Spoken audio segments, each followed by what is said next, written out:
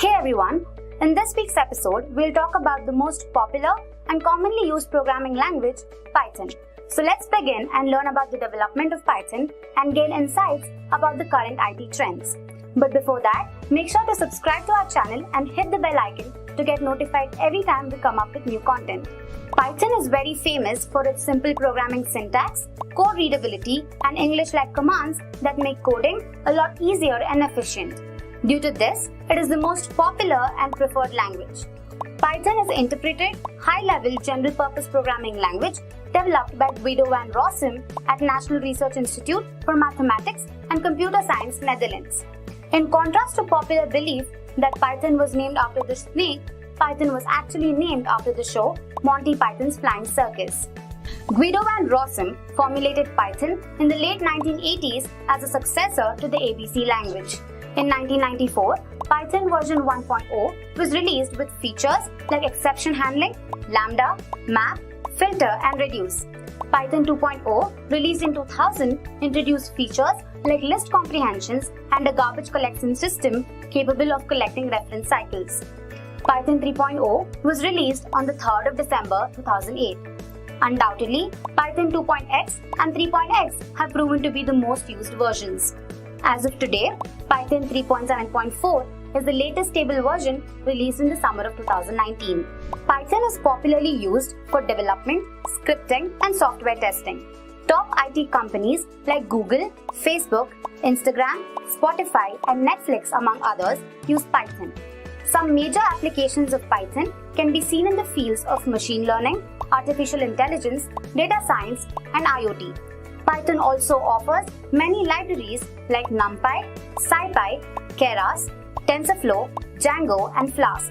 Pep 8 is the official style guide that defines the styling conventions for Python code. A few popular open-source Python projects include pipenv, Chatistics, solving the traveling salesman problem using self-organizing maps, and Python to BPF converter. Some of the trending Python repositories on GitHub today include NLP, ML from scratch, PyTorch transformers, 100 days of ML code, among others. Popular websites on the internet like Reddit and Quora are built using Python. Civilization 4, Battlefield 2, Sims 4, and World of Tanks are some popular games developed using Python.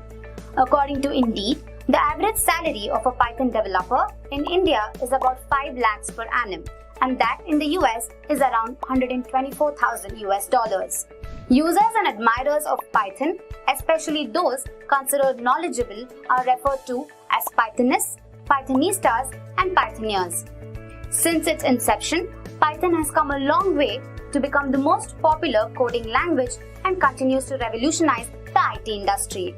Python is a widely popular programming language that is used for web development, game development, data analysis, as well as data visualization. Hi everyone, welcome to this Python Developer Full Course by Simplilearn. In this session, we will cover all the important Python concepts, techniques, and projects that will help you become a successful Python developer. Our highly experienced trainers will take you through this live session. But before I begin, make sure to subscribe to the Simplilearn channel and hit the bell icon to never miss an update. So we will start by learning the history of Python and understand the top 10 reasons to learn Python. You will look at the job role of a Python developer, the skills they need to possess, and how the resume of a Python developer should be. Then, we will see how to install Python and the Anaconda distribution of Python. Then we will shift our focus towards learning the basics of Python such as data types, variables, operators, lists, tuples, and dictionaries. Next, we will understand about loops and conditional statements. After that, we'll get an idea about object-oriented programming concepts and functions in Python. We will also cover some important advanced Python programming concepts such as iterators, modules, generators, as well as packages. Finally, we will see the important Python interview questions that are often asked. So let's get started. Let's begin and learn about the development of Python and gain insights about the current IT trends. Python is very famous for its simple programming syntax, code readability, and English-like commands that make coding a lot easier and efficient. Due to this, it is the most popular and preferred language. Python is an interpreted, high-level general-purpose programming language developed by Guido van Rossum at National Research Institute for Mathematics and Computer Science, Netherlands. In contrast to popular belief that Python was named after the snake, Python was actually named after the show Monty Python's Flying Circus. Guido van Rossum formulated Python in the late 1980s as a successor to the ABC language. In 1994, Python version 1.0 was released with features like exception handling, lambda, map, filter, and reduce. Python 2.0, released in 2000, introduced features like list comprehensions and a garbage collection system capable of collecting reference cycles. Python 3.0 was released on the 3rd of December 2008. Undoubtedly, Python 2.x and 3.x have proven to be the most used versions. As of today, Python 3.7.4 is the latest stable version released in the summer of 2019. Python is popularly used for development, scripting, and software testing. Top IT companies like Google, Facebook, Instagram, Spotify, and Netflix, among others, use Python. Some major applications of Python can be seen in the fields of machine learning, artificial intelligence, data science, and IoT. Python also offers many libraries like NumPy, SciPy, Keras, TensorFlow, Django, and Flask. Pep 8 is the official style guide that defines the styling conventions for Python code. A few popular open source Python projects include pipenv, Chatistics, solving the traveling salesman problem using self-organizing maps, and Python to BPF converter. Some of the trending Python repositories on GitHub today include NLP, ML from scratch, PyTorch transformers, 100 days of ML code, among others. Popular websites on the internet like Reddit and Quora are built using Python. Civilization 4, Battlefield 2, Sims 4, and World of Tanks are some popular games developed using Python. According to Indeed, the average salary of a Python developer in India is about 5 lakhs per annum, and that in the US is around $124,000 US. Users and admirers of Python, especially those considered knowledgeable, are referred to as Pythonists, Pythonistas, and Pythoneers. Since its inception, Python has come a long way to become the most popular coding language and continues to revolutionize the IT industry. So what really is Python programming language? Python is an object-oriented, high-level programming language that supports built-in data structures and dynamic semantics. It supports multiple programming paradigms such as structured, object-oriented, and functional programming. Python is often described as batteries-included language because it has a comprehensive collection of standard libraries. Python supports different modules and packages, which allows program modularity and code reuse. Python was developed by Guido van Rossum, and its implementation started in December 1989. Python 1.0 version was released in the year 1994. Python 2.0 came out in October 2000, while Python 3.0 was released in December 2008. Now that you have got an understanding of the Python programming language, let's now look at the top 10 reasons why you should learn Python. So at number 10, we have ease of use. One of the most common reasons to like Python is that it is quite easy to learn and code. It provides a simple syntax that improves readability and makes it easier to understand. So developers can create any desktop or machine-based application using this language. Python is very versatile and is instrumental in artificial intelligence and machine learning. We will talk about this later in the session. Compared to Java or C++, it has fewer lines of codes. In the example here, we are printing a Hello World program in Java. As you can see, if you have to write a program in Java, you first have to declare the class name along with its scope. Next, using curly braces, you need to pass the main method along with its arguments. And then, using system.out.println method, you can print Hello World. That's quite a tedious task, isn't it? The same task of printing Hello World can be done using just one line of code in Python, as shown here. You can write the print function and pass whatever you want to display inside the brackets, and that will print the output. It is so simple. That is why Python is considered as a high-level language and it's open source. You can just download it from the website and start using it. At 9, we have active community. You need a community to learn new technology, and friends are your best asset when it comes to learning a programming language. Python has large community support. It has an extensive and active community to assist engineers, developers, analysts, and data scientists with expert support in case of programming errors or issues with the software. You can just go ahead and put your queries in the community forum. The community members will address your queries in real quick time. Communities like Stack Overflow also brings many Python experts together to help learners. Python Enhancement Proposals, or PEP, is where the proposals and the improvements are announced. Also, there are a set of recommendations or core values called the Zen of Python, written by Tim Peters, that represents the guiding principles for Python development. Up next at 8, we have portable and extensible. Multiple cross-language operations can be performed effectively because Python is portable and extensible in nature. For example, if the users have a Python code written on Windows and they want to execute on a Mac operating system or Linux operating system or Solaris, they can easily do it without any amendment. They can also run this code on any platform flawlessly and without any interrupt. Due to its extensibility feature, you can integrate other programming languages such as Java, .NET, C, and C++ codes with Python. The components of other programming languages can be used with Python, and thus it can be used to make a cross-platform suitable application too. So it is a really good feature that Python provides.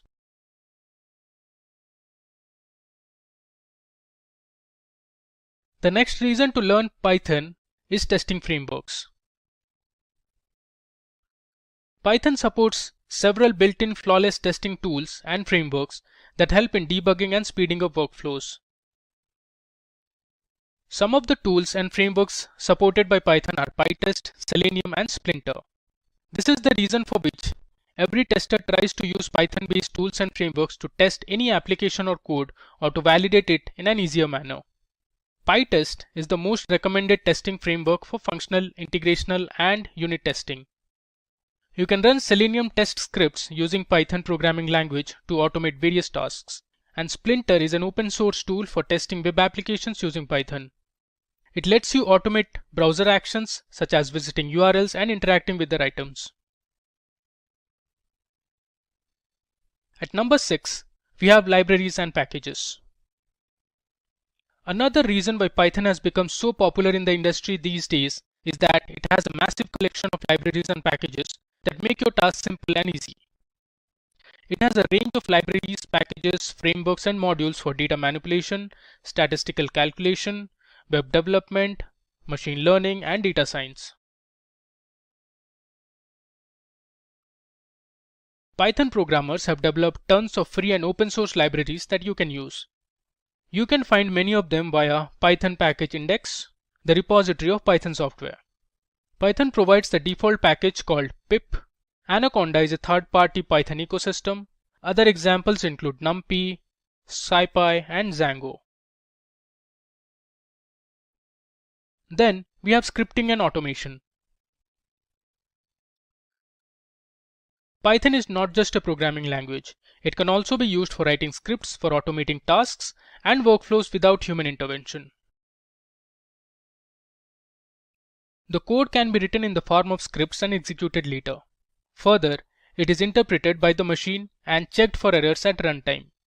The machine is used to read and interpret the code. Once the developer checks the code, it can further run or be used several times without any interruption. This allows you to automate a set of certain tasks within a program, or the same code can be used with other applications as well. At number 4, we have web development. Another reason to learn Python is that it makes the web development process so much easier. It provides a wide collection of frameworks that make it easier for developers to develop web applications. Some of the examples are Django, Flask, Pyramid, TurboGears, CherryPy, etc. These frameworks are written in Python, which makes the code a lot faster and stable. The task which used to take hours in PHP can be finished in minutes using Python. Python is also used for web scraping. Django offers many elements of intricate programs such as template design, management panel, signing in, signing up, signing out, URL routing, etc. Once the user establishes the framework, all these features become ready to use. Flask is a microwave framework written in Python. Of all the components that are part of this module, they are all ready to execute in the server context. Pinterest and LinkedIn use Flask. Pyramid offers more attributes than Flask. It will assist users with URL routing and authentication support. TurboGears is a highly recommended and scalable framework that supports features such as authentication, caching, identification, management of sessions, and pluggable applications.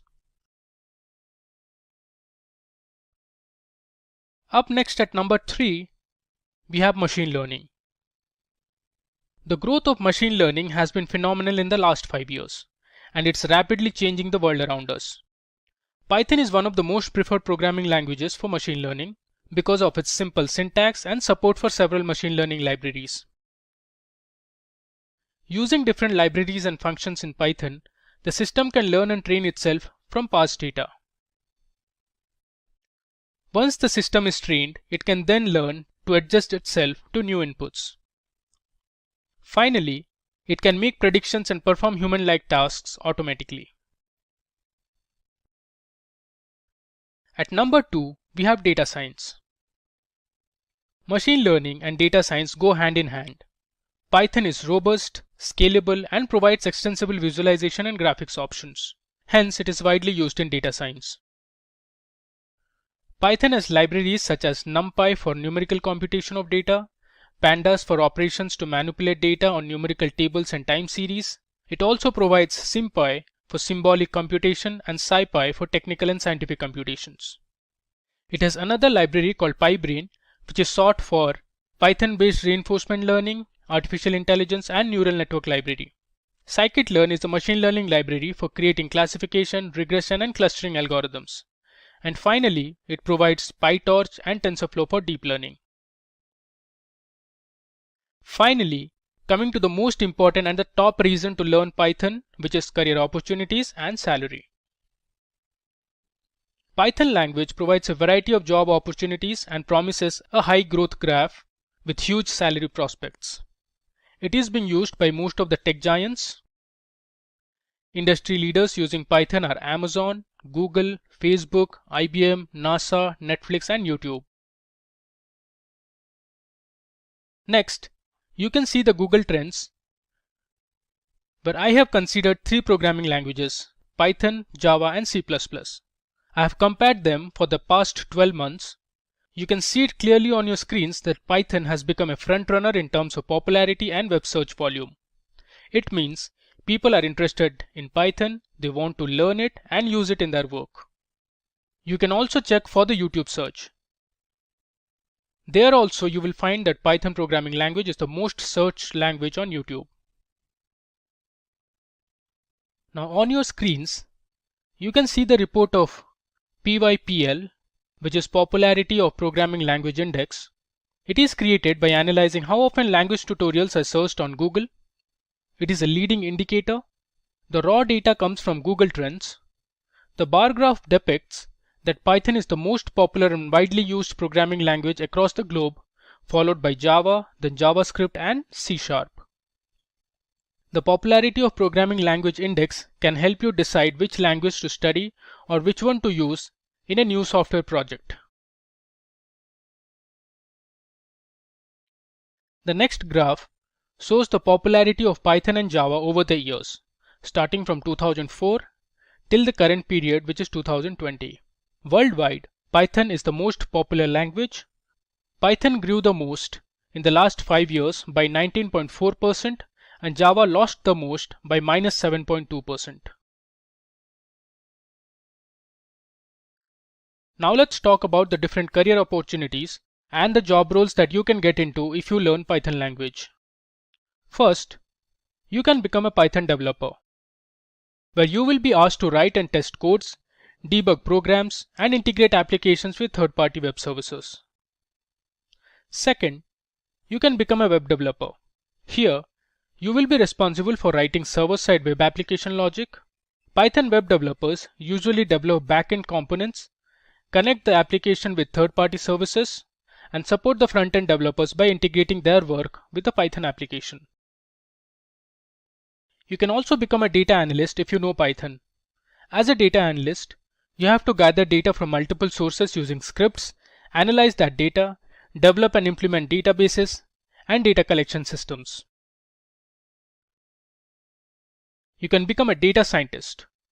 As a data scientist, you need to understand the challenges in business and come up with the best solutions using modern tools and techniques to analyze, visualize, and build prediction models to make business decisions. Lastly, you can be a machine learning engineer, where you can develop intelligent machines that can learn from vast volumes of data and apply knowledge without human intervention. So there's a lot of scopes if you learn Python. Now let's have a look at the salaries of some of these job roles.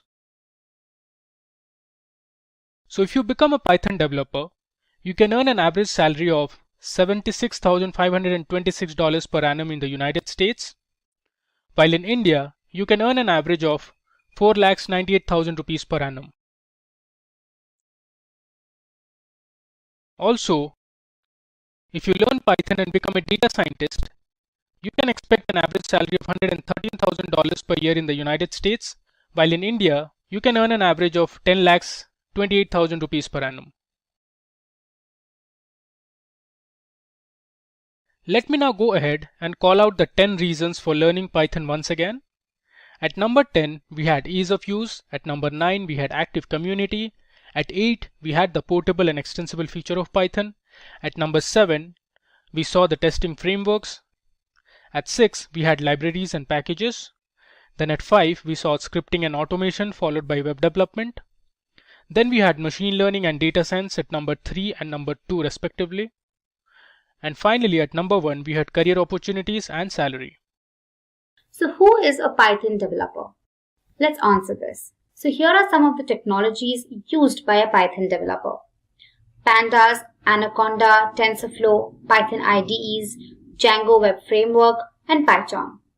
A Python developer is one who develops backend components of a web application using Python when working as a web developer. Now, the web frameworks like Django and Flask are used for this purpose.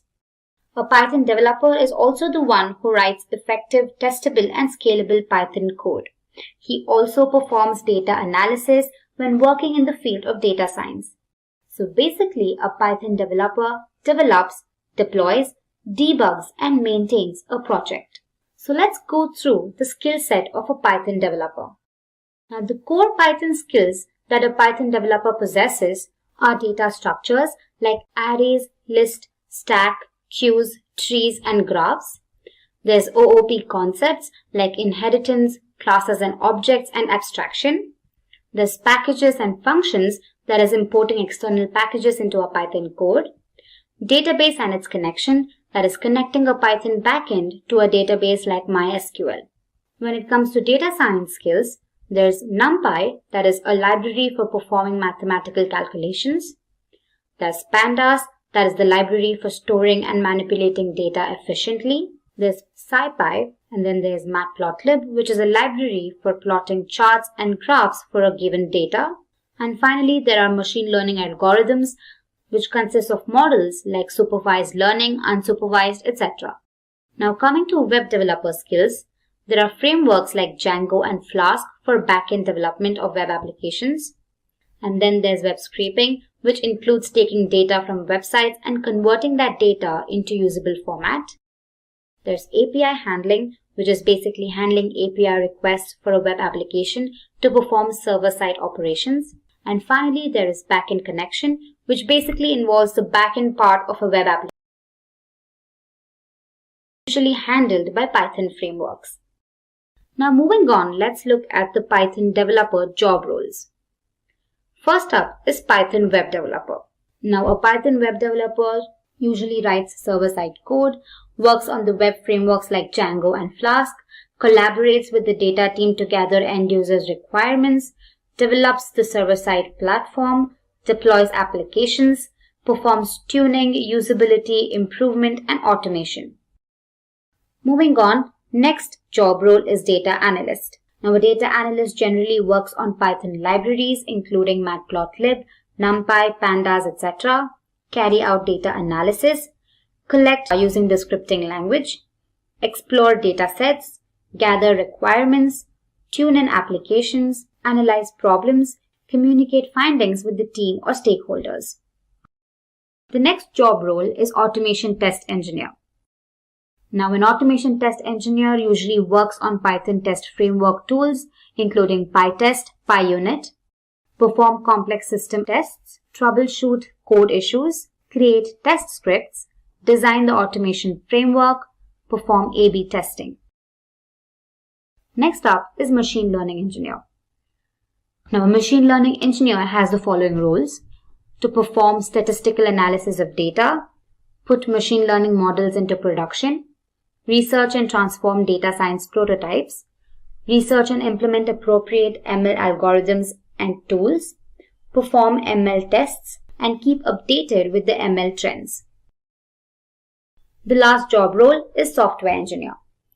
Now a software engineer is expected to write server-side code, collaborate with the design team to gather end users' requirements, develop the server-side platform, deploy applications, perform tuning, usability, improvement, and automation. Moving on to the next topic, let's look at the Python developer salary trends. Now, software engineers with Python skills are offered better salaries across the globe. The average salary of a Python developer in India is around 7,55,000 rupees per annum. The average salary of a Python developer in the US is about $79,000 per annum. Moving on to our last segment, Python developer resume. So let's go ahead and understand what a Python developer resume should portray. Just keep a few things in mind when you're preparing your resume. Your resume should be clear, updated, and concise. You should prioritize the skills according to the job role you're applying for. And do not write anything extra. That's a big no. The recruiters are smart enough to know that. So do not lie and do not write extra. Firstly, let's look at the fresher resume. So if you're a fresher, these are some of the points that you need to know. First, you have the resume header. Now the summary is supposed to be clear and concise. Just say what exactly you want and some of your strengths. Next is the profile links and your portfolio. So you can mention your LinkedIn profile link and also your GitHub repository link if you have. Next up is the projects. Now clearly depict the goal of your project. So just in case you worked on say 5 projects, make sure you keep it concise and crisp. Next up is your education. Do not lie here. Make sure you give relevant education with grades. Next you have the certifications. If you have any certifications or achievements, go ahead and write them down. Next you have the technical skills. Now again, prioritize according to the job role.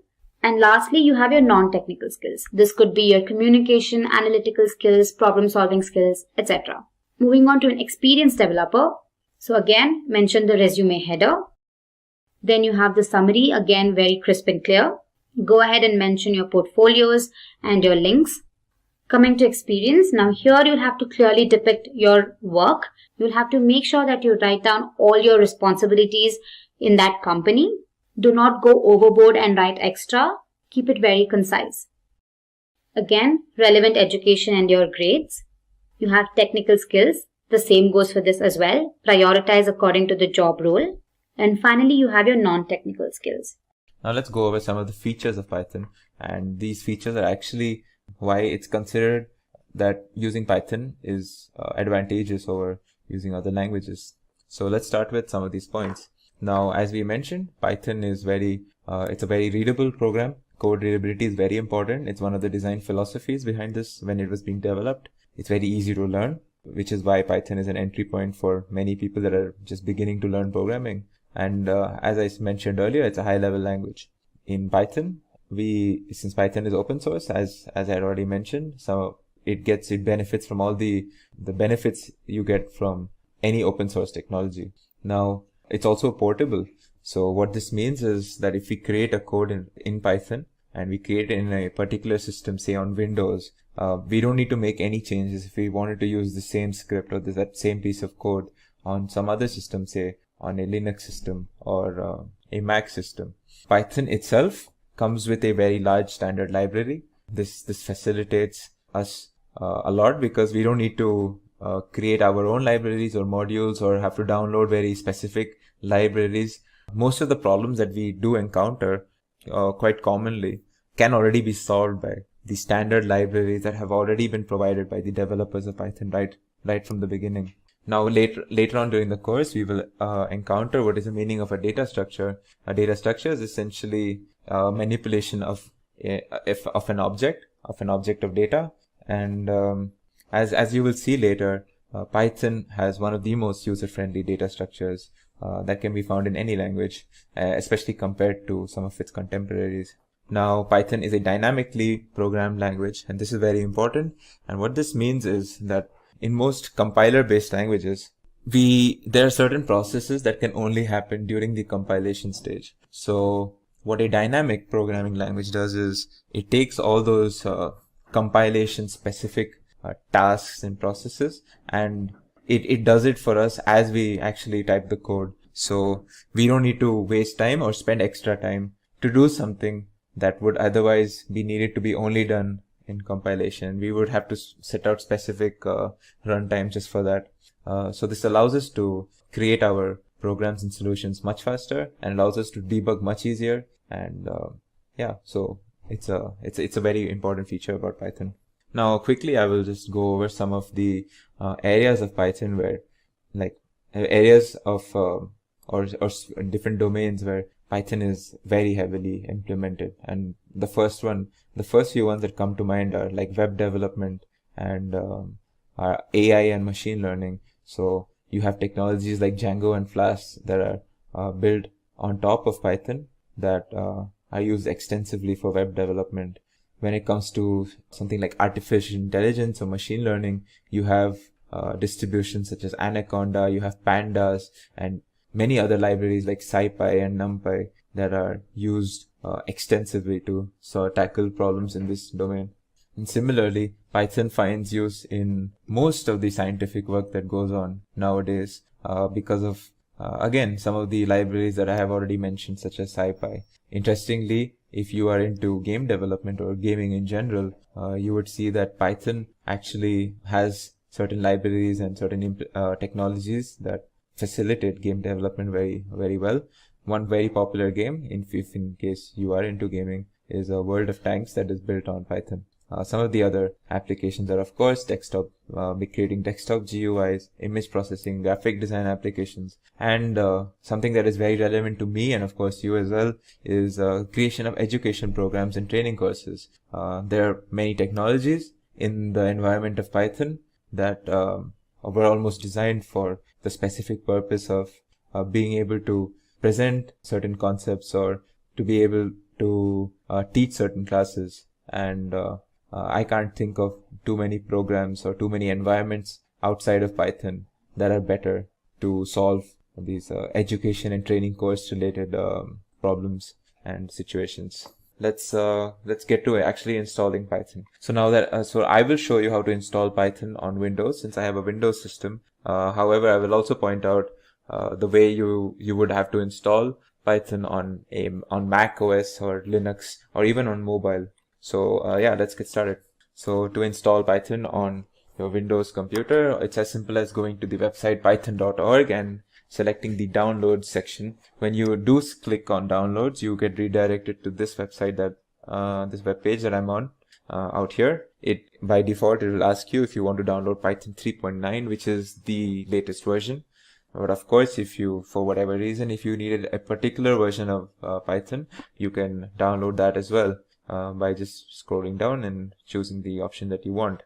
Now, it's important to note that whatever option you choose, of course, I would recommend the latest one, but no matter what option you choose, I would recommend you choose a version of Python 3 point something, because previous versions of Python, namely Python 2.7 and basically every version of Python 2 point something it will not receive any more maintenance and updates because the developers have decided that Python they are trying to shift towards maintaining and updating Python 3 point whatever completely right now. So yeah, let's not delay this any further, and let's just download Python 3.9. So once you select the option out here, you'll get an installer. All you have to do is click on that, and it'll give you two options: to customize installation or install now. I would of course recommend just do install now. Since you're a beginner, do not worry about what a custom installation is. If you have multiple drives in your system, by default the Python will be downloaded into the drive where your Windows is actually installed, your main drive. So as you can see, now that once my setup is done, it should give me a pop-up soon. So my setup is done for Python, and this is essentially how you would download Python on your Windows system. But what if you had Mac OS, or if you were using Linux? Well, for Mac, it's actually almost as simple. You just go, if you see out here below this download button, Python option, you get the website asking you, are you looking for Python on a different OS? And it gives you the options of Linux, Mac, and even other OSs. But for Mac, if you wanted, you would just open this tab, and just like the Windows option, you would choose a version and you would choose an installer for that version. So if I wanted, say, Python, the latest one, I would just download this installer and I would install it on my Mac system. Now, when it comes to Linux, I cannot show you exactly how you would install it. There are certain commands that you have to execute, but essentially, again, if you would just choose the Linux option out here, it would take you to a page with different installers and essentially packages for Linux systems in specific. What I would recommend to you, if you are a Linux user and you need Python, is to go over to the realpython.com website, and they have a very good essentially instructions on how to install Python. And since I don't have a Linux system, I cannot directly show you how to install Python on Linux. So yeah, if you do have Linux, please head over to this website, and this should be of a lot of help to you. Now, as I had mentioned, you can actually install Python on your mobile devices as well. So if you were, say, an iOS user, you would go to the iOS App Store and download an app called the Pythonista app for iOS. It essentially is like a full-fledged Python environment where you can develop in Python on your iPhone or even iPad. And if you were an Android user, you would go and download an app called the PyDroid 3. There's a free version and a paid version for this app. And of course, the difference between the free and paid is that the paid supports code analysis and code prediction. These are certain details you don't have to worry about right now. And honestly, if I wouldn't worry too much about installing Python on your mobile devices currently, since I am assuming most people would be learning programming in Python on their PCs or laptops. What I had actually shown you was installing what is called an implementation of Python on your system. An implementation is essentially a program or a software or an environment that allows you to actually work in Python. So what I showed you was how to install the by default or the most basic or reference implementation that has been created by the developers, which is actually called CPython. Even though you would not have seen the letter C or the prefix C, but yeah, that implementation that I had downloaded myself and I had shown you to download is actually the CPython implementation, which is Python built on top of C, the C language essentially. There are other implementations such as IronPython, which uses the .NET framework, and JPython that uses Java virtual machines that you could use if you were interested. But again, these are things that I would not worry about too much right now. So now that we have tackled on how to install your implementation of Python, I want to introduce what is called a distribution to you. This distribution is called Anaconda. Anaconda is a very important distribution, especially if you are looking to use Python in data science and machine learning and AI, which I am assuming is the motivation for many of the people that are actually watching this video, that they actually want to move into data science and they need to learn Python as a foundation towards moving towards data science. And if that is your goal, or in any case, whatever your goal may be, I would recommend that you install Anaconda distribution. Now, do not get confused between Anaconda and Python. Anaconda is Python with in the form of a bundle, and this bundle contains not only the basic Python implementation that I had shown you to download, but it contains a lot of extra libraries and technologies and softwares as well. So, of course, this means that would you need to download both? Of course not. If you downloaded Python, you do not need Anaconda to work on Python. And if you have already downloaded Anaconda, which I will show you how to do it in some time. If you have already downloaded Anaconda, you don't need to download Python separately. So I'll just speak about Anaconda a little briefly. So as I said, it's a distribution. It contains a bundle which includes the basic Python implementation and a lot of technologies and softwares and applications that essentially help us to use Python in specifically managing big data applications and data science related projects. So now I will show you actually how to install Anaconda on your system. It's as simple. It's actually as simple as downloading just this thing. So if I did a quick Google of Anaconda, so the website that I'm looking for is anaconda.com, and I'm looking at products and I'm looking at individual edition. There are other editions as well, like commercial, team edition. These are for companies usually, or for more professional sort of projects. So of course we are looking at the individual edition, and if you selected this page, you would be taken to this particular web page where it'll ask you if you want to download. And again, there are options depending on which machine you're using. If you're using a Linux, you would choose one of these two. If you are using Mac OS, you would use one of these two. And since I am a Windows user and I have a 64-bit system, this is the option I would use. So again, it will first download an installer for you. And as you can see, my installer has been downloaded. So upon opening it, it will open up this installation thing. You can just click next on most of these. Again, if you want to specify your destination folder, you can change it here. Mine will be with a default folder in the C drive, and you can leave this unticked. You can change these options much later.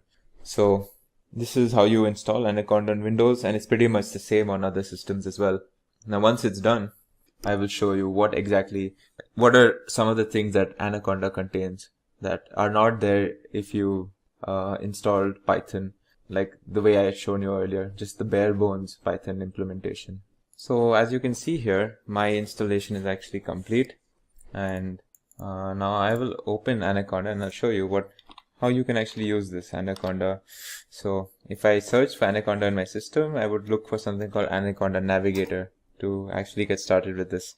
And when I open that, it should open something like this. So this is what opens when you click on the Anaconda Navigator. And as you can see, there are a bunch of applications. You don't need to worry about what these mean right now. Just understand that this is essentially a bundle of different applications and technologies that come along with just the normal installation of Python that you get when you install Anaconda Navigator. Now that we have actually tackled where we've seen how to install, and I'm hoping, and I would recommend definitely that everyone is watching this video installs Anaconda, not just the normal Python installation or implementation. Now that we have gotten all the introductions and the basics and the installations regarding Python aside, let's get down to actually creating our first script. So now the question is, how do we actually start doing this task of creating our first Python script? How do we realize now that we've installed Python, how do we start doing something? So the answer to that question is that typically when you're working on Python, one of the most basic things that you can do is create a Python script and execute a script. A script is essentially a sequence of commands and instructions that you give for Python to run and execute to give you a certain result. So I will show you how you can create a Python script. Now there are multiple ways of creating a Python script. You can create it directly from command line, which is obviously something I would not recommend because it is not convenient and easy, and it's not very useful for a beginner. Another way is using a text editor, such as the one I have opened right now, which is the Notepad++ text editor. Now it's very important to not get confused between Notepad++ and the standard Notepad that comes with your Windows or WordPad for that matter. In fact, text editors such as Notepad and WordPad that you are more familiar with, create text and files in a form that is called rich text. Now, rich text is text that contains formatting and fonts, which is actually a hindrance when it comes to creating actual code. So what we need is a text editor that creates or writes text in what we call as plain text. Plain text is obviously text which does not contain these fonts and these formattings, and it only respects white spaces and indentations, those two being actually useful towards creating code, unlike fonts and formatting, which are only a visual thing. So Notepad++ is obviously a text editor that creates plain text documents. That was actually created with programming in mind. Obviously, you can use a bunch of other text editors such as Vim and Atom, and you can Google for these. There are plenty of them. So without any further ado, let's create our first Python script. So one of the most common, one of the most famous examples of a first program in any program for that matter, not just Python, is creating a print statement that gives us a statement saying hello world. So in Python, this is how you would go about it, or this is the syntax you would use to create this statement. All right. Now, where it is very important when you are saving your Python program that you use the .py prefix. So if I were to save this, I can choose whatever folder. I am going to choose, this folder seems fine.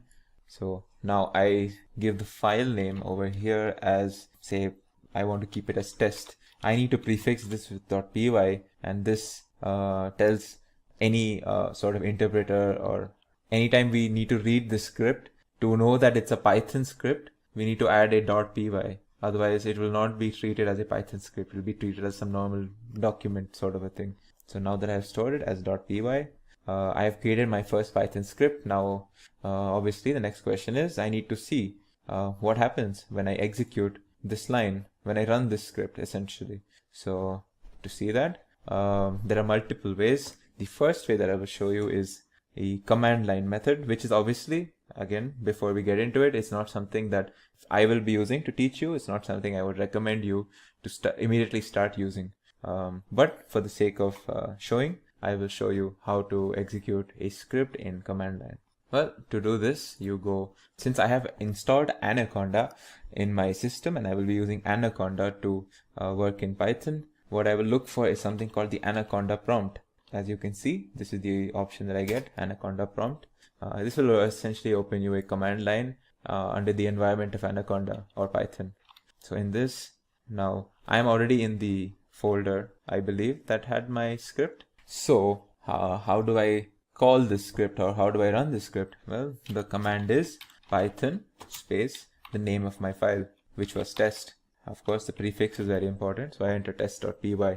If this was in a different folder, you would have to change your folders in command line, which is again something that I might show you later. But since my file is already in the folder that I am in my command line, I would just have to enter this command right now. So if I execute this, as you can see, it's given me an output of hello world, which is what I wanted. I wanted it to print this these two words, and of course the command line is now waiting for the next command for me. So this is one of the most simple ways or the most rudimentary ways of executing a Python script.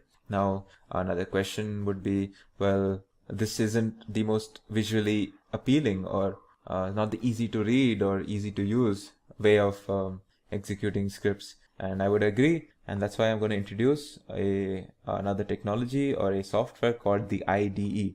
So the IDE in Python or in any programming language stands for Integrated Development Environment. It's essentially a software that not only allows us to run scripts, but it allows us to create the scripts, it allows us to debug, it allows us to see outputs, it allows us to see intermediary outputs, it allows us to do a wide variety of tools and tasks. And it comes with a bunch of robust features to enhance our Python programming experience. So let's see. So I will show you an IDE called Spider, which comes bundled along with the Anaconda distribution that I had mentioned earlier. So if I open the Anaconda Navigator, as you can see, the Anaconda Navigator shows me a bunch of technologies and options. and I'm looking for something called the Spider IDE, which is over here. As you can see here, it's a scientific Python development environment. This is exactly what I'm looking for. So I am looking to launch this. So now that I've launched it, you can see out here, this is what an IDE looks like.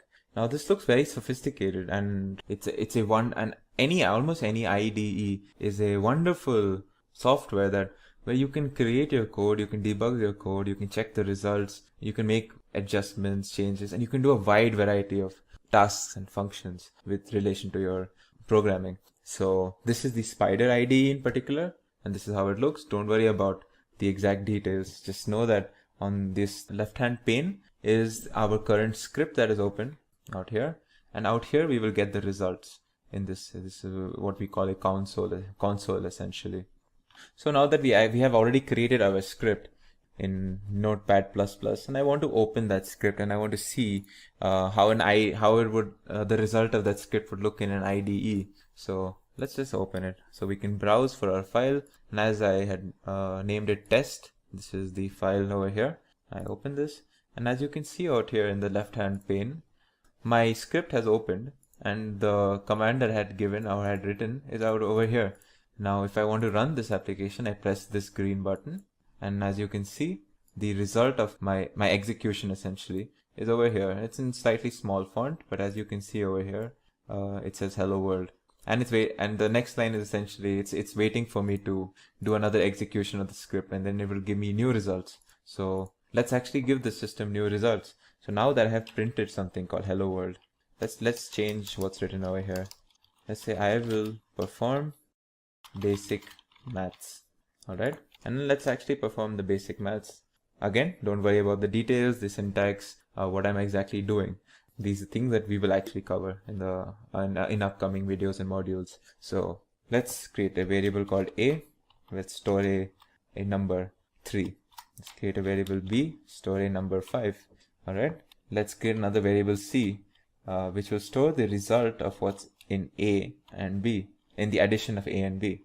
All right, and let's print the result, or print what's in this variable c, or what's the result of a plus b. I will print a statement saying the result of the addition of 3 and 5 is.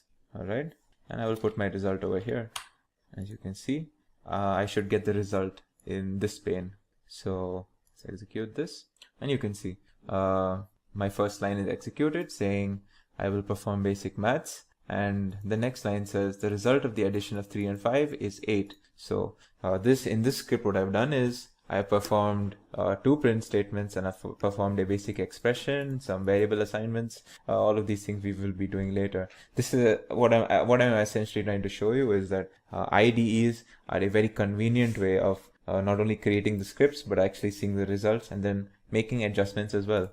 We can create a completely new script. We don't need to create a script from some special file or text editor. I can just create a new file here, and this is my new script essentially.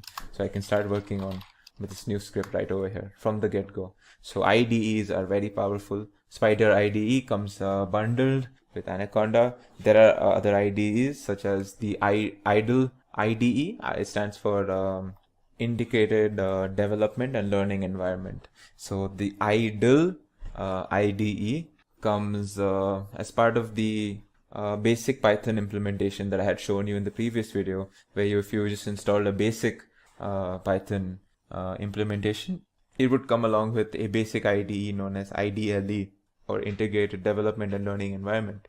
But of course, since we are using Python, and that is what I would recommend, it comes with a more robust IDE called Spider, which is actually very, very helpful for scientific and numeric applications, and was designed specifically with that in mind. Now, this is not the only way we can actually work with Python. There's another very interesting and a very educative method of creating Python, let's say Python programs. And it's something that I will be using extensively throughout this course to explain different concepts. So this technology is called, or this software is called notebooks. Now, before I get into the details, I will just open a basic notebook. So the notebook that comes as part of Anaconda is called the Jupyter Notebook. And when I open or when I launch the Jupyter Notebook, this is what I get. Now, a very important feature or a feature of notebooks is that notebooks are a web browser or a web-based application. So it's not something that you can use if you are offline or disconnected. Basically, if you're disconnected from the internet, it is something for which you would need an active internet connection. However, it is way more robust, and it has very, very good properties that allow it to be used in education or for presentations and such. So as you can see, this is my Jupyter Notebook. These are a bunch of folders. Don't need to worry about what these are right now. I will show you how to create a fresh notebook. So if you go here, you go to new and you select under notebook the Python 3 option. It will open your first notebook. As you can see, this line is essentially waiting for me to enter some sort of a command or a statement that I would give in a normal Python thing. Now, if you would have noticed until now, everything that we were doing involved us creating a script, which was the whole series of commands and functions. So if I go back to my Spider IDE, as you can see, like this is a whole script, and this script contains multiple different tasks and functions that are individually being performed. So this is a separate print function. This is a separate addition, another separate print function. And for longer programs or larger programs, you'll have multiple different tasks being done. And if you were using a script, you can only see the result of something like this by executing the whole thing at once. You cannot see exactly what is the result of just this print statement or just this. It's not typically what an IDE is used for. And this is where notebooks come in super handy. If I had to break down my previous script essentially, where I first did a print statement, where I said some random thing, say hello. Yeah. So if I execute this particular line, you can see it gives me the result. Now I want to do what is 5 plus 3. It should give me the result over here, 8. Now the next, another part of your program might be storing 5 and 3 into variables. So I can do this and I can do this. So now this line will store the variables. Now I want to do the addition of what is 5 plus 3, but I want to use the variables and I want to see what's the result. As you can see, a plus b means 5 plus 3, which is 8. And I've essentially broken down various different parts of my previous script into its individual tasks, and I'm able to see what each part of that script does. And this is very good when it comes to making presentations or trying to teach a class. So I will personally be using notebooks a lot to explain different concepts when it comes to Python. And I would recommend that you get used to notebooks in general, because it's an amazing way to learn Python programming or programming in general, in fact. And again, as I had mentioned earlier, notebooks are something that it's an online application. It's a web-based application. So I will have to need a active internet connection to be able to work on a notebook, which could be a disadvantage if you do not have a consistent internet connection. And in that case, you would probably use your IDEs or text editors, which can be used offline as well. In this video, we will be introduced to the concept of variables and expressions. Let's start with expressions. Well, an expression in Python is anything that results in a value. Its difference, or the difference between an expression and a standard statement in Python, is that a statement in Python is something that results in an action or an execution of a command. There is no calculation per se, or any sort of manipulation, or, as I said earlier, calculation resulting in between two different, say, numbers or other objects that results in a value. And this happens in the case of an expression. So for example, if I were to add two numbers, say 5 plus 10, this is an expression where two objects, 5 and 10, are being added and a result is being given to me, which is 15. Now let's see an example of a statement. Well, a statement could be something like a print statement. So when I ask Python to print something for me, it's not calculating anything, it's not evaluating anything, it's simply performing an action that I have, or a command that I have given the system, which is to print whatever I have entered over here, as you can see. So this is a statement. Similarly, there are another type of statement known as assignment statements, which we will learn actually right in the next section. Well, let's move on to variables right now. Now, earlier, you might have learned about objects in Python.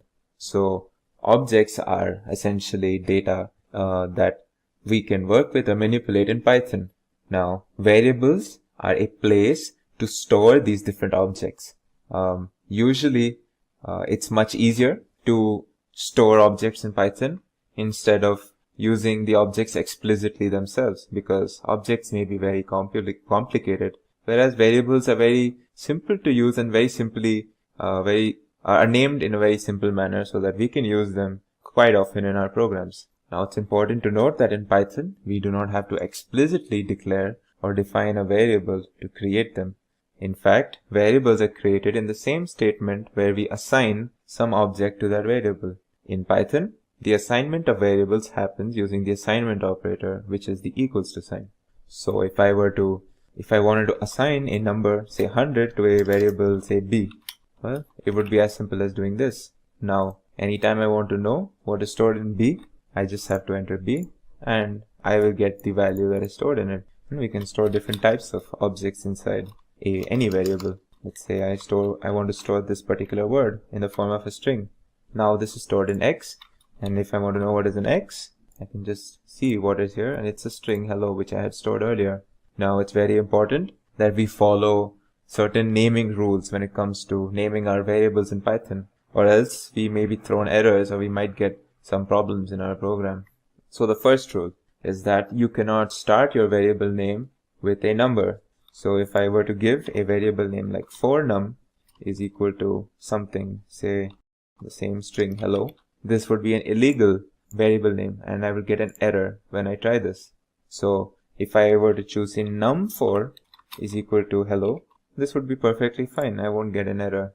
The second rule is we are not allowed to use any non-alphanumeric characters except the underscore character while naming our variable. So for example, if I were to name my variable num underscore 4 and I said random, some random string, this is perfectly fine. However, if I changed num underscore 4 to num hyphen 4, this will throw me an error, as you can see over here. Next, the third rule is that variable names are case sensitive. So if I have a variable called num, or say num, if this was one of my variables and I stored, say, the value 50, this is not the same as me writing num all in capitals and say storing some other value 60. These are two different variables. So it's very important that when you name your variables, you are aware of what case you are writing them in, because Python variables are case sensitive.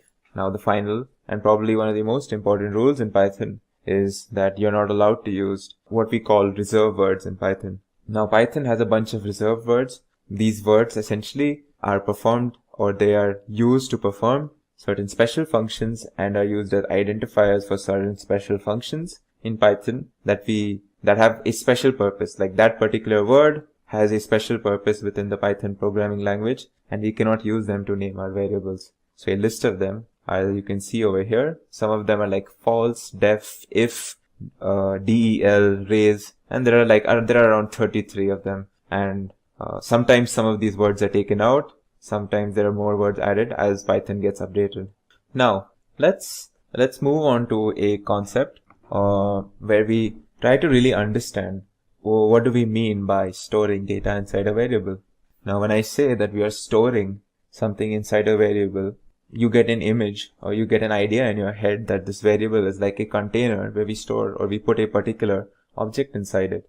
So does this mean that variables have a place in the memory? Are they also an object that is placed in the memory where we can put other objects inside of?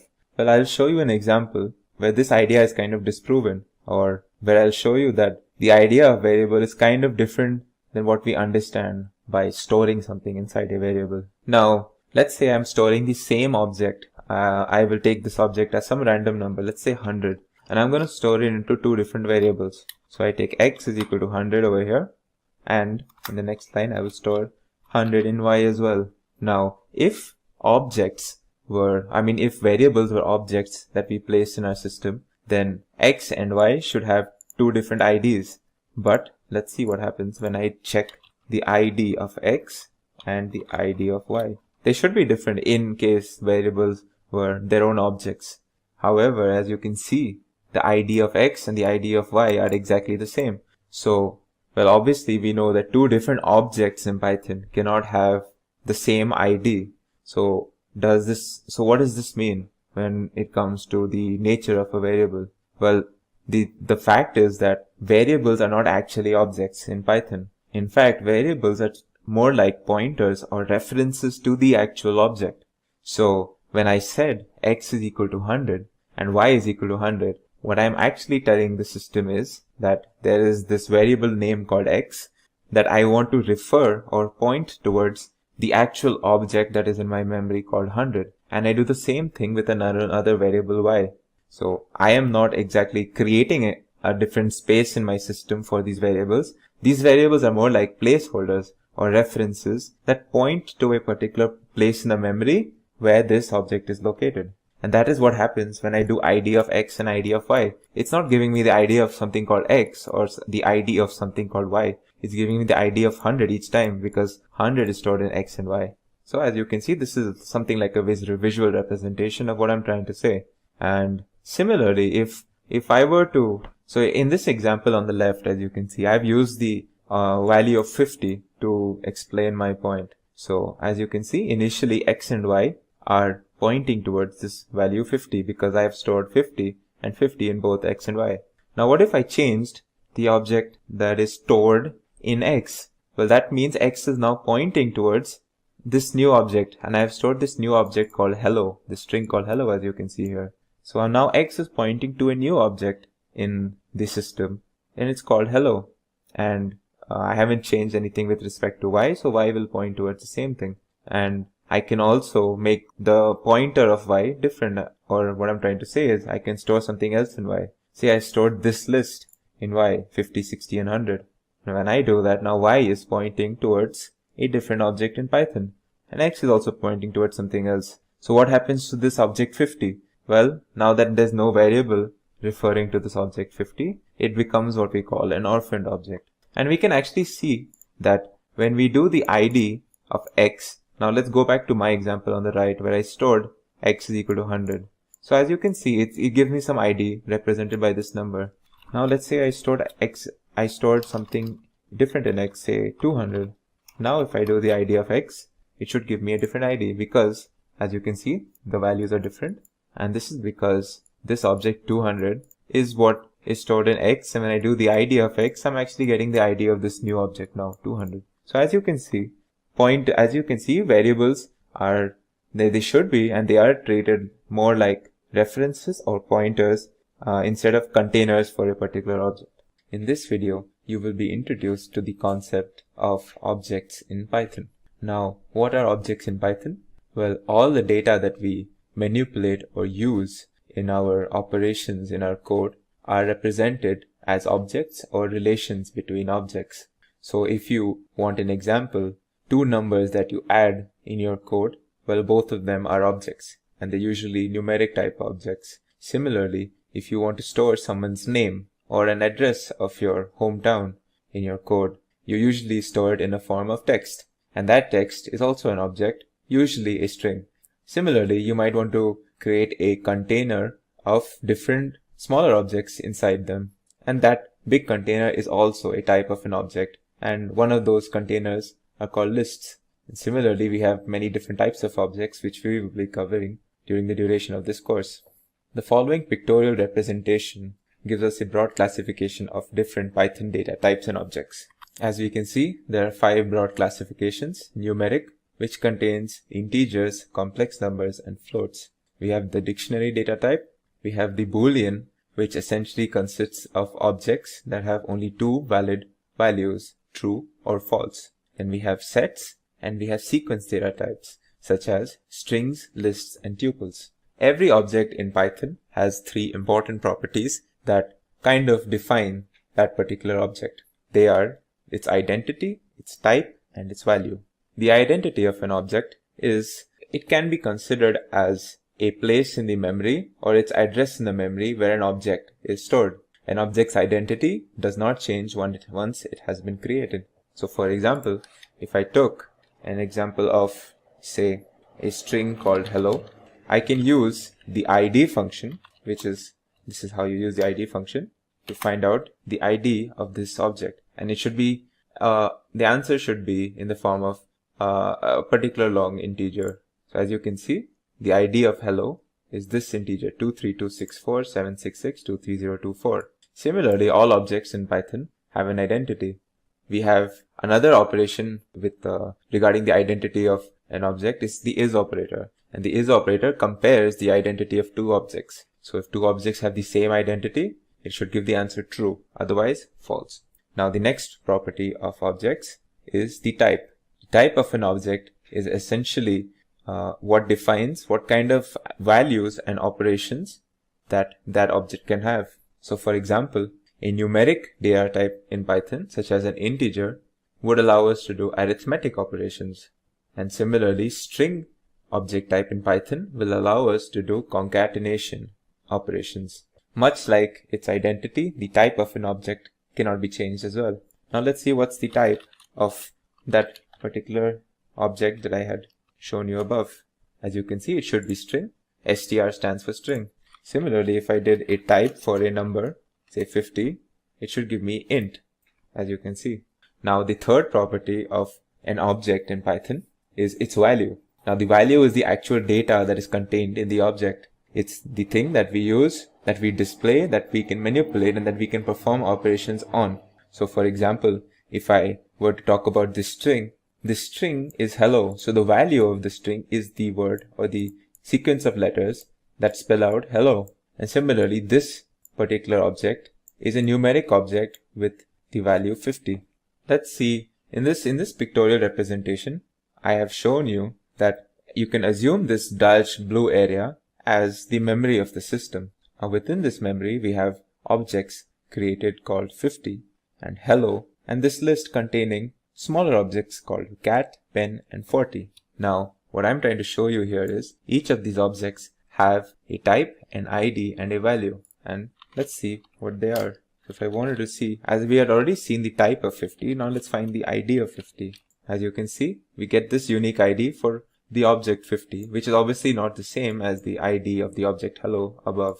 And the value of this object is the variable 50 itself. So that was a brief introduction into objects in Python. In this video, we will cover the topics of numeric object types and type conversions in Python. So let's get started. Numeric object types in Python are a broad classification of objects. Plenty of common real-life applications that we associate with numerals, such as arithmetic operations and calculus, are done in Python using numeric object data types. There are three main types of numerals or numeric data types in Python. They are integers, float, and complex. Integers, as the name suggests, represent all integer values in Python. These can be such as 100, -3, 305, and so on. Floats are used to represent numerals that contain decimal points, such as 100.3, 3.9, 4.8, -6.8, and so on. Then there is the complex object type, which is used to represent complex numbers in Python. And this is an example of a complex number, 3 plus 7j. This is a complex number 3 plus 7j, where the real component is 3 and the imaginary component is 7. All complex numbers have a real and an imaginary component, and this is how we denote them. Now it's important to note that this j is a very common symbol in maths and engineering used to denote the imaginary portion of a complex number. And it's the same in Python as well. So moving on, let's talk about type conversion in Python. Type conversion refers to the conversion of an object from one data type to another, for example from string to an integer. And there are different types of conversions, and let's go through some of them. First of all, let's consider the conversion of something to an integer, and more specifically, let's consider the example where we convert a string to an integer. So let's consider my example string to be something called 145, and I'm storing this within a string for a reason, because I want to convert a string to an integer. So as you can see, I have stored this 145 within a variable x, and if I were to confirm that it is actually an integer, I can use the type function and see that it is actually an integer, str. Now let's convert this into an integer using the int function. So how would we use it is simply passing the int, by passing the variable that we want to convert into the int function. And as you can see, this is what I've done over here, but before this I will also store it into another variable. Alright, now let's see what's in y. Well, y gives us 145, but are we sure that it's an int? We can just check it by using the type function. And as you can see, the type gives us the answer int. That means that we've converted the string to an int. Interestingly, we can convert something and also specify what base we have to treat the number as. By default, when we pass something in the int function, the program or Python will treat whatever we have passed within the string as something in base of decimal. But what if we were to pass something that is, well, not in a decimal? Well, we could do it like this. Now let's store y, and in y let's do this, and I will show you what this means. X, and I will give a comma and 8. What this tells Python is, well, I want to convert the string in x into an integer, but I want to treat whatever is in x as a number of base 8. So 145 is actually 145 in the base 8. Now when we see what's in y, we get 101, which is different to 145 because, well, 101 is actually the decimal equivalent of 145 in the base 8. Similarly, if we were to give it in the base 2, we would just replace 8 with 2 over here. Now next, let's talk about converting something to a float. Now as we know, float is just simply something that has a decimal point. So let's convert an integer into a float. How would we do that? Simply by using the float function. So if I gave 120 and I pass this integer through the float function, I should get 120.0. These two are not the same, though they may mean the same things to us, but for Python, 120 is an integer and 120.0 is a different object, which is a float. And this is how we convert something to a float. Now what if we wanted to convert an integer to a string? Well, we can use the str function. We can also use the hex and the oct function if we want to convert a particular number to a hexadecimal or an octal string respectively. Let's look at all three examples. Say I have a number 688 and I want to convert this into a string. I just use the str function around this. So as we know, just to confirm, let's see what the type of 688 is. This should be an int, as we can see. But let's say we convert it into a string 688 and let's store it into some variable. Let's call it a. Alright, now let's see what's in a. It gives us 688 in the form of a string, but we can confirm by checking the type of a. It is an str, so it is a string. Similarly, we can use hex if we wanted to convert an integer into its hexadecimal equivalent as an output of a string.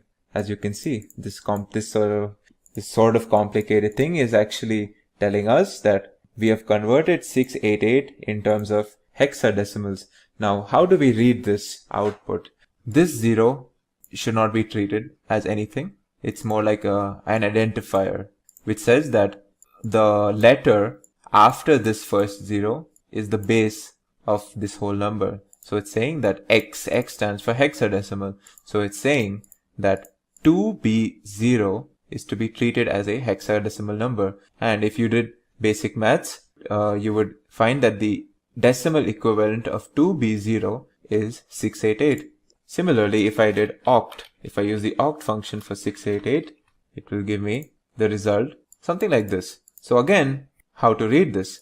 The first 0 is to be treated as an identifier and not part of the number. What it's saying is the letter after the first or after this 0 is the base of the number following these two characters. So as you can see, what's this saying is that this whole number is an oct represented by this letter O, and the number itself that we are dealing with is 1260.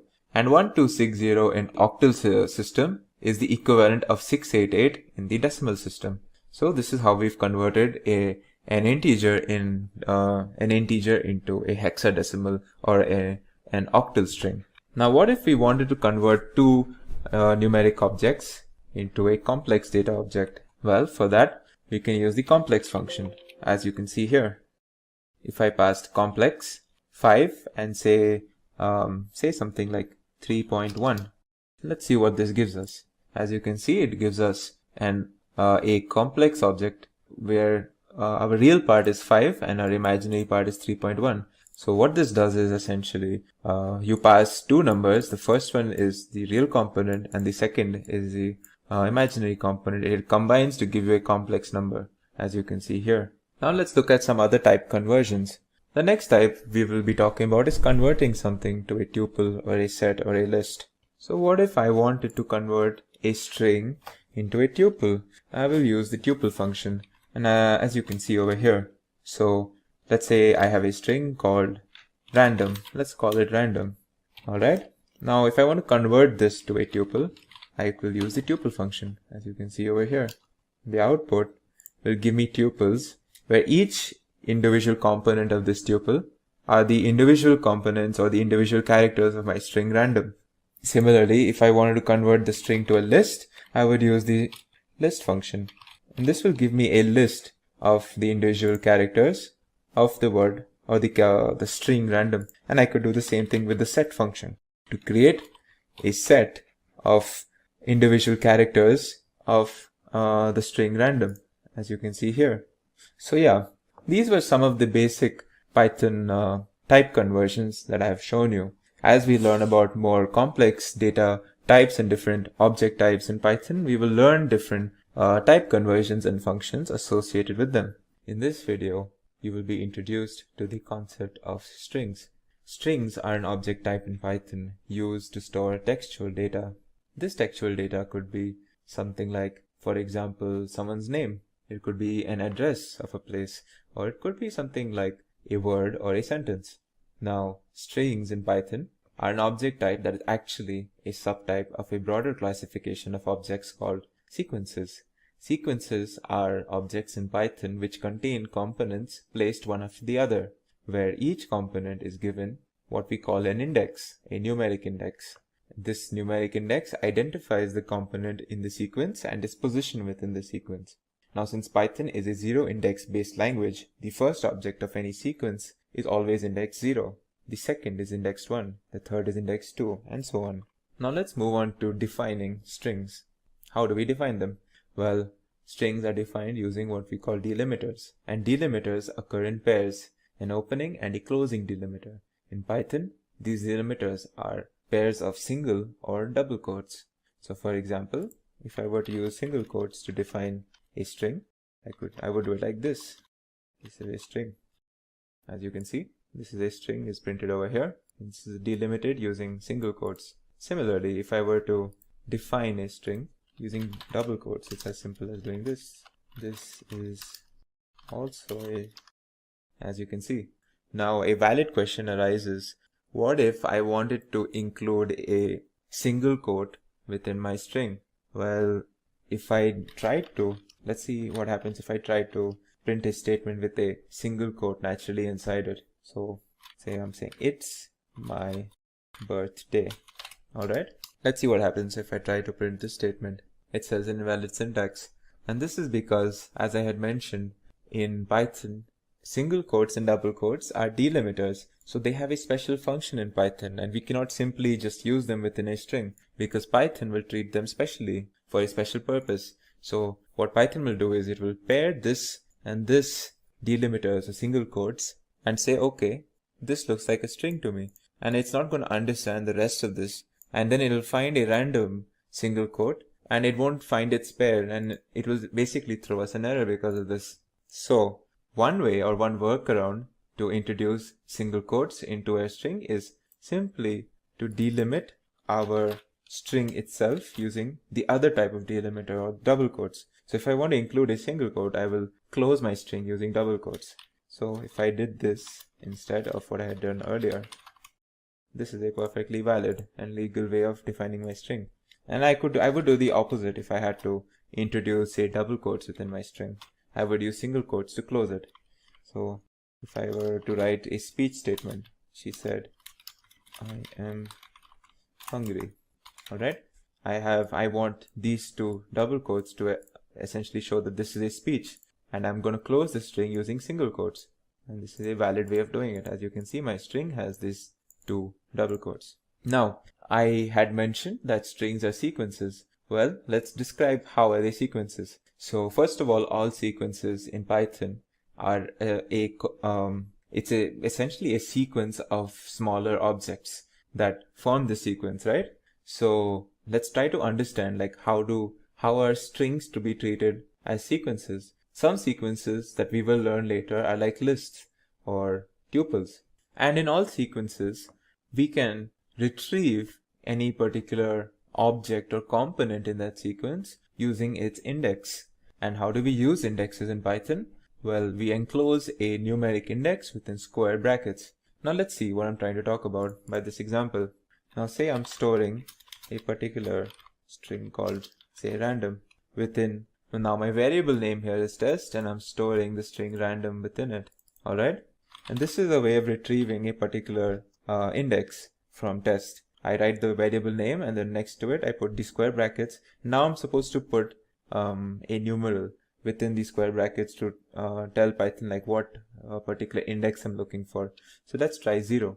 Now, as I said, Python is 0 index based language. So the 0 index essentially means the first part of, or the first component of a sequence. So let's see what happens when I ask Python to retrieve the first part of what is stored in test. It gives me the string R. In fact, it's just one character R, and it's a string. So as you can see, it has given me the first character of the string random, which is R. So what this shows is that this string random is essentially a collection or a sequence of one character strings. So random is essentially a collection of the string R, the string A, the string N, and so on together combined to form the whole string that we call random. Similarly, if I wanted the character at the third position of this thing, I would use, well, since it's the third position and since we're working in Python, I would use the index 2, and it should give me the letter N. As you can see, it's given me the letter N. So this is how we can show that strings are also sequences in Python. Well, now let's move on to certain string operations and functions that we can perform.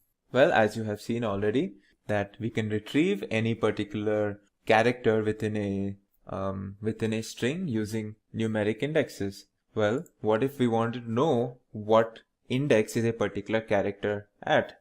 And we can do it like this. We use the index function. So let's say my test, and I want to know where or what position the character D is in my string random. So this is how I would use the index function. Index, and within the index, say I'm looking for the character D, and now it should give me the answer 0, 1, 2. It should give me the answer 3. So if I execute this, it gives me the index 3. So this is the index function that we can use for our strings. Now, what if we want to say slice a string into a smaller part? We want to slice it, and we want to retrieve only that particular slice. Well, here is an example. Say I'm going to use the same string called random, and it's stored in test, right? So the way of doing this is like this. Now let's just see what this does first. As you can see, it's given me A and D, and if I went to my string random, A and D is this particular slice. Now let's try to understand what I have done by entering 1:4.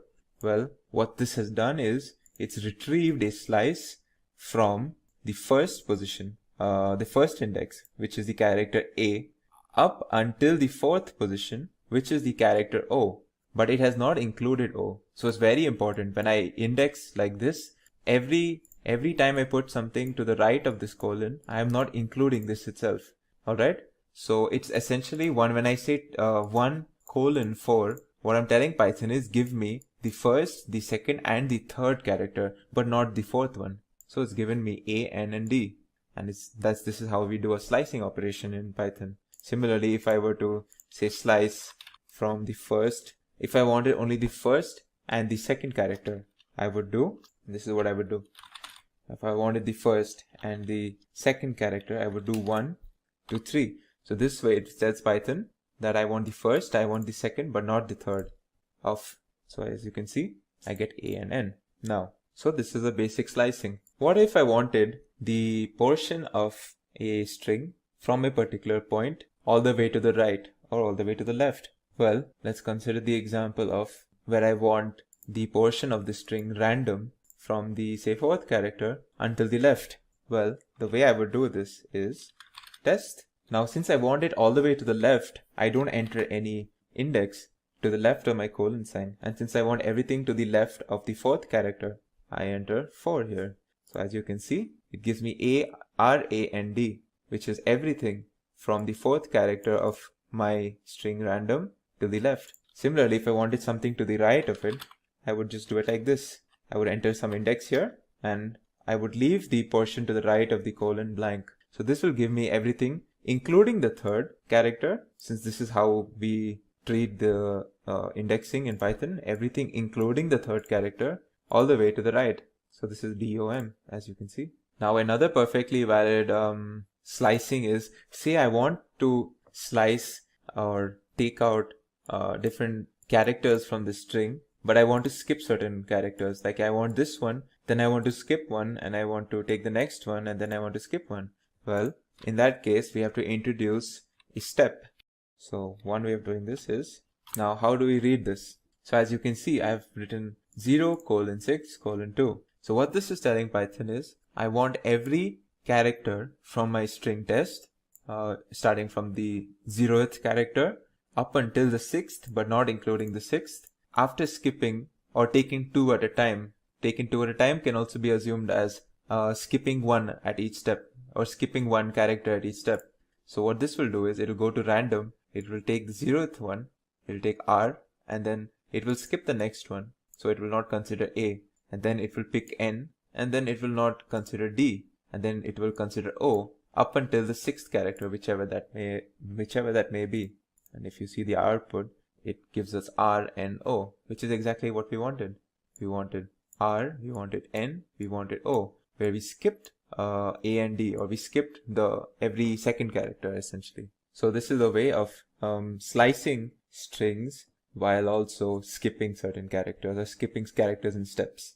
Now Python is also there's another interesting technique that we can use in Python to where we can start retrieving characters from the rightmost side of a sequence or a string. We can use negative indexes. So if I were to, for example, show you, let's see what this gives me. Test what is a -1th index. It gives me the character M. Now remember, a string is random, so -1 gave us the last character of the string random, which was M. So this is a way of using negative indexes. And similarly, if I used test -2, it would give me the second last character, which should be the character O, as you can see here. Now there are some other important functions that you may use in Python. So for that, let's create another string. Let's call it upper, lower. All right.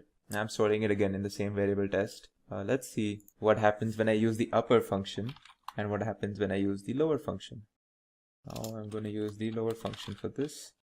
So these two functions will respectively give us the result, or give us our string in uppercase and lowercase respectively. So as you can see, the upper function created the first string in full uppercase, and the second one created this string in full lowercase. Now another important, and probably one of the most important methods that we use for strings, especially when it comes to data science, is the split function. So let's see what I mean by the split function. Let me create another string. Let's call it hello world. All right. And I'm going to use a split function, and I'm going to see what happens when I use this function essentially. So what I'm doing in these 3 lines is, I'm creating the string hello world. I am storing it in test, and then I am using the split function on the test, and whatever result I get, I'm storing another variable called sliced, and then I'm just going to show you what is in sliced. As you can see, what's happened to the string hello world is that I have broken it into its components, or its component words, if that makes any sense, into hello and world, and I've stored both of these into what we call a list. Now you might ask, well, how does Python know that it has to separate at a blank space? Well, the split function by default will break up a string at its blank spaces. But if we wanted, we could break it up using or at every comma. So for example, if I wrote hello world using comma, and if I put a comma inside over here, and now if I try to execute this, like for example, I'm going to look for commas in the string, and then I'm going to try to split it. As you can see, there's no splitting happening. I have one list with my original string itself because it's not found a comma. What if I introduced a comma over here? Now let's see what happens. As you can see, the splitting has happened. It's found this comma and it's caused a split between hello and world. Similarly, in my string, if I put a comma again and I put something else, it should give me the split over there again. So we can define our split using whatever we put in between these circle brackets after the split function. It's just important to note that by default, if in case we do not enter anything over here, it will use blank spaces to do the splitting.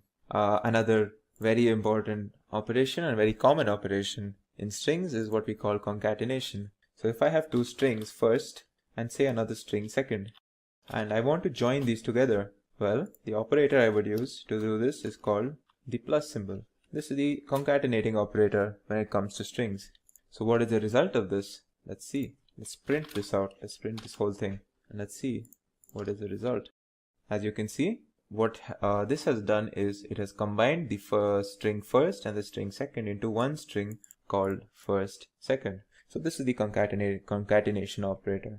Now finally, the last topic in this lesson is the topic of escape sequences. Now escape sequences are special commands that tell Python to either suppress special meaning of some character or symbol in a string, or give some special meaning to an otherwise ordinary character in a string. So let's look at the first example.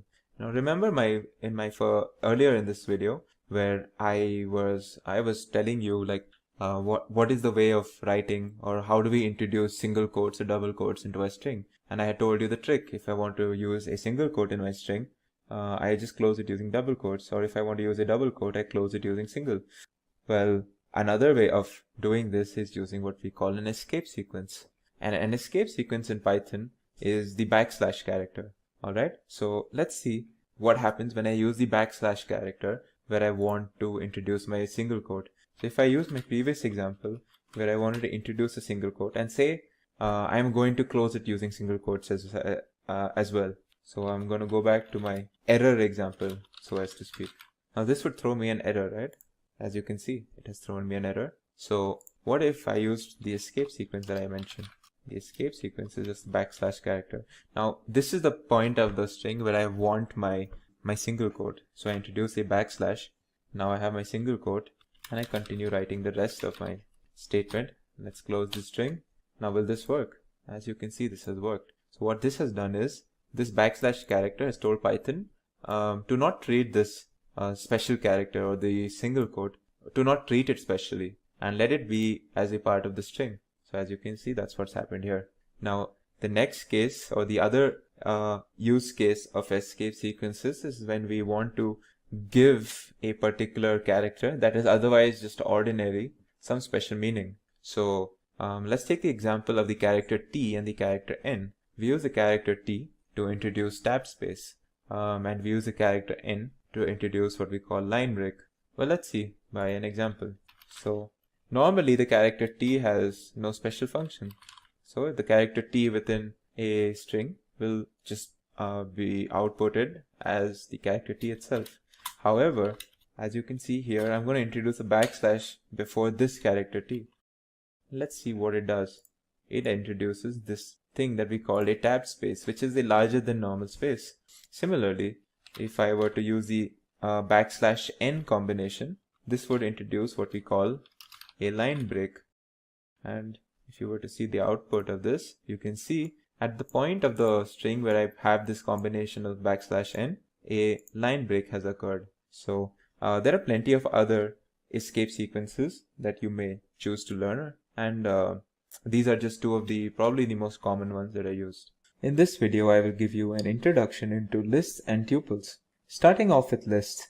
Lists are a collection of ordered, arbitrary objects that are similar to what we call an array in other programming languages, but lists are way more flexible when it comes to Python.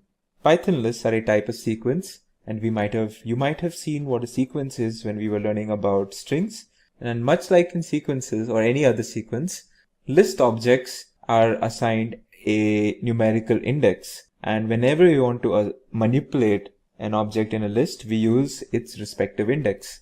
How do we define lists? Lists are defined using square brackets. So this is a simple way or a simple list that I have just created and assigned to a variable a, which contains 3 objects, 1, 2, and 3.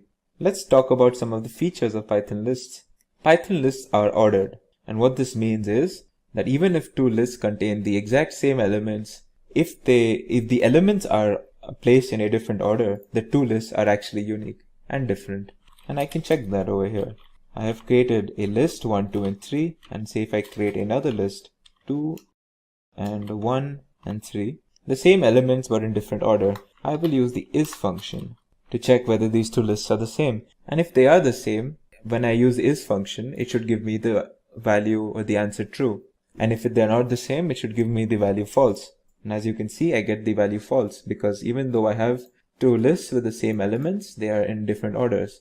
And so they are different. And that's what we mean by lists are ordered. The next property for lists are that they can be manipulated using their indexes, or the elements and the objects inside a list can be manipulated using the indexes. And we will see that in the section where I show you list operations. The next property is lists are mutable. What this means is that once we create a list object, we can actually make changes and modify them without having to create a new list object. The next property is that lists are dynamic. And what this means is that as we are making or as we are programming, we can actually make changes to an already created list as we are programming without having to go through a compilation stage. So if we had to say increase or we had to add certain elements to an already created list, that original list grows in size to accommodate for these new elements. The next property is that lists can contain any arbitrary objects. So if I created a list right now where, say, if I want to store some numbers, say some floating point numbers now, and I can put strings as well into my list. All of these are valid when it comes to objects that can be put inside a list. We have no such restrictions, so we can put any arbitrary objects inside our list.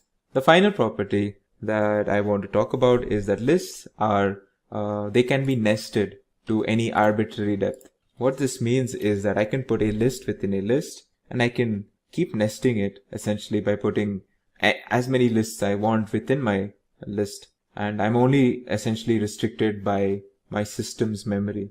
So if I created a list like this, within this, say I put another list, and within this list I put another list, I can keep going on doing this, and I'm only restricted by the memory of my system that I'm using. So moving on, let's move on and talk about some important list operations that we will be doing when it comes to lists. So let's create a basic list called A, where I'm storing 6 numbers. So now say if I wanted to retrieve a particular element, say if I wanted to find out what's on the index 3, this is how I would do it. If I wanted a slice of my original list, and much like strings, I do it the same way. So what this does is, it tells Python that I want all the elements of list A from index 1 to index 4, but not including index 4. So it will give me 1, 2, and 3 index objects. So it should give me 2, 3, and 4 in this case. As you can see here, 2, 3, and 4. I can do the same thing by considering elements, say 2 at a time. If I wanted to consider elements or consider every second element, what I would do is this syntax. I would use this syntax. And when I give this command to Python, what it understands is I want every element from A, from index 1 to index 4, but not including index 4. But I am going to consider 2 every second element essentially. So what it will do is it will go here, and then it will skip 1, and then go here, and then skip 1. And that's essentially what we call slicing by using strides. So I'm taking strides. I'm not considering elements consecutively, but I'm skipping certain elements in between. If I wanted to consider every third element, I would change this to 3. And fourth element, I would change this to 4. Alright. So let's see what happens when I take every second element. It should give me, it will consider, say, from 1 to index 3, right? So it should consider essentially this section. But since it's going to skip 1, it's going to consider this, skip this, and then consider this. It should give me 2 and 4. As you can see, it has given me 2 and 4. And like in other sequences, we can use negative indexes as well. Negative indexing essentially starts looking from the right hand side of the list. So when I say a minus 1, it's essentially looking at the last element of the list. So it gives me the sixth or the last element, which is the object 6. If I did a minus 2, it gives me the second last element. Similarly, another neat trick that we can use for sequences is the following syntax: double colon, and we give a minus 1. What this tells the system is I want the list A, but with all the elements reversed. So as you can see, I get my list A, but the elements have been reversed right now. Let's move on to concatenation and replication. Well, concatenation, much like in strings, is done by using the plus sign. So as we know, on either side of the plus sign should be two similar objects. So if I'm doing A plus something, A being a list, on the other side it should be a list as well. So let's add a list like this. Now let's see what's in A. As you can see, my original list has 7, 8, 9 added to it. And I can also add things to the beginning of a list similarly. So if I wanted to add, say, 0, at the beginning of a list, I just do it like this. And I get the element 0 added to it. It's very important to note that I actually added 0 within a list, because if I did 0 like this, it will throw me an error, because like this 0 is just an int object and it's not a list. But when I put the square brackets, I make it a list, and then this concatenation becomes valid because A is also a list. Similarly, if I did A star 2, this is essentially replication, or a replication function where I'm repeating the values in A twice. If I did A star 3, it's the same function, but now I'll have the elements repeated thrice, as you can see here. Let's move on to modifying list values. This also shows the mutable property of lists that I had mentioned earlier. So let's consider this example. So I created a list with elements where there's the 3 strings: eggs, apples, and carrots, and I have 5 int objects, 1, 2, 3, 4, and 5.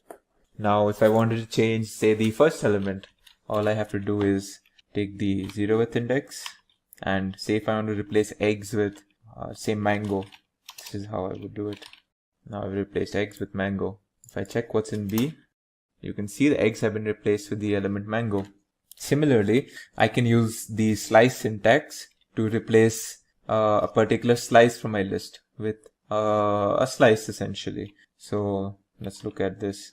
I want to replace the first 3 elements. I want to replace mango, I want to replace apple, and carrot. So what I will do is I will consider this, since this carrot is the second index, so I will consider 0 to 3 because the third is not counted. Now I'm going to replace this with 3 different, let's see, kiwi and say sponge. Now let's check what's in B. You can see my 3 elements have been replaced. In fact, I don't have to replace like for like. If I want to replace, say, 3 elements with only 1 or 2 elements, that is also possible. So now if I want to replace the first 3 elements, kiwi, orange, and sponge, with just 1 element, this is how I'll do it. Let's say wine. Now let's check what's here.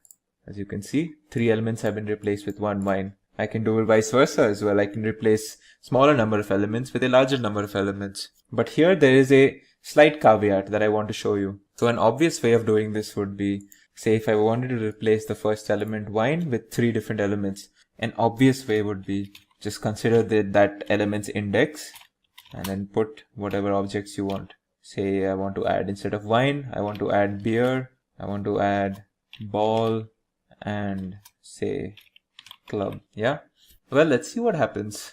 Now if I say B, check what's inside my, well, you can see my elements have been added, but they seem to have been added as is. I had entered a list over here, and that whole list has been replaced, or this wine has been replaced by this whole list in the first position. But that's not exactly what I wanted. I wanted the elements within this list to be individually placed into my list. And the way to do that is not this syntax, but actually what I'm going to show you now. If I want to replace one, if I want to replace the index or the object at index 0, I would give this statement, a slice statement, where I will give 0:1. So when I do this, and if I, so let's create my old scenario again, where I had wine, and I had 1, 2, 3, 4, and 5. Now if I do this b0, but I give a slice, then this slice is essentially a single object slice. It's essentially the 0th index again. But because of this formatting or this type of syntax that I'm using, what Python will do is, now when I say beer and ball and club, now what Python will do is, it will not consider this whole list and add it to in place of wine or whatever I want to replace. It will actually consider the elements inside of this individually and then replace. So if you see here, now if you see my list, I actually have the, I've removed wine, and in place of it I've put beer, ball and club, but these three are actually individual objects within my list and not objects within a list that is then placed within my original list. So this is an important caveat that you should take note of. So moving on, let's talk about certain methods associated to lists. Let's take a simple list now, 1, 2 and 3. The first operation that I want to show you, or the first method, is the append method. So when I do a append, and say if I want to append the list by one object called 4, I just do it like this. Now let's see what's in A. So as you can see, the append has put the object 4 into my original list. Now say if I wanted to append 3 different objects. I want to append 5, 6 and 7 now. Let's see what append function does. Oh no, as you can see, it's done a similar operation to what we have seen earlier when we gave a single index or the single element replacement that we saw earlier. It essentially put this whole list into this particular spot into the list. And this is not what I wanted. I wanted 5, 6 and 7 to be individually placed. And we do have a way of doing that. And the way to do that is the extend function. That is what I'll show you next. Now if I want to extend, say, the original list by 3 different elements, 8, 9, 10. When I use the extend function, it will not put this whole thing. It will consider each object inside this thing individually and then add it to A. So if you see my result, this is exactly what I wanted. Now the next method that I want to discuss is the remove method. So the remove method is how you use it is within the parentheses, you put the object that is present in the list that you want removed. So you don't give an index over here, you give the object itself. So if I want the object 8, alright, this number, if I want 8 itself removed, what I will do is put the value 8 here and it will remove it from my list. So if I check my list A, as you can see, the value 8 has, it's gone. Another similar function to remove is the pop function. Now the pop function by default will remove the rightmost value from the list. But unlike remove, the pop function actually outputs a value and that value is what we have popped out of the list. So by default, it will pop out the rightmost value of a list or rightmost element of a list. And in this case, that element is 10. So it should give me 10. But of course, if we want to pop out any particular object, in this case, we do not give that particular object, we give its index. So now say if I want to remove this list object from my bigger list, as I can see, it's in index 0, 1, 2, 3, 4th. It's the 4th index. So if I want to remove the list which is at the 4th index, I give the index value inside the parenthesis and it pops that out for me, as you can see over here. So this was it for lists. Let's move on to tuples next. So tuples are another ordered collection of objects much like lists, but they differ from lists in 2 key properties. First of all, tuples are defined using parentheses instead of square brackets. So this is how I would define a tuple with elements 1, 2 and 3. And the next very important property that is different or that differentiates tuples from lists is that tuples are immutable. And what this means is that once we create an object of type tuple, we cannot make any modifications to it. We would have to only create a new object if we wanted something different. And this is obviously a key difference between a tuple and a list. But apart from this, every operation that we have done on lists are actually possible to do in the case of tuples as well. So any operation that we did to lists that did not modify the list or that does not do any modification, we can actually apply to tuples as well. So if I wanted the first element of this tuple, all I have to do is call it by the index 0. It should give me the value 1, as you can see. If I wanted a slice, I can do that as well. It should give me 2 and 3. And if I wanted to reverse my tuple, well, I can use my same neat technique that I've used for lists and that I can use for strings as well. So it gives me my old tuple, but with the elements reversed. So now the natural question is, why do we use tuples over lists? Well, one important difference is that when we make a program execution where we are manipulating a tuple, if we did the same thing for the exact same objects in that if it were present in a list, it would be much faster in a tuple. Essentially, program execution is just faster on tuples when compared to an identical list. So you use tuples over lists when we want to be efficient while we are creating an ordered list of objects. So whenever we create an ordered list of objects that we don't need to or we don't want to make any further modifications to, we don't need to create a list, we can create a tuple. And another very important area where we use tuples over lists, or why we need a tuple instead of a list, is when we are using dictionaries. Dictionaries, as we will see later, is a data type in Python that needs an immutable component while we are creating the dictionary. So if we want to use something that is like a list, but since lists are mutable, we can use a tuple instead and use that when we are creating our dictionary. And we will see like what I mean by the immutable component for a dictionary when we actually learn about dictionaries. But yeah, these are some of the places where we would use a tuple over a list. A brief section on tuple unpacking and packing is what I will be doing right now. And what that means is that when I give this sort of a statement, you can assume this to be me packing this tuple into a object or a variable t. Now what's very interesting is, and this is something that's very key to tuples, is that I can unpack a tuple onto another tuple. So let me show you what I mean by that. So now that I have packed 1, 2, 3 and 4 tuple into t, let's unpack it into another tuple. Let's call this, let's put these elements into this tuple and I put this into t. Alright. Now let's see what I mean by unpacking something onto something. Let's see what happens when I put a. If I just want to see what's in a, it actually gives me the value 1.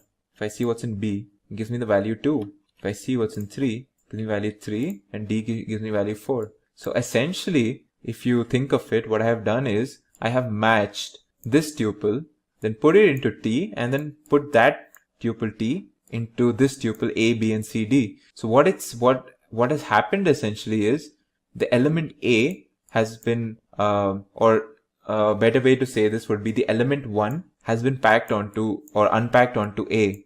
2 has been unpacked onto B, 3 has been unpacked onto C, 4 has been unpacked onto D.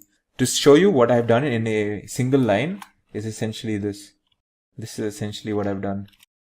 I have assigned 1 to A, 2 to B, 3 to C, 4 to D. I have matched these two tuples together like this, and this is a very neat feature of tuples. The only important thing that you have to keep in mind is the elements on this tuple and the elements on this tuple should be equal. So if there are 4 elements here, there should be 4 elements here.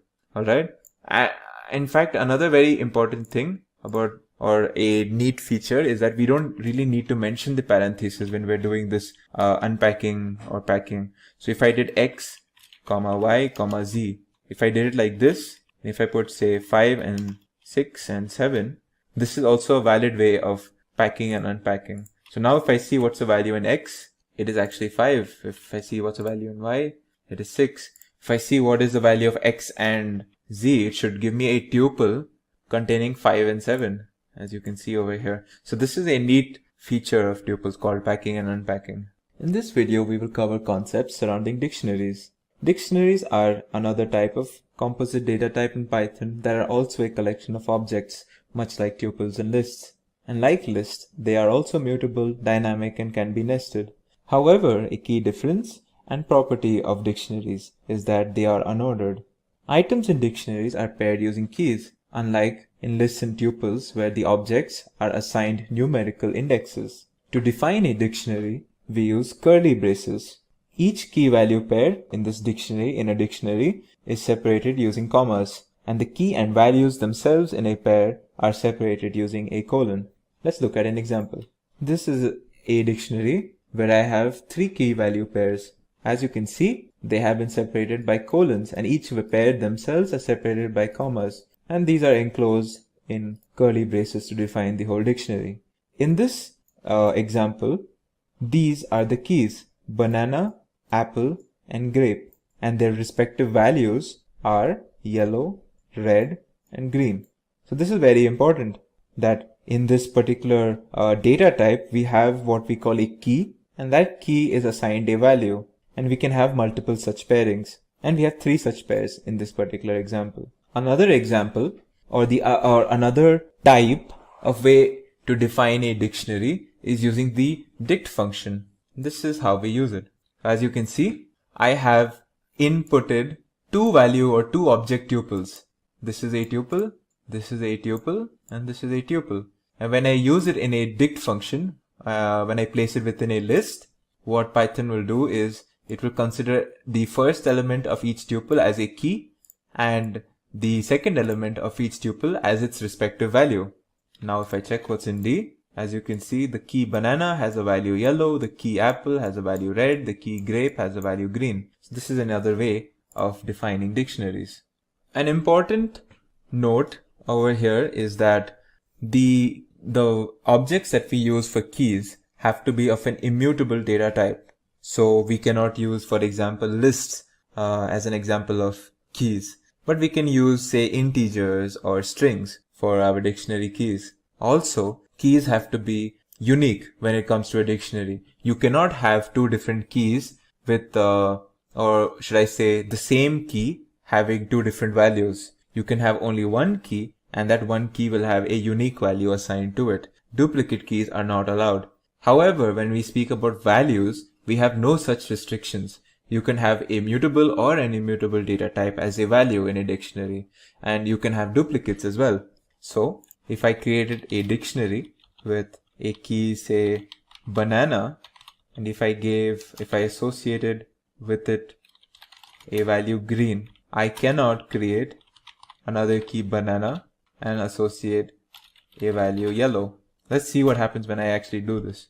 If you actually see, what has happened here is Python has considered the second case. So it first looks at the first pair, it goes, okay, so my dictionary has a key banana with a value green. But right after it sees another key banana with a value yellow. So it overwrites my first key banana with the second key, and it overwrites the first value green with the second value. And we essentially get one key banana with the second value yellow. So obviously this is Python does this to avoid duplicacies. However, if I created a dictionary with a key banana again, if I gave it a value yellow or say green, if I created another key, and if I gave this also a value green, this is perfectly fine, and this will nothing special will happen in this case because values do not have to follow such rules. Let's see certain dictionary operations and functions now. So let's bring back our original dictionary, which we had created earlier with the 3 pairs. Alright. So what if I wanted to, we can use keys to essentially do these operations and functions. Let's see what happens when so much like how we use indexes in example of sequences, we use keys when it comes to dictionary. So let's see what happens when we use a key over here. So as we know, banana is a key in this dictionary. Let's see what happens when we give this command. It actually gives the value associated with that key, which is yellow. What if we wanted to change a particular value associated to a particular key? I would do this. I would give the key and assign it the value that I want to change it with. Alright. Now if I check my dictionary, you can see the key banana no more has yellow value, but the value gold. What if I wanted to add a new pair? A new key with a new value completely. I would do it pretty much the same way as I did in the previous step. I would essentially write my new key, whatever I wanted. Say if I wanted a new key called watermelon, I would assign it a value red. And now if I check my dictionary, at the end of the dictionary, you will see that my new key value pair has been added, watermelon red, as you can see over here. Now what if I wanted to remove a key value pair from my dictionary? I can use the delete function, which is called by using the del function. Now how do I do it? Say if I want to remove the key value apple and red. So all I have to do is do del, d, and within square brackets, I have to only mention the key. I don't even need to mention the value, just the key. So you can probably draw parallels in how we use indexes when it comes to lists and tuples and even strings, and how we use keys when it comes to dictionaries. They are quite similar. So if I did this, and if I, I think red is actually not a key. As you can see, red is a value. My key is apple actually. It's not red, it's apple, as you can see. Now if I see my dictionary, the key apple and its value red has been removed. So these are some of the operations that we can do for dictionaries using keys.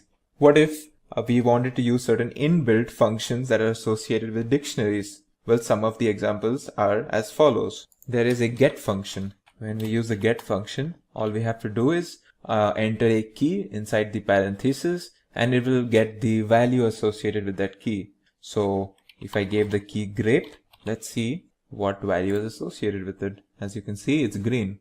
There is also a function called items that returns the key and value pairs in our dictionary as a list of two object tuples, where the first object is the key and the second object is a tuple. So let's see what it does. As you can see, it gave me a list, and in this list the objects inside the list are two object tuples, where the first object is always the key and the second is the value, and it's the same for each of the tuples. So this is what items function does. Let's see what the next function is keys. Let's see what the keys function does. As you can see, it returns a list of all the unique keys within our list, within our dictionary. Similarly, there is a function for values as well, and as you can see, it returns all of the different values that are present in our dictionary in the form of a list.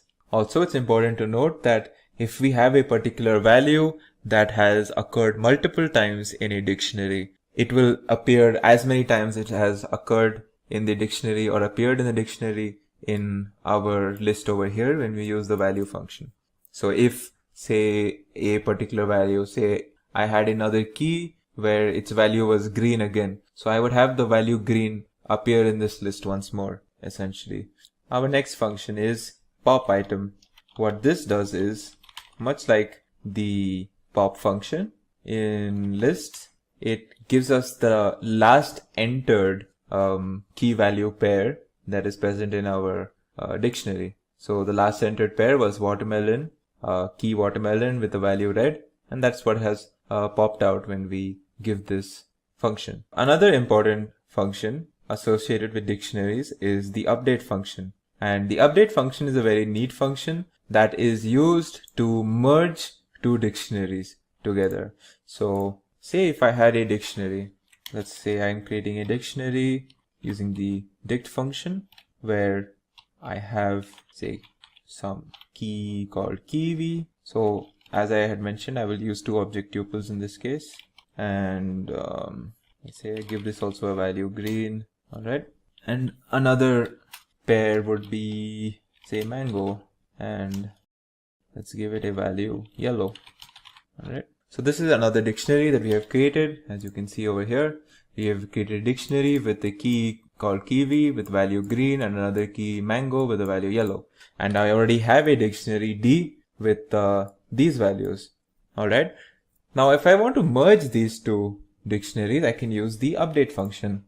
what I do is, say if I want to merge D with X or X with D, only the ordering will change, and that doesn't really matter when it comes to dictionaries. So if I want to merge D with X, I use D update, and then inside it I put my target dictionary. Now when I check what's in D, I have the dictionary X and its key value pairs merged inside my original dictionary D. As you can see, I have my original ones here and I have the merged ones over here.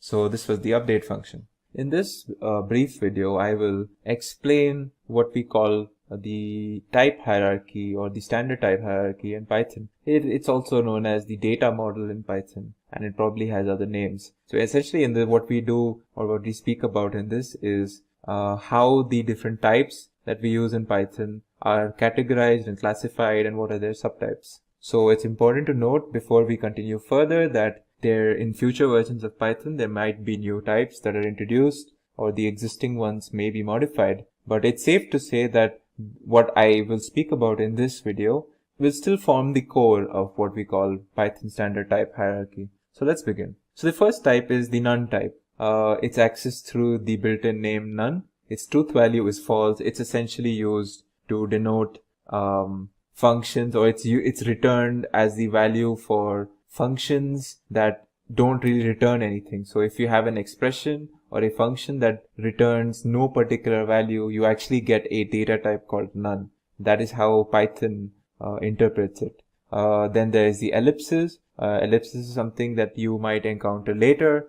It is accessed through the built-in name ellipses. It is used to indicate the presence of this particular syntax, this particular symbol or expression or syntax in a slice. Its truth value is true. Again, don't worry too much about ellipses right now. Next is numbers. And numbers is something that we are very familiar with. We've worked with numbers a lot. They are an immutable type. They are created through numeric literals, and they are the outputs of arithmetic expressions and built-in arithmetic functions. Its subtypes are integers, floating point numbers, and complex numbers. Within integers, you have plain integers that represent numbers in the range this number and this number. So this number is basically the largest positive value that you can represent using 32-bit notation in 2's complement, and this is the equivalent for the negative side. Long integers, on the other hand, are used to represent numbers in an unlimited range that is only subject to the available memory of your system. So these are two types of integers, and as we know, floating point numbers represent machine level double precision floating point numbers, or numbers with a decimal point and a component after that. Complex numbers are numbers that contain a floating point number that represents a real part and a floating point number that represents an imaginary part. So these are the types of numbers. Then we have sequences. Sequences are finite ordered sets indexed by natural numbers. So each element in a sequence has an index, and that index is a natural number. The different types of sequences are based on the mutability, whether the objects can be changed or not, is essentially what we mean by mutability, right? Once we create an object, whether we can modify it or not. That is how we differentiate different types of sequences. So there are mutable and there are immutable types. The different types of immutable ones are strings. We know what strings are. They are sequences that contain characters. Unicode is the other immutable sequence, and then there are tuples. Tuples are a collection of arbitrary Python objects, and unicodes are sequences that contain Unicode characters. Then we have mutable sequences, and there is only one. Currently, there is only one built-in mutable sequence in Python, and that is lists. Lists are also, again, collection of arbitrary Python objects. Finally, we have, well, not finally, but next we have mappings, and mappings are, again, sets of objects, but these objects are now indexed using arbitrary index sets. You know, the difference between a mapping and a sequence, you could consider sequences are ordered, but mappings are not ordered, and the indexes given to the objects in sequences are always numbers. They're natural numbers, whereas in mappings, they are not natural numbers, but they are certain arbitrary objects that we can set for ourselves. Again, in Python, there is only one built-in standard mapping type, that is the dictionary. Dictionaries are they represent finite sets of objects indexed by nearly arbitrary values. The only condition is that these indexes must be of an immutable data type. So so what I have mentioned until now are probably the most common data types that we encounter, or that we have encountered now. The next types are like callable types, such as user-defined functions, user-defined methods, built-in functions, built-in methods, classes, and class instances. So again, callable types as a whole are referenced using the call function, and this is something that we will learn when we start learning about functions, when we learn about object-oriented programming and methods and functions and such. The other type are modules. So modules are module objects, or modules essentially are referenced or called using the import function.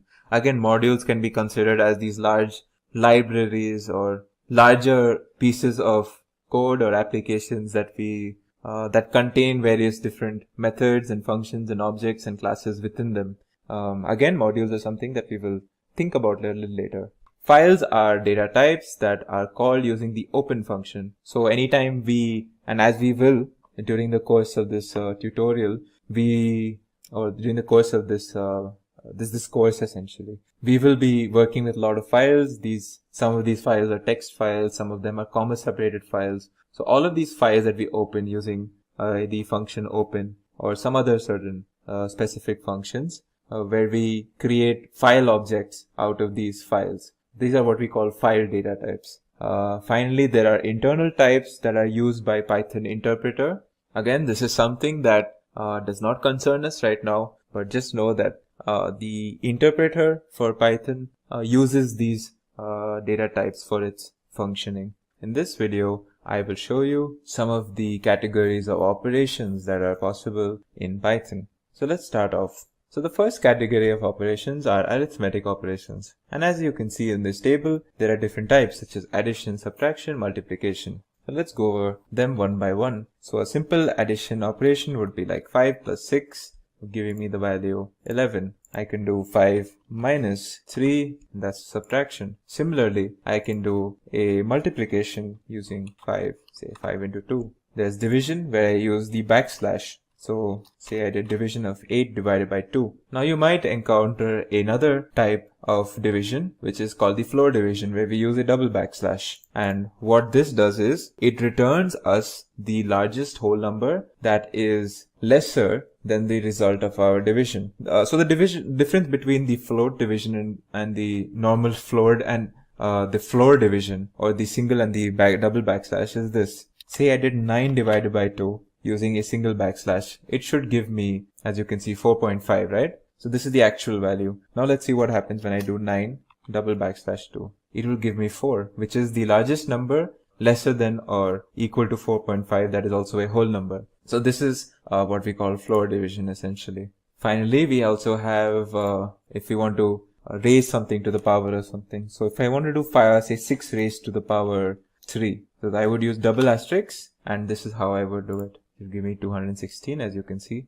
If I wanted remainder between the division between two different numbers, I will use the percentage sign. So if I wanted the remainder of the division between 7 and 3, this is how I would do it. I get the answer 1, as you can see. So the next category of operations are logical operations. The first one is the logical AND operation, where we use the operator AND. Alright, so let's see what we mean by this. So as we know, the AND operation returns the value true if both the operands are true. So let's actually do this for an example. Let's give this variable the value true and this the value false. Actually, it should be done like this, true, false. So now think of it like 1 and 0. So 1 and 0 is obviously 0, right? So if I did A and B, I should get the answer false or 0, because I'm doing true and false. So it's like doing 1 and 0. So if you see this, I should get the answer false. If I change this to true as well, now if I do this, I will get the answer true, as you can see. The next logical operation is the OR operation, where, logical OR is if either of the operands are true, then we should get the answer to our OR operation as true as well. So in this case, obviously, if I did OR over here, it will naturally give us true. If I change this to false, it should again give us true, and it will only give us false if both are false, as you can see here. Now it's false. The next operation is the logical NOT. It's done by using the NOT operator. So in this case, the value that we get is true if the operand is false. So let's take A. As we know, A is false over here. So if I did not A, I should get the answer true. But if I change this to true, now if I do not A, I should get false, as you can see. So this was the logical operations. Let's move on to the next set of operations, that is comparison operations. So there are a bunch of them. Let's go over them one by one. If I want to check if two operands are equal, so if I did x is say equal to 2 and now y is equal to 3. If I want to check if they are equal, I will use the double equals to sign. And if they are equal, I will get the value true. If they aren't, I'll get value false. As you can see, since x is 2 and y is 3. As you can see, x and y are not the same, so there's false. They are not equal. If I change this also to 2, now I will get the answer 2. The next comparison is the not equal to, or where we use the exclamation sign. So over here, the result of this is true if x and y are not actually the same. So I should get false over here, as you can see. But if I change this to say 5, now I will get true because x is not equal to y in this case. The next one is greater than. So if I did x greater than y, as we can see 2 is not greater than 5, I will get false over here. Similarly, there's a lesser than. If I did x lesser than y, I should get true over here, as you can see. Well, there's also a greater than or equal to and lesser than or equal to. We simply add the equal to sign here. So let's see. Now if I say x is lesser than or equal to 3, I should get true because x is 2. And if I put 2 here, I should also get true. But what if I put 1 here? Since x is equal to 2 and 2 is not lesser than or equal to 1, this is a false statement. And I can do the same thing with like this, using the greater than equal to. Now it's true because 2 is actually greater than equal to 1. And so this was comparison operations. The next set of operations that we can do in Python are assignment operations. We've already seen a whole bunch. We've already been assigning values to variables. We've been doing assignments throughout already, but let's go over them and see some of the assignment operations. So as we already know, the equal to operation is assigning everything that is on the value on the right hand side of the equal to sign to what is on the left. So if I did a is equal to 5 plus 6, it will assign the value 5 plus 6 or 11 to a. Let's check what's in a.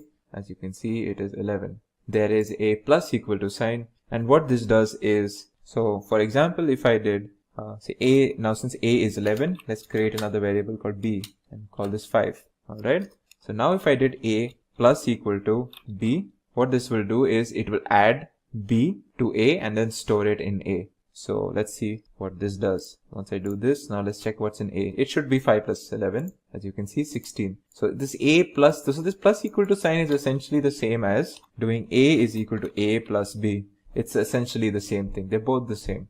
There's a similar thing for this, the negative or subtraction as well. Minus equal to. So now that a is 16 and b is still 5, of course, if I did minus equal to b, now I'm subtracting the value 5 from 16. So I should get a is equal to 11 again, as you can see here. And this is the equivalent of doing a minus b.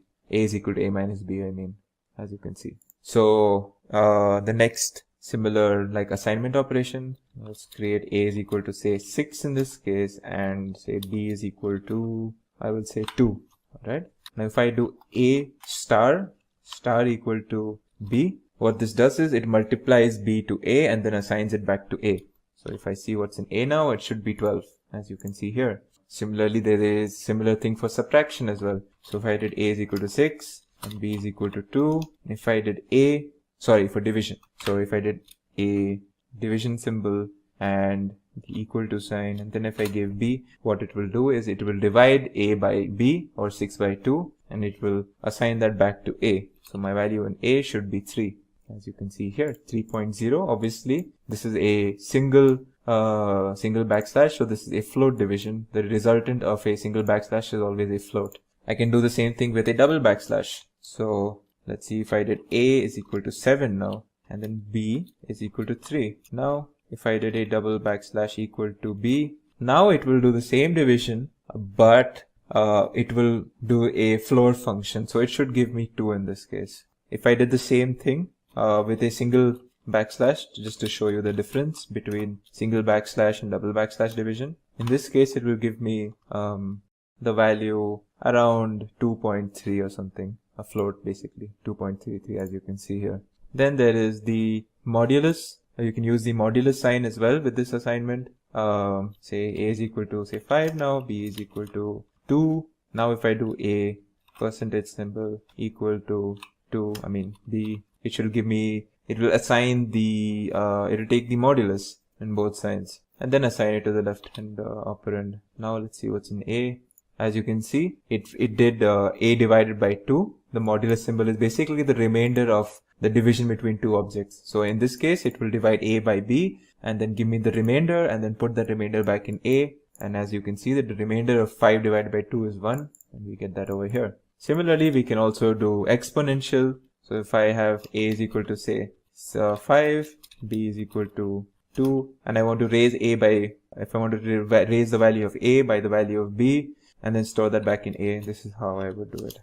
So it should be 5 to the power 2, which is 25, as you can see here. So this is assignment operations. So finally, we move on to two special sets of operators. One is the identity set, identity operators, and the other is the membership operators. Let's look at the identity operators. So when we talk about identity operators, what we mean is the is and the is not operator. So what the is operator does is it checks whether two operands have the same location in the memory essentially. This does not mean that it does not check for whether two objects have the same value, and this is very important. So let's look at this. If A is equal to 1001 and B is equal to 1000 plus 1, alright. If I did A is equal to 2, this is an equality check. Are they the same values? True. Now if I say A is B, let's see what happens. As you can see, it's false. This is because this object and this object are not the same, and this is what the is operation does. We can confirm this by checking the ID of A. The ID of A gives us some value like this, and the ID of B gives us, as you can see, a different value. So the two objects are not located in the same place in the memory, as we have seen using the ID function, and that is what we check through the is operator. The is not is essentially just the opposite of that. So that is the identity operator. Now the membership operator is used for checking whether something is present in a sequence or not. So let's create a sequence. I will create a list to show in this example. My list is 1, 2, and 3. Basically simple list with 3 integer objects, 1, 2, and 3.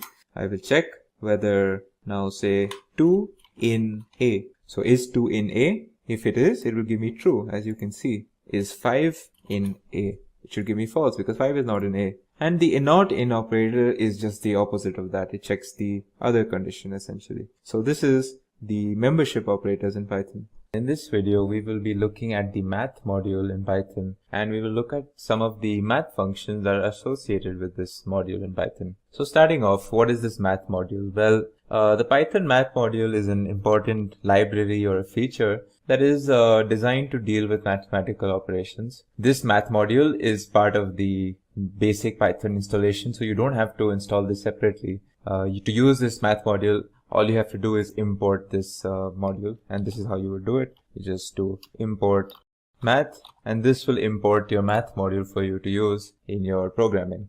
And in the course of this video, I will be showing you certain concepts surrounding the math module, such as what are the constants that come with the math module, some of the arithmetic functions, the logarithmic functions, power functions, and even trigonometric functions that we can do using this math module and the functions inside the math module. So starting off, let's look at some of the constants that are part of this. So as you can see, the standard constants that are available in this module are pi, there is tau, there is Euler's number, NaN, which is a special, it's a programming specific concept, and infinity. So let's look at these one by one. So starting off, our first constant is pi. Pi is, as you know, in maths, it's the ratio of a circle's circumference to its diameter, and pi is an irrational number. You know the value of pi is 3.14 something. Since it's an irrational number, we cannot define it in terms of a specific fraction, but it can be approximated to the fraction 22/7. So how do we access this pi constant? Is as simple as this. Once you have imported the maths module, all you have to do is do maths.py, and it will give you the value, as you can see. So as you can see, the value returned to us is a float. This is important to note. And the number of decimal digits, the number of digits after the decimal point that we can see here are 15. And this is like a by default thing for Python, that if you call the pi constant, it will give you the value of pi correct up to 15 decimal points. So an example of where we can use this thing is, say, we have the radius of a circle, 3. It can be in any units, 3 meters or whatever you want. And you want to find out its, say, circumference. So as we know, the circumference of a circle is 2 pi r. So if I had to find the circumference of a circle in my code for some application with the radius 3, all I would have to do is use the formula 2 pi r. And to call the value 2 pi r, instead of specifically writing 3.14 something, I can just use this function math.py over here, and then I can enter the r. As you can see, it will return me the radius, as you can see. So moving on, the next constant that we will talk about is tau. Tau is similar to pi. In fact, tau is the ratio of a circle circumference to its radius. Pi is the ratio of a circle's circumference to its diameter, and tau is the ratio of a circle's circumference to its radius. It's important to note this difference. So because of this definition, tau is always 2 times the value of pi. This is by definition. And much like pi, if you call the tau constant from the math module, it will also return you a float number. And to find that, this is the function that we use, or this is the syntax. So as you can see, this is actually 2 times the value of pi, 6.283, and even this is returned correct up to 15 places to the right of the decimal point, and this is by default. Next constant is the Euler's number. The Euler's number it's one of the most widespread constants used in the world of in the scientific community, in the mathematical community. You will be using the Euler's number probably a lot if you move into data science or AI or something like that. So what is the Euler's number? It is the base of the natural logarithm. If you know what the natural logarithm is, it is used to calculate rates of growth or rates of decay. And as with numbers or constants like pi and tau, even the Euler's number is an irrational number with infinite decimal places. The value of the Euler's number, in short, it's denoted by the small letter e. So this value of e is usually approximated to around 2.718. So how do we call this constant? Is simply as math.e. This is how we do it. So you get this value. Again, this is also a float, and it's correct up to 15 decimal places. So the next concept that we will be talking about is infinity. Now infinity it's more of a mathematical concept, and this is very important to note because infinity is not really a number. There is no number called infinity. It is used to define something that is infinitely large or infinitely small. So positive infinity is something that is higher than any known number to us, and negative infinity is lower than any known number to us. So this is the concept of infinity. And how do we call this function? Well, so let's see what happens when we call the math function, math constant infinity. So this is how we do it. And as you can see, it will return us this, it might look like a string to you, but this is actually a special type in Python, which is not a string. This is also a float. It's a type of a float. In fact, this infinity value, it's like a special data type. It's a special data type that you can consider as an equivalent to a float, but it's not a typical float that we know, like 3.14 or 2.71. The value of math.inf will give us INF, and this INF is actually not a string, so we can confirm that over here. As you can see, when I check the type, you see it's actually a float. In fact, this was recently added in Python 3.5, a special type known as math.inf. It returns this INF data type which is the equivalent to a float.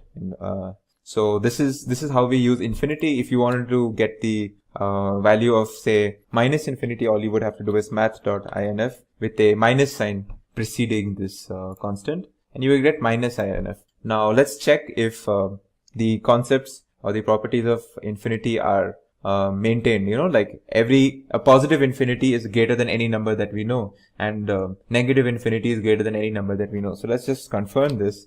So I will take math.inf and I will do a check. Is this greater than, say, some really large number? Something that comes off the top of my head immediately. Okay. So let's see if this is true, then this is conceptually correct. And as you can see, it is true. In fact, I can change this number to anything as large as I want. This will be true because infinity is larger than any number that we know. And similarly, if I did minus math.inf and I checked some very small number, a very, very small negative number. So just consider some minus 10 to the power something, right? This should also be true. Sorry, it should be smaller sign symbol. This should also be true because I'm checking minus infinity. It's smaller than any known number to us, and it is true, as you can see. So it's very also if you did something like, so let's say if we do let's add something to this. It's a number, so we should be able to do arithmetic on this. Let's actually see what happens when I add, say, 10 to positive infinity. It actually gives us the same value back, infinity, because intuitively we know that infinity plus anything is still going to be infinity, right? And this is exactly what Python does for us. Even if we add a number to this math.inf or the infinity constant in Python, it will still give us the same value, the same data type of inf or infinity. Similarly, if we subtracted something from the negative of math.inf, let's say minus 100. So if we subtract something from minus infinity, we're technically still minus infinity itself. So this will again give us minus inf, as you can see, and this is absolutely what we need, and this is a very, very interesting feature in Python.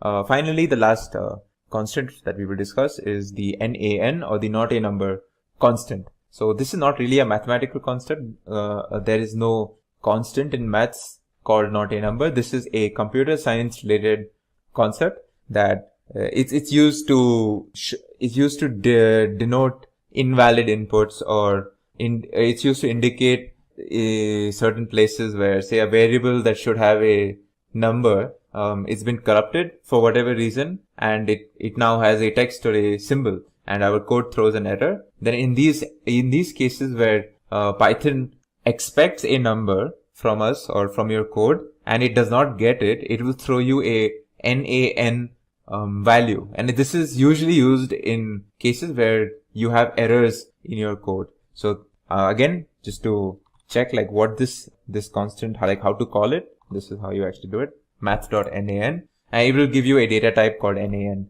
Also, much like the infinity constant, let's see what's the type of this constant.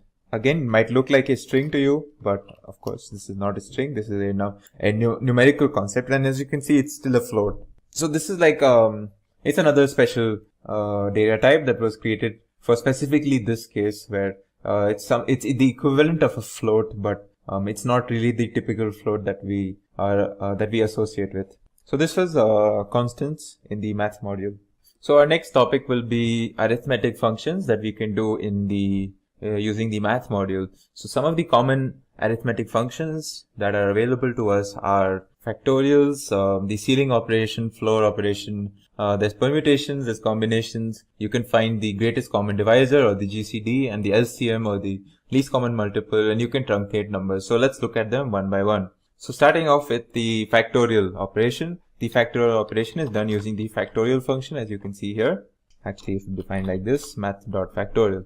Alright, so now what we pass in between the parentheses will be what we calculate the factorial for. As you know, factorial is always for a positive integer, and the factorial for, say, a number 10 would mean 10 times 9 times 8 times 7, so on until the number 1. Obviously, factorial is only defined for positive integers. It is not defined for negative values, or and it's also not defined for decimal values. So let's look at an example. So as we know, so let's say we pass math.factorial for 6, and let's see what's the value. So this is exactly what we expect. So we expect the value of 6 times 5 times 4 times 3 times 2. That is actually 720. Let's see what happens when we pass 0.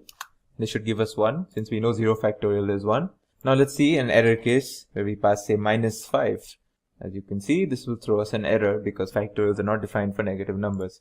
Now moving on, so the next function that we'll talk about is the ceiling function. So the ceiling function is defined using math.ceil as you see here. So again, we pass the number that we want the ceiling for in between the parentheses. So what is the ceiling function? It gives you the largest, it gives you the smallest number that is greater than or equal to what we pass over here. So for an example, if I gave you 6.6 and I asked you, okay, what is the ceiling function for 6.6? It should give you 7, because 7 is the largest integral value that is greater than 6.6 or equal to it. Obviously, if you give the ceiling function for an integer, it will give you the integer itself. So let's look at an example, 7.8. So this should give me the value 8, as you can see here. Let's look at another negative number. So minus 12.3. An integer that is greater than minus 12.3 is minus 12, the smallest integer that is greater than minus 12.3. And this should give you 12, minus 12, as you can see here. A similar function is the floor function, which is defined like this. Again, the floor function, what it does, it gives you the greatest number that is smaller than whatever value we pass between the parentheses. So if I gave it 2.3, it should give me the value 2. Again, if we pass integers, it will just give us the integer itself. Again, just to reiterate, this ceiling and floor functions, they give you integer values. So the floor function will give you the largest integer that is smaller than what we pass over here. So let's look at 6.7. So the largest integer that is smaller than 6.7 is 6. And as you can see, this is our answer over here. The next function that we will look at is the truncate function. The truncate function is defined using this. Truncate is very similar to what we have seen. This is how we define the truncate function. It is very similar to the ceiling and floor. In the truncate function, what we do is we pass a decimal value, a float number, to the between the parentheses, and what we get back is the number without the decimal component. So only the integral component. So if I gave it 7.8, for example, it will give me only the 7 part. It will return me only the 7 part, and it will chop away the 0.8 part. If I gave it minus 12.3, it will chop away the 0.3 part and give me only minus 12 back. So let's look at an example. 8.9. It should give me only 8, as you can see here. Say I did minus 8 or minus 6.9. It should give me minus 6. So you can think of truncate function as it does the floor function for positive values and it does the ceiling function for negative values, because it rounds down and it rounds up respectively for positive and negative values. So now let's look at the next set of arithmetic functions. Let's move on to permutations. Permutations are defined using this. As you know, so in between the parentheses, I have to pass two values, n and k. So I have to pass an n and a k.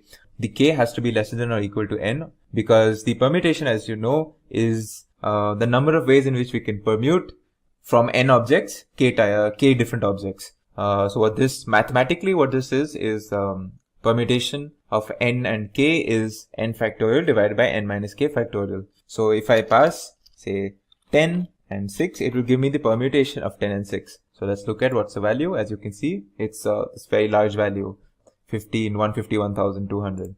Similarly, there is a combination function, and this is combinations and permutations are used a lot in probability. So if you're going to move into that sphere, which you will encounter a lot in machine learning AI, you will be using these functions quite a bit. So the combination function, again, you pass an n and a k. Again, the n should be greater than or equal to this k. What this evaluates is n factorial divided by n minus k factorial times k factorial. So again, this is a mathematical concept. So let's look at the the combination of 10 and 6. So as you can see, it gives me 210, which is the combination of 10 and 6. In the arithmetic function section, are GCD and LCM. As we know, GCD is the greatest common divisor, LCM is least common multiple.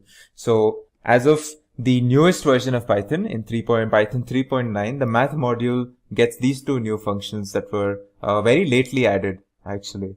Since I cannot show you that because I don't have the absolute latest version of Python on my system, but using the math.gcd function, this is the function, and in between this, what we would do if we had the latest version is we would pass two numbers, or as many numbers in fact, and what this function would do is find the common divisor amongst them. So if I gave these, say for example, if I gave these numbers, it would give me the value 10. Similarly, the LCM function, again added in to Python 3.9, finds the common multiple amongst whatever we pass over here. So if I passed, say, 20 and 30, this will give me the value of 60, which is the LCM of 20 and 30. So again, these are it's something neat that if you say you have Python 3.9 or if you have Python 3.9 or after that, you will have access to these functions as well if you when you import the math module.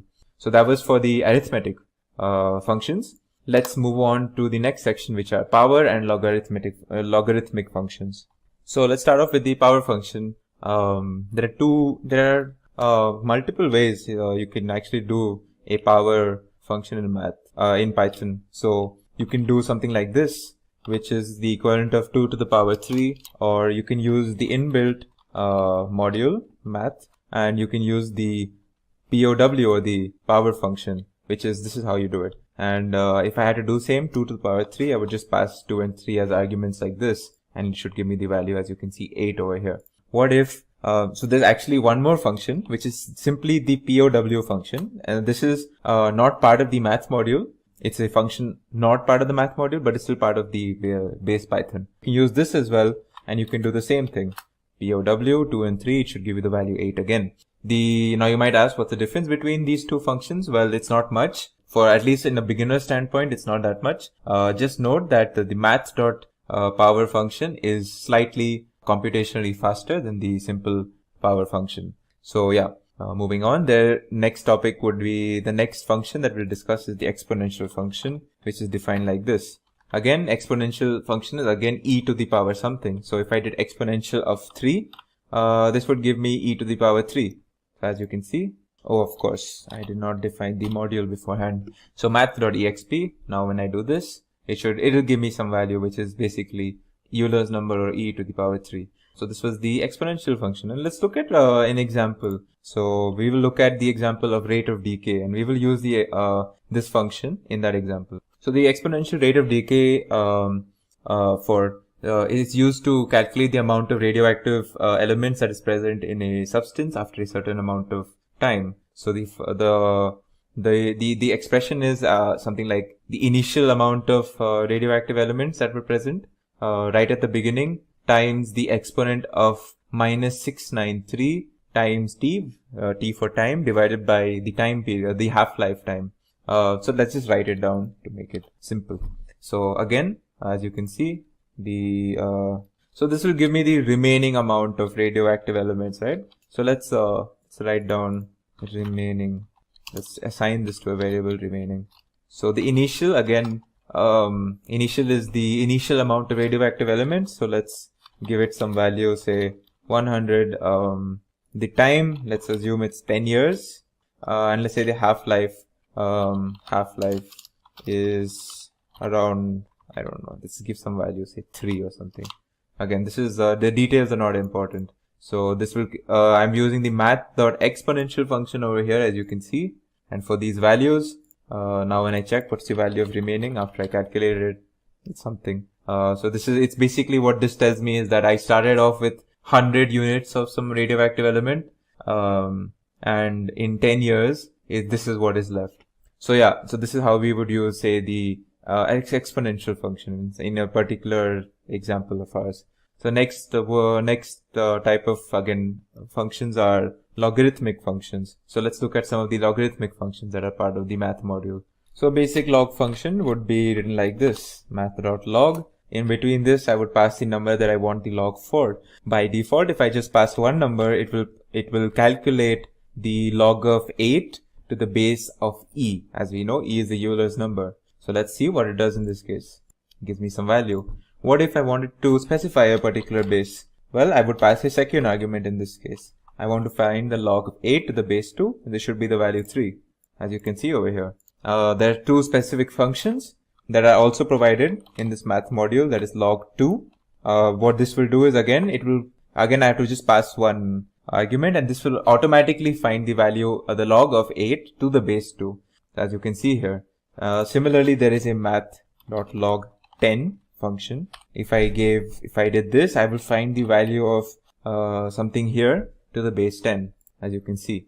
So this was logarithmic functions. Then finally you have the square root function. So how would we use the math? The square root function is math.sqrt. Again, we pass what we want over here. If we want the square root of, say, 49, this should give me the value 7, as you can see. Finally, we move on to the final set of functions that we can do using this math module. They are trigonometric functions and they are hyperbolic functions. So let's start off with some of the trigonometric functions. As we know, we can do sine, we can do cosine and tan, some of the basic functions. The way we would do it is math.sine. In between this, this is to calculate the sine of a particular angle. And this angle must be passed in radians. This is very important to note. We do not pass it in degrees, but in radians. So if I say passed sine of 3.14, as we know, 3.14 is an approximation of the value pi. Sine pi is supposed to be, in fact, it's supposed to be 0. So let's see. We get something close to 0. Again, since this is an approximation, it won't give us the exact value. Similarly, we can use math.cos to find the value of a particular angle. If you want to find the value of the cos of a particular angle, we can use the tan function in case we wanted to find the tan. Similarly, we have the next set for arc sine and the arc cosines of angles. So to find the arc sine, for example, we would use a sine. For arc cosine, we would use this. And for arctan, we would use this.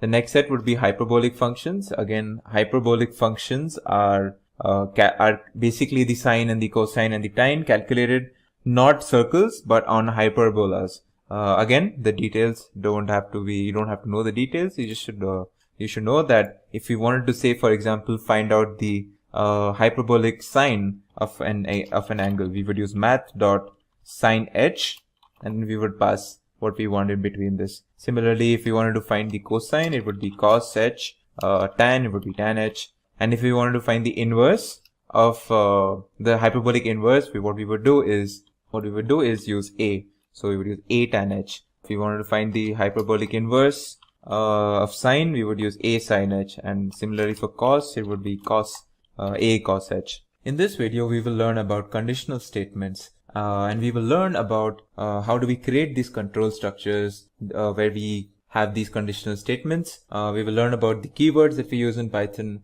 to create a conditional statement block, the if keyword, the elif keyword, and the else keyword. We will also learn about indentation and its importance in Python. So let's get started. So the basic syntax, if you will, for a if statement in Python consists of the keyword if, followed by an expression, as you can see from this pictorial. There's an if statement, there is a expression, there is this block of code, which if you can actually see is slightly indented to the rest of the code. And then we have the rest of our code after that. So what we're looking at is this. So this is our if statement block. Now let's break this down. So what is this expression that we're speaking of? An expression in this context is a Boolean expression which evaluates to a true or false statement. So when we are speaking about the if statement, we have an expression, and if this expression evaluates to true, then we execute everything below the if statement. Otherwise, we skip that portion.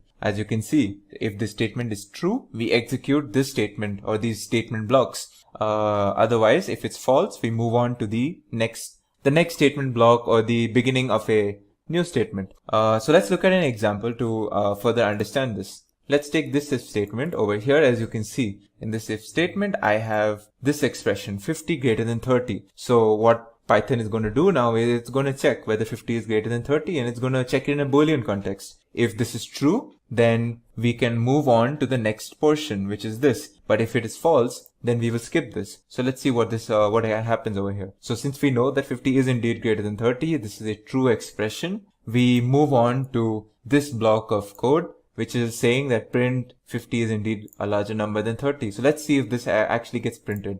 So as you can see, we get this, the result, which is, this is a true statement, and we get our print statement getting executed. What if we gave a false expression over here? So let's look at what happens if I gave a false expression. Now I'm checking if 50 is lesser than 30, which is a false statement. So if it's a false statement, we do not move on to this portion of our if statement block, and we directly skip. So if I have to execute this, you will see nothing gets executed. And in fact, my print statement is just not executed because we never entered this, because our expression over here was indeed false. So yeah, this is how a basic if statement block looks like in Python, and this is how how we move on to how we check for the truthfulness or the falseness of a particular expression in the if statement. So moving on, let's move on to the topic of indentation in Python. So as you can see, this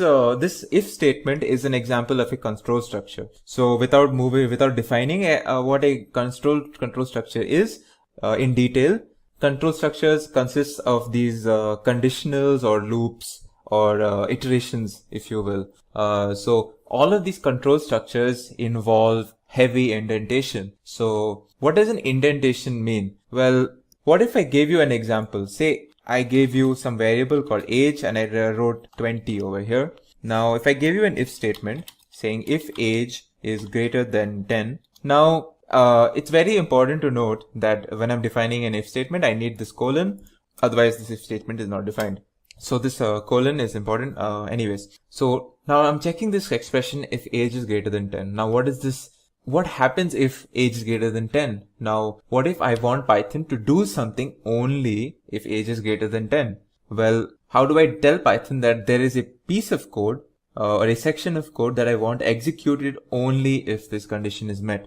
Well, this is where indentation comes into play. So if I want this line, this person is an adult. Again, this is some random line where I'm assuming age is pertaining to this adult, alright, or this person.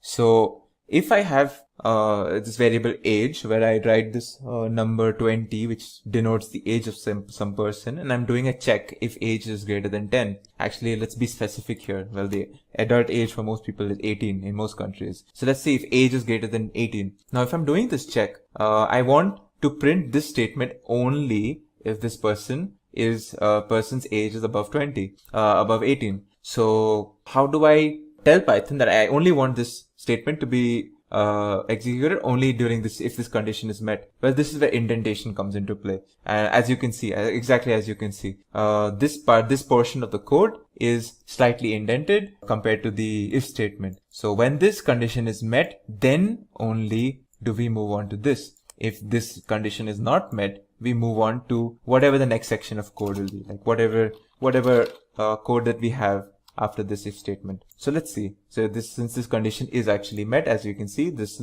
print statement is actually executed. So this is the importance of indentation. Now we will see as we learn more about if statements and else statements and elif statements, how indentation plays a key role in defining what we want as an output when a certain condition is met. Alright, so for now it's very important to understand that this is how indentation is used in Python. In other languages we might use, we probably don't use indentation. In fact, popular language, the C language, does not use indentation at all. But some languages, and Python is probably the trademark language for indentation in programming. So you might say that, so different people have different opinions on indentation. The general consensus is that indentation helps make the code look very presentable and very readable, and this actually is one of the facets of Python programming, is the indentation and the easy readability of it. Anyways, moving on. So what if we have multiple conditions in our code or in our if statement block that we want to see? So let's create this list, or let's actually just copy this example that I have written over here. as you can see, what I am doing in this piece of code is I have a list X where I have this integer 50, I have two strings, cat and apple. Now I want to check a bunch of things. So I want to check if 60 is an X, and I also want to check if the string cat is an X, and I want a final sort of, like, if none of these conditions are met, I want something to happen. So how do we do that? Well, we start off our if statement block with the standard if keyword.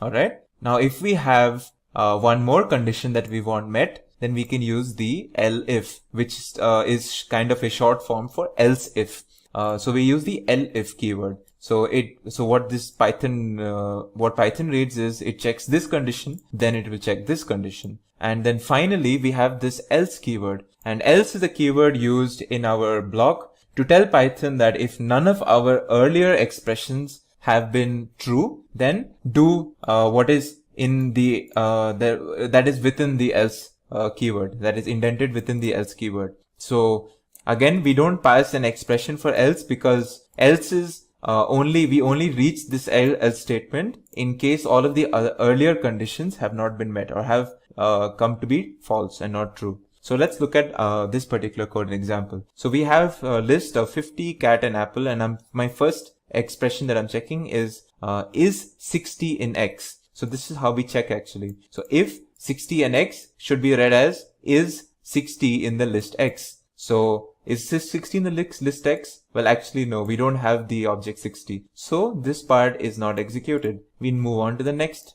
condition. Is the string cat in X? Well, actually it is. The string cat is indeed in X. So we move on to this statement block, which is within the condition that is met, which is print cat is in list X. And you will see that none of the other statement blocks will be executed because we have met our condition over here. So if I execute this, as you can see that the print statement cat is in list X is what is actually executed. And we do not execute this obviously because it is false, and we do not even check or we do not even move on to this statement because, well, we have a condition met over here. So it's one thing that is important to note is that we can use as many elif statements to check for as many conditions that we want to check for, but it's very important that we only use, and if we are using, that we only use one else statement and only at the end of our block. Okay, so moving on.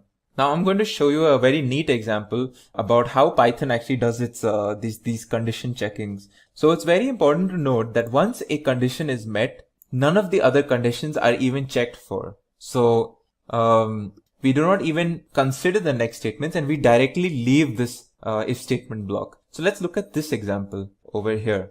Now in this example that I have over here is where I've stored the string cat in X. Now I have three conditions that I'm checking. I'm checking is 50 greater than 60. I am checking if the value of X is indeed cat, and I'm checking some random expression 1 divided by 0. This is not even a check. This is literally just checking if 1 divided by 0 is true or false.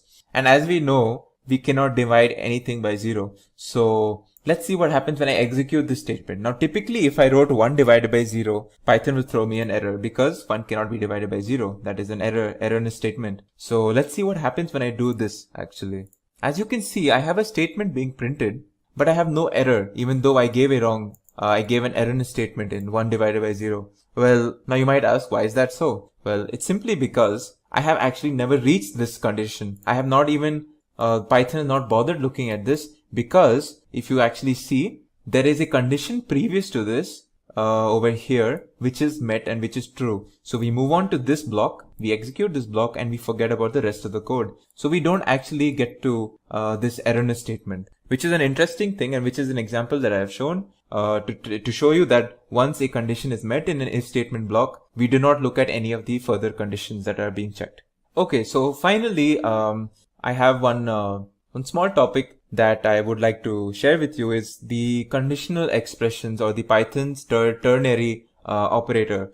Now, this is slightly different to the if statement that we have talked about up until now, in the sense that it is not a control structure. So what this actually is more of an operator that defines some expression. So let's see what I am trying to say over here. So as you can see over here, highlighted is the syntax for what I'm trying to talk about, this ternary operator. So let's look at this example and let's see what I'm trying to do over here. So I have this variable age, alright, and this age is 26. Now x, now just read this statement. X is equal to adult if age is greater than 18, else child. Now I could have done an elaborate control structure with an if statement, then an indentation within that if statement, and then I could have written else and then another indentation, and I would have written another statement over there. But instead of that, I have used this operator to assign a particular value to the variable x. And this, what value I'm assigning to x depends on if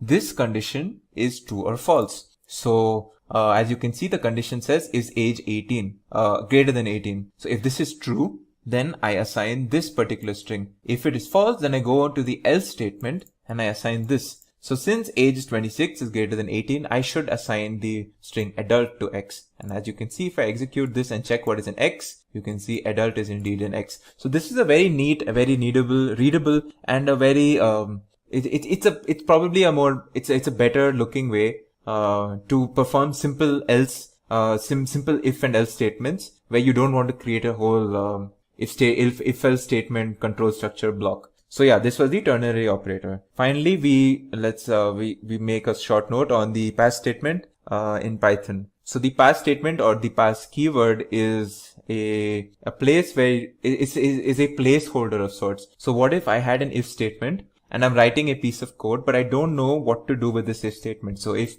a statement is correct, if a statement is true, but I don't know what to do if this statement was true, how do I tell Python, well, let's just keep it a hold for now, and I might put something into this block later in the future? Well, I would use the pass statement. So if I had this, say this some condition again, so I'm checking age is greater than 18, but I don't know what to do with this, I would just simply use this pass statement. And this basically does nothing. It's a way to, it's like a way to create a placeholder where maybe in the future I might write some sort of a, say a print statement or some sort of a different function or something else within this indentation. So, but in the meantime, like currently I don't have anything to place over here, so I just leave it with a pass statement. So this is a way where you can use a pass statement in if and else statements or if and else control structures.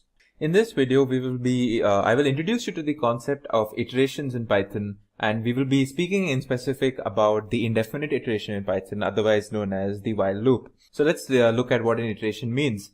An iteration is executing the same block of code over and over, potentially many times. A programming structure that implements an iteration is called a loop. Now in programming, we have two types of iterations, definite and indefinite iterations. And in this example, we will be speaking about indefinite iterations. Indefinite iterations in Python is the while loop, where we use the while keyword to define an indefinite iteration. So let's look at the basic syntax. As you can see, this is the basic syntax where we have the while keyword followed by an expression and again the colon, and below that is something indented. Again, we encounter indentations just like in if-else statements, a set of statements where what happens here is, following the while keyword, we have this expression where this expression is evaluated in a Boolean context. Again, we check if this expression evaluates true or false, and if it is true, we execute all the statements or the statement block that is indented below this while statement. This is another example of control structure, much like if and else statement blocks,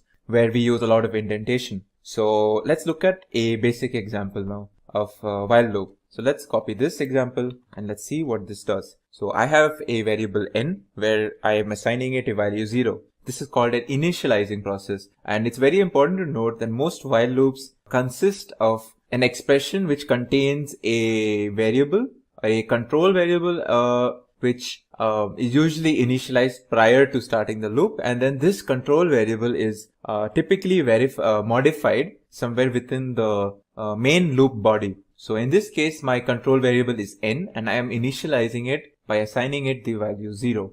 So let's move into the loop now. So the loop has this while keyword, as you can see, followed by an expression n lesser than or equal to 5. Now what this is an expression which is going to check if it's true or false. Is n lesser than or equal to 5? And as long as this expression is true, we will continue doing whatever is indented below this while statement. And what is below this while statement is a print statement, first of all, which says value of n is, and it basically prints the value of n in that particular iteration. And as you can see, this compound assignment where we add the value of n by 1 and we assign it back to n. So what this is, let's see what this does actually. Let's execute this and see what this does. Important to note, the value of n again is initialized at 0. So this while loop will keep going on until the value of n remains lesser than or equal to 5. So as you can see, I have the execution of this particular block of code or this while loop where I get the multiple different iterations of this print statement that you can see here. The first iteration, it says value of n is 0. Then it says value of n is 1. What I'm doing is I'm writing the value of n multiple times. And each time the value of n is written over here based on what iteration it is. So what is happening actually is that initially the value of n is 0 and I print the statement value of n is 0. Now I add the value of what is in n by 1. So now what is the value of n? So again we do this check. So after this first iteration, we come back, like once this whole block of code is executed, we again come back to this expression and we again check if this statement is true. So now that the value of n is actually 1, this statement is still true. So again we execute this, and that you can see over here, value of n is 1. Now again we add the value of n by 1, and again we go back here once this block is executed and we check if this statement is true again. And as you can see, the value of n when it's 2 is still making sure that this expression is true. And this keeps happening until the value of n is greater than 5. So once the value of n becomes 6, this condition is no longer met, and finally we do not execute this statement because this expression evaluates to false, and we do not do this anymore, and we finally leave our while loop. So let's check what the value of n is just to confirm this. As you can see, the value of n is indeed 6, and that is why we have left this while loop over here. So this is an example of a basic while loop where we check for this an expression. If it evaluates to true, we evaluate everything within it. Once this is done, we go back and we evaluate this expression again. If it is again true, we again go back and do whatever is indented within it. And we keep doing this until the expression gives us false. And interestingly, we don't necessarily have to define these control variables always. We can actually use iterables, and we will learn about iterables actually in a future video. But we can use iterables, and an example of an iterable is the list. So let's look at this list and let's look at this whole block. Alright, so I created this list A, which contains 5 objects, 1, 2, 3, 4, and 5, all integer objects. And I have another variable x where I store the integer 1. Now this while statement, now it might look confusing. Now it says while A. Now what is A? Well, A is not your typical expression where you're making sure if some condition is being met or not. But this, the way you read this is while A exists. So in the context of a list, as long as A, which is a list, contains objects within it, A is true. If it does not have any objects within it, A is false. So while A, basically what it means is while A has objects within it. And if it does have objects within it, or as long as it does, we continue executing whatever is indented within this while statement. And this while statement is a print statement. Again, we do like we have this value x where we're doing we're printing this is iteration number, and we pass x. So the first iteration will obviously pass x is equal to 1, and then we add x by 1, and then the second iteration should pass this is iteration number 2, and then so on. And finally we have another statement within this block called the pop statement, where we're popping the elements of A. Now as if you would have seen the video on lists, the pop statement removes the rightmost value from a list. So if I do a.pop, initially it will remove 5 from this list, and I will have the rest of them. Again, if I do pop, it will remove 4 from this list, and then you will have the rest of these. So let's actually see. We'll actually check what's left in this list each time we do this pop statement. So I'll also print the list A during each iteration, and let's see what happens over here. As you can see, what is happening out here is while A has elements, we are going to continue doing this while statement, whatever is within it. So in the first iteration, obviously we have all of it, and it is iteration number 1. And as you can see, the list contains everything. Then I pop it. Then iteration number 2, it again has elements, but it has lost its rightmost element. And this keeps on happening until the list finally has no elements left. And once the list has no elements left, this expression while A evaluates to false, and we do not execute this anymore, and we leave the while loop. And again, let's check what is in A. A should have no elements. As you can see, it's an empty list. When I checked what's in A, it's an empty list, and that is why while A returned me a false, and we did not print any further. So this is an example of using a while statement using lists. And of course, the next topic would be discussing nested while loops. And this is a broad topic. What I mean by this is that when I'm saying nested while loops, I'm actually talking about nested control structures. So we can have while loops within while loops. Not only that, we can have if and else statements within while loops. We can have while loops within if and else statements. And we can have if and else statements within if and else statements. So if you think of all of these loops, and we will even speak about for loops in another video. For loops again are a type of control structure. So all of these are control structures. While loops are control structures. For loops are control structures. If and else statements are control structures. All of these are control structures, and nesting can happen within them. And it does not matter which is the parent of the nest and then the child of the nest. You can have a while loop within an if and else statement. You can have for loops within a while loop. All of this is valid in Python, and it's one of the great features of Python that is very flexible in this way. So let's look at an example where I have a while loop within another while loop. So I'm copying this piece of code where I have this list 1, 2, 3, 4, 5, and another list first and second. Now my first while loop, I print what is popped from A. So I take A, then I pop the 0th index. So basically from the left hand side, and I print what is that. Alright. And then I have another while loop where I have this list B, and I'm doing the same thing. But this while loop is within the first while loop, and let's see what happens out here. So as you can see, my first iteration of this parent while loop causes me to pop what is the first element, which is 1. Then I do these while loops, and this is completely executed, and only then do I go back to this first one. And then I come back and do all of this again. Then I go back to this one, and then I come back and do all of this again. And that's why you can see this repetition. So I have this first iteration, and then I do the second while loop. Then I have the second iteration, and then I do the second while loop, and I keep doing this. And this is an example of a nested while loop.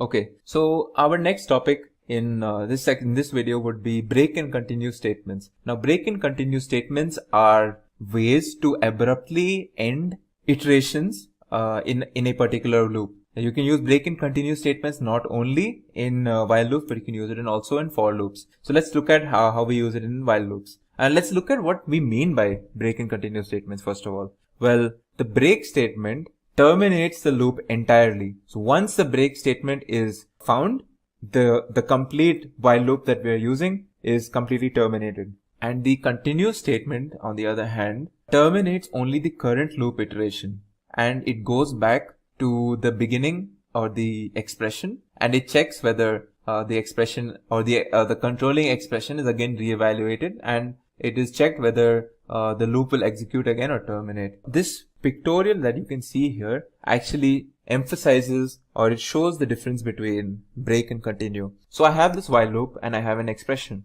Alright, I have a bunch of statements, and I have a break command over here, and I have a continue command over here. So if I encounter the break command, it will not execute any of this. In fact, it will not execute this while statement at all, and it will move on to the next piece of code that we have. But a continue statement, if a continuous statement is encountered in a while loop, will not completely break away, but it will not execute the rest of the statements in that iteration, only these two, but it will go back here, it will check this expression again, and again we will do this all over again. So this is this small difference between the break and continue statements, but both are used to abruptly end an iteration in a loop. So let's look at an example of how we use the break statement. So I will use this example where I have initialized some controlling variable n to 0. My first loop will check whether n is less than or equal to 5. If this is true, then I will print this statement. Then what I'm doing over here is I am incrementing it by 1. Now in my earlier example using the similar example, I had no, this part was not there. So what you got was, I was printing the value of n. So it was printing as value of n is 0, and then 1, and then 2, and then 3, 4, and 5. But over here I've included I've nested an if statement, and within that I put a break statement. And this if statement is checking if n is equal to 2. So once n is 2, I move on to this and I do the break statement. So let's see what happens now. As you can see, so when I've executed this, I don't get the whole value of n is 0 and then 1 and then 2, 3, 4, 5. I stop at 1, and that is because once n is equal to 2, I actually do not execute this while loop again. I do not go back and execute print value of n is 2 now. In fact, I break from this whole while loop, and my while loop terminates right then and there. And that's why you only get these two iterations, value of n is 0 and then value of n is 1. Okay, so now I'm going to show you a neat example of what happens or what is the difference between a break and a continue statement. Okay, so let's go back to our initial example where we're printing this value of n is 0, 1, 2, 3, 4 and so on. But I've added one more statement where I print hello at each iteration. So let's see what happens when I do this. As you can see, it will print hello after each of whatever I was doing already. Now let's introduce our break statement first of all. So when I do break, well, let's go back to this if statement. If we check this condition, then we break. Let's see what happens now. As you can see, something interesting has happened where we have this first iteration completely being executed, but the second iteration kind of stops where there's no hello, and that is because we have broken from this while loop before the second iteration's hello was printed. Let's see the difference between a break and continue now. So now I have this continue statement instead of a break. Let's see what happens here. As you can see, it seems familiar to our first example where we did not have any break or continue. But there is a small difference that I want you to catch, and that is very important about this continue statement. So as you can see, the first iteration has value of n is 0 and then hello. Then value of n is 1, but there is no hello. And this is because once this condition is actually met, we do not move on to this statement, but we go back to this expression and we evaluate this expression. And then once we evaluate this expression again and it's found to be correct, we do everything the same again where we print hello. But except for that one step where this if statement was met and we did continue, and this following statement was not executed. And that happens only for one iteration, and that is when n is equal to 2. And as you can see, that is what happens over here. In one of the iterations, we miss a hello, and that is the difference of the continue statement between, that is the difference of the continue statement with the break statement. This video will be an extension to that topic where we will be looking at 3 examples where we are using while loops along with other stuff like say if and else statements. So our first example will be where we calculate the factorial of a number. In this example, as you can see here, we are first going to ask the user to enter a particular number for us. Now this number is supposed to be an integer. Once we have this integer, we store it to a variable called number. Now we have this, you can say this variable called FAC which stores 1, and we will see how we are using it later. Now we know that the factorial of 0 is 1. That's how it's just defined. So we have an if statement checking whether our entered number is 0, and if it is 0, we say that the result is 1 or the factorial is 1. However, if we enter a number that is greater than 0, we must calculate the factorial for this number, and that is what we are going to do in this else statement block over here. Now in this else statement block, we have a while loop. In this while loop, the condition is checking while number is greater than or equal to 1. So as long as this condition is true, everything within that while loop will be executed. So as long as number is greater than or equal to 1, we are going to execute these 2 lines. Now what do these 2 lines do? Let us see. So the first line takes the variable FAC where we had the number 1 stored, and we are going to store FAC times number into it, number being the number that we have inputted. So in case, for example, we entered 8, then what this line will do is 1 into 8, and it will store that back into FAC. Now once that is done, we move on to the next line where we are decrementing the number variable by 1. So if we have stored 8 or we have entered 8 into our input, it will become 7. Now as we know, 7 is still greater than or equal to 1, so this condition is still being met. And then we do this process again where we are going to multiply FAC. This time FAC stores the value 8, and we multiply it times the new number, which is 7 now. So we do 8 into 7, and then again we decrement this. Also once we do 8 into 7, we store it back into FAC. And we keep doing this where we keep multiplying 8 times 7, and then we decrement the number variable by 1, and then we check this condition again. So what ends up happening is we are going to keep doing 8 into 7 into 6 into 5 into 4 into 3 into 2 into 1. And once we are at 1, again when we do this decrement operation, the number variable will store the value 0, and then this condition will no longer be met. So number will be 0 and this condition will be false, and we can move out of this while loop. And then finally we store the result into a variable called result, which stores the result of 8 into 7 into 6 into 5 into 4 into 3 into 2 into 1. This is of course if we did enter 8 when we were asked to give an input. So let's see this in real time once we execute this. So I'm executing this. The first thing it asks me is to enter a number. So let's say I enter my number 8, as I was speaking about 8. Alright, now that I have entered 8, as you can see, the result that it gives me is factorial of 8 is 40320, which is correct, and you can check this for yourself, where it will show you 8 times 7, or 8 factorial is basically this number. Okay, so now in our next example, we will be looking at how we can generate Fibonacci numbers. For this example, we will be using bunch of if and else if statements along with a while loop. So let's look at this piece of code where we are actually doing this. So as you can see, the first part of the code is basically an input statement asking us how many Fibonacci numbers we would like to generate.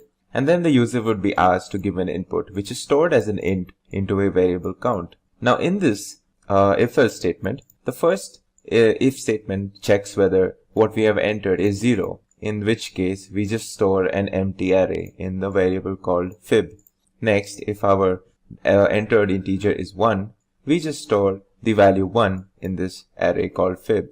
If our entered number is 2, we store 1 and 1 in the array fib. All of these are different sets of Fibonacci sequences. This obviously an empty array shows that, well, there is no numbers to be generated in this sequence. If we have 1, we just print the first number of the Fibonacci sequence, which is 1 itself. If it is 2, we print the first two numbers, which is 1 and 1. Now, the actual calculations happen when we say we want a Fibonacci sequence for more than 2 numbers. Now, in that case, we move on to this block. In this statement block, we initialize the fib variable with the first two Fibonacci numbers 1 and 1, and we store in this array. Now, we are going to do a while loop within this, and in this while loop, we're going to keep executing this statement block as long as this condition is met, or this condition is true. And what this condition is it's checking this variable I, which we have initialized as 1 over here, and we're going to check whether that is lesser than count minus 1, count being the number that we have been asked to input. If the statement is true, and as long as the statement is true, we will be executing this statement block, which is basically us appending this expression into the array fib. Now what this expression is basically, it's going to keep adding each subsequent numbers, and we're going to store each subsequent numbers back into the array fib. So in this case, if you see, what the first step will do is it will take the value at the first position of the array fib, and it will add it to the value at the 0th position of the array fib. And both of these values, since they are 1 and 1, when we add them, we get 2, and we append that to fib. So now our fib will look like 1, 1, 2. Then we increment this by 1, and what we do is we do the same process again. So in the next step, what we would do is we would do 2 plus 1. So we would get 3. Now this would keep going on until this condition is met, or basically until the numbers that we actually want to generate in our sequence. So let's execute this, and let's see an example of what happens. So it asks me how many Fibonacci numbers I would like to generate, and I will say I want the first, let's say 6 Fibonacci numbers. So I execute this. As you can see, this gives me the first 6 numbers in the sequence, which is 1 and 1, and then 2, which is basically 1 plus 1, and then 3, which is 1 plus 2, and then 5, which is 2 plus 3, 8, which is 3 plus 5. So if we wanted more numbers, we would just enter over here. Like say if we wanted the first 10 numbers, it would give us the first 10 numbers in the sequence, as you can see here. Now in our next example, what we are going to do is we're going to write a program which takes 2 digits that represent the dimensions of an array. For example, if we want a 3 by 3 array, we will enter 3, 3, and we are going to generate a two-dimensional array in which each of the elements of the array are basically the row times the column position of that particular element. And what I mean by this is, say we have a position I, j on the array. The value of the element at that position would be I times j. So for example, if I'm looking at something at the third row and the fifth column, or say the third row and the third column, for example, the value of the element would be 3 times 3. And if I'm looking at something at the second row and the fourth column, I am going to do 2 times 4. So let's see how we can do this using code. So if you look to the right over here, I have a piece of code where I'm going to where it asks me to input two numbers, two integers, to represent the dimensions of my my sample array. Now once we have done this, we are going to store these dimensions in the inputs in a variable called input string. So obviously when we enter say 5, 5, that will be stored as an int in this particular string or this variable. What we want is, we want 5, say we entered 5, 5, we want 5 as a separate integer and the other 5 as another separate integer. And that is what we do in this particular statement, where we're going to split up our input string based on the comma separator, and we're going to store the first part of that string into the 0th position of dimensions, which is an array, and the next dimension in the first position in this particular array. Now we are going to store the number of rows as row number, and that is the 0th position of this array, and we're going to store the number of columns as the first position of dimensions, or whatever we've mentioned in the input. So now we have this our results array called multi-list, which is basically what our final array is going to look like, and we're going to store into multi-list. And in this example, we will be using for loops to do this, or to create this particular array. So as you can see here, our first we have initialized our multi-list, saying that we're going to have only zeros in our sample array. So initially, once we have initialized this array, all multi-list will contain is a, say for example, we have inputted a 5 by 5 array. It will have basically a 5 by 5 array with all elements as 0. And that's what this line does. Once we have done this, we are going to move on to the for loop portion, where we are actually going to create our array that we want. So as you can see, our first for loop is going to say for row in range row number. So obviously range will generate an iterator which can be iterated over, and since it says range row number and say the number of rows that we entered were 5, what it's going to do is it's going to create an iterator containing the value 0, 1, 2, 3 and 4. So for row and range, it will basically row will take the value 0, 1, 2, 3 and 4. And a similar thing is going to happen in this nested for loop, which is within this, where we're going to again create an iterator using this range function and for the column number. Once we have this, we're going to do the simple process of multiplying the value of the element based on its position. So if it's at the position 3, 4, we're going to store the value 3 times 4 into that particular position of the array. And we're going to do this for every position, which is what happens in these two for loops. We're going to first go by each row, and then within that we're going to check each column, and we're going to perform these calculations. And finally we print our result. So let's look at an example. Now I'm going to say I want a 3 by, let's say a 2 by 4 matrix. So let's see what the results will be when I give this as, so what I'm saying is I want 2 rows and 4 columns. Now as you can see here, it might not be very clear to you right now, but what you can see here is this is the first row and this is the second row, and each row contains 4 columns. So this is my final array that I get. So what you can see here is this is the 0th position, and or you can say this is the first row, first column, first row, second column.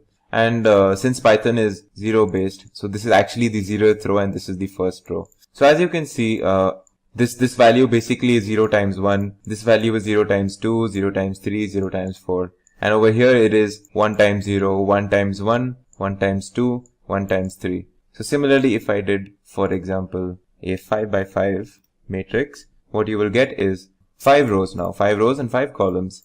And for example, like this particular value is 1, 2, 3, or 0, 1, 2, 3. So 0, 1, 2, 3 and the first column. So this is 3 times 1. If I took this value, this is like the 4th row, for example. 4th row times the 0, 1, 2, 3, third column. So this would be 4 times 3, which is 12. So, and each value of this has been generated in the similar process. So this is an example of how we can use for loops for a particular exercise that I have shown you right now. In this video, we will be covering the topic of definite iterations using for loops in Python. So starting off, we know that there are two types of iterations in programming, definite and indefinite. We have already covered indefinite iterations in the form of while loops. Definite iterations, on the other hand, are done using the keyword for, and the basic syntax or the standard syntax for a basic for loop in Python is as you can see over here.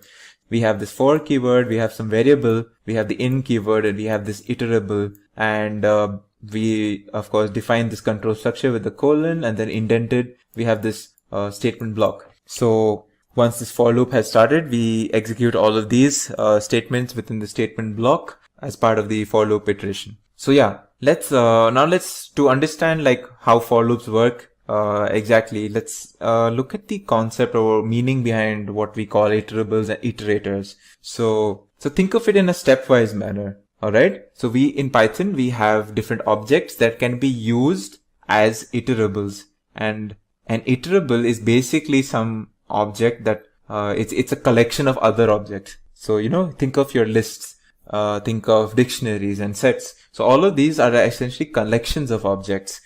So once we have these collection of objects, we can create an iterator out of it. How do we do that? Is we use the iter function. So for example, if I passed this list A through the iter function and I store it in some variable iter underscore A, and I see what is iter underscore A, it is actually a list iterator at some random memory location, which we don't really care about. Similarly, if I gave a tuple and I did the same thing, I will create a tuple iterator. And in the left, if you can see over here, I've done the exact same functions with sets and dictionaries as well. So I'm creating iterators out of these iterables, so as to speak. Now, what is an iterator? Well, an iterator is an object that yields values successively. So if my list contained 5 values or 5 objects, an iterator of this list will yield these values one after the other. And that is kind of how, or that is the basis for which we create loops. Let's see what we exactly mean using this, using another function that we call the next function. So the next function keeps moving from object to object within an iterator. So since I've created this list iterator, let's just do it once again. So as you can see, I've created this list iterator iter underscore A. Now with this iter underscore A, what I'm going to do is I'm going to use this next function. What next function does is, starting from the leftmost object within this iterator, I will keep yielding or I keep producing the values. So let's just see what happens when I do next for this particular variable. It gives me this object first. Now let's see what happens when I do it again. Now it gives me the object second. What if I did it again? It gives me third. Now if I kept doing this, it will keep giving me the different objects that were initially stored in A. That is first, and then second, third, fourth, and fifth, one after the other. So let's actually perform that. Now I get fourth, now I get fifth. Now a natural question is, now that I've exhausted all of these values, what will happen if I perform the next function again? Well, let's see what happens. I get an error, and this error is the stop iteration function error, which basically is telling me, look, you have exhausted all of the objects that were initially present in this list A, and you cannot keep doing the next function anymore. You cannot keep going further. So yeah, so this is what the next function does when it comes to the concept of iterators. Alright, so now we've learned two things. What is an iterator, and how do we create an iterator out of different collections of objects like a list or a tuple, and we've also learned how to use the next function. Now let's let's come back to our for loop that we started off this video with. So our for loop again, let's consider our for loop over here. As you can see, some for loop with the objects again 1, 2, 3, 4, and 5. Alright, this is a list. Now I'm going to do for x in a print x, and let's try to see what happens when we do this. Okay, as you can see, when I have executed this, it gives me 1, 2, 3, 4, and 5. So I have, first of all, let's look at this for loop. In this for loop, I define a new variable x, and then I say for x in a print x. And what's happening? Well, in each iteration, I'm printing whatever the value of x is at present. So in the first iteration, it is the first object 1. In the second iteration, it is the second object 2, then 3, 4, 5. And then finally, on its own, like this for loop knows that, okay, now once I have exhausted all of the objects within my iterator, I can stop doing this for loop and I can move on with the rest of the code. Alright, so think of it like a 3-step process, a for loop in Python. The first step is it calls an iter function to obtain an iterator for whatever we pass over here, this iterable. Second step, it calls the next function repeatedly in each iteration. Alright, to keep getting the next item from the iterator. So it gets 1, then it calls next, then it gets 2, then it calls next, and it gets 3, and then 4, and then 5, and so on. And then finally the third step is the termination step, is when after we do the final next, where we get this error, as you can see, the stop iteration error or exception. Finally, this tells the for loop function or the for loop that, okay, we have reached the end of our definite iteration or the end of our definite for loop, and this is where we must terminate our loop and then continue with the rest of the code. Alright, so this is how a for loop works in Python. Now it's very important to note that whatever we have discussed when it came to while loops, such as nesting of while loops and nesting of other control structures, is also applicable in the case of for loops. So if I had a for loop within another for loop, that is perfectly fine. If I had a while within a for loop, that is perfectly fine. So all of these are valid statement blocks that we can do. And again, for loop is another control structure, and so we must follow the concept of indentation when it comes to writing our statement blocks within a for loop. Okay, so now I'm going to speak about, in specific, I'm going to speak about this something called the range function. That is quite, you could say, it's used, definitely it's used in other areas of programming, but it's widely used in Python. I mean the for loop in Python. What I mean by this is that this range function is very important for the for loop, and we will see why. Okay, so let's look at one of the examples of using the range function. So what does the range function do is, if I give range 5, let's see what it does. It gives me range 0 to 5. What this basically tells me is that this will create an iterator that contains integers from 0 to 5. So it will contain the object 0, 1, 2, 3, 4, and 5. And we can use this as an iterator. So let's look at this. I have range 5. Let's store this in x. Okay. Now let's do a type just to see what happens when we do type x. It should give me the type of range, as you can see. And this is a type of an iterator in Python. Now let's see what happens when I do for I in x print I. Okay, let's see what happens. As you can see, it prints the number 0, 1, 2, 3, 4.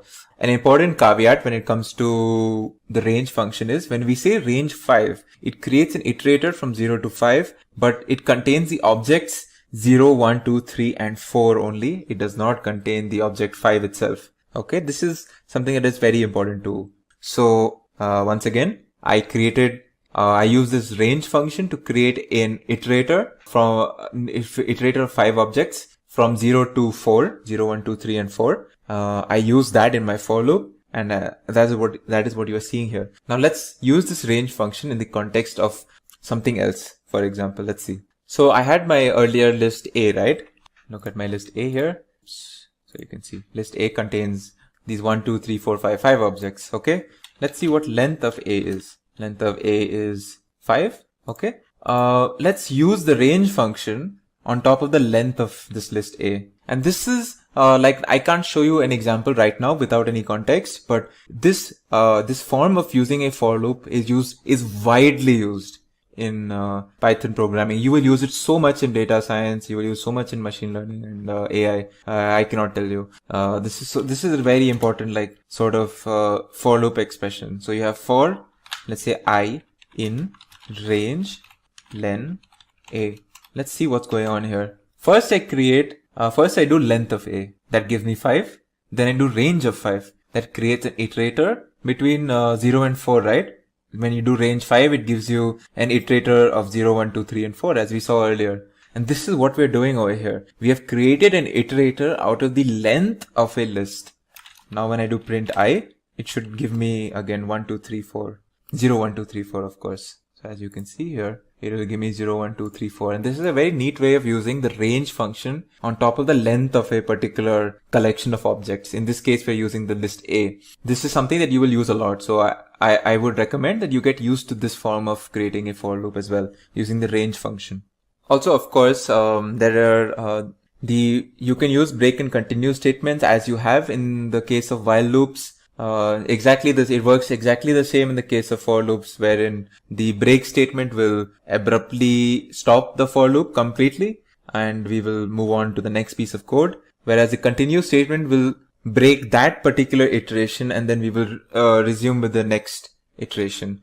So yeah, that was break and continue statements in for loops. Finally, I would like to show you something about how to use dictionaries as an iterator or as an iterable when it comes to for loops. So let's create our dictionary. Let's go. We have a dictionary already here. In fact, let's create this dictionary. Again, we'll store it in A. Okay. So I created this dictionary A. All right. So I have dictionary A. What I'm going to do is I'm going to pass it through the iter function, as you can see. And now I'm going to just, for the sake of showing you, I'll show you that it is actually an iterator of type of a specific dict key iterator type. All right. So now let's do something on this. So as you can see in the dictionary, I have the key first that has the value 1. I have the key second that has the value 2. I have the key third that has the value 3, and then fourth for 4, fifth for 5. Now, a good question would be, when I do iteration or when I do a for loop on top of this A, well, what is it going to pick up? Is it going to pick up first? Is it going to pick up the keys like these? Or is it going to pick up the values? Or is it going to go one by one? Key and then value and then key and the subsequent value. Let's see what actually happens. So let's do for I in iter underscore A print I. Let's see what is the iterations happening upon using this. So as you can see, we're using the keys. So by default, when we do this, when we create an iterator out of a dictionary, we use only the keys as our iterator elements or iterator values. But of course, like if you wanted to use values, all you would have to do is pass a dot values over here.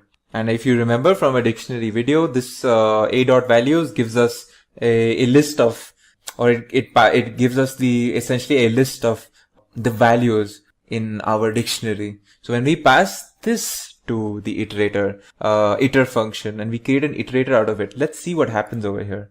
Now let's see what is iter underscore A. You can actually see it's now the dict value iterator at a particular memory location. So it's not the dict key as we saw earlier, it's a dict value iterator. So now that we have this dictionary value iterator, now let's print what are our iterator elements.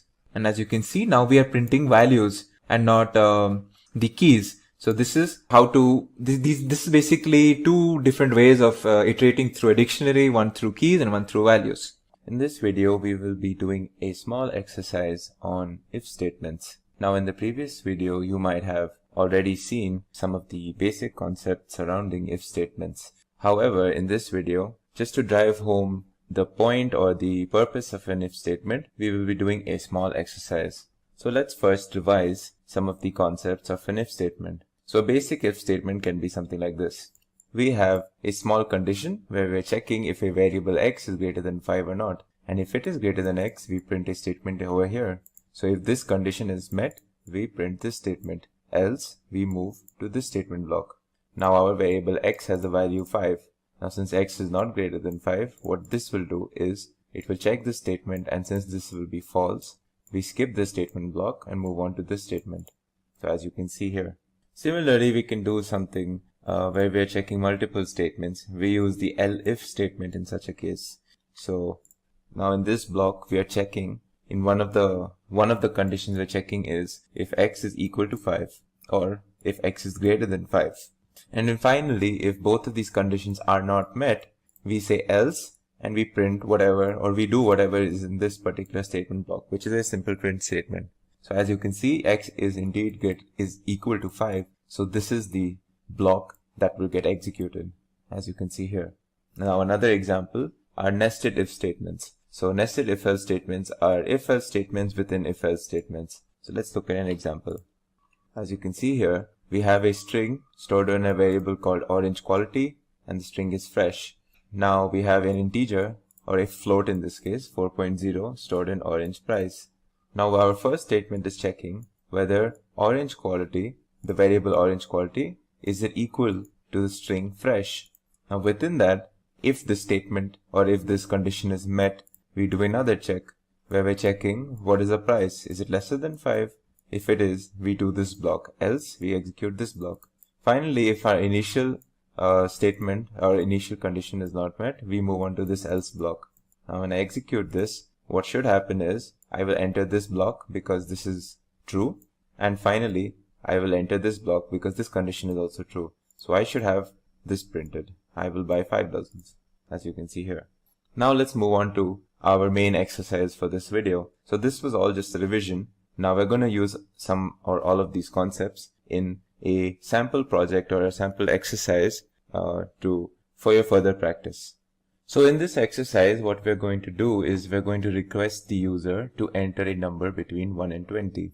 And our code is going to check whether this number entered is an even number or an odd number. So as you can see, there are 2 sets of checks that we're going to do in this code. The first check is going to be whether the number that is entered is between 1 and 20 or not. And if it is not, we have to say it's an invalid number. But if it is entered between 1 and 20, we have to move on to the further checks, which is whether it is an even or an odd number. So let's see how we do that. So in this piece of code, what we start with is a print statement saying please enter a number between 1 and 20. And then we add an input command. This input command will open a box where we can enter whatever number that we want to enter. Now we use this int keyword to make sure that whatever we have entered into the input box is stored as a int data type in the enter num variable. Once we do that, our first if statement is going to check whether the entered number is greater than or equal to 1 or lesser than equal to 20. And lesser than equal to 20. So both of these conditions have to be met. If this condition is true, then we have a valid input and this statement is printed that we have entered a valid number. And then we move on to the rest of the statement block within this if statement, which is another set of if and else if statements. If our number is not between 1 and 20, we move to this block and this block prints that we have entered an invalid number. Now, once we have, say, entered a valid number, we move on to this block, this if else statement block. Now what this block is checking is whether the entered number is an even number or not. Now as we know, an even number is divisible by 2 and leaves the remainder 0 when divided by 2. So this is what this check is doing. If this check is true, that means our number is even and we get printed that our number is even. The other check or the other if statement is checking whether it's an odd number, and that means when we divide by 2, we should get the remainder 1, as you can see here, and we get printed your number is odd. So let's execute this and see what happens when we enter a number. Now it's asking me to enter a number. Let's say I enter 17. Now that I have entered 17, as you can see, it's a valid number that I have entered, and the code is telling me that my number is indeed odd. Let's look at some other, what if I entered something else here? Let's say if I enter 16 now, since it's an even number. As you can see, 16 is also a valid number as it's between 1 and 20, and my number is even, and the code checks for that. Let's see what happens when I enter an invalid number. Let's say 25. Now when I enter 25, as you can see, it says I have entered an invalid number. And in this case, what has happened is this condition itself is not met, and I have moved on to this statement block. So to give you a breakdown as to how our code has executed this, let me show you an example for the number, say 9. When I enter 9, the first check that happens, of course, is this check, whether it's a valid number or not. And since it is between 1 and 20, we move on to this block. And in this block is checking whether our number is divisible by 2 or not. And since it is not, it will leave a remainder 1, and we execute this block, which says our number is odd, as you can see here. In this video, we're going to learn about the topic called file handling. Now, file handling is basically needed because most of the times when we're handling large and different types of data in Python or in general, we cannot store everything into a variable and we will have to use files. Now there are two types of files that we are going to deal with. They are binary and text files. So binary files are some of the files that most of the files that we commonly encounter, like document files, image files, video files, etc. Now all binary files are encoded in a particular format and they cannot be read by a normal text editor. And we would be needing certain specific softwares for specific files. Text files, on the other hand, do not have any specific encoding and they can be opened in the normal text editor itself. And they are like XML, CSS, HTML files, and so on. Now, there are 4 main operations that we can do in Python on files. They are open, read, write, and close. There are certain other operations as well, though, like rename, delete. So some of the most basic operations that we can do is obviously creating and opening a file. And the syntax is, as you can see here, where we use the open command and we give a file name and we give a mode and we store that in a particular variable. Now a mode is basically telling Python how to handle this opening. So we can have a read-only mode, which is done by this letter R, a write-only mode, which is done by letter W, and there are a bunch of other modes, such as read or write mode, which is done by R+. And we are going to see them as we encounter them. Now, it's important to note that what I just mentioned is for text files. If we are going to do, for binary files, we're going to do this file handling, then we would be using the letter B in front of whatever we were using in the case of text files. So if we were doing a read-only mode for opening a binary file, we would be using RB. And if we were doing read and write mode, read or write only mode, for a binary file, we would be using RB+. So basically just adding the B in the case of binary files. Let's look at a basic example. When we want to open a particular file, we are going to open, like in this example, I'm going to open some file called filehandling.txt in a read and write mode, read or write mode, and I'm going to store it in FO. So this is as simple as it gets. Similarly, if I wanted to do it for a binary file, since I'm using a binary file, I will use the letter B as well in the mode. And that's how you do it here. Now let's look at different ways in which we can read from a file. And there are 3 commands that we can use. We can use the read command followed by an optional number of characters. We can use the read line command followed by an optional number of characters, and the read lines command. So this optional number of characters is denoted by N over here. And basically it's telling us how many characters we want to print. So let's look at a simple example of where I'm going to print something called, so I'm going to take this and I'm going to do a print on top of this. So I've opened it and I've stored it in my file, and then I'm going to do a method or a function called read, and I'm going to say, like in this example, just read the whole thing. So as you can see, my file that I have opened has all of these lines. This is like the whole file basically. But now what if I wanted to open only the first 5 characters of this file, which is basically this? Well, in that case, let's open this once again. Now let's do the same read command, except we will give the character number, which is 5. As you can see, it's only printed 5. Now let's do a print read command and try to read the whole thing again. And you will notice something very interesting. Now when I do the read command, you can see it's kind of picked up from where we left off from our previous command. And that is the nature of how Python handles files. So if I wanted to again take the cursor back in such an example, I will have to open this again. And then I use this read command once again to get back to where I started from, as you can see here. Now another command that we can use is the read line command. So let's once again open this over here, and now we're going to use the read line command over here. So what read line command is going to do is each time we use this command, it's going to go one by one and read each particular line from this file. So in first case, it will take artificial intelligence, then data science, big data, and so on. So as you can see, if I execute this, it first takes artificial intelligence. Now if I did this command again, it will say data science. Next time if I do it, it should say big data, as you can see here. Okay, so this is the read line command. Now within the read line command also we can enter characters, and that will tell us basically that we want these number of characters from the next line. So if I want the first 6 characters of the next line, I will say 6, I will enter 6 here, and it will give me the first 6 characters of this particular line, which is the next line that is to come, as you can see here. Now another way in which we can print whatever is there in our file line by line is by using a for loop. So again, I'm going to open this file, I'm going to store it here. Now I'm going to use a for loop saying that for line in my file. And what this does is basically at each iteration, it's going to take each line and store it in this variable that we enter over here, which is called line itself. And we're going to print that. At the end of the loop, what we'll have is all of the lines have been printed one by one. And another thing that we can do right now is, say we want to read a particular line. Say I wanted you to read the 5th line of my file.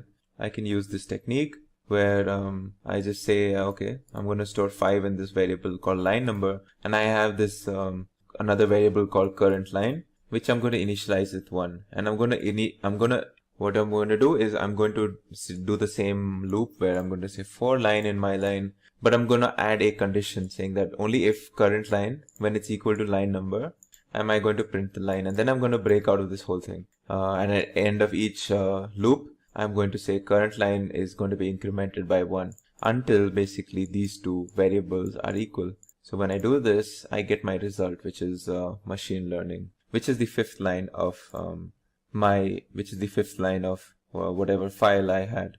Now we're going to move on to the topic of image file handling. So we saw how we handled and we saw certain operations around text files. And text files are obviously something that we're going to use a lot. But we are also going to be using files such as images a lot. And let's look at certain examples and certain use cases around image file handling. So my first step is going to be importing a bunch of modules and packages. Now the details of these modules and these packages are not important as of right now because they will be covered in a future video. But just keep a note of some of these packages such as let's say NumPy and the image package.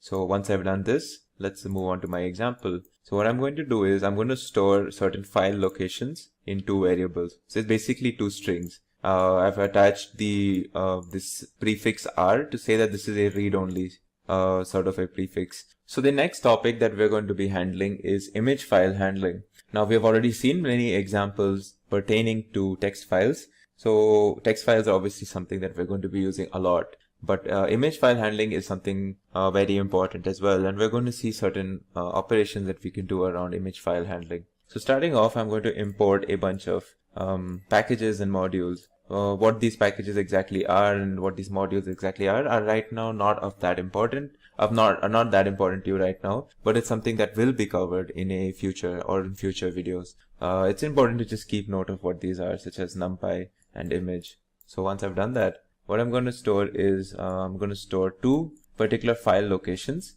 in 2 variables, location 1 and location 2. And I've prefixed them with R just to say that these are raw strings. So once I've done that, I'm going to use the image from the image package. I'm going to say open, and I'm going to say open from this particular location and this particular location. And I'm going to store these images in IM1 and IM2 over here. Very similar to a normal text file opening. Now, once we've done this, we can access certain properties of this image using, say, format, which tells us the format of the file. It identifies the source of an image. And if the image is not read from a file, it is set to none. We can also see the size of the file using the size attribute, and we can see the mode, which basically defines the number and names of the bands in the image and also contains the pixel type and depth.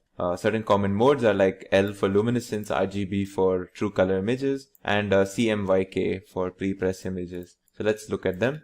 So when I access this, you can see my first file is of JPEG of this size and an RGB format image. And my second image is another JPEG, slightly bigger image, and again RGB. Now we can also, of course, display these images, and to do that, we can use the PLT. Again, PLT is supposed to stand for matplotlib.pyplot. It's a particular package that again you don't need to know the details of right now, but this is how we would do this. So I'm going to use a bunch of commands and methods such as figure and subplot and then IMShow. So once I have done this, as you can see, both of my images, with this being IM1, this being IM2, have been produced on the screen, as you can see. I can also use display, this display function followed by the name of the file, and this will simply display my image, as you can see here. Now I can obviously save a particular image using the save function, which is as simple as just doing this. So I'm going to save the image as im_save.jpg over here. Now, if I wanted to crop an image, I can do that as well. So I stored the dimensions that I want cropped in the form of a tuple, as you can see here, and I'm going to pass that tuple to the crop function, and I'm going to apply that on top of im1, and I'm going to store that to region. Once I've done that, as you can see, so basically what I've done is I've cropped this image based on whatever I've passed here, and I've stored it into region. And now if I wanted to see what was actually in that crop, I can just do the imShow function, and I'm going to pass the particular cropped image, which is denoted by region, as you can see here. And you can see my cropped image is basically a left portion of this whole image has been cropped out, and I have produced it over here. Now I can also use the copy function. It's a simple basically copy. You use the copy function, and it copies an image onto another variable that you have assigned. And when I use the imShow function, I'm going to show you the copied image, which is basically the same. Now we can do the transpose operation as well.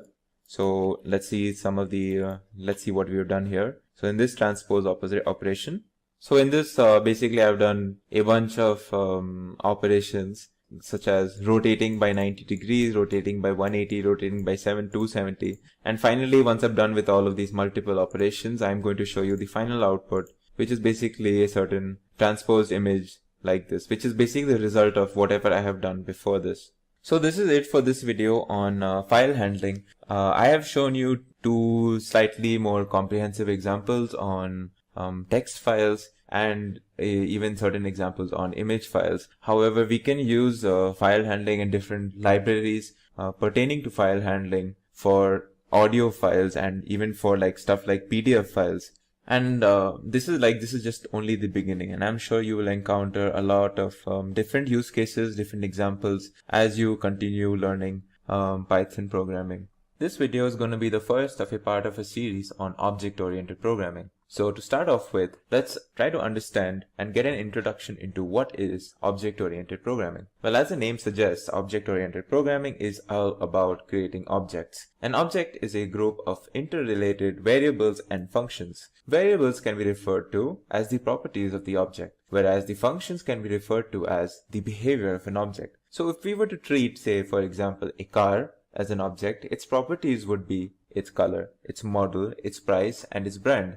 Whereas its behavior, or functions for that matter, would be like accelerating, gear change, braking. Similarly, if I gave you an example of a dog as an object, we could consider the properties of the dog as its weight, or its name, its breed, its color, whereas its functions could be, say, barking, playing, eating, walking, etc.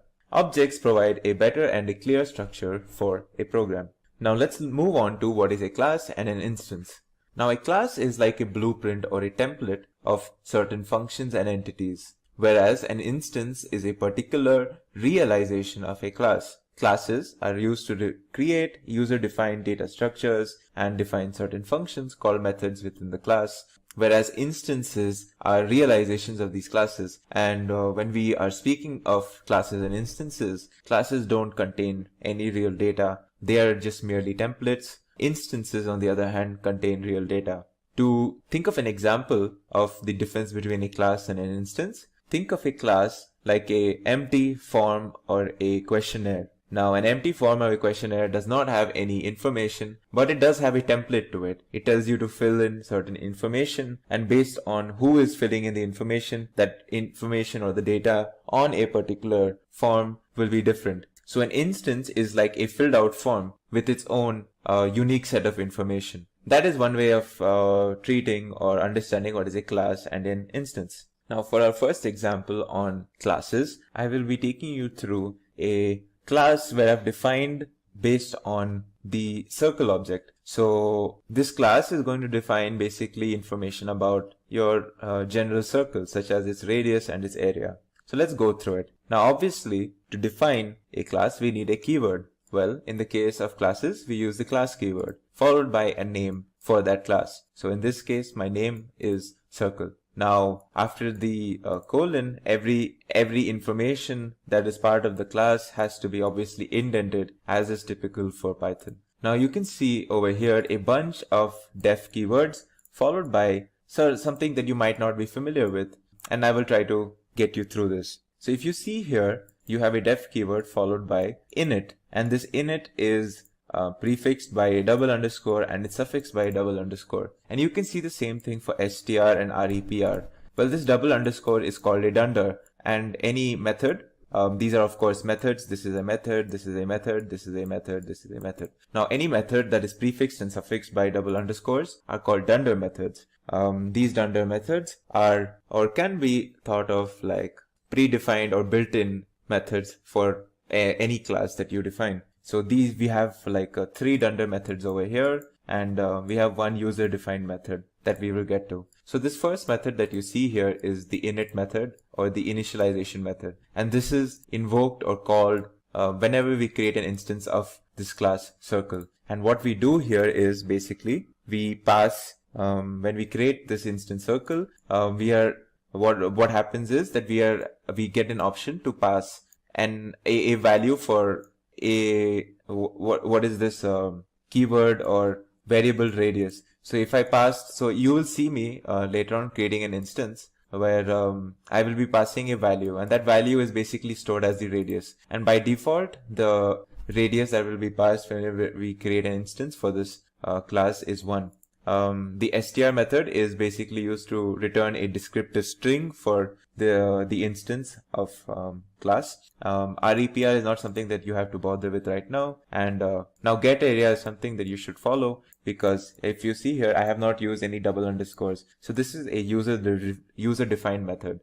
User defined methods are so methods that we define, and these are like tasks that we define on our own. So in my user defined method called getArea, I will be returning the area of this circle based on the radius that I pass to it. Now if you notice here, before in every method, I have this self keyword before any other attribute. So like this has self, even the getArea has self. Now what this means, self is like an optional keyword that is used to improve readability of a program, first of all. And it's also the function of the self keyword is basically telling Python that, any of the methods that we are invoking in this class or the instance of this class has to refer to attributes and variables within that instance of that class. So if I'm going to use getArea function, I'm going to get values and attribute values and variable values based on only the current instance of that particular class. Self is obviously optional, we don't really need it, but basically the first attribute of any method is basically what is the instance that the method is invoked upon. So if I say self, I'm telling this particular function that okay, all the value that you're going to get for performing whatever task you want is going to be found in that particular instance where you have been invoked itself. Now don't worry if all this is very confusing. This might be in the beginning, but just try to understand that this is something that we do for good practice, and you will understand when to use self or when not to use self as you learn about object-oriented programming.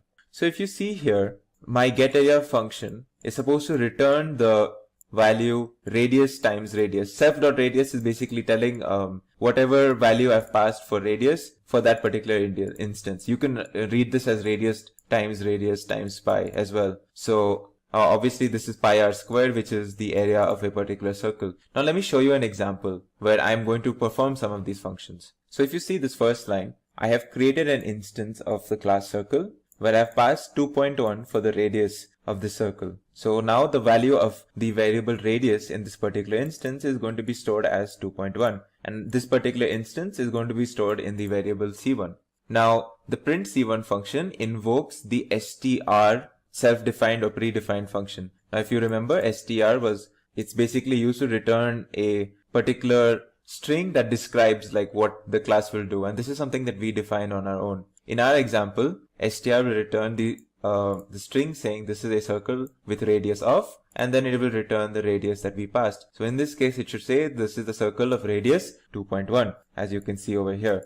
So if I execute this, you can notice this line. This is a circle with radius 2.1, and this is invoked by the print function. The print basically invokes the dunder str function. which does all of this. Now in the next line we say print c1.getArea. So this is going to print the value of the what gets returned when we invoke the method getArea for this particular instance c1. So obviously in this particular instance our radius is 2.1. So the getArea function should do pi times 2.1 square, and the value is, as you can see here, is some 13.85. So that is the area that we got. Now if we want to print a particular radius, we just say print c1.radius. So this will print the value of what is stored in radius for the particular instance c1. Now you might notice me using a dot whenever it comes to defining a certain function or a keyword. Well, anytime that we want to invoke or use a method of a particular class, we have to use the dot keyword. So we use the instance name c1 dot followed by whatever method that we want to use. So if we want to use the getArea function, we say c1.getArea. If we want to find out what is there in the radius radius variable of a particular instance, we say c1.radius. Now before we move on, let's talk about some of the naming conventions. Class names are initial capitalized. So if our class name is, for example, if it's camel case, well, each word that is part of this class has its first letter capitalized. Variables and method names are in lower class. So if my class was called circle, we say class circle with C being in capital. Now moving on, let's talk about how we initialize or define instance variables. Now instance variables are declared within the init method. If you remember from the earlier example of circle, init is a dunder method which followed and it's preceded by double underscore, as you can see here. Now if you see in this particular case, I have again used the self keyword, and as I mentioned earlier, the self keyword is the first parameter of all member methods. And this basically binds that particular method to the particular instance itself during invocation. So every time a new circle object is created, the .init function sets the initial state of the object by assigning the values of the object's properties. So the init function basically initializes each and every new instance of of our class. So we can give init any number of parameters, but the first parameter must always be a variable called self. Now when a new class instance is created, the instance is automatically passed to the self parameter in init so that new attributes can be defined on the object. Inside the init method, the self.radius basically means that we want the value of radius based on the current instance itself. So as you can see, radius defines an instance variable radius, and we're going to use the particular instance and its value for radius in our variable radius. Now instance, the init function is not a constructor, but it is an initializer to create instance variables. The init function also will never return a value, and it is optional and can be omitted if there are no instance variables.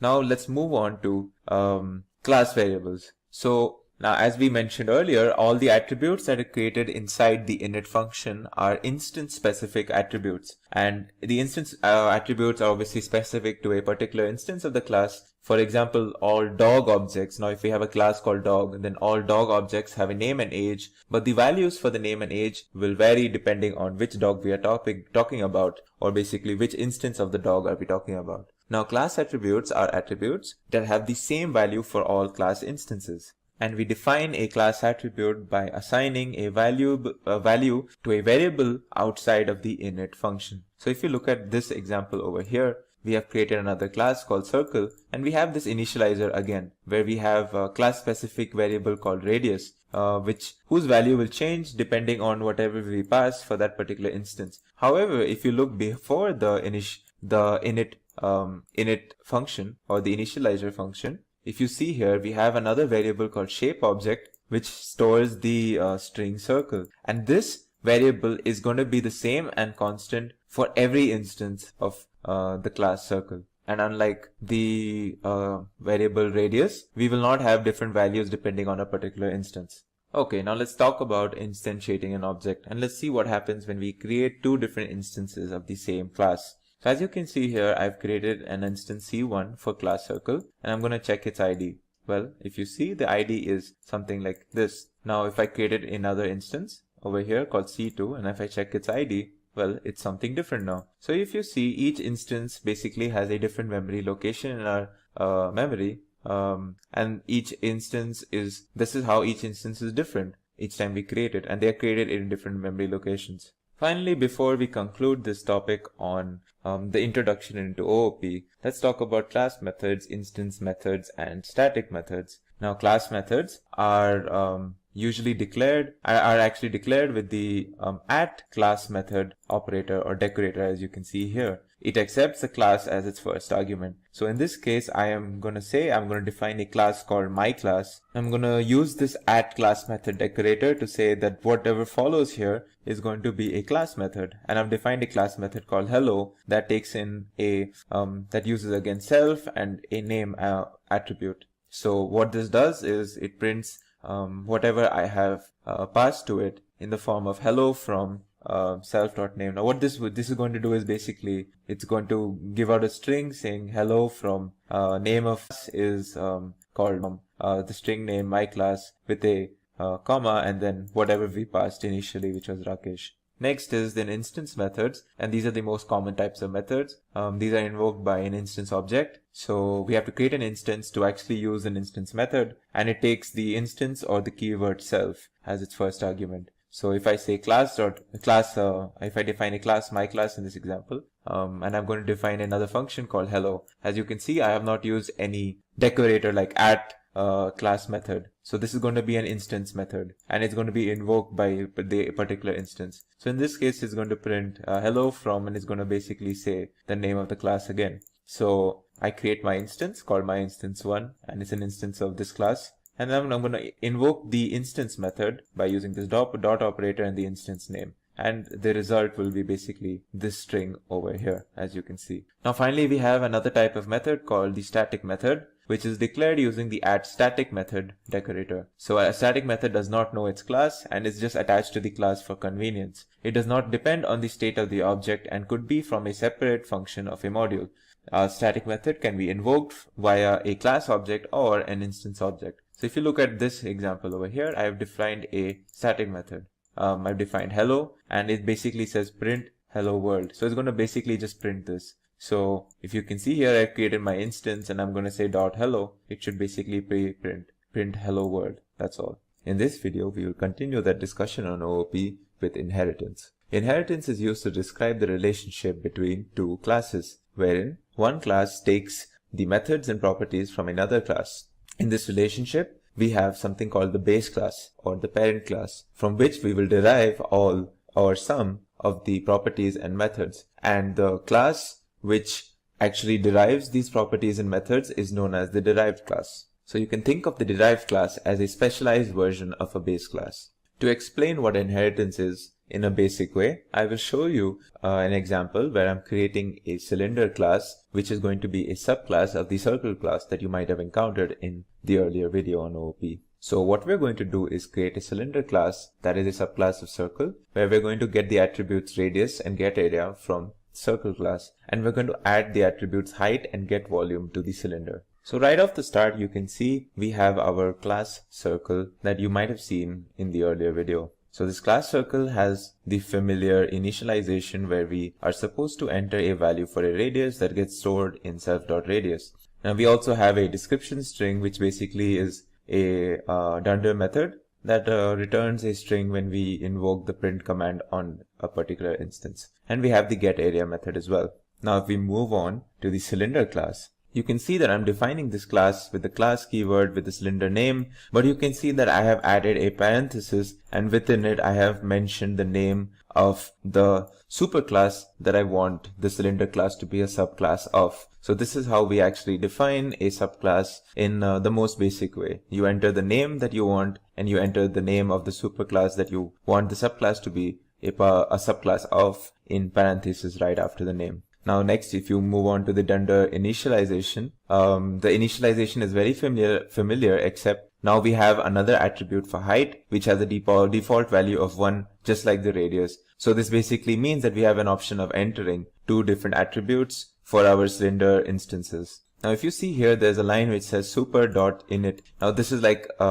this is a command which we use to invoke the superclass's initializer. So anytime we create an instance for cylinder, we also want an initialization for the circle method as well as a part of our cylinder instance. Next, you can see that much like how we stored the radius attribute in self.radius, we're also storing the height attribute in self.height. Now even this cylinder class has an str method to return a particular string if we use this print function. And finally we get on to a new method that we have defined only for the cylinder class called getVolume. Now if you see the getVolume, it returns us basically the volume of the cylinder that is being described in the particular instance, for which we enter the height and the radius. So if you can see here, what we basically added extra is a height attribute and another method called getVolume. And the other parts of the circle superclass, such as radius and getArea, are also going to be a part of cylinder, even though you do not explicitly see them anywhere here.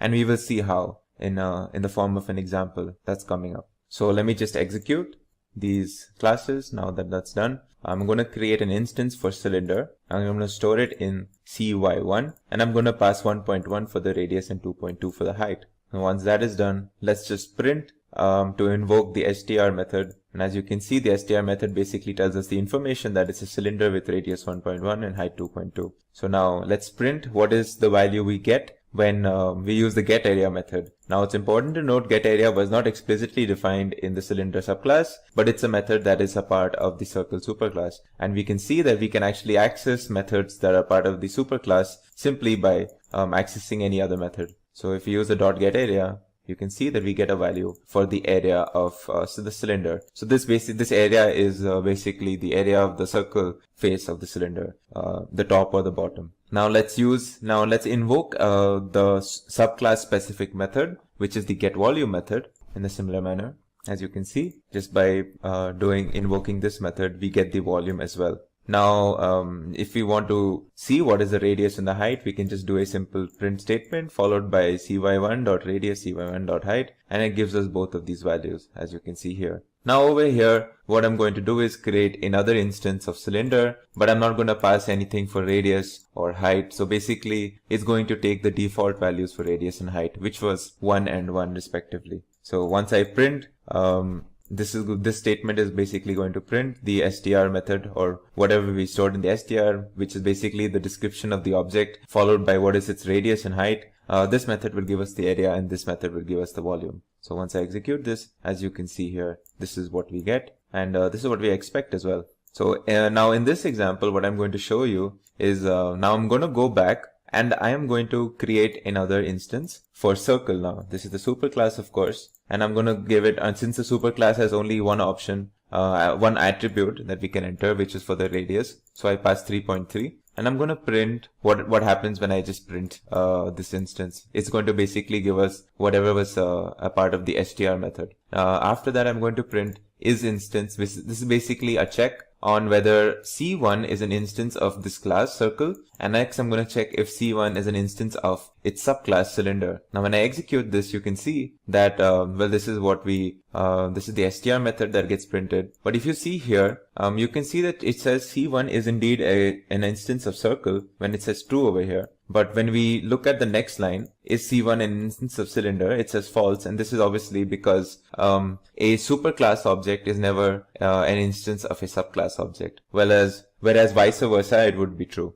Now in the next part of this video, what we're going to do is look at the different types of inheritances in Python. So there are basically 5 types of inheritance in Python. There is the single inheritance, there's multiple inheritance, multi-level inheritance, hierarchical, and hybrid inheritance. So we will go one by one and see each of these examples. Starting off, we have the single inheritance. This is simply where we have one base class and one derived class from that base class. So this is just simple single inheritance. And in this example, you can see I have a class called country, where I have a method that I have defined called show country, which is basically going to say print this is India. It's basically going to go print this every time we invoke this show country method. Then we have a class called state, which derives from the superclass called country, where we have a method called show state, which is going to say print this is state every time. So you can see I created an instance of the class state, and through that instance I can access the superclass and the subclass methods over here.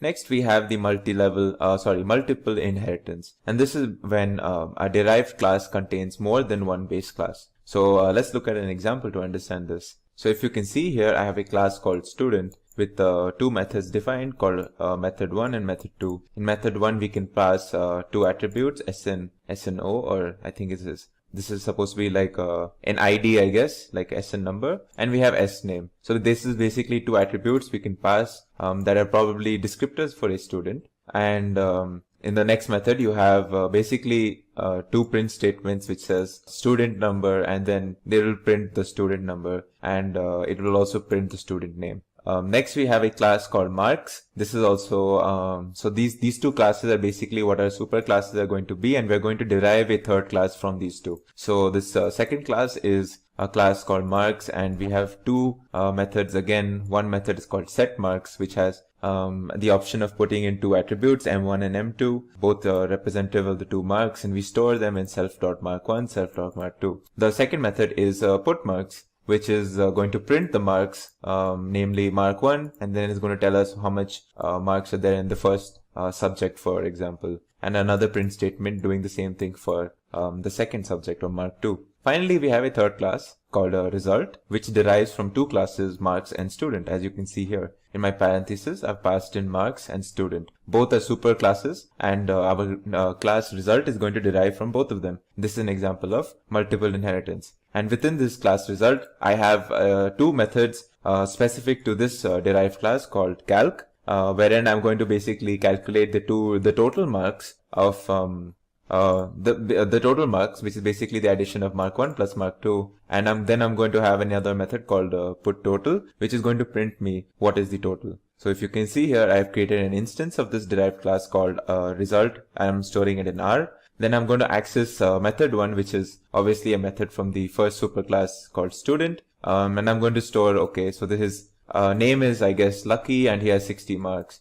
Secondly, then I'm going to do our set marks, which is the method from the second superclass, which is going to set the marks respectively. So you have Lucky student, and his ID is 60, and he has got 50 and 60 marks respectively in, say, the first two subjects. And finally, I'm going to access the derived class method called calc. So this is going to do the sum. Finally, I'm going to also do our method 2, which is going to print our student number and his student name. Next, we're going to have put marks, which is going to tell us the what are the individual marks for mark 1 and mark 2, and then finally we're going to print the total marks with put total. So once I execute this, you can see here it says student number 60, student name Lucky, marks 1 is 50 as I had written here, marks 2 is 60 as I passed here, and then total is 110, which is basically 50 plus 60. Our next type of inheritance is called multi-level inheritance. Now multi-level inheritance can be assumed as where you take a superclass, let's call it A, and you derive a class B from that class A. Now what if we derived a class C from B, and we kept doing this? So until, say, a class E. Now each of these steps is in its own an inheritance, but this whole relationship can be described as a multi-level inheritance. So let's take an example again. So this time I've defined a class called student, where I have defined two methods called setStud and putStud, or you can call it setStudent and putStudent. In my first method, I have two options of adding two attributes. Again, this is the student number, this is the student name. In my second method, I am going to print what is the student number and what is the student name. Finally, next we have another class called marks, which derives from the first class called student. This has two methods called setMarks, where I'm going to again get the option of adding two integers for M1 and M2, which is going to represent mark 1 and mark 2. And finally, I have putMarks, the method which is going to print mark 1 and mark 2.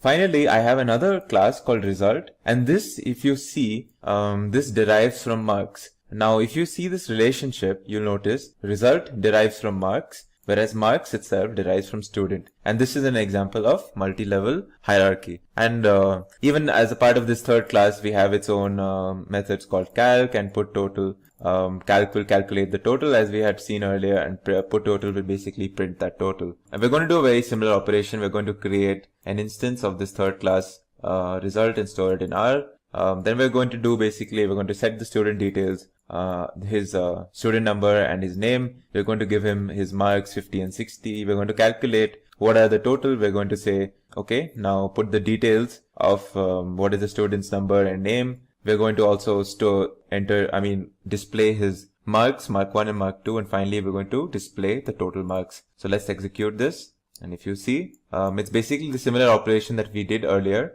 but the only difference is in the earlier example, our third class result was derived from marks and student together. So this was an example of multiple inheritance, whereas in this example, the result class derives from marks and marks itself derives from student. So this is an example of multi-level inheritance. Finally, we have, penultimately, we have as our fourth example of inheritance called hierarchical inheritance. Pardon my mispronunciation, it's hierarchical inheritance. So in this case, a base class basically will contain more than one derived class. So let's look at an example of what we mean here. So I have a class called 1 where I have defined a method called display, where what I'm going to do is I'm going to store self.x is equal to 1000 and self.y is equal to 2000. Then what I'm going to do is I'm going to print a statement saying this is the method in class 1, and I'm going to say after that I'm going to print another statement saying value of x is self.x, which is going to be 1000. Then I'm going to have another print statement saying value of y is self.y, which is going to be 2000. Finally, next I have another class called 2. This is going to derive from class 1, as you can see here. And in this class 2, I have defined another method called add. And in this method add, what I'm going to do is I'm going to first print a statement saying this is the method in class 2. And then I'm going to actually print the result of x plus y, which is 1000 plus 2000. Finally, I have another class called 3. And this is also deriving from 1. So if you notice, we have one parent class called 1. And from this one parent class, we're going to derive two different subclasses called 2 and 3. So this is an example of hierarchical inheritance. Now in this class 3, what I've done is I've defined a multiplication method. And what I'm going to do is print, first of all, I'm going to print this when I invoke this method, that this is the method in class 3. Finally, I'm going to say, I'm going to print the result of x times y, which is 1000 times 2000. So if you see, I am going to create an instance of 2 and I'm going to create an instance of 3, and I'm going to store them in T1 and T2. Now since T1 is an instance of 2, so I can access its methods add and I can access its methods display. So I'm going to use T1.display, and even in T2, since it's a class, it's an instance of class 3 and this also derives from class 1, I can also access its method display, but now I cannot access add, but I can access multiply. So if you see here, I access add through T1 instance, since add is a part of class 2, whereas multiply is a method in class 3. So I access it in its respective instance, which is T2. So if you see here, now once I execute this, what you will get is basically the results. So first of all, it will basically display the method from class 1, which is a display method. It will display the values of x and y. And since I've done this twice from two different instances, it will basically show a repetition over here. Finally, I've done the addition, and since this is a method in class 2, it is going to say as much, that this is a method in class 2, and then it's going to say x plus y is 3000. And now multiply is a method in the third class, so it's going to say this is a method in class 3, and it's going to tell me what is the multiplication result. Finally, we have what is called hybrid inheritance, and this is a combination of multiple plus multi-level inheritance that you saw earlier. So let's again understand this through this example. So we have a class called student, where we have a method called setStudent. Again, two attributes we can pass here for student number and student name. Next, we have another method, part of the class student, called putStudent. So this will print us the student number and student name. Next, we have a class called marks, and this marks inherits from student. So we have a method in class marks called setMarks, where we can pass two attributes for mark 1 and mark 2 respectively. And as we had seen earlier, we also have a putMarks, which will display the marks for marks 1 and marks 2. We have a class called practical. This practical is basically another superclass. If you see here, since this does not derive from anything, it is a superclass on its own. And what it does is it has two methods, getPractical, and we can pass an attribute for p1 here, and we store that in self.p1. And then we have an attribute for putPractical, which will print us the practical marks, whatever we passed for this attribute in p1. Finally, if you see, we have a class called result. Now in this result, we are going to derive from marks and practical. But if you notice here, marks itself is a subclass of student. So this is an example of multi-level inheritance. Whereas since result derives from marks and practical both, it is also an example of multiple inheritance. So if you see, notice here, this is an example of multiple and multiple level inheritance, which is basically what we call hybrid inheritance. And as we had seen earlier, this result class will have a calc method to do a total of the marks. In this case, mark 1 plus mark 2 plus the practical mark P1. And we have a put total method, which is basically going to print us the total. So now we're going to create an instance of this result. And through this instance of result, we're going to first invoke the parent class method called setStudent, which is the second level parent, basically the student class setStudent method. So we're going to setStudent here. We're going to say 60 is the student ID and name is Ash. Then we have setMarks, which is again the second level parent, which is a student class, where we set the marks. Finally, we access this getPractical. Now, if you notice, getPractical is part of the practical superclass. So in this, we store the third subject of the practical marks 100. Then we calculate the total and we put first the student details, then we put the individual marks, then we put the practical marks, and finally we enter what is the total. So let's execute this. And if you notice, you will see here student number is 60, student name, and all the basically whatever details we wanted is shown over here. In this video, we will continue our discussion on object-oriented programming with the topic of polymorphism. Now, the term polymorphism in OOP refers to the ability of an object to adapt the code to the type of data it is processing. Polymorphism is one of the key concepts of Python, and it is also a built-in feature of Python. An example to get us started on polymorphism would be how we use the plus operator. We use the plus operator not only for arithmetic additions, but we also use the plus operator for stuff like string concatenations or joining two lists together. This example, where we are able to use the plus operator for different operations, is an example of polymorphism. To show you what I mean, I have basically done a simple addition operation here, where I'm adding two variables, number 1 and number 2. When I do it on integers, it basically adds 1 plus 2. Now when I use it on two strings, str1 and str2, which contains Python and programming, two separate strings, and when I use the plus operator on these, you can see what it does here. It forms one string containing both of these individual strings. So this is basically the plus operator showing polymorphism, and is one of the simplest occurrences and yet most common occurrences of polymorphism in Python. Another example of polymorphism would be through the length function. The length function in Python is something that we use a lot and over multiple data types. Depending on the data type that we use the length function for, we get a different value or a different sort of information from the length function. Now, if you see here from this diagram, when we use the length function on a string, it gives us the length of the string. When we use the length function on a list, it gives us the number of items. Whereas if we use the length function on a dictionary, it gives us the number of keys. So this is, well, another example of how we have polymorphism in a function. Now what we're going to do is look at the different techniques through which we can enable polymorphisms in our code. Our first example that we are going to look at is through method overloading. Now, method overloading in its traditional sense, where we can have a method with the same name, more than one method with the same name in the same class, is not exactly possible in Python. So if we have multiple methods with the same name in a class in Python, which may differ in types and number of arguments, are not allowed and not supported in Python. In fact, if we did something like this, where we created a method with different say types and number and arguments, but having the same name in the same class, then what Python will do is it will only recognize the last defined method, and it will not recognize any of the earlier methods with the same name. But we can simulate polymorphism through method overloading by using default arguments in a method. Now, for example, what I'm going to show you here is an example where I have a method called sum. Now, by default, it has three attributes that you can pass through this method.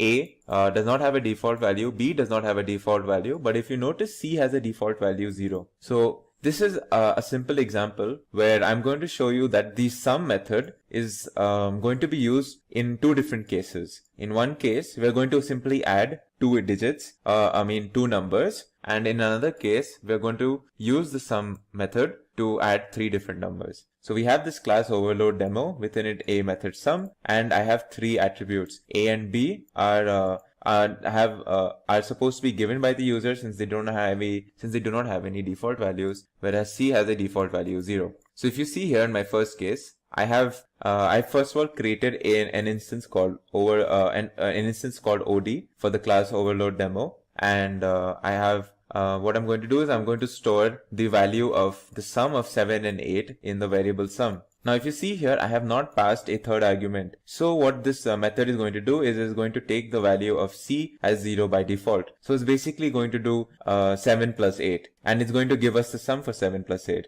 And in the next instance, I'm going to give 3 arguments, 7, 8 and 9. So now C will be replaced by 9 instead of 0, and then I'm going to get the sum of 7, 8 and 9. So in this is not a very commonly used thing, but it's basically a method just to show you that we can actually simulate method overloading in Python by using default arguments. So I've basically shown you how the same method sum has been used to do the addition of 2 digits, and then in another instance is doing the addition of 3 digits. It might look very similar, but you'll basically notice that by having this third attribute C have a default value of 0, I have induced some form of polymorphism through method overloading. Now the next way that we can induce polymorphism is through inheritance, which is called method overriding as well. Now method overriding gives us the ability to change the way or change the implementation of a method in a child class which is defined already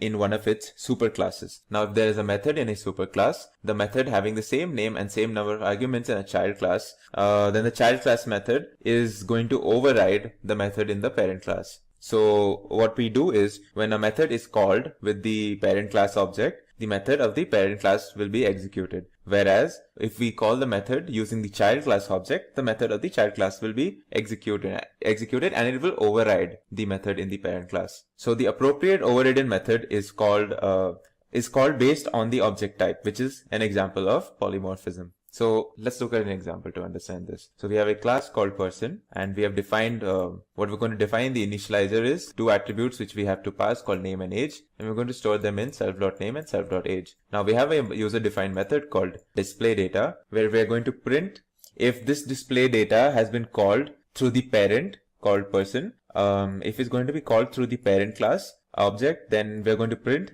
in parent class display method, and then we're going to print the name and age that we have entered. Now we have another class called employee, which is going to be a derived class on person. So it's going to so it's also going to have an initializer, and this constructor will basically what this initializer will have is it'll have an constructor for the superclass, where we're going to do this the same initialization that we do in the superclass, but we're also going to store another attribute called ID in self.employeeID. And if you see here, we also have another method called display data, which is the same named method from person. But now if you see in display data, I have almost the same information. I'm going to print the name, I'm going to print the age. But if you see the first statement, I'm going to say, if I'm going to call this method from the employee object, then I'm going to say in child class display data method instead of in parent class display data method, to say that basically I'm invoking this method from the child class object. And I'm also going to print on top of the whatever I'm printing before, I'm also going to print the employee ID.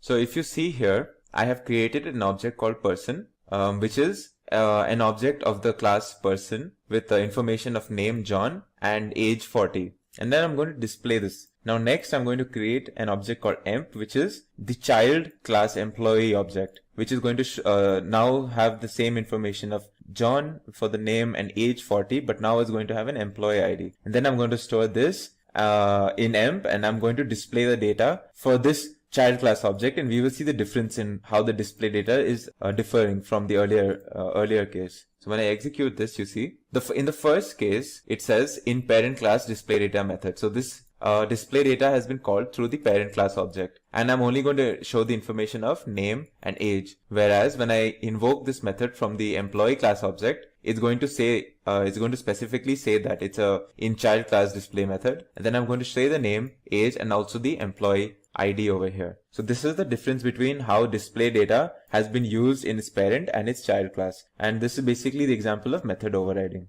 Now our next example of polymorphism is going to be through operator overloading. And operator overloading is the ability to overload the operator to provide extra functionality in addition to its real or core operation. And operator overloading is also an example of polymorphism, as the same operator can perform different actions. The earlier example of where we use the plus operator for different operations is an example of operator overloading polymorphism. Now, when is operator overloading required? Well, anytime you want an operator to perform a different function for you in your custom objects, you would basically do operator overloading. Now, an example of this would be what I'm going to show you below. So if you see this class called point, it has an initializer where I'm going to store two attributes x and y in self.x and y, and in self.x and self.y. Now I'm going to create one object called p1 where I'm going to create point 1 and 2. So you can think of this object as basically like a coordinate, x coordinate 1, y coordinate 2. This is one point, and another point called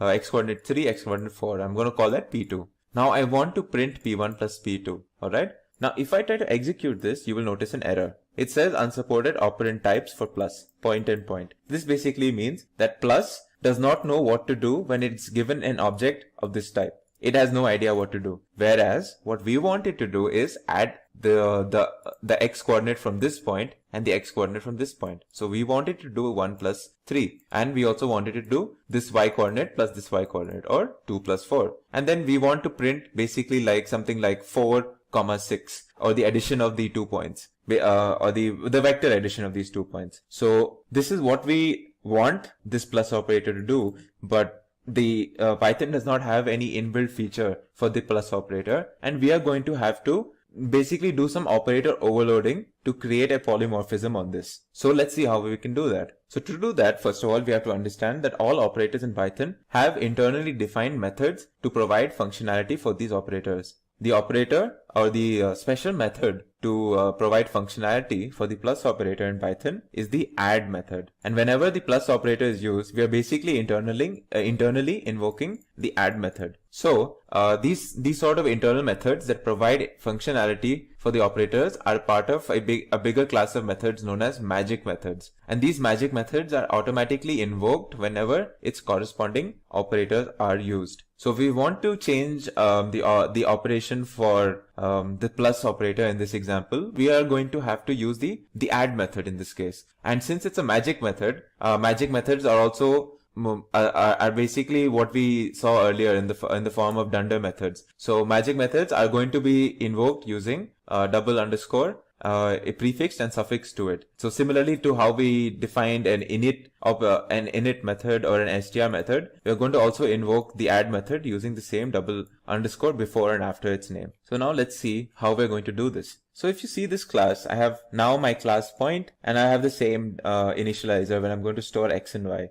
Now I am going to define on this add magic method, I am going to override the normal functionality of plus, and I'm going to give it a very specific function where I'm going to say for two different objects, you're going to add its the first part or its so-called x coordinate with the other x coordinate, and the y coordinate with the other y coordinate, and you need to return this to me in the form of a similar object. So now when I pass 1 and 2 and 3 and 4, it should return me 4 and 6. As you can see here, I have basically done what I wanted to do by operator overloading. I have changed, or I have overloaded this plus operator using this add magic method, and I have created a new functionality for this add function for these 2 points 1 and 2, 3 and 4. Now I'm able to add 1, 2, 3, 4 in the way I wanted to. So now that you saw how we did operator overloading, I'm just going to show you a list of similar magic methods for different operators that we are familiar with. So the plus operator already we've seen has the add method. Then we have the minus operator with the sub method. And similarly, we have for all of these operations such as multiplication, division, we have its respective magic methods. These magic methods are again prefixed with 2 underscores and suffix with 2 underscores, and they are also called dunders in Python. So this is how we would do operator overloading in Python for whatever operator we want. Similarly, we can do this for like comparison operators and for unary operators as well. So look at this example now where I'm going to overload the multiplication or the asterisk operator. So I've again defined a point a class called point, and I'm going to define an initializer where I'm going to store some attribute x in self.x. Now what I'm going to do is I'm going to overload the multiplication operator, where I'm going to basically allow the this asterisk operator to multiply two objects from, like, for example, 12 and 5.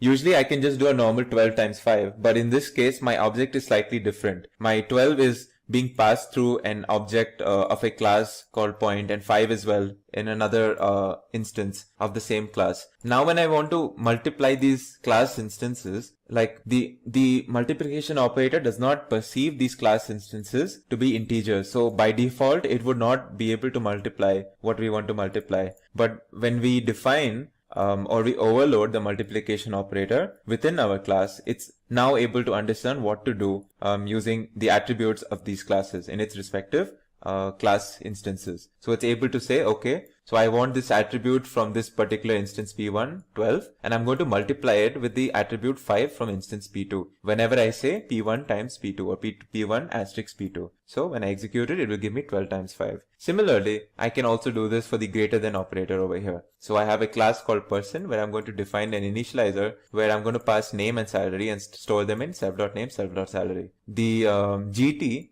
method is basically the greater than method, magic method, and it's going to we're going to use this to overload the greater than operator. And now again, using this greater than operator, I'm able to basically say object 1 greater than object 2, and I'm basically able to check through this, and if object 1 is greater than object 2, it will basically tell us if it is true or false, or basically whatever like we want to know. So basically the print statement will check for object 1.name, and it will say earns more than object 2.name if in case object 1 is indeed greater than object 2. So when I execute this, you can see here, my first information says John is earning 4,500 of some units, Natasha is earning 6,000 of some units. So it will say John earns more than Natasha. Well, it's false because object 1 is not greater than object 2. So since 4,500 is not actually greater than 6,000. And this is the check that I'm doing by overloading the GT operator over here, where I'm returning the Boolean value of what is greater, self.salary or other.salary. Self being the first object in any comparison. So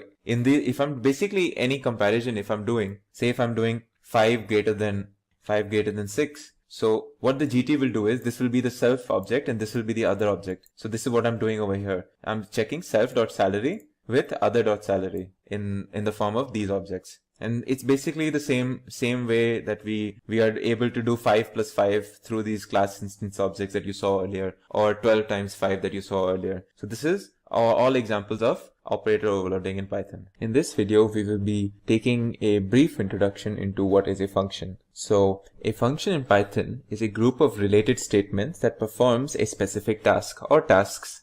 Now, functions help break our program into smaller and modular pieces of code, and it's very good and very convenient to use functions to make our code organized and manageable, especially as our overall program grows larger. It also helps us to avoid repetition and makes the code reusable. So let's look at the basic way of defining a function. So this is a basic function that I'm calling fun_name. All right.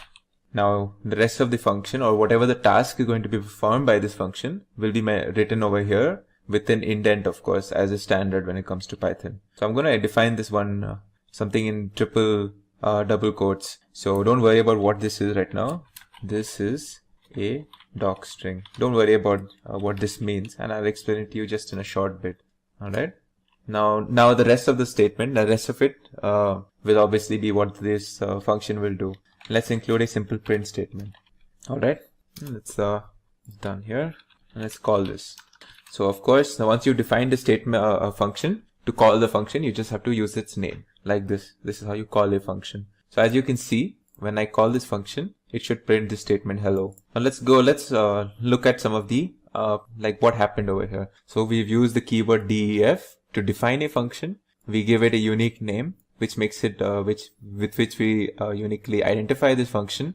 And also, once we've done this, we can give this function a particular header. It's called a doc string. So what this doc string is basically something that we include in triple quotes over here just after the def keyword. And this is like a brief we can use this to give a brief give brief information into what our function is doing. So we can say this is this function performs addition, this performs subtraction, or whatever, like some basic information as to what our function does. So we can use a docstring for that. Of course, this is an optional thing. This does not have to be, we don't have to include this as well. Alright, but for the sake of this, let's just keep it here.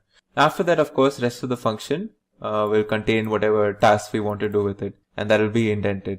Finally, we can also include a return keyword. And what the return keyword does is, at any point you find the return keyword in a function, you immediately leave the function and you go back to where this function was called.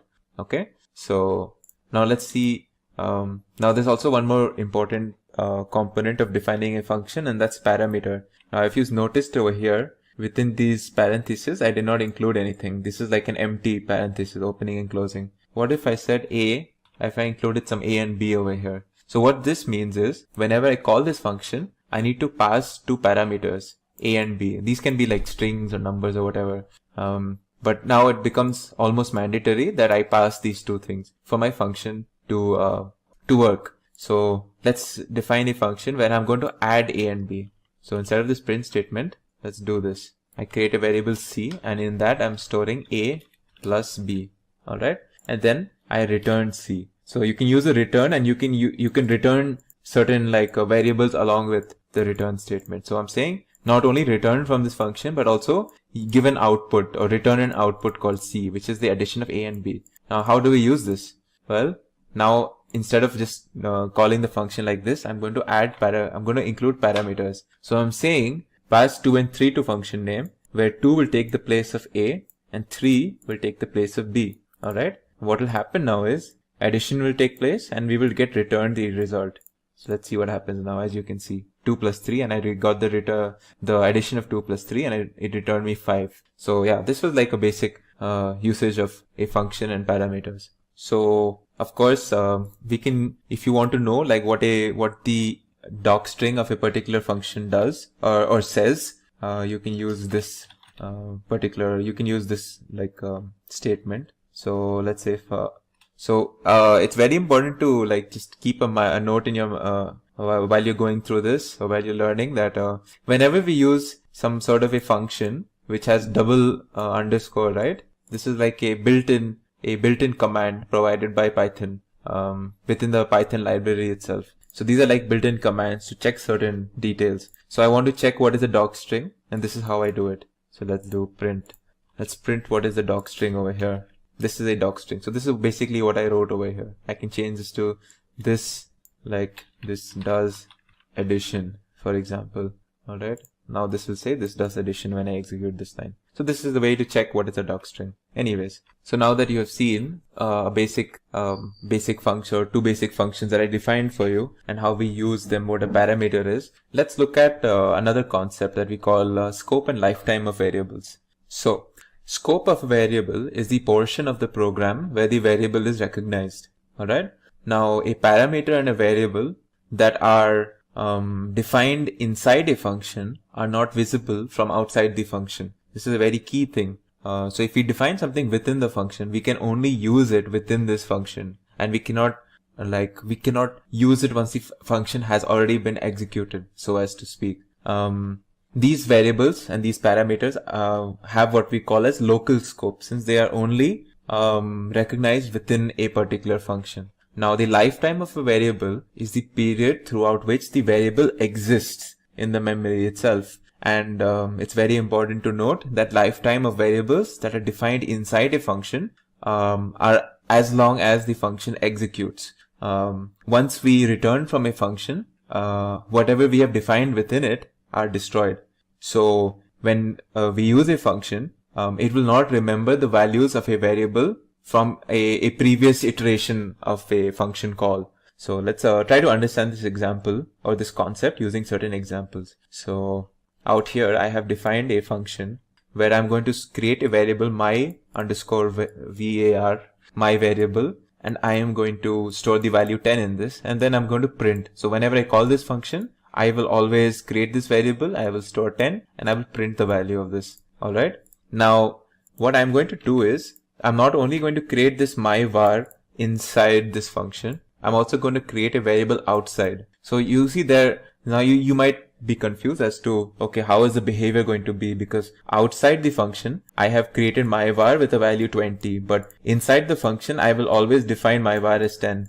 Okay. Now I'm going to print. So what I'm going to first do is I'm going to execute this function that I created initially, where I store the value of 10 in my var. And then I'm going to print the value of my var that was present outside the function. Let's see what happens.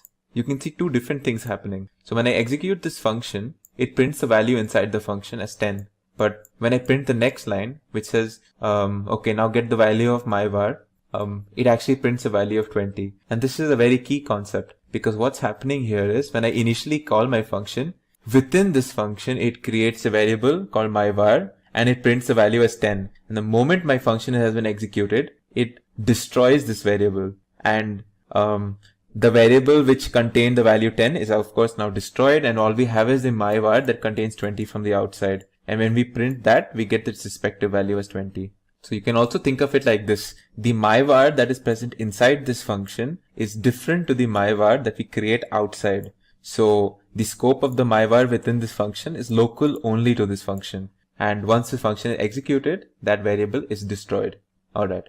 Now let's look at another case, or the other side of this case, where say we're dealing with variables that have a global scope. How do we deal with them? So let's create a variable called myvar. Alright. And I say I store 100 in this. Alright. Now if I define a function, I've stored myvar. Let's say I define a function.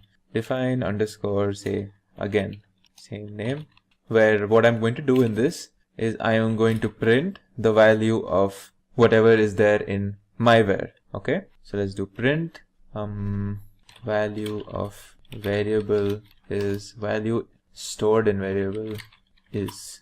Okay. Let's myvar. So let's see what happens when we do this.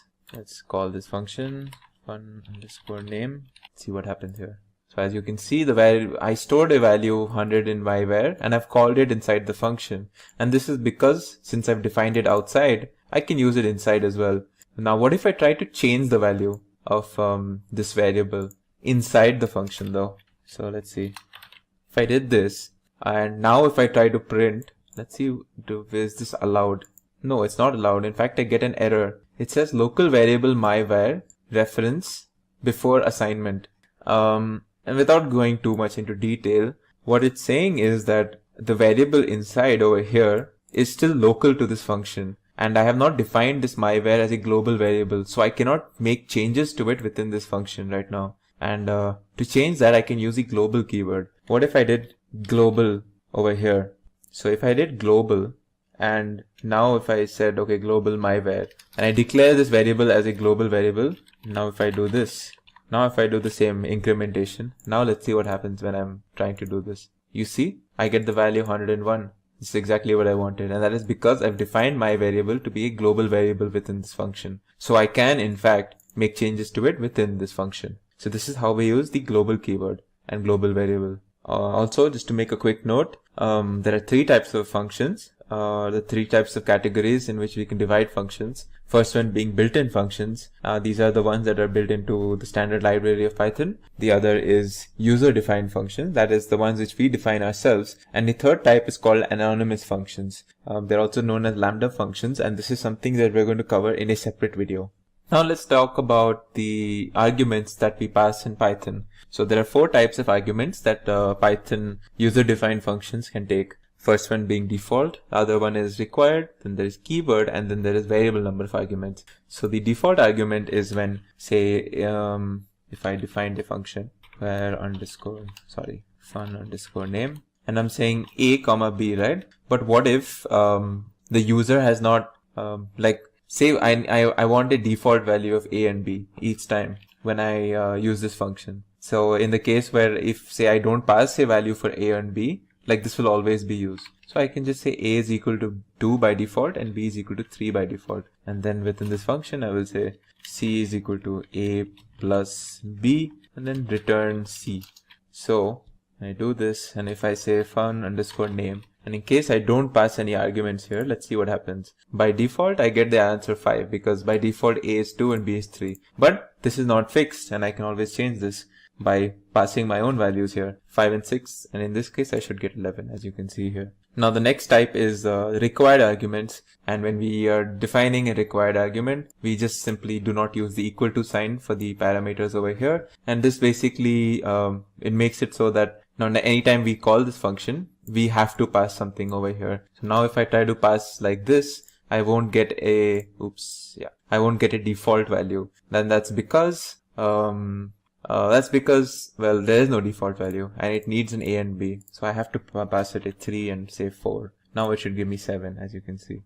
The next type of argument that we'll be talking about are the variable number of arguments. So let's look at an example here. So what I'm doing in this particular example is I'm defining a function called mySum, where I'm passing some parameter called myIntegers, and I'm doing something out here. And what this does is, it will take the values of a particular collection of objects, and that's called myIntegers. And each value, I'm going to keep adding it to each other, and I'm going to result a particular sum. I'm just going to result the sum of whatever is there. So in this case, what happens is I'm creating a list 1, 2, and 3, which contains 1, 2, and 3, and then I'm going to print the summation of whatever is there. So it should give me 6. Now, the problem in this case is that each time when I'm going to perform this function, I have to create a separate list where I'm going to store these objects.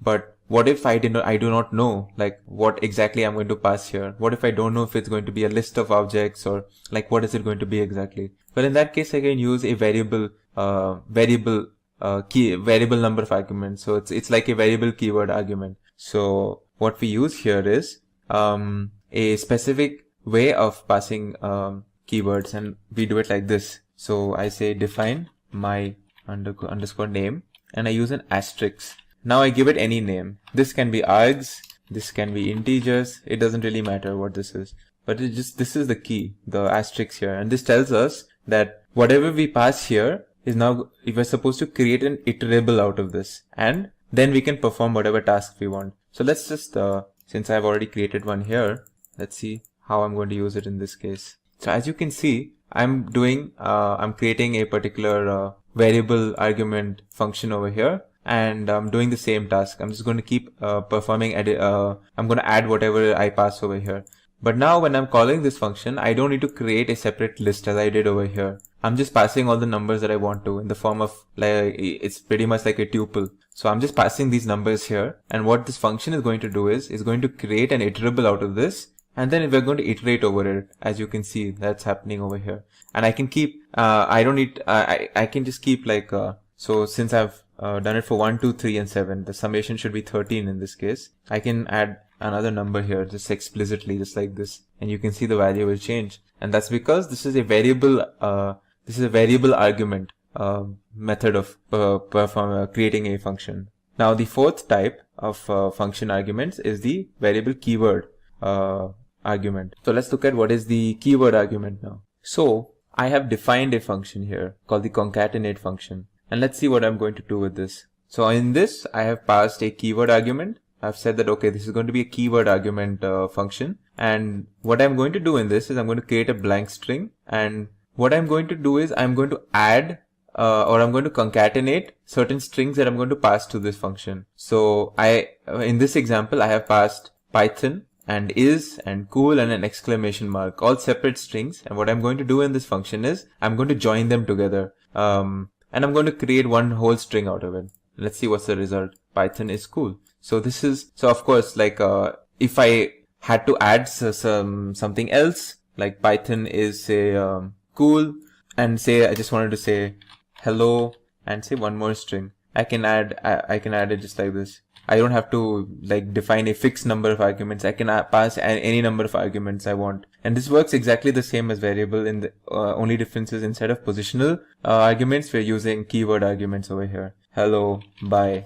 Like this, it doesn't really make sense, but just to show you, as you can see. So this is how we use keyword arguments. In this video, we will be learning about exceptions. Exceptions are errors that are raised during the execution of a program. When an error occurs, Python generates this exception that can be handled, which avoids our program from crashing. Python has many built-in exceptions. However, we can create many user-defined errors or exceptions as well to catch whatever errors we're looking for in our program. So when an error occurs, Python interpreter raises an exception and stops the current process, and it passes it to a calling process until the exception is handled. And if this is not handled, the program will crash. Some of the built-in exceptions are like IO error, in the case when a file cannot be opened, or import error, Python cannot find the particular module being imported. And there are so many similar, exceptions that are built in Python for the appropriate cases. Now, before we move on and see how we raise these exceptions,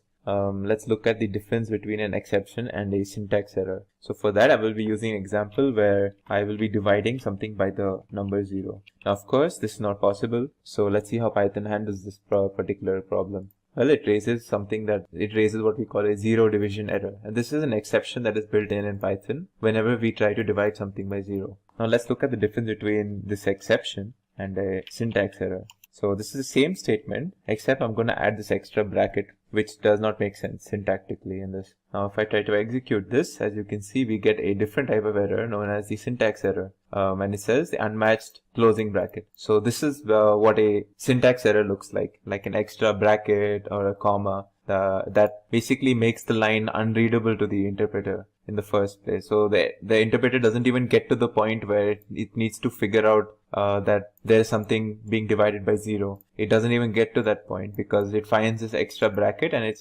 cannot execute this line at all. So that is like the difference between an exception and a syntax error. Alright, now for our first case of how we raise or how we handle exceptions, let's look at the keyword raise. So for this example, what I will be doing is I'm going to take this variable x, alright, and I'm going to store a value 10. And what I'm going to do is I'm going to check for a condition. If x is greater than 5, then I'm going to raise this exception using the raise keyword like this. And in case this condition is met, if x is actually greater than 5, I want this particular message to play out in my exception. So let's see what happens when I execute this. As you can see, the exception is raised because x is indeed greater than 5, its value is 10, and the error message says as so, that x should not exceed 5, the value of x was 10. So this is an example of how we can raise an exception. And as you can see, when a condition was met, the program comes to a halt and an exception was raised. Now let's look at another type of handling exception, where we use the assert statement. So when we use the raise command, we waited until an error occurred and our program crashed midway, right? What if we want to check if a condition is met? And if this condition is met, then the program can continue.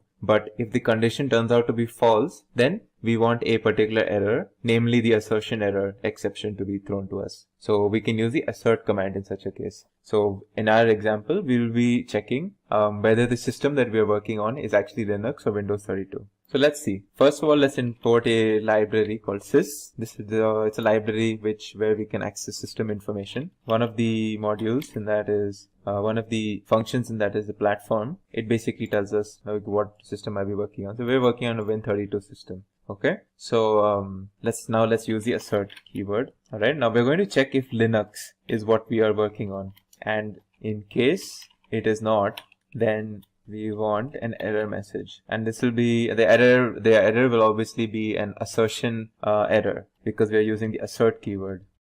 So this is how we use the assert statement. And if we execute this, as you can see, we get the assertion error because sys.platform contains Win32 and not Linux. And so we got this assertion error. So if we change this to check for Windows system, we won't have any error when we execute this, as you can see. So this is the example where we use the assert statement. Another way of handling exceptions is by using the try and except block. So this is probably one of the most common ways of handling exceptions in Python, where we use a try keyword and an except keyword. Now within the try keyword, as you can see here, we have a chunk of code which we're going to check. And if everything is fine in the try keyword, then this is perfect. So we don't need to move on to what we call the except part of the try and except block. But if say there was an error in the try block, then we move on to the except block, where we're going to run the part of the code in the case we find an error in the try block. So first we check the part of the code that is under the try block, and if there is an error, we move on to the except block and we run that part of the code over there. And in the except block, that is where we handle our whatever error that might get thrown our way in the try block. Okay, let's look at an example at how to use this technique. So I have a basic function out here. All right. It's defining a function called Linux interaction. What this is basically doing is that when I call this function, I want to do an assert check. I'm going to check if Linux is the system I'm working on, and if it is not, then I want this error to be thrown. Okay, and so yeah, let's see what happens in the case. And if this assert statement is actually passed, then we will move on to this statement. So you look at it like this: if when I call this function, it will first check for this assert statement. In case something wrong happens and we get an assert error, then we do not move on to this line. So we only get this printed. But if this assert statement passes, then we move on to this line and we get print doing something. Okay, so let's see. Now I'm going to call this function out here. Let's see what happens here. As you can see, I get an assertion error because obviously this is a Windows system and not a Linux system, and I get this message. Okay, now let's see what happens when we use it in a try and except block. All right, so now I have a try block over here in which I am going to try this function, Linux_interaction. If in case I find an error, I immediately jump from the try block into the except block. Now you see the slight difference in how we handle this. Like what happens. So as you can see, when we use the function explicitly, we directly went to what we call an assertion error. But when we use a try and except block, we will not use the assertion error because we are leaving the try block immediately and we're going to go into the except block where the only thing we're doing is printing the statement. As you can see, we are not on Linux, found some error. Okay. Now what if we wanted to catch the error within this function itself, which was the assertion error? And we can do that explicitly like this. So now what I'm doing is I'm going to try, alright, and it's going to catch an error in this, right? So now in the except block, I'm going to say the assertion error that we found in this function in the try block, we're going to use that in our except block. So as you can see, we're going to print that assertion error. It'll basically print this statement. Function can only run on Linux systems. As you can see here, function can only run on Linux systems. Function can only run on Linux systems. And the next part of the thing was the Linux interaction function was not executed. Okay, so this is something very important happening here. When we use this assert statement, the whole program is actually getting executed, right? But when we're using the try and except block, we are immediately jumping on, like the moment we catch an error, we are immediately jumping onto the except statement. And all the handling of the exception is done in the except block and not in the try block anymore. So we have to think of it like this, that the try block is only to check if a particular piece of code is does it have any errors or not, and in case it does, then all the handling that we do is in the except block of this particular statement. Now let's look at another example. In this example, I'm going to try opening a particular file. Now this file does not exist, so I will get a file not found error, and this is a built-in exception. And I'm going to catch that and I'm going to print that error over here in the except block. Alright. So as you can see, file not found, and whatever error I have, I printed over here. Alright. So this is another a file not found error that we caught in our try block, and we're handling it in the except block. Now let's combine both of the examples where we use this Linux interaction and we also try to open a particular file, and we try to do both things in the try block. And since both of these contain errors, let's see what happens when we have multiple errors in a try block.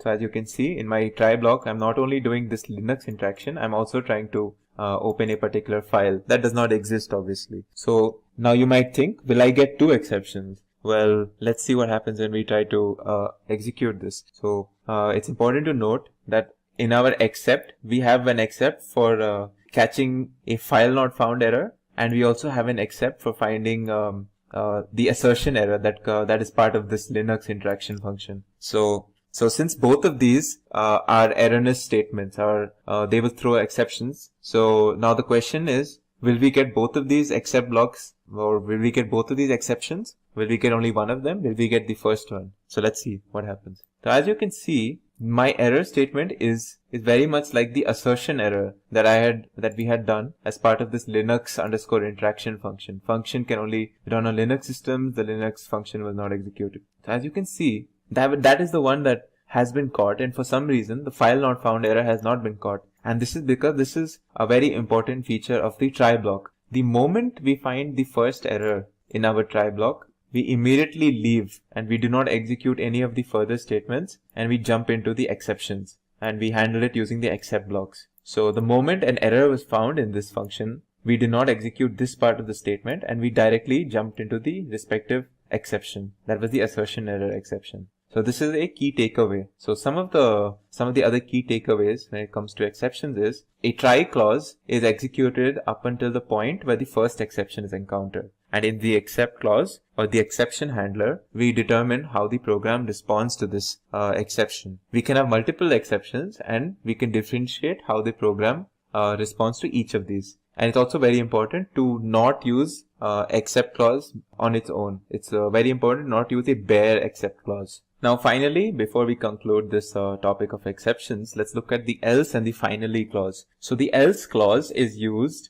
when we want to execute a particular piece of code in the case where we have no exceptions or no errors found. So let's look at this. Just like we had the Linux interaction function, I'm going to define a win underscore interaction. And this is going to check whether our system is Windows or not. In case it is not, then we get this error message. Alright. And in case it is a Windows system, we print this in the case of when we call this function. So let's again use our try and except statement. Only in this case, we will be using an extra else clause. So we first try this function. In case there's an error, we catch it as an assertion error and we print that error. But if there is no exception, then we move on to the else statement and we print this. So as you can see, we have actually moved on to the else statement and we print this line executing the else clause. And that is because we have found no exceptions over here. So again, it's key to remember that the else clause is used whenever we want to execute a particular statement in the case where we do not find any exceptions in the try block. The finally clause is used when we want to execute something regardless of whether we have an error or an exception or not. So no matter if an exception is raised or if it's not raised, we want this finally block to always get executed. And let's look at let's look at an example of it being used. So I have this block where I'm doing a lot of things. The first thing that I'm doing is I'm going to check for this Linux interaction function, which is going to check, of course, whether it's a Linux system or not. This is I'm doing the try block. Now, if I catch an error, that I want to handle it by simply printing the error over here. And in the event that there is no error, then I will move on to the else statement and I will try this particular block of my statement, which is again that where I'm trying to read a particular file that does not exist. And it's very important that you note that within the else block, I have another try and except block, and this is perfectly legal and it's perfectly valid in our program. We can do this. So think of it like this. I'm first trying this. If I have an error, then I do this and I don't execute this. But if I don't have an error, then I execute this whole statement, which contains its own try and except block. Alright. But regardless of whether I get an error here or not, I will always execute this portion of my statement or under the finally clause. So let's execute this. As you can see, of course, the error is raised in this try block. So we move on to the exception, and that is what is printed over here. And after the exception is done, we move on to the finally. We of course skip this else block because the exception was actually raised. So after that is done, we move on to the finally block where we print this particular statement. Well, that was it for an introduction into exceptions in Python. I hope you learned something from this. And of course, this is just the beginning. Exceptions are something that you would probably encounter a lot, especially when you're beginning. And it's something that you will learn to extensively work with. And that will also help you improve in your programming. In this video, we will be covering the topic of iterators. Now, an iterator in Python is an object that contains a countable number of values, or it's a larger object that contains a countable number of sub-objects.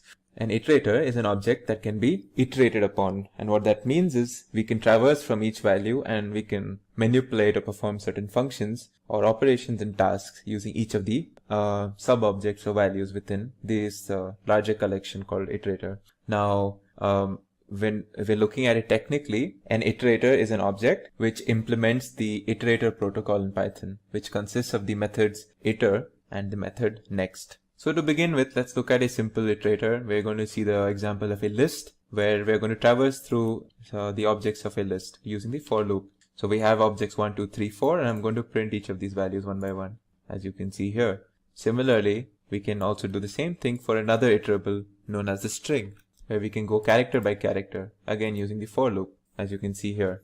Another example of an iterable in Python is the dictionary. So let's say I have a dictionary where I have two key value pairs, key x, which contains the value 1, and key y, which corresponds to the value 2. Now when I'm going to do a for loop through this, by default I will be traversing through the keys x and y, as you can see over here. And of course the other types of iterables in Python are like sets and tuples as well. Alright, now let's look at what this iterating protocol is in Python. So first of all, we take an iterable. It's an object that contains it's a collection of objects that contain sub-objects, and when we use the iter function, it creates an iterator out of it. So we can, one by one, we can traverse through each of the objects, and we can manipulate each of the objects that is contained in this. And anytime we want to move to the next object, we use the next function. And when we have finally completed all of the, or we've manipulated or traversed through each of the sub-objects, we encounter the stop iteration exception, which tells us, okay, there are no more objects to be manipulated or iterated upon. So as an example, I will create a list where I will store the values, some simple values, integers 1, 2, 3, 4, 1, 3, 4, 5. Okay. I'm going to create an iterator out of this where I will use the iter function. And I'm going to say this is, let's say this is called my iter. Okay. And I'm going to use the iter function as I had mentioned, and I'm going to pass my list in this. Now if you see what is my iter, it should be a list iterator at a particular memory location. Now let's use the next function to keep going through whatever is there in this. So of course the first object should be 1, as you can see. Now when I look at the next, it should be 3, then I should get 4, and now I should get 5 as I use the next successively. Now since I've reached the last of my objects in this collection, now the next time I use this next function, I should get a stop iteration exception that is raised, as you can see here. So this is the basic iteration protocol in Python. Now you might have already gone through the for loop video, and in that I have spoken in quite a bit of detail as to how a for loop performs this iterator protocol, and how it creates an iterable object out of, say, a list or a tuple, and how it internally performs the next function, and it breaks out of the for loop once it encounters the stop iteration exception. So for loops are like, they're very, very similar to your standard iterator, and they use pretty much the same protocol for its functioning. Now let's do a basic comparison of what is a basic comparison between a generator and an iterator in Python. So in generator, we use a function. We define it using the def keyword, and we define it under one function to create a generator. Whereas in the case of iterators, we use two separate functions, the iter function and the next function. The generator makes use of the yield keyword, whereas the Python iterator does not. In generators, we save the states of the local variables each time we use the yield keyword, and we pause the loop temporarily. Whereas in iterators, we do not make use of any local variables. All we need is an iterable like a list to iterate upon. We may use any number of yield statements in generators, and we do not use yield statements in iterators. Generators are not memory efficient, whereas iterators are very memory efficient. So this is like basic comparison between generators and iterators. In this video, we will be covering the topic of modules in Python. Now, a module in Python, to put it simply, is basically a Python file that has functions and classes written into it and is saved with the .py extension to specify that it is indeed a Python file. A Python program can use one or more modules, and modules can have one or more functions. They basically help us organize our code, and instead of having one long Python file, we can have several files or several modules. Now, modular programming is the process of breaking a large event or task into smaller and more manageable subtasks, and we call these subtasks basically modules. Now, individual modules can be grouped together like building blocks to create a larger application. There are several advantages to modularizing code in a large application, and we will be going through them right now. So first of all, there is simplicity because instead of focusing on a big problem or big task, we can break down the problem into smaller portions or modules. Now, maintainability of code is much better through modules because they are designed to create these sort of boundaries or clear demarcations between different problem domains. There is reusability in the sense that once we create a module, we can use it in different parts of the code or even different applications itself. There is also scoping, and what this means is modules typically define a separate namespace, and this helps us avoid collisions between identifiers in different areas of a program. Functions, modules, and packages are basically all constructs in Python that promote code modularization. You might have already come across or gotten an intro into functions. In this video, we will be going through modules. And in another video, we will also cover the topic of packages. To import a module, we use the import keyword. And in this example, what I'm going to show you is a simple function or a simple operation of importing the OS module.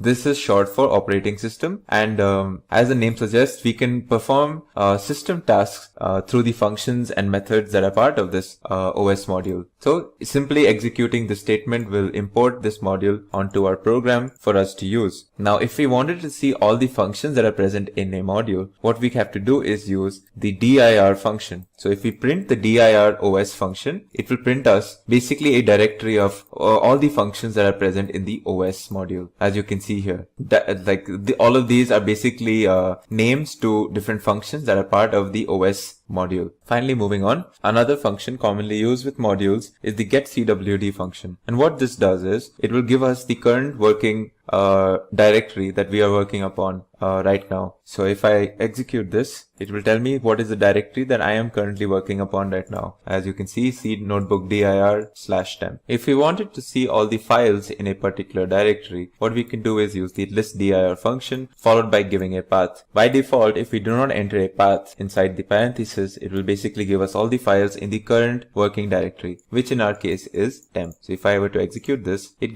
basically gives me a list of all the files that are presently there in the directory that I am currently working upon. Now, a basic step is creating a Python module. The simplest way to create a Python module is basically creating a Python script with whatever functions and tasks that we want and methods that we want inside whatever module, and saving it with a .py extension.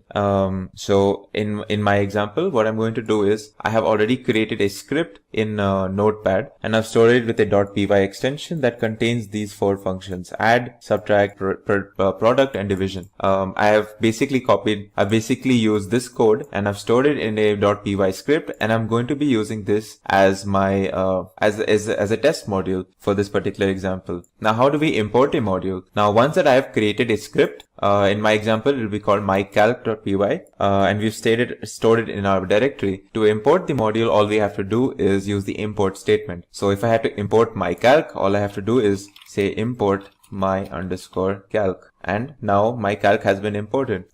So we can use the import statement, or if we want to import something particular from my calc, we can do from my calc import. Now we can, whatever, like for example, if we wanted the add function, we can basically just say only add, or if we wanted add and subtract, we can say add and subtract, for example. So this is basically by using from, we can say that we want something from something, but only parts of it. We don't want everything. We can also use from mycalc import, and we can say asterisk to basically say import everything that exists in mycalc right now. So this is another way of importing something from a module. Now, to access contents in a module, we have to use the dot operator, and I will show you how right now. So what I'm going to do is, in my example, I'm going to import mycalc as calc. So now since this is the original folder or the original module, but I'm going to give it a shorthand name so that I can easily use it in my code and I don't have to type out my_calc every time. So now I'm going to import this as calc. So anytime I have to refer to a particular method or function inside this script or this module, I will just use this this placeholder, this variable name. So now I have two variables, a and b, and I'm storing 20 and 30 in them. So my first what I'm going to do is basically 4 operations. I'm going to print the addition of a and b, then the subtraction, multiplication, and the division of these two numbers. And each time to do this operation, I am going to use the add function that is present in the mycalc module. So to do that, I have already imported mycalc as calc. All I'm going to do now is invoke these functions using the dot operator that we are already familiar with. So I'm going to say calc.add, and then I'm going to pass these two arguments or these two variables to say that I want to add these two. And similarly, I'm going to do it for subtraction, multiplication, and division. As you can see, these are the results of my tasks. Now, if I had to do a directory operation on the module calc, it will basically give me a bunch of inbuilt or dunder methods that are already a part of any Python script by default, such as built-ins. So if I execute this just to show you what happens when I use the dir function, it will basically give me all the functions that are part of this Python script. So these double underscores that you see are basically denoting magic methods or dunder methods, and these are like inbuilt methods as a part of the script. And if you see here, add, division, prod, and sub, these are the methods that we have defined earlier on in our script ourselves. Now, to go slightly deeper or in more detail into what happens when we do a module search, let's actually look at what happens. So what happens is when, for example, we execute the statement import mycalc as calc, as we did over here. So the steps that actually take place are the interpreter executes the above statement and it searches for this Python script in a list of directories assembled from these following sources that you see here. So it takes the directory from which the input script was run, or the current directory, if the interpreter is being run interactively, which is the case right now. Secondly, it will list all the directories contained in the Python path environment that you set up, that you can set up or you can change later on as well. And this format for Python path is OS dependent, of course, but it should mimic the path environment variable that we see in Windows systems. And then the other source or the other directories is basically an installation dependent list of categories configured at the time Python is installed. Now the resulting search path that is accessible in the Python variable system.path, this is basically obtained from a module named sys. So if I imported this sys and I did sys.path, now these are all the directories that we are going to look for when we want to search for any particular module. So if I am doing import mycalc or import OS, it's not only going to look at the current directory that I am working on, it's also going to look at all of these directories that have been set up as you could say directories or paths in the system.path. In this video, we will be covering the topic of packages. Now, what if we developed a very large application in Python that contains many different modules, and we have so many different modules that have similar names and functionalities, and they're all kept in or dumped in the same location, that it becomes very difficult to track these modules? What if there was a way to organize and access these in a much simpler and more organized manner? Well, packages allow us to do just that. Packages are a hierarchical structuring of the module namespace using dot notation. And this is the same dot notation that we use when we want to access methods or functions that are part of other classes or modules. So let's look at certain examples to understand what we mean. So I have a directory called pkg. This can be basically treated as what we call a package. Now in our package, we have two modules, mod1.py and mod2.py. And what we're going to store in mod1 and mod2.py are the follows. So I'm going to define a function called foo, and I'm going to print this particular statement, mod1, and then I'm going to basically say foo. And then I'm going to say in class foo, I'm going to have an empty pass command. Similarly, I'm going to define a function called bar in mod2.py where I'm going to print this statement. So basically mod1.py has a simple function where I'm going to print this statement, and mod2.py has a simple function that I'm going to print this statement. And I'm going to store them in mod1 and mod2.py respectively. And these two modules I'm going to store in the directory pkg in my local folder. Now I've already done this, so we can already get to working with this. Now if I wanted to access these particular modules from the pkg folder, I can simply use the import command and use the dot notation. So I can say pkg.mod1. So this will import the mod1 module from pkg folder. Similarly, I can do the same thing for the mod2 module from the pkg folder in the same line. So now that it's been imported, just simply execute this, and this imports whatever we needed.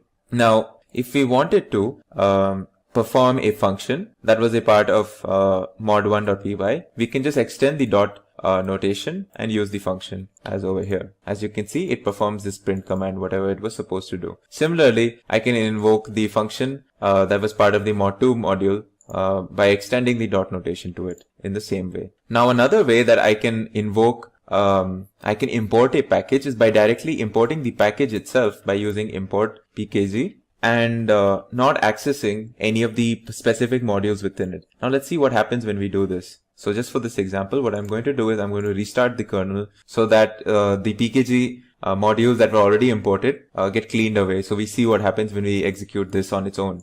Now if you see, I have imported this. Now let's see if I can access my mod1 and mod2. Now if you see here, it's throwing me an error. And this is because simply using the import command on a particular package only imports, you could say, the package namespace, but it does not actually import any of the modules and files that were part of this package. So if I wanted mod1 from this package, I would have to actually say import pkg.mod1 directly. And I cannot simply say import pkg and Python will not import everything that is part of a package on its own. I have to specify it myself specifically. Now I'm going to create, and I'm going to show you another type of importing from a package using the star operator. So I have this package pkg once again. Now I'm going to store 4 different modules within this package: mod111.py, mod222.py, and I've already done this. So you don't need to bother about seeing me doing it right now because I've already created these files, and what I've done is within mod111.py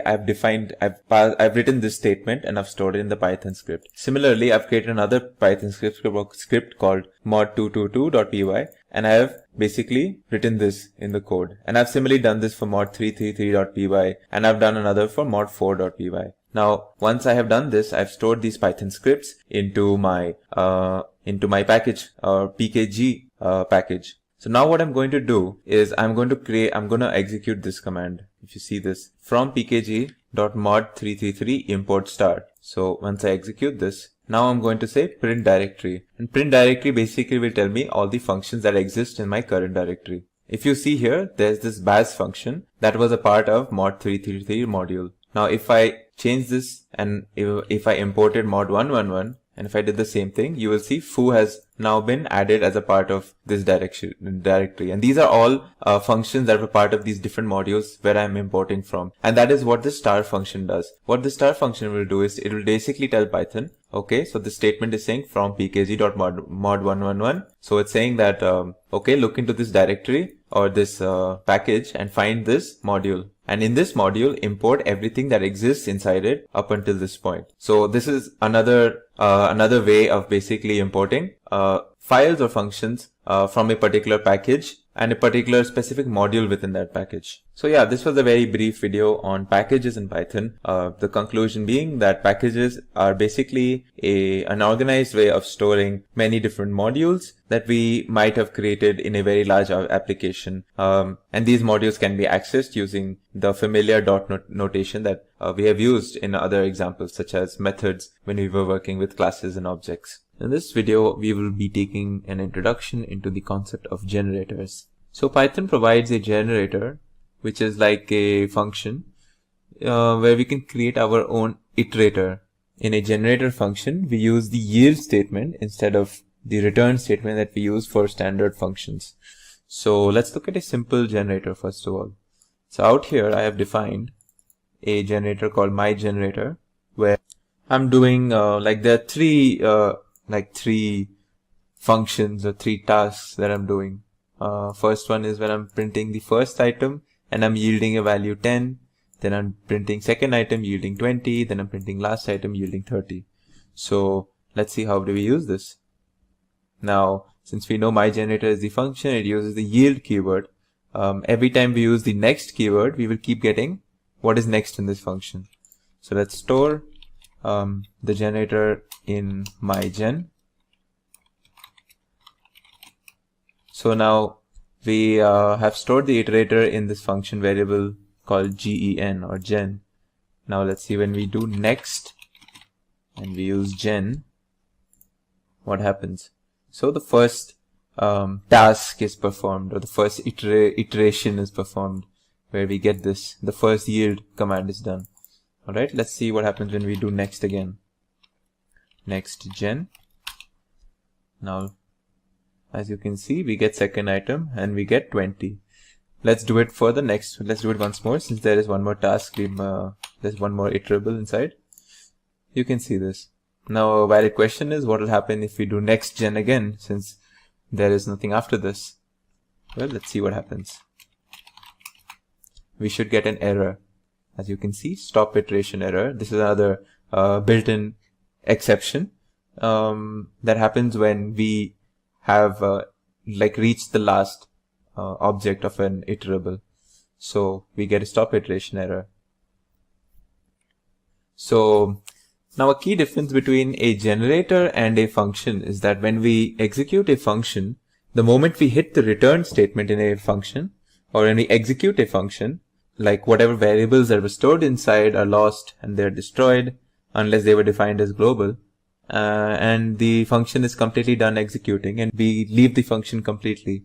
Whereas when it comes to a generator, when we hit the yield function, we don't actually completely leave this function. So the first time the yield is found, we get 10, but the generator remembers its position inside this function.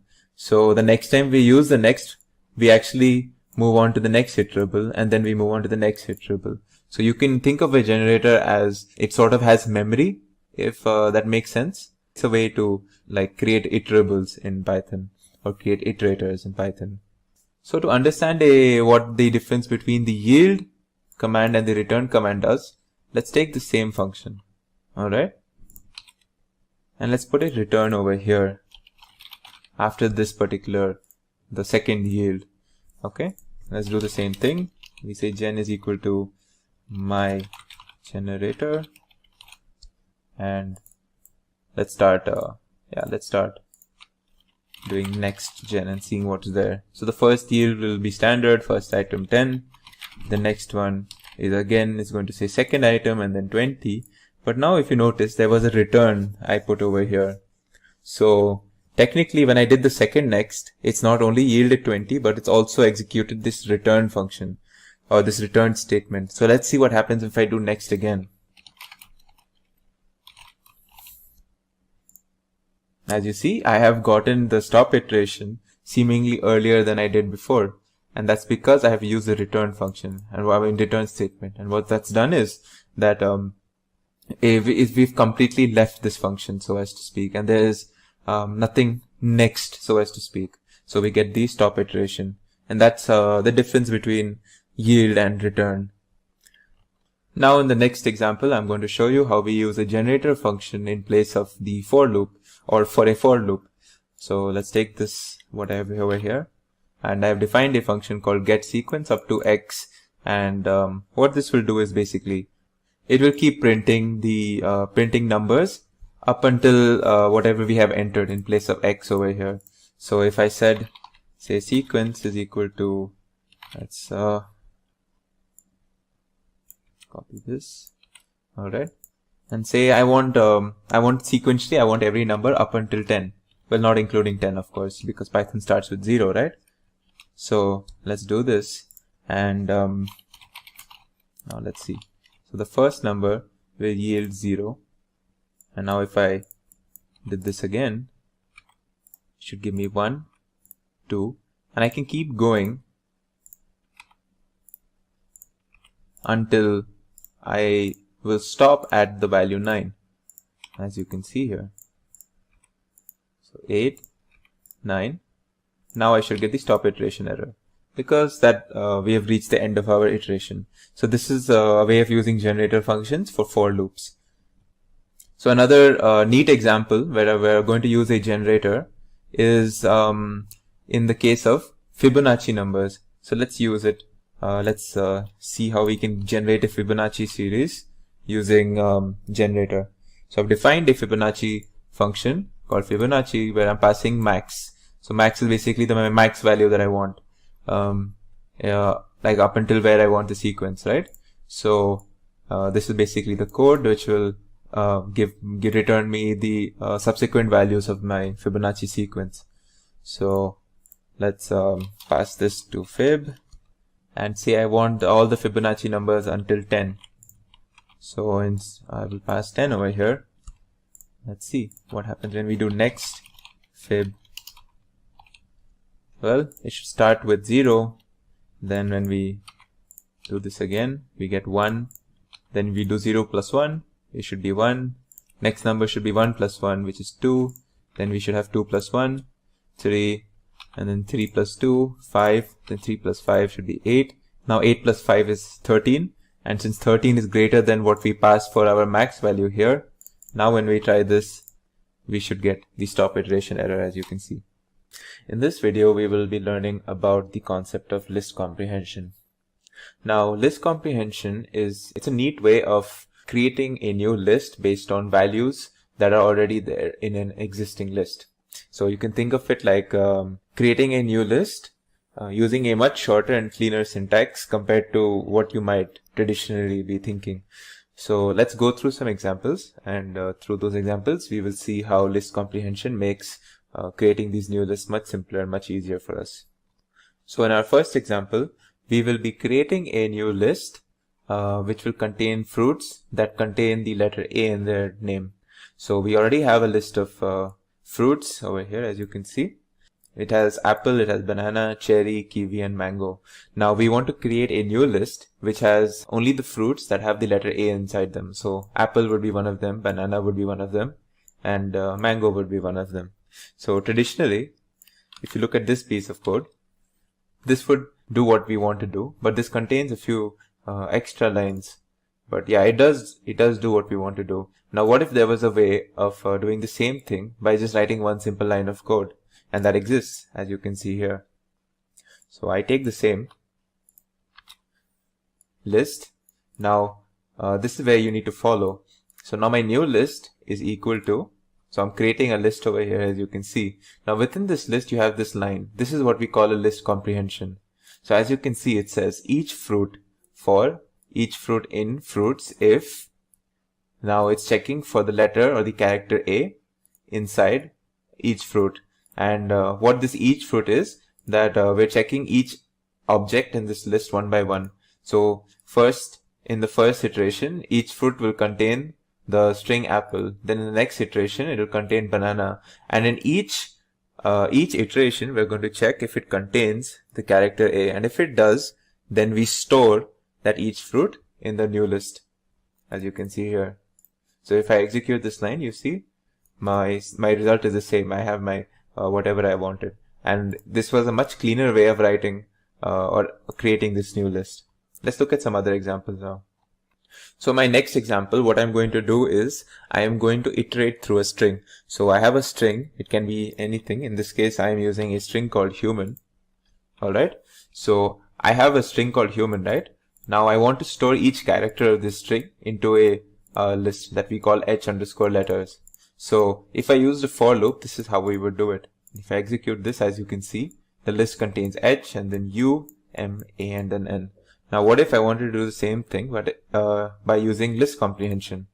So what I would do is, let's create a list over here, h_letters, and so as we know, list comprehension will you just basically need one line. In this case, it'll just be like this.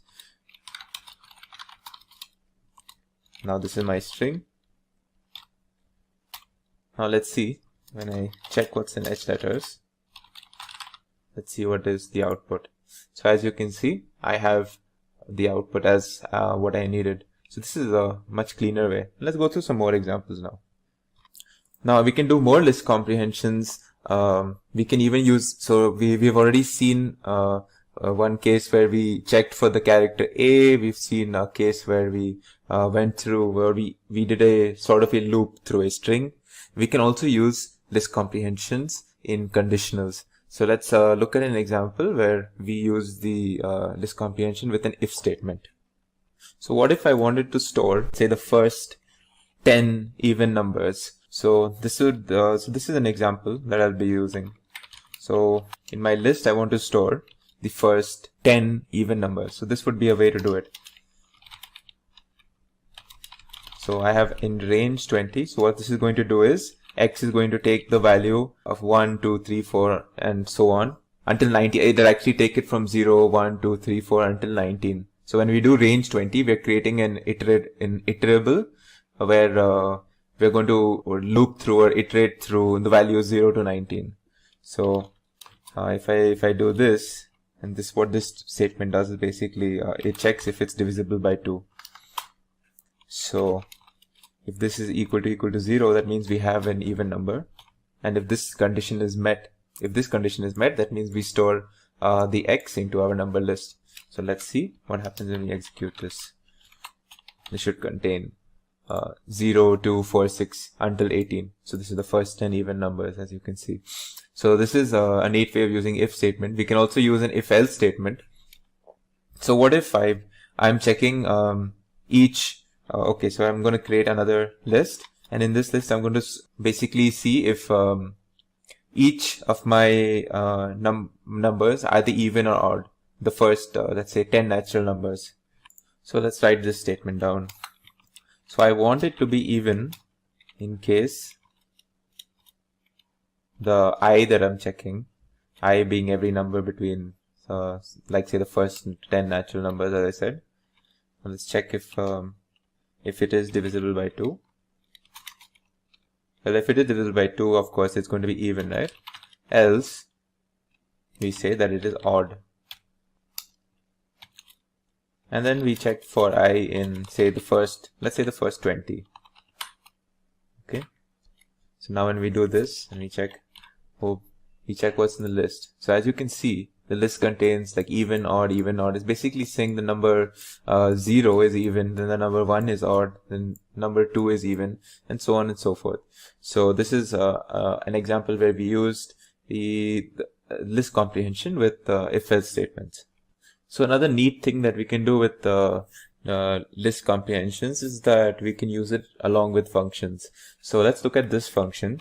In this example, we have a function called double x, where we define this this double function to take an input, to take an argument x, and what we return is the square of the argument. So let's use this in our list comprehension. So what we do over here is that we're checking. What we're doing is for every x bit in range 10. So we're taking the value 0, 1, 2, 3 until 9, and we're passing it to this function double x, and we're going to get the square of them, and we're going to store that in a list, as you can see here. Let's call this list x. Let's just call this list let's call it y. So now let's see what's in y when we check. It should be 0, 1, 4, 9 and so on. So wait, let's check again. Does this square? No, this is actually 2 times. So let's make it square, as you can see. So you can see 0, 1, 4, 9 for the first 10 numbers, 10 natural numbers. Now what I've shown you is obviously list comprehension, but we can also do set and dictionary comprehensions. In fact, set comprehensions work exactly the same way as list comprehensions. The only difference is the set comprehensions will make sure that there are no duplicates inside the set. So you can't have like duplicate items, which you can in the case of list comprehensions. So let's just take a look at an example. So here in this example, what we're doing is we're going to check. So we have this string that we're storing in the variable text, and the string is something like life finds a way. So whatever this is. Now what we're going to do is we're going to iterate through this string character by character, and we're going to check if we're going to check for vowels essentially. So we're going to see if the character A, E, I, O or U is present in the string, and if it is, we will pass it into our set.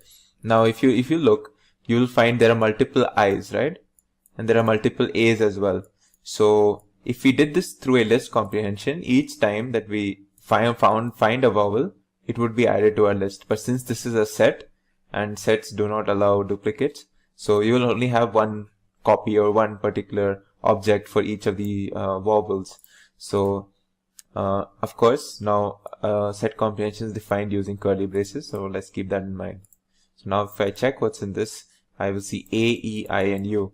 Even though there are multiple A's or multiple E's or I's and U's, since this is a set, we don't have duplicate copies of any of these.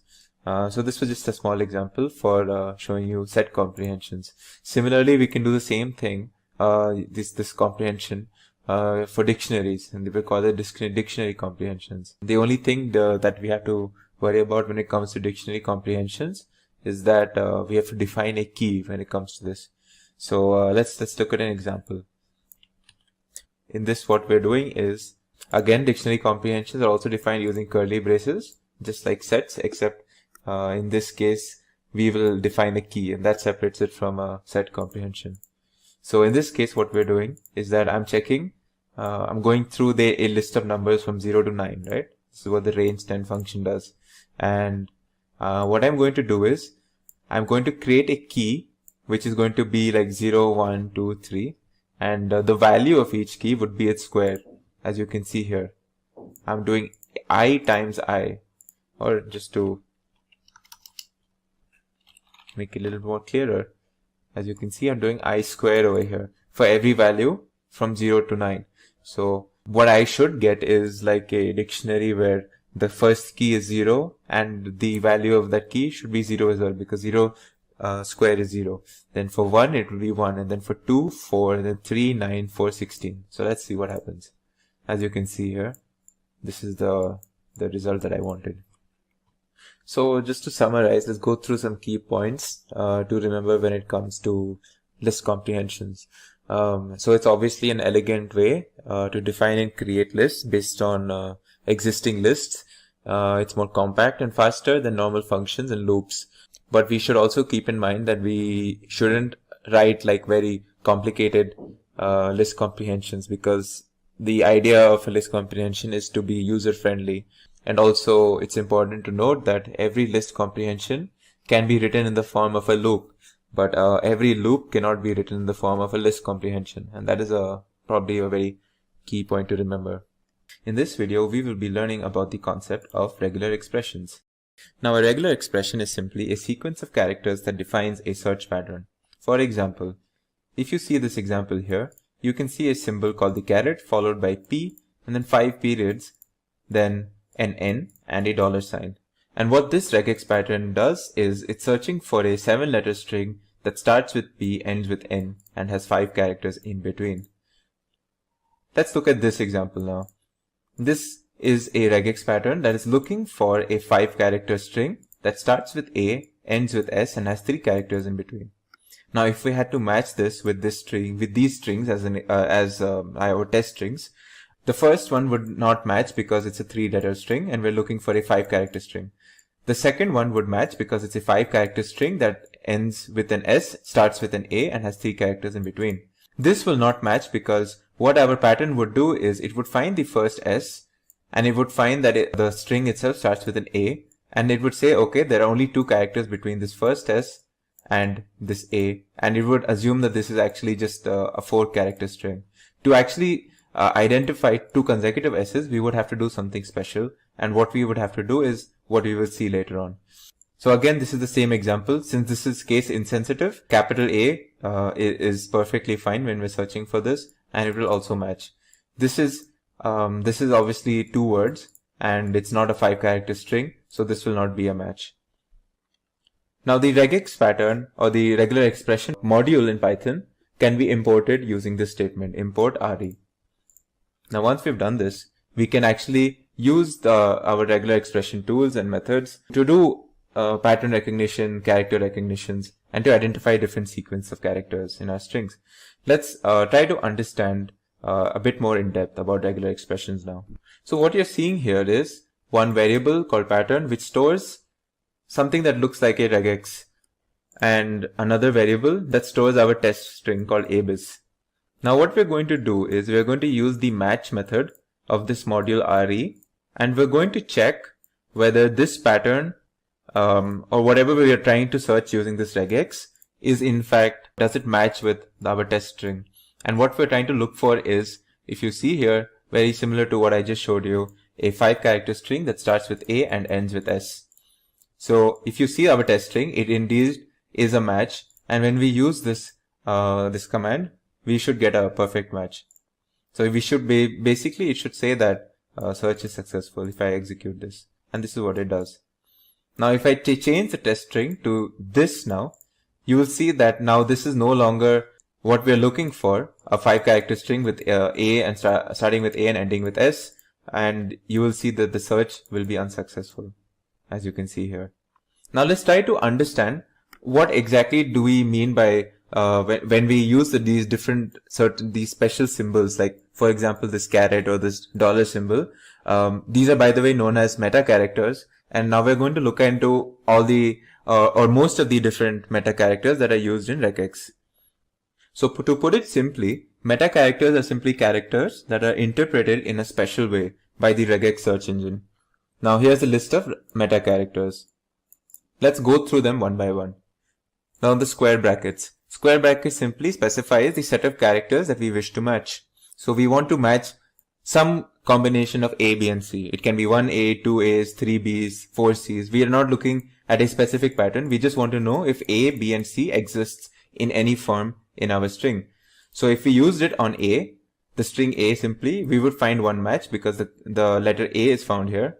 AC would match twice because we have A and C present here. In this string, Hey Jude, we will have no matches because A, B and C, none of them are found here. And in this weird string, we will have actually 1, 2, 3, 4 and 5 matches. So we would have 5 matches for this this bigger string because we have 5 instances of A, B or C. Now let's use re.match to actually search for this and to see if we have our particular whatever patterns that we're looking for. Now in this input string, this is just some example string. I'm going to test this. I'm going to match whether my pattern that any of A, B and C, is it actually found in this. So let's see what happens when I use re.match for this. So the format, the syntax is simply the regex pattern and then comma, whatever test string that we have. So let's see what object gets created when we try to do this. As you can see, it's none. Even though you might be wondering, like I can see an A over here, I can see a C over here. re.match actually gives us the result none. Now, if I try to do it on this test string, which is slightly different, instead of the film Titanic was released in 1998, what I'm saying here is all film Titanic was released in 1998. Now let's see if the R-match works or not. As you can see, it actually does return. When I execute this, it returns us an object called re.match object with a span 01. The span 01 is basically telling us that we have found a match between the 0th and the first character, which is basically this character A, which is what it has found. And it's saying that the match is indeed the character A from amongst these options. So what this is basically telling us, and what this means actually, is that the re.match method will only find matches if they occur at the start of the string being searched. Once there is a space in our bigger string, it will not search for whatever comes after it. So what happened in the first instance was, it was actually only searching for matches in this particular word in my largest string. And since it found no match, it basically gave us the result none, which was not the case in the second example because it found a match immediately in the first letter A. Now, if we want to actually check the whole thing, what we would be using is the re.search. As you can see here, the re.search method will actually check the whole string and it will return us the first instance where it finds a match.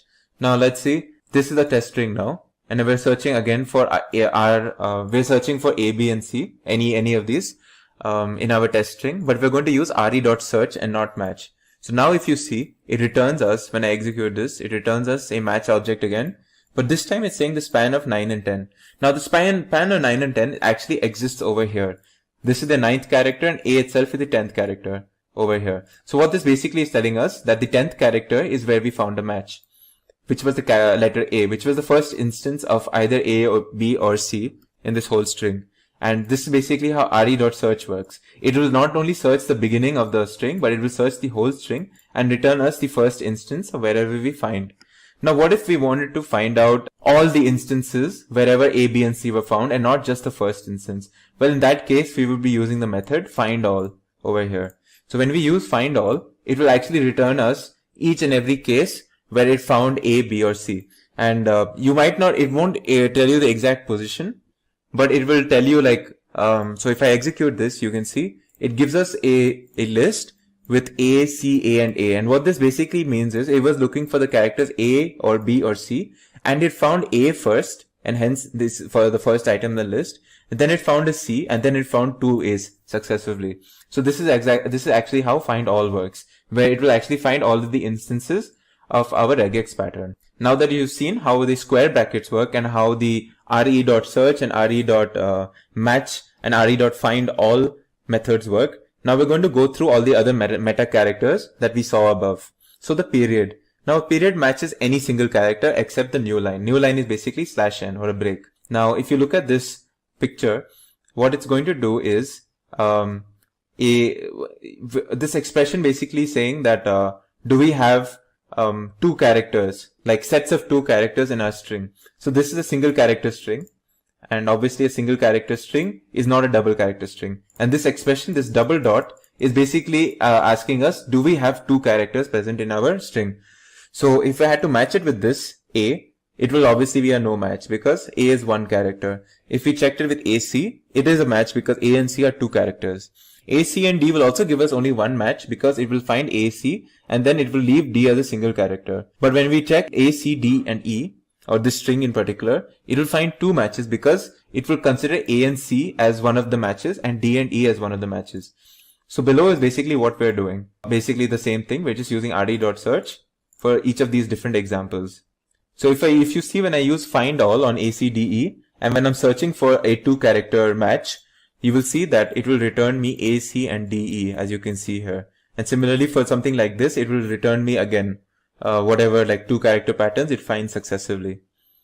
So the next symbol, the next meta character is the caret symbol that you've seen earlier. Then the caret symbol is basically used to check if a string starts with a certain character. So if you look at this picture, we have two expressions that we're going to check over here. One is checking if A is the beginning of a string, and the other one will check if A is the beginning of the string, but is it followed by B or not. So when we check this, what you can see is the first string will be a match because it's only the character A, and it will match here as well because this string starts with A, but it will not match here because this string starts with B. Now if I look at this particular expression, you can see that this is going to search for if the string starts with A and is followed by a B. So it will match in this case because it does start with A and is followed by a B, but it will not match in this case even though it starts with an A because it's not followed by a B. So out here is basically us using the re.search to basically find these patterns. The next symbol that we will come across is the dollar symbol. So the dollar symbol that you can see here is used to check if a string ends with a certain character, and we have already seen how this is used in one of the earlier examples. So this is going to check basically this expression will check if the string ends with A. So this string is basically the character A, so it will match. This also ends with A, so it will match. And this particular string does not end with A, so it will not match. And we are going to do that using the re.search over here.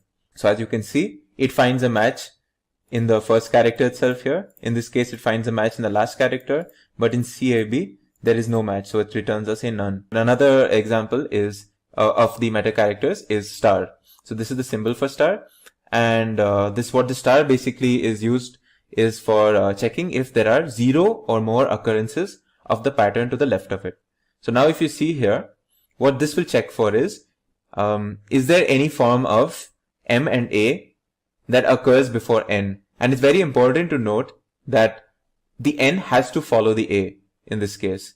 So let's look at these examples and what will happen. So if I checked it with M and N, this is actually a match because N is followed by 0 occurrences of M and A, which is, it might seem a little weird, but it is technically the truth, because the star symbol doesn't check for the existence, it just checks for if N occurs, it must occur after an A, or the A should not be there itself in this particular string. So as you can see here, the N occurs after an M, and it's fine because there is no A.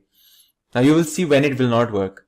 So M, A and N is obviously fine. M triple A N is also fine because N follows an A and there's an M here.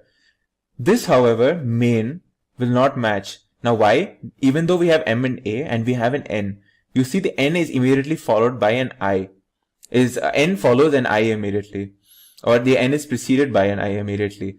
And this is a no match because the strict condition in the search is that n must precede an A if the A exists. Again, in woman it will match because n follows an A over here. We're just going to use the re.search for these examples that we saw over here in terms of code using the re.search, as you can see here. Finally, we have the next meta character, which is the plus symbol. Yes. So the plus symbol matches one or more occurrences of the pattern left to it. Now this is very similar to what we saw earlier in terms of the star, except now in the plus, the key difference is we're looking for one or more occurrences instead of 0 or more occurrences that we were looking for in the case of star. So when we say one or more occurrences, now we need what is there to the left of the plus sign. A 0, no occurrence of it will not be allowed or will not cause a match. So let's see now what we're going to do here. We're going to use the same expression, except we're going to replace the star with the plus sign. So now what we're going to say is, okay, we need M and A, at least one occurrence followed by an N. All of these conditions have to be met. So again, if we took the first example, M and N, this time it will be a no match because there is no occurrence of an A over here for preceding the N. So it's a no match. M, A and N is a match because, well, this is perfectly fine. M, triple A and N is also perfectly fine. But if you look at M, A, I and N, much like earlier, the N is preceded by an I and not an A. So there is no match. And again, woman is perfectly fine. And we basically execute the same thing through the search function in this piece of code. The next meta character is the question mark. The question mark symbol matches 0 or 1 occurrences of the pattern to the left of it. So let's see what this does. So now we saw the star which was 0 or more occurrences of the pattern to the left of it. We saw the plus, which is 1 or more occurrences of the pattern to the left of it. Now we will see the question mark, which is 0 or 1, only 0 or only 1, and not 0 or more or 1 or more, which was the previous cases, only 0 and 1 or 1 occurrences of the pattern to the left of it. Again, we're going to see the same expression, except we're going to replace the meta character with the question mark. So now let's see what happens when we match. So if you see here, M and N is a match because there is 0 occurrence of A and 1 occurrence of M preceding N. So this is fine. This is also fine because there is 1 occurrence of A and M, and then it's followed by an N. This will not be fine because now we have 3 occurrences of A, which is followed by an N. We're only looking for 0 or 1. This again, main will be a no match for the same reasons that we have already gone through, and woman will be a match again for the same reasons. And we do the same thing using the search function in this piece of code. The next meta character is the braces character. Now the braces character is interesting because what we're going to do is we're going to see if there are, the typical syntax for a braces is n brace followed by some integer n, comma, integer m, and then close braces. So what this means is we're looking for at least n and at most m repetitions of the pattern left of the braces. Let's see through an example. If you see this expression, we're looking for at least 2 and at most 3 occurrences of the character A in our test strings. So let's see what happens in the first case. We have no matches in this case because this part of the string contains only one A, and even this part of the string only contains one A. We're looking for at least 2 and at most 3. This part will contain one match, the second example, because the second part of the string actually contains 2 A's. For two repetitions of A's consecutively. But this in the third example, you can see both the strings actually contain matches. So we get 2 matches because, as you can see here, there's 2 A's here followed by 3 A's here. Now when we look at this particular string, let's look at what happens now. So what we're going to find is that this thing is perfectly fine. So we have 2 occurrences of A. But now we have 4 occurrences of A, but what the search engine is going to recognize is these first 3 A's, and it's going to see, okay, so there are 3 occurrences of A, and I already have a match. It's not going to consider this 4th A in the search. It will just look at the first 3 and it say, okay, there are 3 A's and my match is fine. So again, there are 2 matches in this case. Again, we're going to use the search function initially, and you can see in each of the cases, there is a match except for the first case, which is this case. Now let's see the find all option. And see what happens when we do the same thing using find all. So when we use find all, it basically gives us each of the instances where the match has occurred in each of these lists. Now let's try to use a slightly more complicated example where we combine different, let's say, different meta characters, and we create a more sophisticated expression that we want to search in our test strings. So if you look at this expression, what we're looking for is 0-9. Now a dash symbol is valid in Python using regex, because what this basically tells it is that it's looking for either 0, 1, 2, 3, 4, so on until 9. Basically any of the digits. We're looking for any of the digits from 0 to 9. And we are going to check if at least 2 and at most 4 occurrences of digits, if they are there or not in our particular code. So let's see what are the matches that happens when we use it on test strings. So if you use it on this string, you can see it will find one match. This basically this particular part of the string where it says 1, 2, 3. So this is 3 occurrences of digits, so it's fine. Now when we look at this whole string, 12 and whatever this is, you will see this will not find a match here. This obviously will not, because these are characters. But if you look at over this part, it will find matches in terms of the first 4 and then 7 and 3, the next 2. 1 and 2 again, there are no matches because there's only single occurrences of digits. We're looking for at least 2 and at most 4. So if I use a find all, you will see like what all it will return. So for the first test string, what it's going to return me is, it's going to return me 1, 2 and 3, as you can see here. But now if you look at this test string, it's going to return me 12. It's going to return me 3, 4, 5 and 6. It's going to return me 3, 4, 1 and 2, but not 7, because we're looking for at least 2. And then it's going to return me 4, 5, 6 and 7, followed by 8 and 8, as you can see in this list over here. Now if we use curly braces with only one digit, it's basically telling the search engine that we want exactly so many repetitions of the preceding whatever expression that we have. So when we do this example, for example, we are basically saying that we want x followed by a dash, and the dash has to occur at least 3 times in our particular expression, and then it should be followed by an x again, which will not match in this case because there are only 2 dashes, and it will match in this case because there are exactly 3 dashes, and it will again not match in this case because there are 4 dashes.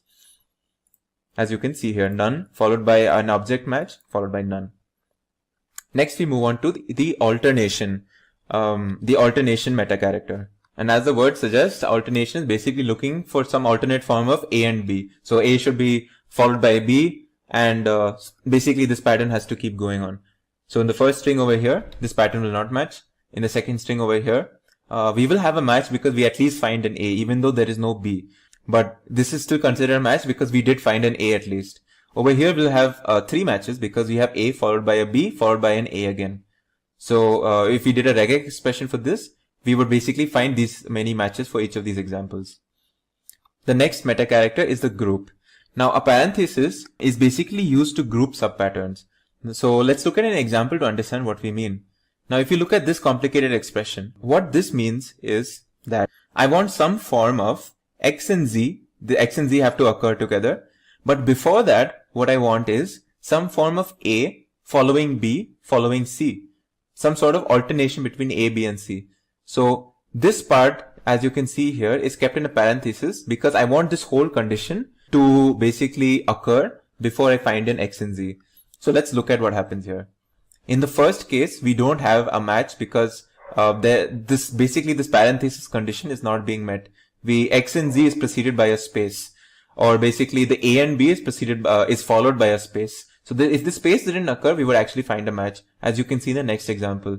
Here you can see A and B occur. Basically this initial condition is met, followed by x and z. So there is one match. So it's fine for us. Now if you look at this slightly more trickier one, what you can see is we have 2 matches in this case. First an A followed by x and z, and then we have C, A and B. Now this is perfectly fine because we are looking for a B followed by an x and z. We're looking for either of these things. We're looking for some form of alternation of these things followed by an x and z. And we can get that over here. We get B followed by an x and z. So you'll get 2 matches in this case. Now let's go through the concept of grouping constructs. Now that you've seen many meta characters, you've seen how parenthesis works. Let's look at grouping constructs. So grouping constructs break up a regex in Python into sub-expressions or groups. And this serves 2 purposes. One is the grouping part, which basically says that a group represents a single syntactic entity. And any additional meta characters apply to the entire group as a unit. And then there's the capturing part, which basically tells us that some grouping constructs also capture the portion of the search string that matches the sub-expression in the group. And you can retrieve captured matches later through several different mechanisms. So let's look at basically what we mean by this example over here. So if you see this expression has a plus sign. So we're looking for, as you know, a plus looks for one or more occurrence.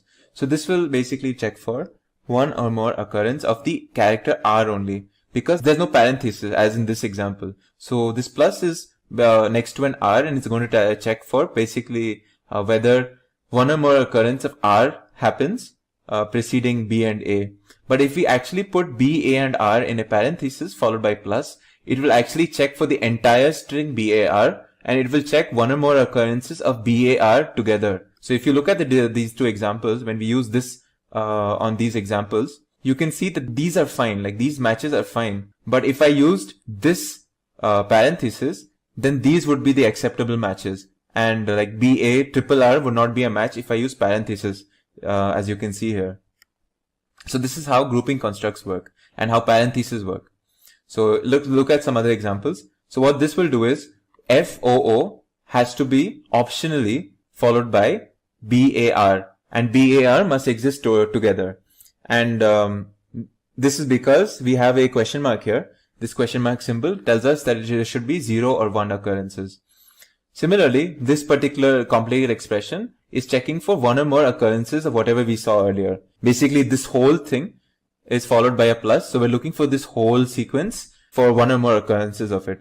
COW is simply just COW. We're looking for this pattern. And this is going to check for 0 or 1 occurrence of COW because of the existence of the question mark preceded by the parenthesis. In this video, we're going to continue our discussion on regular expressions. Now that you know the basics of regular expressions, let's continue our discussion with special sequences. Now, in an earlier video on strings, you might have encountered what is an escape sequence and how we use the backslash character to generate these escape sequences. And an escape sequence is basically, if you remember, something that we use to either give a certain special meaning to characters that are otherwise ordinary, or it is used to remove the special meaning that are inherently present in certain characters that we call meta characters. So let's look at what special sequences are in relation to regular expressions. So the first one we're going to look at is the backslash capital A, which is used to match if specified characters are present at the start of a string. So out here, if you can see, we are checking if the word the is present in these two strings.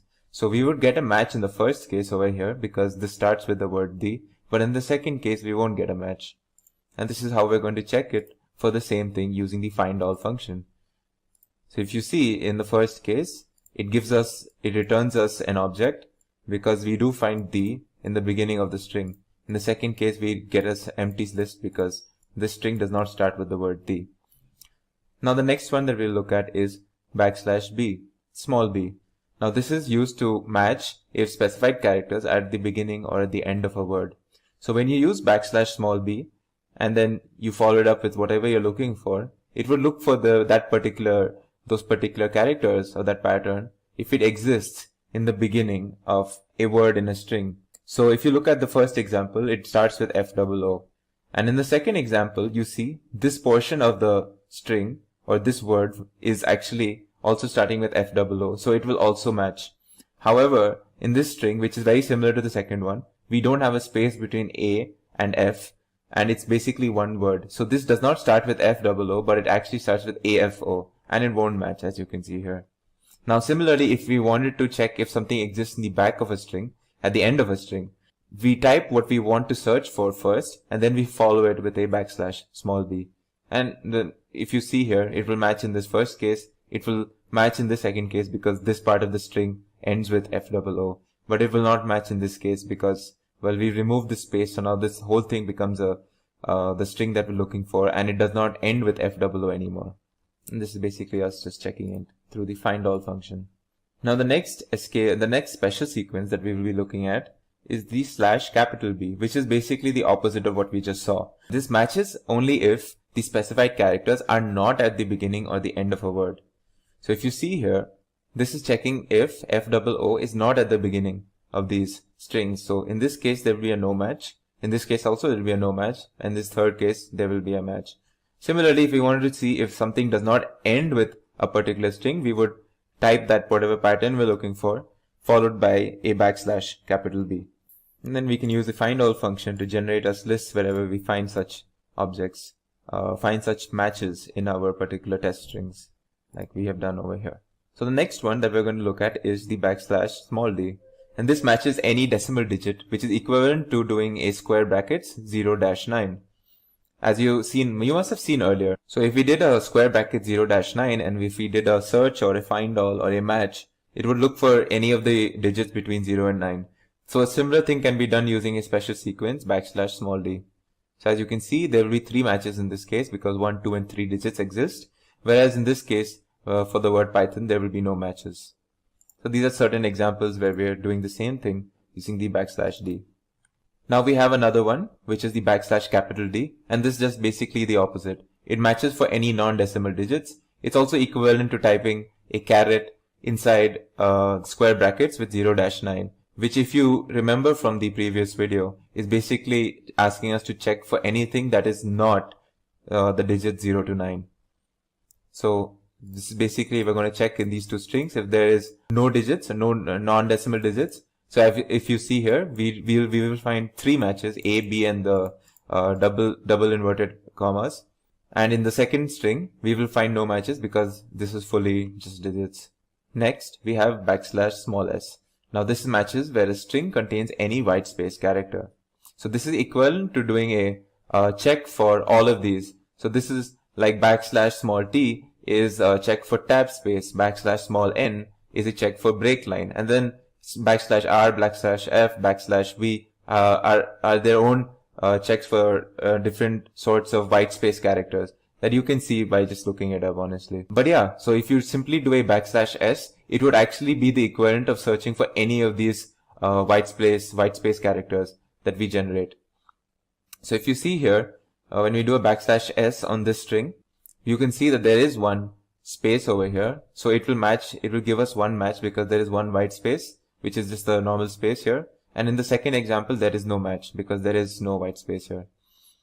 Similarly, /S now, as you might have noticed, is basically checking for a string which does not matches in a string wherever there is no white space characters.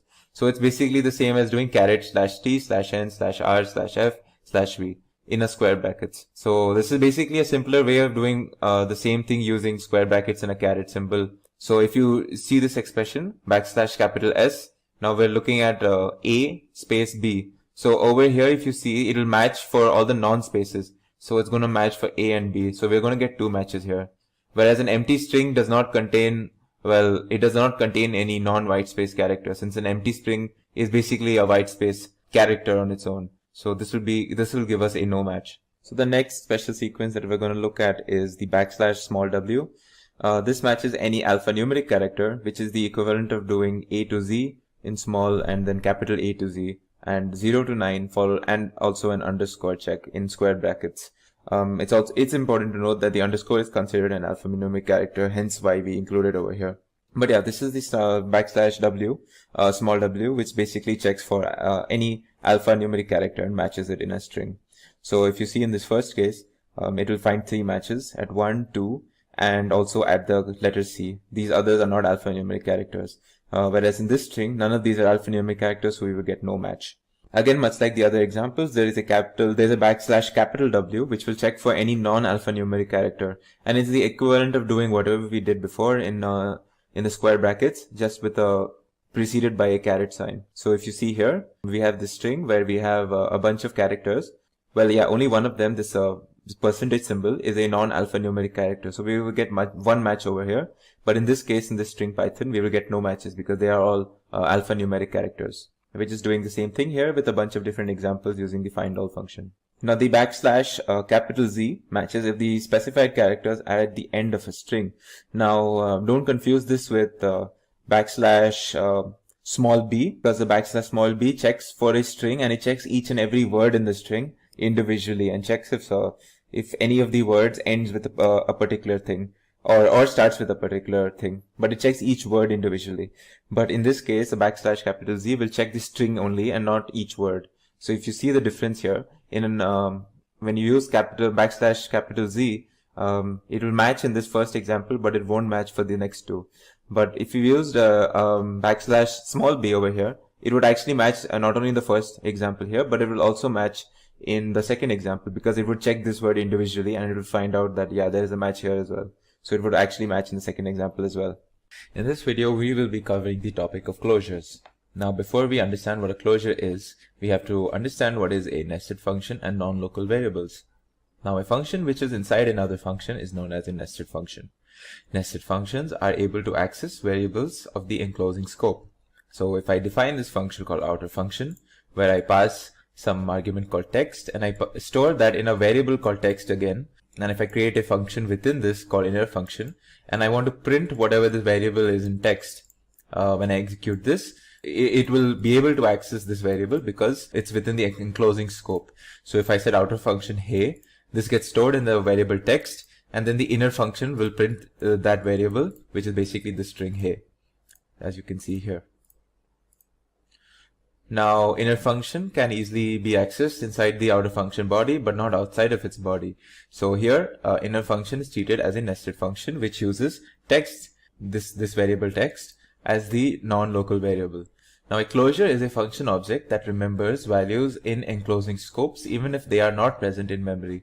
It is a record that stores a function together with an environment. It's a mapping, basically, that associates each free variable of the function, which are basically variables that are used locally, but are defined in an enclosing scope, with the value or reference to which the name was bound when the closure was created. A closure, which unlike a plain function, allows the function to access those captured variables through the closure's copies of their values or references, even when the function is invoked outside the scope. So let's look at an example to emphasize on what was just said. So again, I've defined this function outer function where I'm doing the same thing. Now I've defined the same inner function where I'm going to print the same thing. Now it's very important that when I return over here, what I'm going to return is inner function, but it's not going to be a function call. This is important to create our closure. So we return inner function, but without using the call as we do over here. And what this return will do is basically to create the closure, where the inner function will remember the values of the variables stored in the enclosing scope. So now I'm going to store this outer function in an object called in a variable called my function. Now when I call this my function, you can see there'll be two things that are happening here. So once I've defined this and I've executed this, what happens out here is this function has already executed, and then I'm storing it to this. But because I've done return inner function without parentheses, I've created a closure basically. And this closure allows the inner function to remember the values that were stored in text at any point, and at every point, even after the execution of this one time. So when I execute this again for the second time over here, it will remember the value that was stored in the variable text, which is hey, which was given over here. That's why you see when I execute it for the second time over here, the first time being in this line when I'm storing it in my function, when I execute it the second time, again it will give me the result of hey. As you can see, the closures have to invoke functions outside the scope. The inner function has its scope only inside the outer function, but with the use of closures, we can extend its scope to invoke a function outside the scope. So now let's look at this code. So this code, don't worry about what's going on here. Just know that what we are doing here is we have two functions which we defined called add x and y, which will return x plus y, and the subtract function, which will subtract x and y. So now we're going to execute these. Once we're going to execute the add over here in add logger, and we're going to execute the subtract function, and we're going to store it in sublogger. So technically we have already executed these two functions, but now since I've created an enclosure, basically if you see here, this is the enclosure that I've created. Now what happens is when I access this function from outside its initial scope, which is basically over here, this was the initial scope. When I access it outside, you will see that it still has access to these variables x and y. So if you see here, I first of all I've allowed the enclosing function to accept arguments of any numbers. So I can pass x, y, I can pass x, y, z also. But if you see here, I only have a thing for x and y. So when I want to access any value of x and y, even after the execution of this code initially, I have access to these variables x and y, and that is because I've created a closure out of that. So if you see, if I do add logger 3 and 3 over here, I'm able to get the result 6. If I do add logger 4 and 5, I'm able to get the result 9. Similarly, for subtraction logger 10 and 5, I will get 5 here, and 20 and 10, I'll get 10 here. And I can keep doing this. I can keep saying add logger, and if I say 4 and 7, so if I executed this, and now I'm going to say, let's say for example, add logger, if I said 4 and 7 here, so this still has access to my variables x and y because I've created the closure, and it should give me 11. Similarly, if I did sublogger, say 30 and 15, it should give me 15 because 30 minus 15. So let's say 30 minus 16, right? So it should give me 14 because again, I have created the closure and it has access to these variables already. In this video, we will be learning about the concept of lambda functions. Now, a lambda function in Python is an anonymous function without a name. We usually use lambda functions whenever we want to create a function type object for a short period of time. A lambda function is defined using the lambda keyword. Like a normal function is defined using the def keyword, we define a lambda function using the lambda keyword. Also, the lambda function can take any number of arguments, but it can only accept one expression as a part of it. So think of a lambda function like a sort of a temporary function object that you create whenever you want to perform a particular task or object, but you don't want to give it a name, or you don't want to define a full-blown function and give it a name like that. So over here, I'm going to give you an example of a lambda function. Let's say that this lambda function takes in, let's call it x, and so you define the function, let's call it x, let's call it a lambda function using this keyword. Now we want, say, 2 parameters, right? We're saying, say, a and b, or 2 arguments, a and b. So we're going to pass 2 arguments, a and b, whenever we use this function, and we're going to perform some sort of an expression. Now let's write down a simple arithmetic expression for this. Once you've defined your arguments, just use the colon. Now over here we have our expression. So let's call it a plus b. So now we've created a lambda function called x, where we will pass 2 arguments, and the result will be the expression a plus b. A and b being the arguments we pass. So now let's print the result of, let's say we pass 1 and 3. So now we should get the result 4, right? Because a plus b is equal to 4. So we've passed a as 1, b as 3. Now let's execute this. As you can see, the result is 4. Similarly, you can pass any number of arguments. So we want to call some function x, let's say lambda function. Maybe say a, b and c this time, and we want to do the product of these 3 arguments. So now when we check the result, let's say we're doing the product of 2, 4 and 6. So this should be 48, and when you execute this, you get 48, as you can see here. So these are 2 simple examples of a lambda function. Now I could have done this in a different way, where I could have defined some function x, and over here I define that it takes in 3 parameters, and then you can define some, say, return. The function basically returns you a, product b, product c. But many a times you don't need to define a full function called x. You don't want to assign some function with this name. You just want to create a temporary or a short time anonymous function with some name just to perform a simple expression. And in that case, we can use lambda functions. That's an example, by the way. You can use lambda functions in multiple places. So let's move on now. Now, for the sake of this video, what I'm going to do is I'm going to show you how the sorted function works, and we're going to learn how the lambda function uses the sorted function, how they work together. So this will give you a clearer understanding of how we use the lambda function in our code. So to start off, sorted function returns a sorted list from the items in an interval. So you can have a bunch of, for example, numbers, and the sorted function by default will give you, will return you the list of numbers in an ascending order. Of course, you can also, using a parameter called reverse, you can return a list of numbers in the descending order.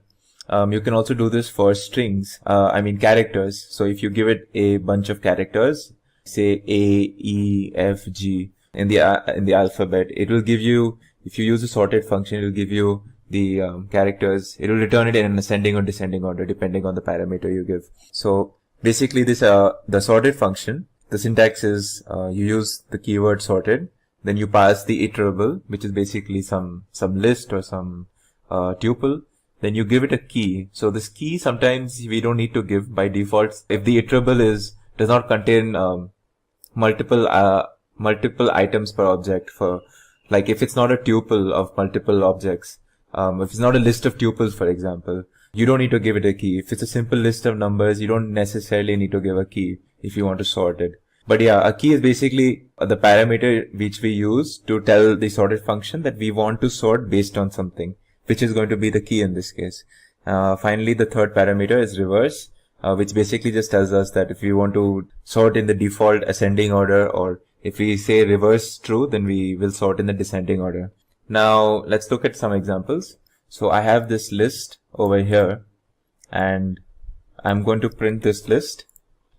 So this list is obviously a bunch of vowels, E, A, U, O, I, and this is not in the ascending order of the alphabet, right? Like we know it as A, E, I, O, U. If I print the sorted form of this list, it should give me A, E, I, O, U, a list with A, E, I, O in the ascending order.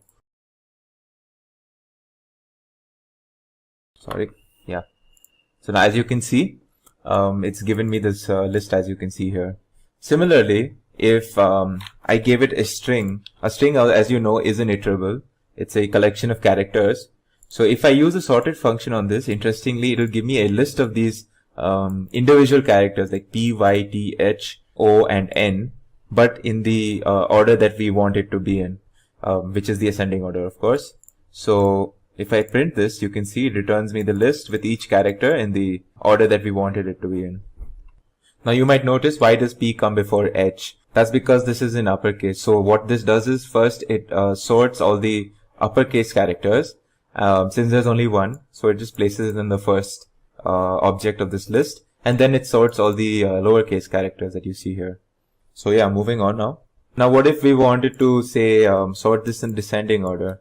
So we have this list, and now we want to sort this in a descending order. So in that case, we have to give the parameter reverse, and we have to assign the value true. So once we do this, now when we execute this, you can see we have the return as the same list but in the opposite order. So that's how the reverse parameter works. Now let's try to understand how we use the key function or the key parameter in the sorted function. Now, of course, if we want to sort something based on some key that we want to define, we use the key parameter. So let's take an example now. So in this example, what we have done is I've defined this function called take second. So what this does is it simply takes the second element of a list of tuples. So what is this list of tuples? Well, this is random. You can see this random. This is a list of tuples. So this is one tuple, this is the next tuple. And what I'm going to do is, in this example, I'm going to create a key out of every second element in each tuple. So I'm going to create a key out of 20, 40, 10, and 13. And based on these, in an ascending order, I will sort this whole list. So what my result should be is that since the smallest of the every second object in these tuples is 10, so this will be my first object in my sorted list. Then it should be the one with 13, because this is the next highest number. So then this will be the next object. Similarly, this will be the next object, then this will be the whole next object. So you see, I'm using every second element of the tuple as my key. And for that, to create a key, basically, I'm creating this function, which will basically return every, it'll iterate through all of these and it will return each of these second elements. So let's actually do this now. So what I have here is, I am going to create a sorted list, which is going to use a sorted function on this iterable, which is a bunch, which is a list of tuples. It's called random. Now my key is going to be take second. So this sorted function is actually very dynamic in the sense, I don't exactly have to create a list directly, each of these objects present in the tuples. I just have to define I can even pass a function in the parameter for key, and it will apply this function on the iterable that we pass over here, which is random namely. and it will use this function to generate keys, generate a key out of each second element. And based on that, it will do the sorted, it will perform the sorted function. So now, if I check what's my sorted list, you will see that as I had mentioned, now it's using the second objects, or the second, each second object as a tuple as the key. So since 10 is the smallest, this whole object is the first object. Then 13, so we have this object here, and then so on and so forth. So this is how we've used a key to do the sorting function, a key that we've defined on our own. Now similarly, we can use multiple keys as well. So just to quickly go over through this, we have this some list where a bunch of names, a bunch of tuples you can see, right? Tuples with 3 objects each within it. Each first one is always a string denoting someone's name, some student's name. The second is the marks out of 100, and the third is their age. So what we have here is, what we want to do is, we want to sort these tuples in the order of first marks, and in case the marks are clashing or they are the same, basically, we will sort by the age. So what we want to do is, we want to first sort by these marks, as you can see here. But in case they clash, for example, like say this 75 and 75, they're the same marks. In that case, we want to sort it by the age, which is 12 and 20, which is different. So in this case, we're going to use 2 keys. One for the first key will be given the highest priority, and then if there is a clash, then we use the second key. So how do we do this? Now let's define some function, like how we defined this take second function here. This will be our function that we will pass to the key. This function, basically what it does is, it gives us who has the highest marks. Now since we are creating since the key works in an ascending order, so the smallest object in a key is the first object that gets returned, right? So what we're going to do is, we're going to return the error, which is basically the difference between 100, which is the total marks, and the marks the student gets. So this is how we obtain a ascending order in our list, which is what we, which basically is what we want, because we want the highest marks to be first. So we do 100 minus item 1. Item 1 is basically the first object of whatever iterable we pass. In this case, it would be the first objects of each tuple, which is the marks. Secondly, we want age. Age is the item 2, which is each second object of each tuple. Now, what we return in this function is like this is going to be our key now. A list of errors and a list of age. Error being the marks error, the difference between 100 and the marks you obtain. So now what it's going to do is, it's going to take the marks as the first key and the age as the second key when we pass this to a sorting function.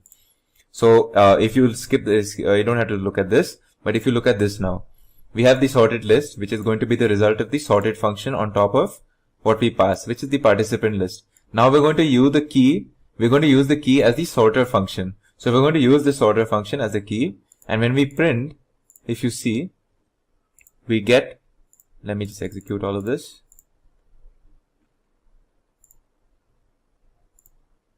So if you see here in this section, what you can see is we have the highest marks first, then the second, then the third. But if you see here, there's a clash. This guy and this guy have the same mark, 75. So now what we want to do is, the guy who has the younger age should be in the first in the object. So that is how this has happened, because we've passed 2 keys, error and the age. So when the clash in error key happened, we went to the age key, and then we did ascending order on that.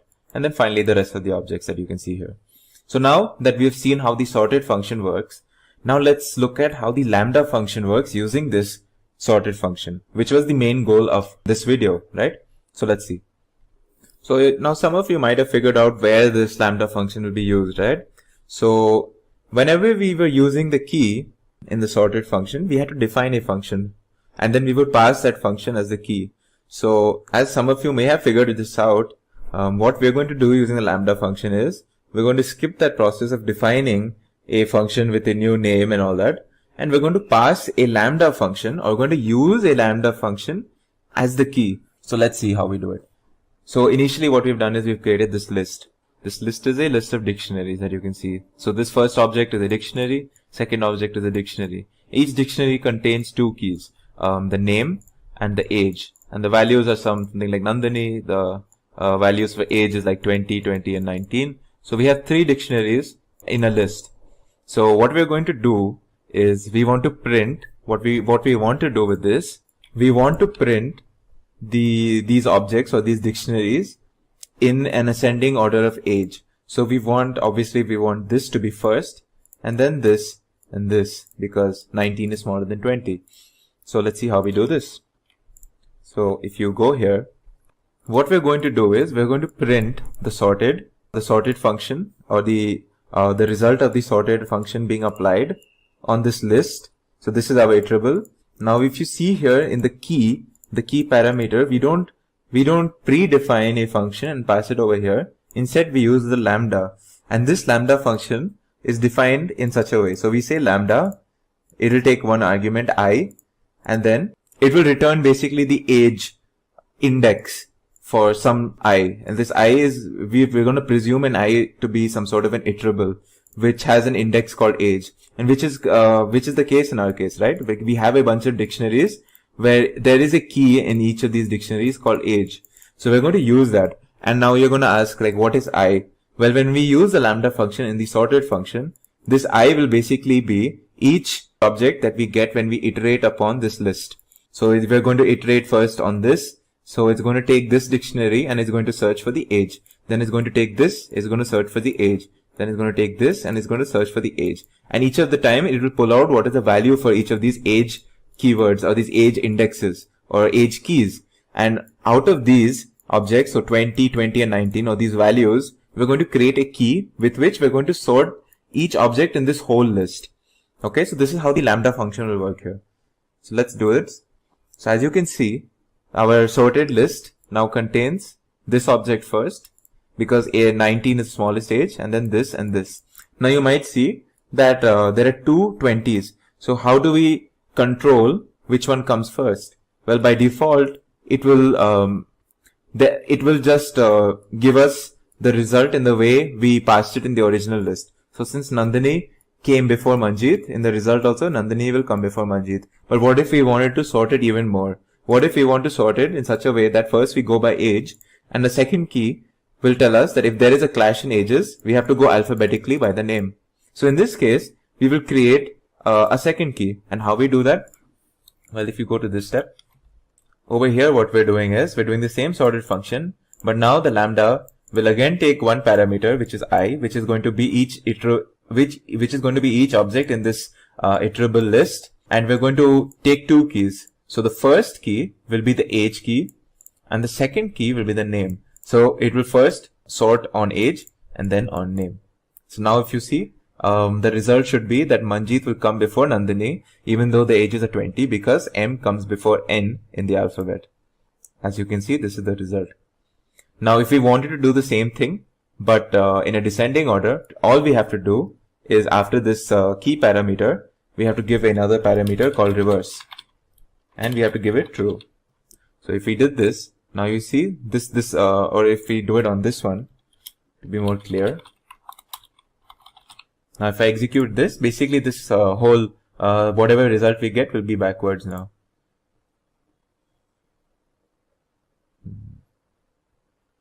Oh wait, I did not enter it in the sorted function. So this should come within the sorted function over here.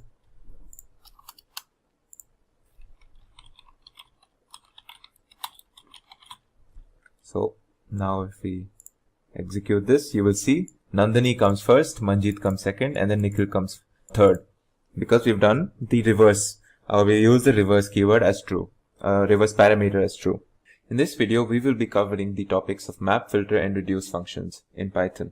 Now, Python provides several functions that enable functional approach to programming. And since functional programming is all about expressions, some of these expression-oriented functions of Python are lambda functions, list comprehensions, map, filter, and reduce. Now, we've already covered the topic of lambda and list comprehensions. Now, let's cover the topics of map, filter, and reduce. So to start off, let's look at the map function. The map function takes in two attributes, a function and a sequence. A function is basically some user-defined function or any function. A sequence is basically an iterable object like a list or a tuple, for example, or a bunch of lists and tuples as well. So let's look at an example. So one of the most common operations that we do with something like a list is doing an operation on each of the elements in the list and then outputting a new list with the values as whatever we have modified to the original items of the list. So what if we did the square of all of these items in this list, and we want to create a list based on that? So we can basically iterate through it, and we can do a square function and then append those values to a new list called squared.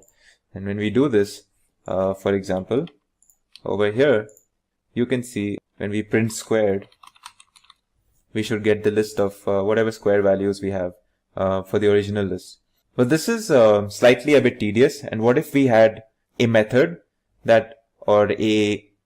what if we had a technique wherein we could basically pass a function that we have that we want to do and a sequence on which we want to apply this, and we pass it to a function, and this function basically takes care of applying whatever operations we want to do on each element of a sequence. So this is where the map function comes in use. So let's look at how we use the map function over here. So if you look at this, I've defined a square function. So the square function basically returns, takes an argument x and returns the square of it. And I have a map function which takes the square function as one of the arguments, and the list or an iterable as the second argument. So this map function creates a map object, if you see here. So let's just do it one by one. So I'm creating my list, and I'm going to create my function called square, and I'm going to send this to the map function. So I'm sending this the first argument as the function that I want to do, and the second argument as the list that I want to apply it on. Now let's list out all the items that are in this map object. So if you see, it creates me a list with basically the squared items, and this is exactly what we needed. And another way of doing the same thing would be just going through a for loop in each of the map objects and printing each, which would give me the same results. So if you see here, I found a very neat way of passing a function and an iterable, and using the map function to apply each operation that is part of the function, or applying the function on each item in the iterable.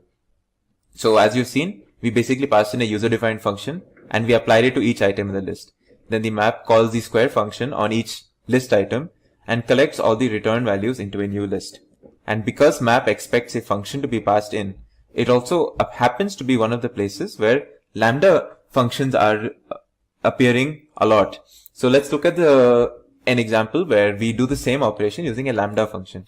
So if you see here, I have a lambda function where I'm passing it as the function argument, and what this lambda function takes is some variable x or some argument x. It does its square and it returns that x.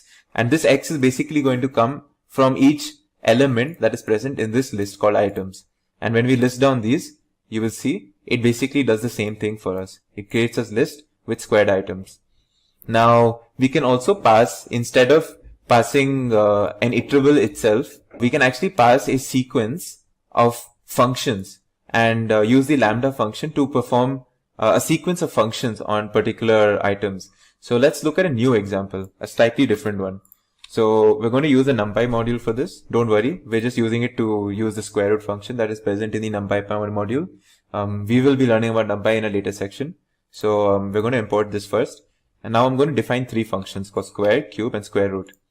So once I've defined these, basically they're returning the square, the cube root, the cube, and the square root of some integer x. And now I'm going to create a list of these functions that you've just seen. And we're going to use a for loop, and we're going to iterate through a range from 0 to 4.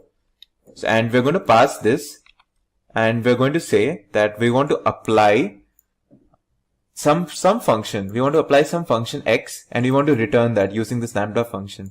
Now what values this x will take is based on whatever functions we've stored in this variable called funcs or funcs. And in funcs, we have a bunch of functions called square, cube, and square root that we have defined earlier. So what we're going to do is we're going to apply each of these functions to R, and R will take the values 0 to 4. And now let's see when we print this, what values we get. So if you see here, we get a list of squares, cubes, and square roots for integers 0, 1, 2, 3, and 4. So this is another way of using the map function and lambda functions together to apply multiple different operations to a bunch of iterables. Now for our next example, what we're going to do is we're going to create a function that basically what it does is it creates the uppercase of some string that we pass to it, right? So that's what we've done here in this function called toUppercase. So let's first define this function. Now we have a print function basically, which is going to print each object in a particular, which is going to print each element of a particular object, and is going to, at the end of it, and the end of printing, we're going to give a small space for printing a new line basically. So let's create this also, this print iterator object. Now what we're going to do is we're going to pass a string with the letters A, B, and C to this function, and we're going to map, we're going to apply the uppercase function to this string. Now if you remember, string is also an iterable, where it's a sequence of one character strings. So this whole string is basically a sequence of one character string A, one character string B, and C. So we're going to, we can pass a string as an iterable to the map function because it will apply the operations on each of these characters. So let's see what happens when we do the uppercase function. We apply the uppercase function using the mapping to this string A, B, and C. So if you see, it's created me a list with capital A, capital B, and capital C, as we had expected, because we have applied the list function to the map object. Now, in the next step, what we're going to do is, we're going to do a very similar thing. We're just going to, instead of simply mapping and creating a list out of it, we're going to store the map object in a variable called map iterator. We're going to print what type of object it is, and then we're going to print out each of the elements using the print iterator function that we defined here. So let's do this. Now if you see, the class, the type of object is of class map, and the objects, elements inside the object are A, B, and C. Moving on, let's look at now an example where we're going to pass multiple arguments. So instead of one iterable, we're going to pass multiple iterables now, and we're going to apply some sort of an operation. So if you see here, what we have done is we've created two sequences. One is a list of some numbers, and another is a tuple of some numbers. So just to show you, let me first copy this here. Yeah.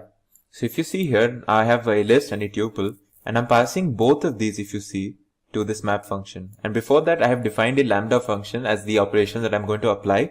And what this does is it takes two arguments, x and y, and it returns the product of both of these. Where does it get x and y from? So the x it gets from this sequence, which is a list, and it takes y from this sequence, which is a tuple. So what it's going to do is going to take x as 1 and then y as 5 in the first step, and it's going to return the product as 5. And then the next step is going to take 2 as x and then y as 6, and it's going to return the product of that, and we're going to get 12, and so on. We're going to get 21 and then 32. These values are going to be stored in the map iterator, which is a map type object. And when we use the print iterator function, it's basically going to print out whatever results we got through this mapping. So let's execute this, and as you can see, this is the result we got: 5, 12, 21, and 32, which is what we wanted. So the next part, the next function that we're going to discuss is the filter function now. Now a filter function is basically, again, it takes two arguments, a function and a sequence, and a function basically tests if each element of a sequence is true or not. Now so this filter function will basically take two arguments. So one is the function, and this function is basically going to test if each element of a sequence is true or not, and it's going to take another argument called sequence. And this argument sequence is the list or the tuple or basically any sequence or iterable that needs to be filtered. And it can be, as I mentioned, it can be sets, lists, tuples, or containers of more iterators. And what this function will return is an iterator that is already filtered. So let's look at an example now. So we have this list R, which we've generated, which is basically numbers from -5 to 4. So if I create this list here, you can see it will create a list of -5 to 4. Now, if I wanted to extract only the values that are lesser than 0, well, I can use a for loop and use a if condition to check this, right?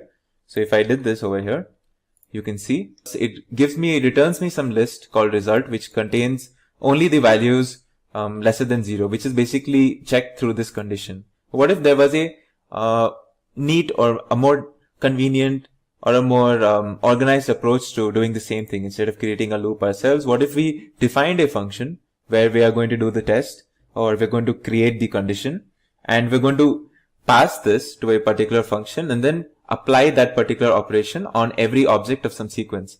Well, just like mapping, we have a filter function to do this. And in this example, what we're going to use is the lambda function, which takes an argument x, and it checks for some condition x lesser than 0. And where it's going to get the x from is some sequence R, which in our case is the numbers from -5 to 4. And the filter will basically create a filter object type, which contains only the objects from R that meet this condition, that is x is lesser than 0. And when we use the list operation on top of it, you will see it results in a list with the values that have met my condition. So for our second example, what we're going to do is we're going to create a list which contains a bunch of letters, and we're going to only extract the vowels from these bunch of letters. So let's look at what we have here. We have some letters D, A, T, J, K, O, P, L, and we only want the vowels from this. So we want to filter only the vowels. So we can use that using the filter function by first of all defining a function that returns true if a check is met that one of the letter matches one of these letters in this list called letters. And if it doesn't, it returns false. So this is our condition that we've created. Once we create this condition, this function that checks this, we can pass this function and the sequence into the filter function, and then we can list out whatever we get. So you can see our filtered list contains only A and O, which is basically the only vowels that are present in our original list. Finally, we have the reduce function. This reduce function is basically a functools. It's in the functools module of Python 3.0. And what the reduce function does is it applies a function of 2 arguments cumulatively to the elements of an iterable, and it starts with an initial argument, and it returns a single result. So let's first import this function. And once we've imported it, let's use it in this example that we have here. So in this example, what we're going to do is we have some list called numbers, right? What if we wanted to get the sum of each element in this list? Well, we can iterate over it and store it in some variable called total in each step, right? This is what we would typically do. And in this step, what you can see is the loop basically iterates over every variable in numbers and accumulates them in total. The final result is the sum of all the values, which is the value of 10 over here. In this example, the variable total is what we call an accumulator, and we can apply the reduce function to do the same task. So how do we do it? Let's first of all create a function called myAdd, where we're going to take 2 variables, 2 arguments, and we're going to return the sum of it. Okay, so let's define this function, and now we have our list called numbers, right, which contains 1, 2, 3, and 4. Now let's do reduce myAdd to numbers. Now when I use this function, what it will do is it will apply the function of myAdd. It will take basically each and every element in a sequence. So it will take 1 and 2, then add them together, and then it will create, basically what it will do is it will take 1 and 2, add them together, then we'll have 3. So it will take 3 and then the next element, which is 3 again. So it will create the sum, which is 6, and then it will take 6, and then it will take the value 4, and it will give us the result 10. So this is how the reduce function would work. So this is how it will give us the result of 10. As you can see here, I've passed this function where I've defined that I want 2 arguments to be passed to a function, and then the return should be basically the sum. And then I've passed a whole list of like 4 numbers, and I've used the reduce function to basically do this process for 4 numbers in a step-by-step manner by taking 2 at a time subsequently. And my result, as you can see, is correct, as you can see here. So let's use the lambda function now to do the same task. So what I'm doing now is I'm going to define a lambda function, and that's the function I'm going to pass to this reduce. So when I pass this lambda function, which basically takes 2 arguments, x and y, and it's going to return the sum of that as x plus y. Now where it's going to get x and y from is in a very neat manner. So it will take first the first 2 elements, 1 and 2. It will then do the sum, and we get 3. Then it will take that same 3 and then take the next object, which is 3 again, and then give us 6. Then it will take 6 and then the next element, which is 4, and then give us 10. And then the reduce function will output the single result, which is 10 to us, as you can see here. In this video, we will be covering a sort of a project side type of scenario, which is basically going to be a problem case for you, and it's going to be slightly difficult, slightly tricky. But what we're going to do is we're going to tackle a particular problem, and we're going to what I'm going to do is also show you a solution to that problem. So let's start with this. So this question that we have is, we have this program that we have to write where we compute the frequency of words that exist in some input. Okay, the program should output after sorting the key alphanumerically. Now this input can be it's basically a block of text, right? So in our example, we have For example, if this was our input, right? What we want to see is an output which is basically saying that the word Python has appeared, say, well, in this example, it's appeared 5 times, and then the word read has appeared 1 time, and so on and so forth. Like for each of these words, we want to see how many times have they appeared in this particular block of text. So let's look at a particular example now where we have done this. So let's see here. So first of all, I'm going to create a dictionary. So why am I creating a dictionary is because I'm going to use each unique word as a key and the number of times they have appeared in a block of text as the value to that key. So I'm going to use a sample string, which is basically this long string that you can see here, which is stored in line. So this large chunk of text is what we're going to be analyzing. So how are we going to do this? It's pretty simple. So we have this. Now what we want to do is when we find one way of tackling this problem that we're going to do here is we want to check word by word. First of all, we want to see if it's a unique word, and if this word is, before I encountered it for the first time, then we need to store a new key in our dictionary called frequent table or frequency table. And if it has already, if there is a key already with that particular name, then we just want to increment the count or the value by 1. So let's see how we do this over here. So if you can see in the solution is as simple as this, but if you see what's happening, it's basically what it's doing is we're splitting up this string using the split function. What this will do is it will split up the string at every white space. So it will take this as one part, it will take this part as another part. It will create an iterable with each word as the each iterable object in that container. So it's going to be a list of words like Python is 1, so on and so forth. And we're going to go one by one. So we're going to say for word in line.split. Now if this word if it exists in frequency table as a key, then what we're going to do is we're just going to increase the count of the value of that key by 1. But if it does not exist, then we're going to actually create a key with the word as that unique word, and we're going to create its value, initialize its value to 1.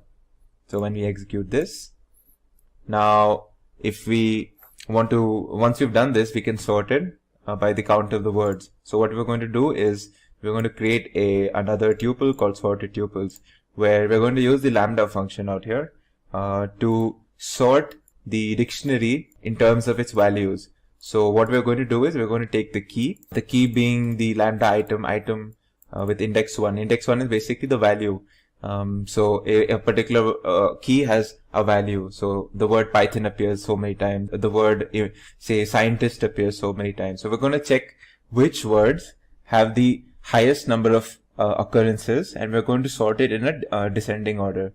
So that is basically what the reverse is equal to true does. So when we're going to sort this, when we're going to use the sorted function, when we say reverse true, it tells the sorting function to sort this dictionary frequency table in terms of value by the descending order. So whichever word appears highest, that will be the first word in our sorted tuple.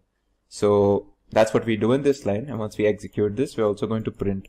So if you see the result of this activity that we've done, you can see that the word machine appears 6 times, learning appears 6 times, then Python appears 5 times, and so on and so forth. So we've created a sorted tuple where the first object of the tuple, we've created a list of sorted tuples where the first object of each tuple is the unique word. The second one is the number of times that it has appeared in this particular example or this particular string. So yeah, this was the first basic project that we have tackled. In this, you might have seen some examples of how we do list operations and how we use the lambda function in sorting the dictionary by the values of the key. In this video, we will continue with what we started in terms of our project number 1. What we're going to do is we're going to tackle another slightly complicated a question or a situation. We're going to try to arrive at a solution. So in this, what we have is some sort of a robot, a moving robot, which moves on a Cartesian plane, a 2-coordinate plane, is going to move in terms of up, down, left, and right. Okay, and each time it moves up or down or left or right, it takes a certain number of steps in that direction. Integral steps, of course.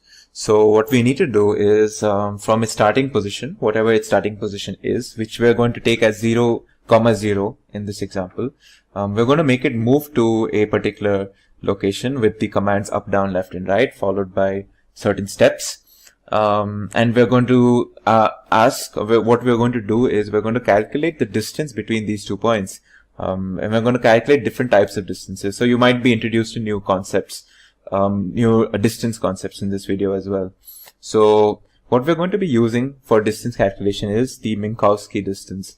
And that is, we're going to take, so the Minkowski distance between two variables is basically the absolute difference between these two variables, so these 2 points, and we take it to the power of something. So if we want to say calculate the Minkowski distance with, in terms the quadratic Minkowski distance with basically P2, so we are going to do xi minus yi, absolute difference to the power 2, and then we're going to take the second root of it after summing each and every point. So when we take p is equal to 2, we say the Minkowski distance behaves like the Euclidean distance, and this is probably one of the most common distances in case you've done basic Cartesian geometry. When you're asked to find the distance between 2 points on a plane, we can also take the absolute distance where we take p is equal to 1. So in this case, we're just basically summing the absolute distances between each point.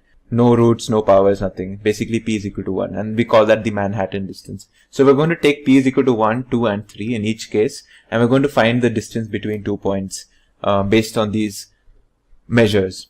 So this is just a visual representation. This is basically the Euclidean distance, is basically the estimate of the value between these 2 points. If since this is a 2 coordinate system, whereas the Manhattan distance would be the absolute distance in terms of if we go up and then we go right between these two, like say if this was and this was another point. So yeah, let's move on to the problem. In this particular example, we're going to start from the starting position 0 and 0 on a graph. And we are going to give the commands of up 5, down 3, left 3, and right 2. So first of all, what we want to do is we initialize the starting position as 0 and 0. And we also, just for the sake of this example, we initialize the end position as 0 and 0. So what we're going to do, first of all, is let's execute this much. Now we have this list of tuples. We're going to call this actions, and this is the actions that we're performing. So each tuple contains an action and the number of steps in that direction. So it contains 4 actions: up by 5 steps, down by 3 steps, left by 3 steps, right by 2 steps. So now we're going to iterate over this each tuple, and we're going to get the direction first of all in this line for each step, and we're going to calculate the number of steps it takes. So for each action, it's going to first tell, it's going to check what is the direction, which is done by this line, and we're going to find out the number of steps in that direction, which is stored in this line. So once you've gotten this, for each action, we have to update the end position, right? So what happens is if you go up by a particular direction, so you are basically changing the y-axis, right? The y-axis. So we're going to change end position and the first index, which is basically this part of the end position coordinate point. So we're going to say if it's moving by up, then we're going to update by adding the y-axis by the number of steps. So and if the direction was down, we're going to do the same thing for the y-axis, but we're going to decrement it. Similarly, if we move left or right, we're moving the x-axis, right? So we take end position in the first index. So we take the x-axis, and if we're moving left, it's a negative, it's a decrement, and if you're moving right, it's an increment. So if there's any other action, like any other action, for example, that was given here, we say pass. So basically the only valid actions that we can pass is up, down, left, and right. Otherwise, we just skip that particular action. So this is what this particular loop will do. It will update our final position.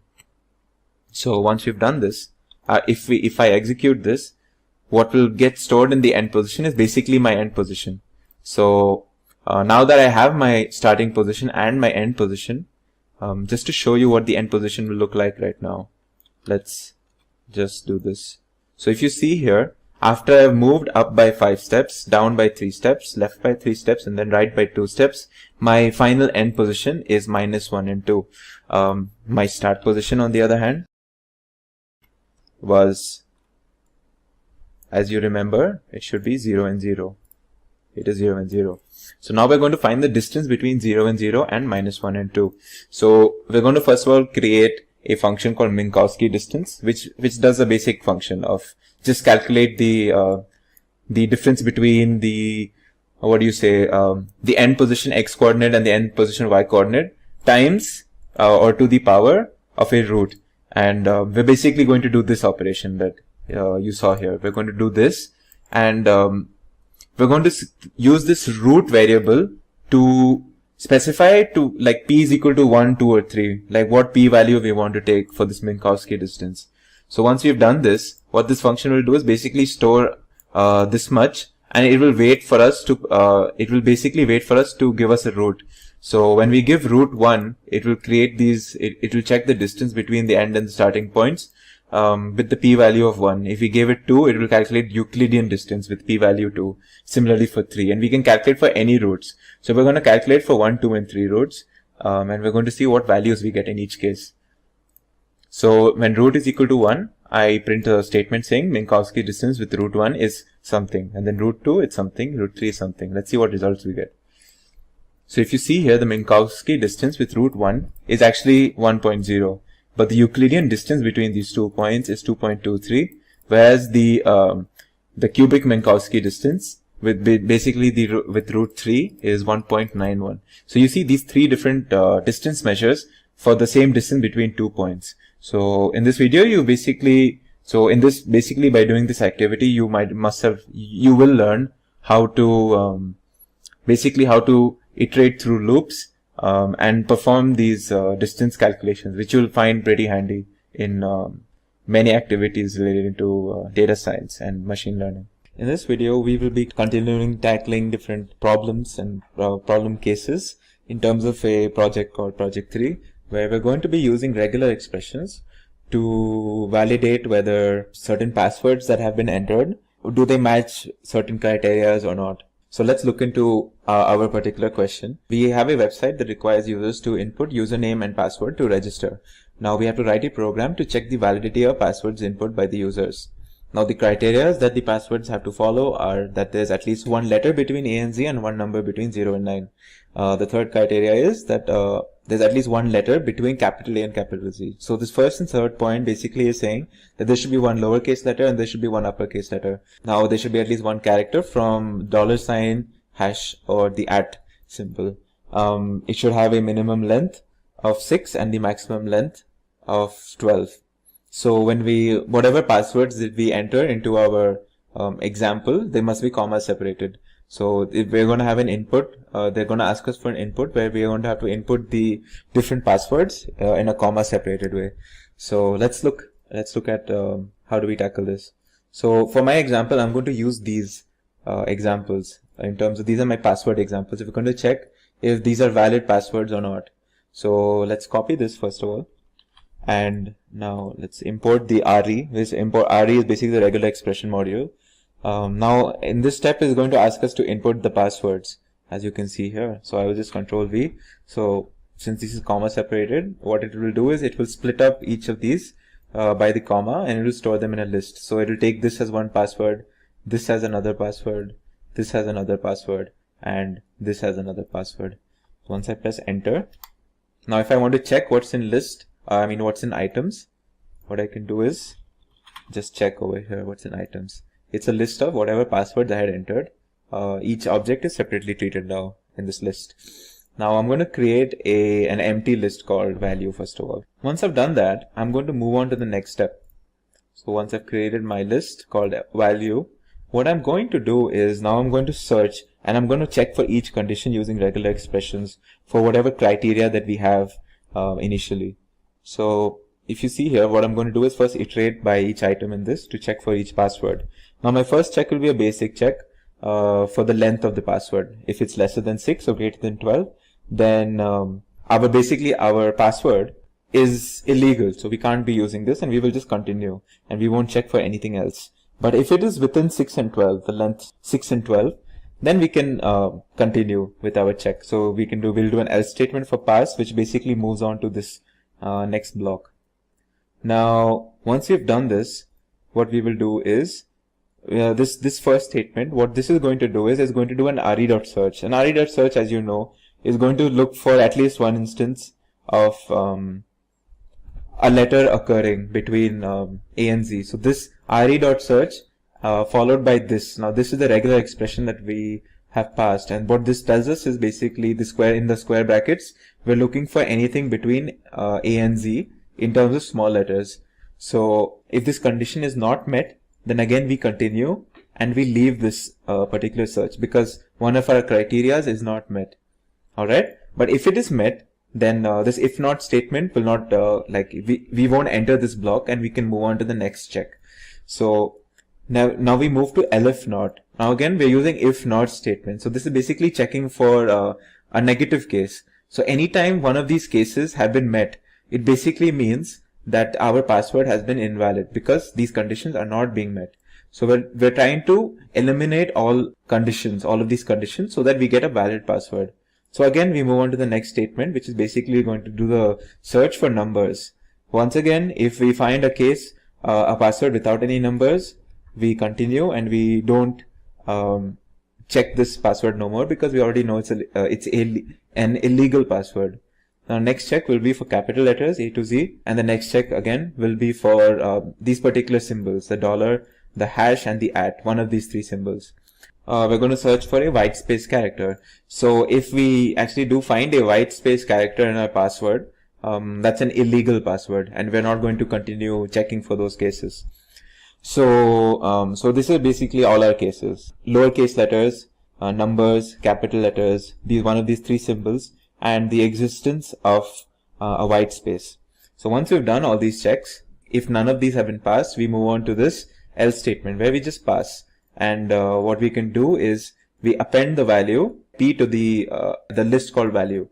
So basically what happens is, just to go through it again, if this condition is not met and this condition is not met, this is not met, this is not met, this is not met, and if this is also not met, then we're fine. So basically, as long as we have small letters, as long as we have a number, as long as we have a capital letter, as long as we have one of these three symbols, and as long as we don't have any white space characters, we can append p to this. Otherwise it will continue and it will break out of this for loop completely. That's what the continue statement at the end of each of these blocks checks. Anytime this condition is met, this if not condition is met, then we break through this whole for loop and we don't append p to the value. But if we actually get to this stage, then what we can do is simply append p to value. Now finally what we are going to do is we're going to print out all the valid passwords. So just by a quick look, you can see here this is a valid password, right? So let's execute this and let's see what we get. If you see here, we only get one valid password, and let's look at why some of these do not turn out to be valid. So if you look here, all of the conditions are met. It has a capital letter, it has a small letter, it has at least one number, and it has one of the symbols, either $sign or the hash sign or the @ sign. In this case, we have two white spaces, one over here and one over here. So this is an illegal password. Similarly, in this case also we have an illegal password because it begins with a space. In this case, it's the same thing. We begin with a space, and also it does not have any of those symbols that we were looking for, the $ or the hash or the @. So these three are illegal passwords and they do not get appended to value. However, this does get appended to value, and that's why we get the result for only one password, which is the only legal password. Welcome to Web Scraping with Python. My name is Richard Kirshner with the Simplilearn team. Certainly there are many reasons to be able to go online and scrape different websites. They range everything from pulling out different links to pulling data off of websites. As a data scientist, you might need to get some information off a website that doesn't have a direct API to pull that information. And in Python, we have a wonderful tool. When you talk Python and you talk web scraping, we're talking Beautiful Soup, which is a package you add into your Python Python that you're running. And we can come over here to the website, www.crummy.com/software/beautiful-soup. You can actually read a little bit about it. Currently, Beautiful Soup 4 is the current version. If you don't remember the full website for it, you can always do what I do, which is go over and do a search for Beautiful Soup official site. And it almost always comes up right at the top, and you click on there and it'll take you to the crummy.com software site for Beautiful Soup. Now, we're going to use our whatever Python interface you want, IDE. I'm going to use Jupyter Lab, which is built on Jupyter Notebook through Anaconda. So when I open up my Anaconda Navigator, you'll see that I have my different tools available. Again, you might be using a different editor, and that's okay. You might be in PyCharm or something like that where you don't need to do this. And Jupyter Lab is Jupyter Notebook with added tabs and some added features. It's basically in beta testing, so it's got a few little glitches when you're saving things and moving between projects, but for the most part it's a great upgrade to the Jupyter Notebook, and you can use them together. So you don't have to, it's built on Jupyter Notebook, so anything you do in Jupyter Notebook you can open up in Jupyter Lab. And the first thing we need to do is we need to go ahead, in this case I'm going under my environments since it partitions the environments out, and I'm going to open up a terminal window. We have to install some packages in here to work with. Now there's a lot of choices on this. Because of the simplicity, will be using conda install. Now you can use pip install for the same thing, and we're going to install our Beautiful Soup 4. And you have to type out the whole thing, Beautiful Soup 4, and you can use a pip install if you're using a different environment. And I am using Python version 3.6, although according to Beautiful Soup they also work on 3.7 all the way from 2.7 through all of 3x. Now according to the Beautiful Soup website, the Beautiful Soup 4 works on anything, you can install on anything from Python 2.7 all the way through any of the Python 3 versions. This just happens to be Python 3.6 because there's a lot of other packages that don't work on 3.7 yet. And we'll go ahead and run this install on here and let it go through its environmental setup. And of course with conda, it goes in there and finds all the dependencies. Pip doesn't do as much as far as finding dependencies, but you know exactly what's on there with pip. So if you're doing a huge distribution, you probably want to use your pip install so you can track what's going on there. With the conda, I like to just let it take over since this isn't a major distributed package going out. Another quick note between pip and conda is that if you start on a project in one of these environments and you're using pip in there, stick with pip. If you're using conda, stick with conda. They track the packages, and you can run into some issues where they're not tracking the same packages and something gets overwritten. So it's important to stay very consistent with your install on your environments. And we'll also need to go ahead and install our NumPy environment and our pandas on here. So go ahead and do that. If you haven't added those packages in, go ahead and install those into your environment that you're working in. And of course pandas is just simply install pandas. And let's just install a couple more packages. In this case, let's get our install our matplot library, because we're going to plot at the end since we're going to be collecting data. And for this project, that will be all the packages we'll need. So we can go ahead and close out of our installer or whatever setup you have. And we'll go back to home and we'll just launch our Jupyter Lab, and that will open up in our browser window. Now, if you're coming from Jupyter Notebooks and first time in Lab, we can go ahead and just create our first notebook, Python 3. You can also do it under File, Launcher, and you'll see New Notebook. It automatically opens up and we can just click right on there. It'll pop open on the left, and I'll right click this and we'll rename this. We'll rename it just Beautiful. And it is a IPyNB file on there. So that should look familiar because that's a Jupyter Notebook file. This is a new one. Now, I have multiple tabs, and in the past I usually hid this on the other computer, all my notes for the lesson today. But this is my notes going down, and we'll go ahead and just start going through this and see what it looks like to do a data pull from front to end and see how that works as a data scientist pulling that information in from the website. And the first thing I want to do is I want to go ahead and close this side window. That way it get the nice full screen. And we can also up the size a little bit. One of the wonderful things about working in a browser window. Just do that Control+ thing. The packages we talked about is pandas. So we imported our pandas if you haven't already. That's our data frame. If you haven't done our pandas tutorial, definitely worthy of the time to go through through there and understand pandas because it's such a powerful tool. This basically turns your data into a spreadsheet data frame. Our NumPy is our number array, so it kind of works with pandas very closely as far as manipulating data in arrays. Matplot, we want to go ahead and bring that in, our PLT, so that we can plot the data at the end. And this line right here that says Matplot library inline is for the Jupyter Notebook specifically. It tells it to print that on this page. A lot of the newer versions don't actually require to have that line. It'll still print it on the page, but you should still include that if you're in the Jupyter Lab setup. And then we have our URL library.request. We're going to import URL open for opening up the website. And then we have our BS4, that's your Beautiful Soup 4. We're going to import Beautiful Soup. And then our last one is our RE. That is for manipulating our regular expressions.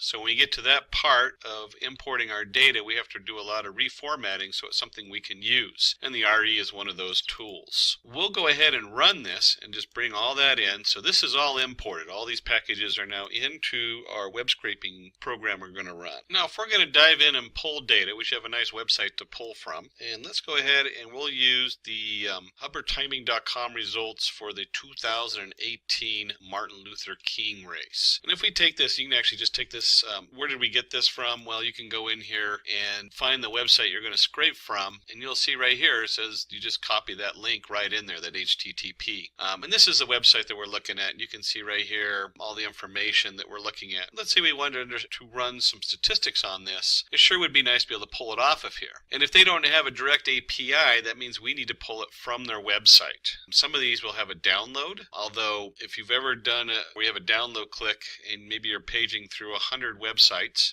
In one case, I was polling all the different United States bills that are passed to track who voted on them for a project. And you can imagine that there's hundreds and hundreds of those, thousands of these documents that they voted on, who voted on it. It goes through the Senate, it goes back to the Congress. So I opened up a website, pull all the links off of there that match a certain criteria, and we'll look at that in just a minute, how we go through the HTML. And then I had to reformat them, or I could hand download each one at a time, which would just be a nightmare. So it's nice to automate it. In this case, we're going to be pulling up this chart, and we want to figure out how to pull this chart off of this website. And so when we go back into our Jupyter Notebook, I've got my URL, just our name for it, and it's just a string. That's all this is. Nothing fancy there. You'll notice that on the slashes, we now have // You can do a single forward, and HTTP is a double forward. This is just how you have to switch it to match setup in there. And then it's going to go ahead and use the HTML equals URL open URL. And that's from our URL library request. So it's opening a link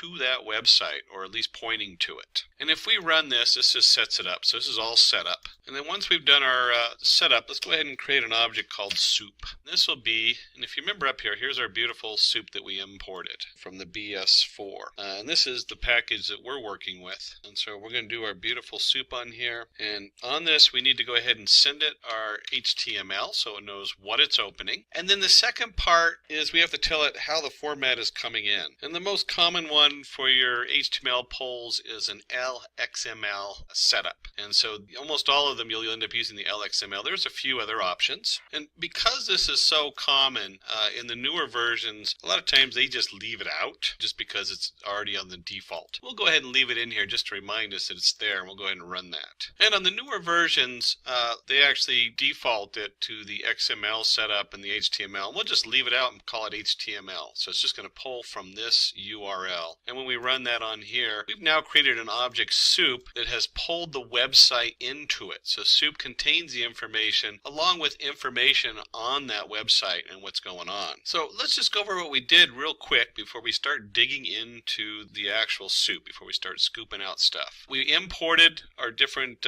modules that we're going to use with our package, specifically the Beautiful Soup. We did install the Beautiful Soup. If I remember correctly, you have to call it Beautiful Soup 4 specifically, so it knows what you're bringing in. And this line right here is very key from BS4, because that's how it installs the module. We're importing our Beautiful Soup. And then we found our URL. In this case, we're going to go pull information from the Martin Luther King Dream Run. And then we set our HTML to our URL open URL. And you can see right here we imported that. So here's our URL.request, import URL open. So we're requesting a connection. And once we send that connection into the Beautiful Soup, it creates an object called soup. And then then this one, of course, we chose soup just because it goes with beautiful soup. I guess we could have chosen beautiful. And now we can start extracting information from our website because we've pulled it down onto our computer under soup. And we can start by looking at the title of the website, soup.title.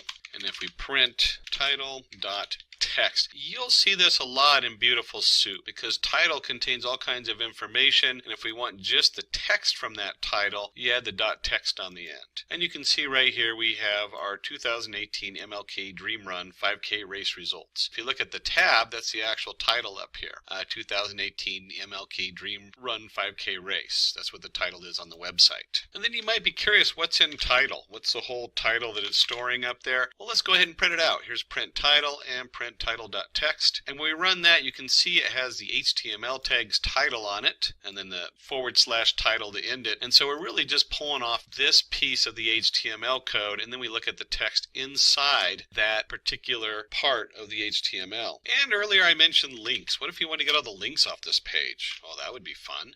We could do soup dot, and we'll do find _ put this in bracket, and then quotation marks, we'll go ahead and put A. A is the key find, and you'll start seeing a div and all the different options you have for finding these entities in a website. And then let's go ahead and just print our links, and you can see here that it now shows all the different links in here that are marked by A, because we did a find all A. And then we can also, because this is a little bit hard to pull off the H reference, so we can also add in our find all, fine tune that. In this case, the H reference equals true. We'll actually filter that out. And then finally, we might do a for link in links, and we can simply do something like this for each link. We want to actually find the H reference because we know there's an H reference in it. And if I run this, you can see it just comes through and prints them out one at a time. Some of these are really useful. So you might be looking for something that has HTTPS in it, and you know that's a link running to something else. Or you might be looking for the mail to tag, so you know that's all the mail addresses. But either way, you can easily find all the links in your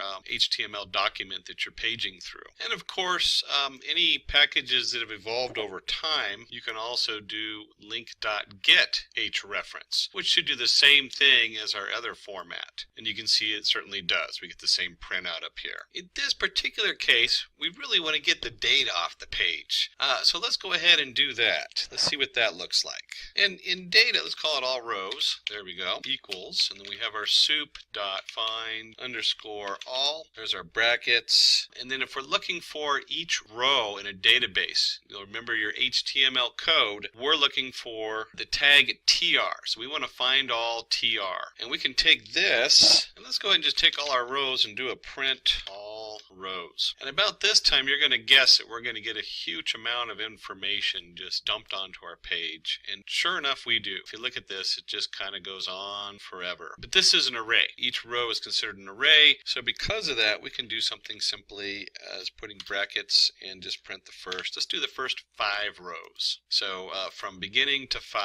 And you can see here's our first 5 rows on here. I sometimes like to just do, let's just do row 0. And we see that row 0 is finishers. Finishers 191. And just out of curiosity, if that's 0, what's row 1? Mail. Okay, so we're starting to see titles going across here. So if we come up here and we do rows, we did what, up to 10? Let's just take a look and see what 10 does again. And just take a look at that information that comes across. Place, bib, name, gender, age, city, state, chip paste, gender, and so on. So it comes all the way down here. We kind of have an ending right here, and then we have 1, and then we actually, it looks like we start to have information. So we have our 1, our 1191, Max Randolph, that must be the name, Mel 29, and so on. You can start seeing how the information starts getting displayed going down. So the next thing we want to do with this, and I'll go back up here and just edit the space we're in so it starts to make a little bit more sense. Keep it all together. And so we want to do for each row in all rows, we're looking at, what information are we looking at? Well, we have our TH up here, that's the header, our TD down here, which looks like the individual information. And we really are looking for the actual data. So we're looking for our TD tags in the rows. And we can do that because remember when it stores the row, it also stores the tags underneath that. So all rows have all the different tags in it. And you can see right here as you print each one of those out. And so when we look at each row, we can create another variable and we'll call it row list. And we'll set this equal to, in this case, row. because we've already pulled all the rows out of soup. So now we want to find for each row, and in there we want to find our TD. And if we go ahead and just print, I'm going to do it, if you notice I changed the indent, so I'm just going to print row list. What this does is the last value to go into row list, our last row is going to print now. And of course make sure you have an underscore instead of a period when you're typing. So row.find underscore all TD, and if we print the last row, you can see I have all the data coming across here. We have our 191, our 1216, Zuma, Okchoa, I hope I said that right, female, I believe that's age 40, and so on. And then we can take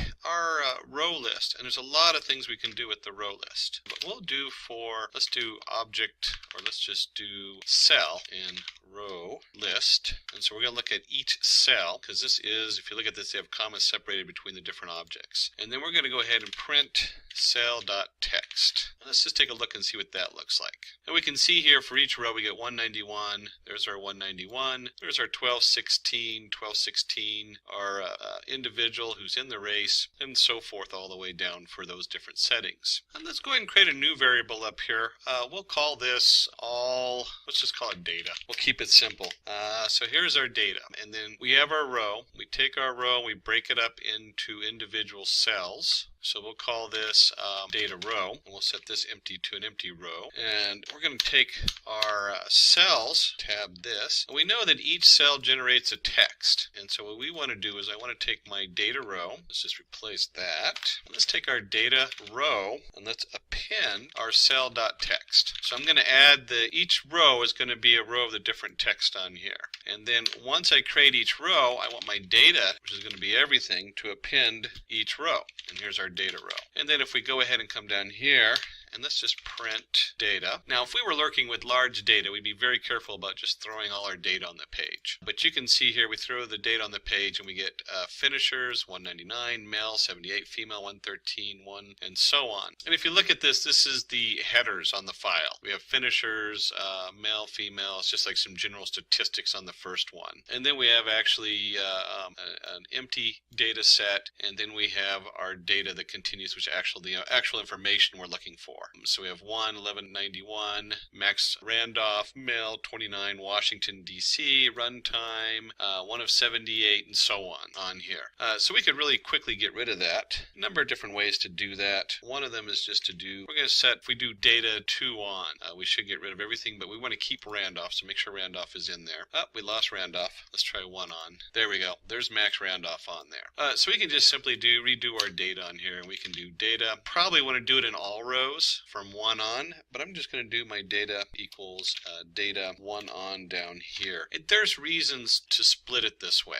In data science, sometimes you don't want to touch the original data in case you need it, in case we do need the first row. So we'll put it down here, and maybe we'll just call this titles. Titles equals data of 0. And so we could do something here where we print, and we'll print up our titles, and we'll print our data. In this case, instead of 1 on, let's go -2. Let's look at the last 2 rows of data. So here we have our titles, and for some reason I just put in finishers of 191. I was expecting a little bit more up there. And we have our last couple people, and they look like the data on these looks just fine on here. Turns out this is just some generic statistics up here. So we'll get rid of titles completely. It doesn't really do us any good. But we know that data comes in here, and we can look at our data and look at the very end of the data too, the -2 to the end. And we can see it pulls the data in pretty good. We don't have anything too funky in here we're looking at. It looks pretty clean. Now you got to be a little careful, because at some point we might have to come back here and clean up the data if we get an error for running data analysis. We might find out there's some unusual characters or something is misset in the data itself. And you also notice that everything is a string. So when we're bringing it in, we might have to do some conversions to test it out and convert them to whatever kind of data format we're working with. So at this time, we want to go ahead and bring in our pandas. And let's go ahead and call this df for data frame. We'll set it equal to, and if you remember correctly, we imported pandas as PD, and that's standard. You'll see that in most code examples where they import pandas as PD, and it is capital D, capital F for data frame. And we're just going to bring in our data. That's what we called it on here. And let's take this and we'll print. Now when you're working with data frames, you're usually talking large amounts of data, and so you almost never want to print the whole data frame out. We're going to go ahead and do that anyway, just so we can see what that looks like. And you can see in here, it brings in our data frame coming in here. We just have a mess of information. This is our data. Let's go ahead and print df and see what that looks like in the data frame. And this is nice because it organizes it into a very easy to read table. And we have, they set the label 0, 1, 2, 3, 4, 5, 6, and so on. And then we have each row. We have Mel, 78, none, none, none, none, none, going across. When we get all the way down here, we'll see Max Randall, about number 3. And the first thing this does is this flags me that I brought in a bunch of information up here that we really didn't want. It's from 3 on that we want. And we can clean this up in one of 2 ways. We can try to clean it up under the data, or we can clean it up under the data frame, depending on what it is we're trying to do. And so to fix this, I want to go ahead and just change it up here in the actual data pull-in. We don't need that information. So I'll rerun it, reload our data from 4 on. And then when I run this, we see we have Max Randolph is right at the top of the list like he should be, and we have all the data going down. Now with the data frame, remember I said we don't usually print the whole data frame. We'll go ahead and do df.head. And this prints the first 5 rows. And you can see that we have 13 columns. Here's Max Randall all the way to Theo Kinman. And I usually also print df tell. And the reason I like to do these particular 2 setups, and I'm going to change it just to 2 rows, because you can do that, you can print as many rows as you want, is it's good to look at the first part and the end, because those are usually where you have extra data brought in, something's messed up. And you can also see that we have 190 rows in here. And it comes in with our Zulma, Lisha, and they're both on here on the list. So now we have a nice data frame, columns and rows. We can easily look at it, we can see the setup on here, and we can look at the names and everything. Now at some point you might be looking at these individual columns and find different information that needs to be re-edited.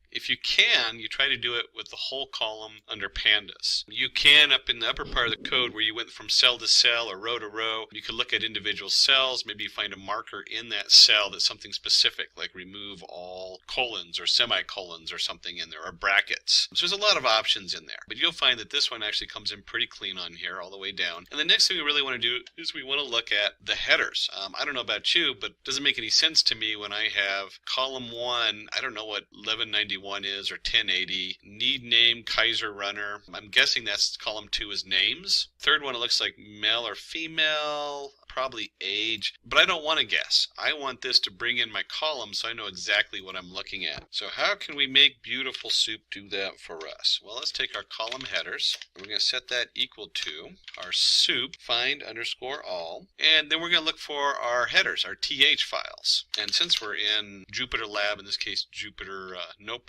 I can just type out column headers. If it's the last variable I have listed, it'll automatically print it. So it's kind of a shorthand. And we can see right here we have place, I'm guessing that's bib, name, gender, age, city, state, chip time, chip pace, and so on. So we have all our headers right there. I shouldn't have to type them all in. And we'll go ahead and do it before. We'll go ahead and do a header list equals our empty array. And then we can do for column in column headers, and we can take our header list and just append. And what do we want? We want the text from the column, so we'll just do column.text. And then if we come down here and we print our header list, let's see what that looks like. If we did it right, we should get a nice list of all the different column headings we want. So we have place, bib, name, and so on. And then pandas, just because pandas is so cool, we can simply do df columns equals our header from our header list. We can simply set df columns set to df headers, and then if I print df.head,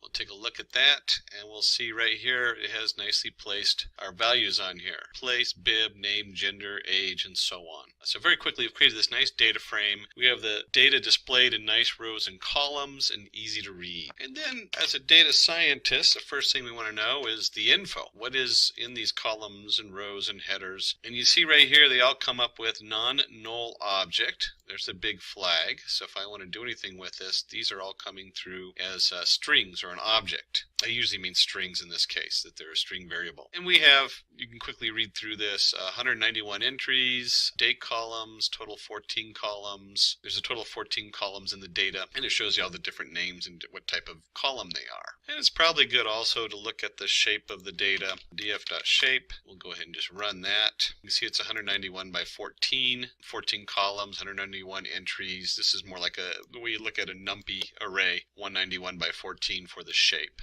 And remember, this is a variable, so if I put it on, if it's a last variable or last value in the set of cells, Jupyter automatically prints it out. So if you're in a different IDE, you'd want to go ahead and use the print statement on here. And then one of the things you'd want to also go through, we'll create a second one, df2 equals df.dropNA. Now the axes is automatically equal to 0. So a lot of times you'll see something like axes equals 0, comma, how equals any. Axes equals 0 is default. That means we're looking at going down the rows. You could look at the column going across. Let's remove the how any because that's just going to confuse you. The axes is whether you're going down the columns or if you're looking at it row by row by row by row. Or you could be looking at it by column by column by column. This would drop any column and it would drop off the NA in any column. And how equals, and we want any. I always confuse all and any because they both start with A. All means that all of them have to be non-value, where any means that any of them can be there to drop it. So this would drop any column with a null value in it. But we want 0, and it'll drop any value with a null value. And then because 0 is always the default, we'll just leave it out. And then it's curious as to what the shape is now. Did we lose anything? Was there any null values in our df2 that we dropped from the df? And we'll go ahead and run that. And we see 191 and 14. So we didn't really drop anything. But it's always good to check. There's other ways you can also do, are there, let's see, any NAs? You can detect NAs in here. Null values, infinite values, that's another one you got to watch out for. We're working with data that we're going to do something with here in a minute. So you got to be a little careful also in the conversions. Are you going to convert something where people typed in weird characters to describe the data a certain way? So now we've got to this point where we have all our different columns, we have our different data, and at this point maybe you're asking, or maybe the shareholder of the company is asking, hey, can we look at the, based on the chip time, here's our chip time, can we plot that versus gender? How does gender versus chip time compare? And so we can do that. We can take that. And the first thing we look at is we say, hey, well, chip time came in as a string, and that's going to be an issue. Now, there's a number of ways you can change this. One of them is we could go all the way back up here where we created the data and find a way to tag it and say, hey, whenever this cell text, maybe instead of appending this, I noticed that anytime there's 2 colons in it, that's probably a time signature. And let's convert all the time signatures to date time field or whatever. A lot of times you don't get that. You don't get that option. And that's always a question in bringing in data. Whether you convert the data coming in at the beginning, or do you wait till you have it, open it up, and then convert it when you go to use it. We're going to go ahead and convert it after we got it into our data frame. So we have our df2 here. We've dropped all of our NAs. We have a shape. In fact, let's do this. Since there's no difference between df and df2, well, we'll just go ahead and use df2.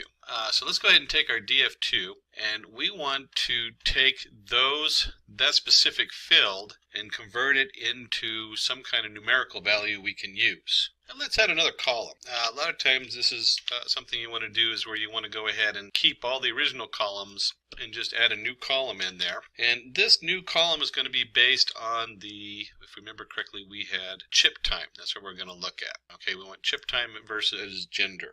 If we go into our pandas, we find out we have pandas to delta, and this is actually time delta. And then we just want to take our df2, and we're going to use the chip time column. So this is going to say, hey, let's look at, let's convert everything in df2 chip time into a time delta format. That's the data type we're going to put it as. And we can go ahead and just run this. And if we go in here and we do info, df2, and we'll keep our, we're going to look at this particular column, but we want to keep it as a data frame. So this is a list of all the columns we want to look at. We'll just do .info on here and run that. And we do an info on that, you can see it's now a time delta 64 nanoseconds. Well, we really don't want nanoseconds. We actually probably want to do it in minutes. So let's take a look at that, and let's take this whole thing, df2. Let's just set the df2. We have our df2. This is a column we're working with here, and we can use the as type property in pandas. And so we can set this equal to df2. We'll take our same column in here, and we'll set it as type time delta second. So it's still a delta time here. So if I run this, you'll see that it still comes up as, where is it? Oh, it turns it into a float. So we're now at a float 64, so it's a number of seconds in that delta time. And then finally, we want to go ahead and turn that from seconds to, say, minutes. And there's 60 seconds in minutes, and so now we divide by 60. We still have a float. We have our info that shows us it's a float, and then we can go ahead and just do a print df2, and let's just keep it small. We don't want to look at all our data. We just want to do the head of it. And we run this, and you can see right here where we go to, it'll be the last one. Here's our chip time in minutes. And a lot of times, just to make life easy for viewing, since we're only looking at this particular element, we can do chip time in minutes, and now we just see that, oops, we take off. We'll go ahead and take off our info. Done with that, and we'll run this, and you can see we have our minutes. 16.8 minutes, 17.51 minutes, and so on. It's a float number. Now keep in mind, this is 0.8. That's not 16 minutes and 80 seconds. They can always throw you if you're going through so many numbers you forget. So important to remember that. And we're also going to look at, the other one we're looking at is what? Gender. You want to look at gender to chip time in minutes. And so we can see here under the head we get male, male, male, and a number of different setups. And let's switch this to tail real quick and just look at the end of it. And here we have female, female, male, female, female. So we have two different genders, and we have our chip time in minutes. And if you remember, we brought in our PLT. If you haven't used the plot library, the matplot library, you have a drawing place you're putting stuff on. So we have our PLT. We're going to do a bar graph, and we just want to simply use our df2 gender and df2 chip time in minutes. So that's going to plot the two bars. And to make it pretty, we'll go ahead and give it the X label gender, the Y label chip time minutes. And that simply is, remember, it always plots X and it plots Y. We have our gender, our chip time. Give it a nice title, comparison of average minutes run by male and female. And if we go ahead and run this with the correct titles in here and everything matches, you'll get a nice graph. We can see here the comparison of average minutes run by male and female. Here's our chip time in minutes. The men seem to be slackers in this particular case. And it's actually, there's a number of studies that show that women tend to have, as far as doing cross-country, there's a lot of women who have a longer endurance than men. So it's not too surprising. But we can see here the average chip time around 70, and for women over 100 minutes. And then another really cool thing we can do is we can describe the data. So df2.describe, this again is a pandas function, just like info is. And we're going to include np number, the numpy number. And if we run that, you'll see here it comes up and it says chip time in minutes, count, it gives you the average or the mean, standard deviation, the minimum, the maximum, all the different descriptive information you're going to want from your data set on there. And just because there's all kinds of fun ways, let's do a box plot to display your information. We can do a box plot where the column equals chip time in minutes. And let's go ahead and run that. Keep mistyping my chip time in minutes. And you can see it puts out a nice box plot showing you the information. We have our different values and floaters. And this is always interesting because this is a nice way of seeing where we have these floaters, one up here and there's two up above, and of course your nice spread on the box plot. And we can also modify this a little bit, and we can add in by equals gender, and then we'll just give it a blank title. I don't know why we're giving it a blank title. We'll just add a Y plot, Y label on there for runtime. And if we run this, you can see here box plot grouped by gender, chip time in minutes, and now we have our female and male, two different areas, and you can see how they vary. You have your two different your outlier up here, and you can also see how there's such an overlap between the two different values. So if I was looking at this, I'd be like, wow, I really could not draw a conclusive thing on this saying that women's runtime was more in general because they overlap too much. That would be one of the conclusions I'd have to come up with on here. And then we get to maybe the partners come in from the company and say, hey, we'd like to know the age versus chip time in minutes. That'd be something worth knowing on the statistics on this. And the first thought is we can simply plot it. And we can do this. We can actually plot the scatter plot chip time versus df2 of age. There's our XY coordinates. But if you remember from DF2 when we did the info, let's go way back up here. We're looking at a data object as far as our chip time on this and our age. Now we converted the chip time, but we also need to convert the age. And if we do it right here, we just plot it, and it'll actually let us plot it. It shouldn't. It should give us an error, but it does let us plot it. You'll see the ages come up a mess over here because they're converting it to weird float numbers and all kinds of things. So what we want to do is we want to take our age, and we'll just call this age underscore I. So we're going to take our age and we're going to create another column for DF2, age underscore I. And the I is just going to stand for integer. It's our own choice of values. There is a number of ways to do this, but we're going to do pandas to numeric is the best way in pandas. And the reason we're doing this is that numeric creates a float value. So right off the bat, we want all our stuff converted. It converts it to the least common denominator. So if they're all integers already, you'll get integers. As you can see from here, it's doing some kind of conversion that converts it to a float value. The other thing that numeric does is if there's a null value or they put in like a blank line or a dash to represent no information, it'll convert it to a null. So it goes from like a string to a null versus just having some kind of made up number that Python somehow created for the graph we have below. And then we want to add our df2 age because that's what we're converting to numeric, and then we want to coerce it.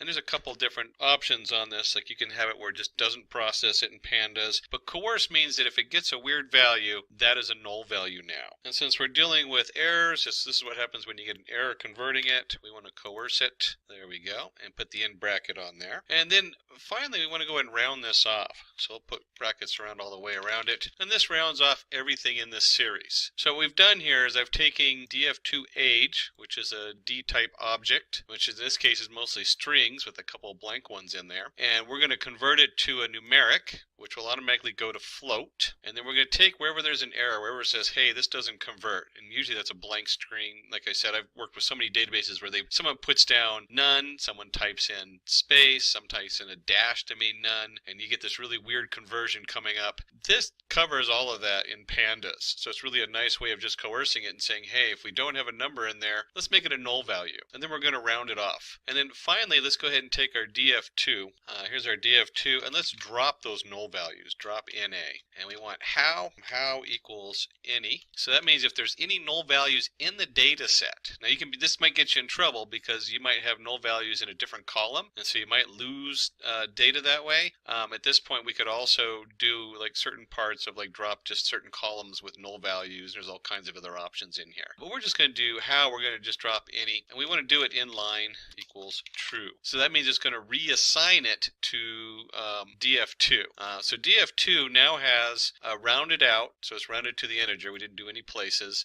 The age, and it's going to be age I, and then we've dropped all our null values. That way we're not going to get any errors when we try to plot a null value. And it also makes sure that data, by deleting out the rows, because that's what this does, it automatically does axis 0, which is your rows, axis 1 is your columns. By doing this, it automatically removes all the rows with null values. So it just cleans out the rows. And then when we go ahead and plot this, we see we have a nice clean data, and we have age all the way up to 70. So we have our chip time set, and then our age going across, and it makes a nice plot that you can easily show for display and for and you can easily show that to your shareholders or whatever group you're working on. It makes a really nice and quick, easy display. In this session, we will discuss the top tips and tricks in Python that you can use to solve your problems. First, let's understand what Python really is. So Python is a high-level open source programming language developed in 1989 by Guido van Rossum.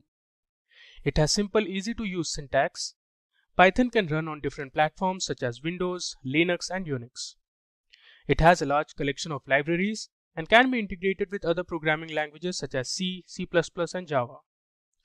Companies use Python for web development, software development, statistical analysis, machine learning, and deep learning.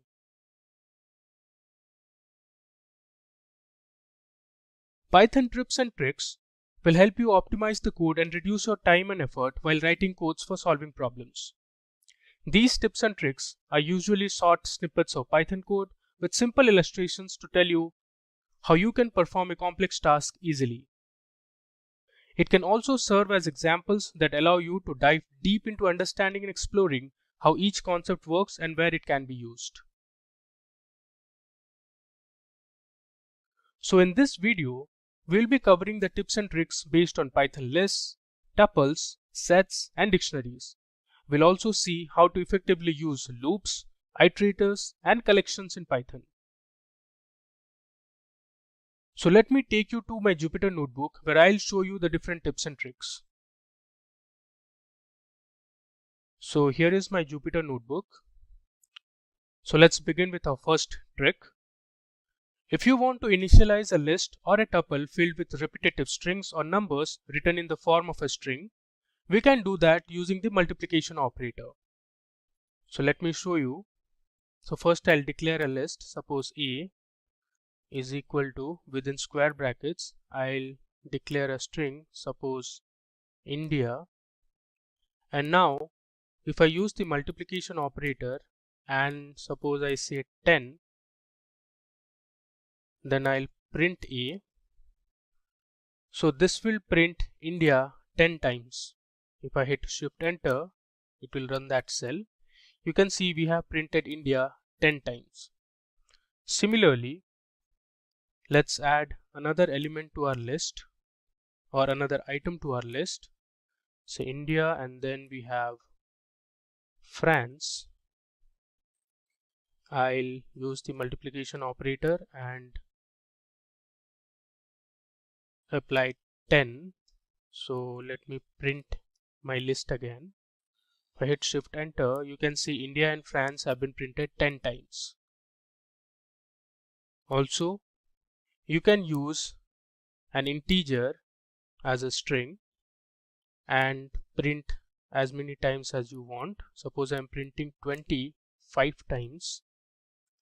I'll use the print statement. You can see we have printed 20 5 times.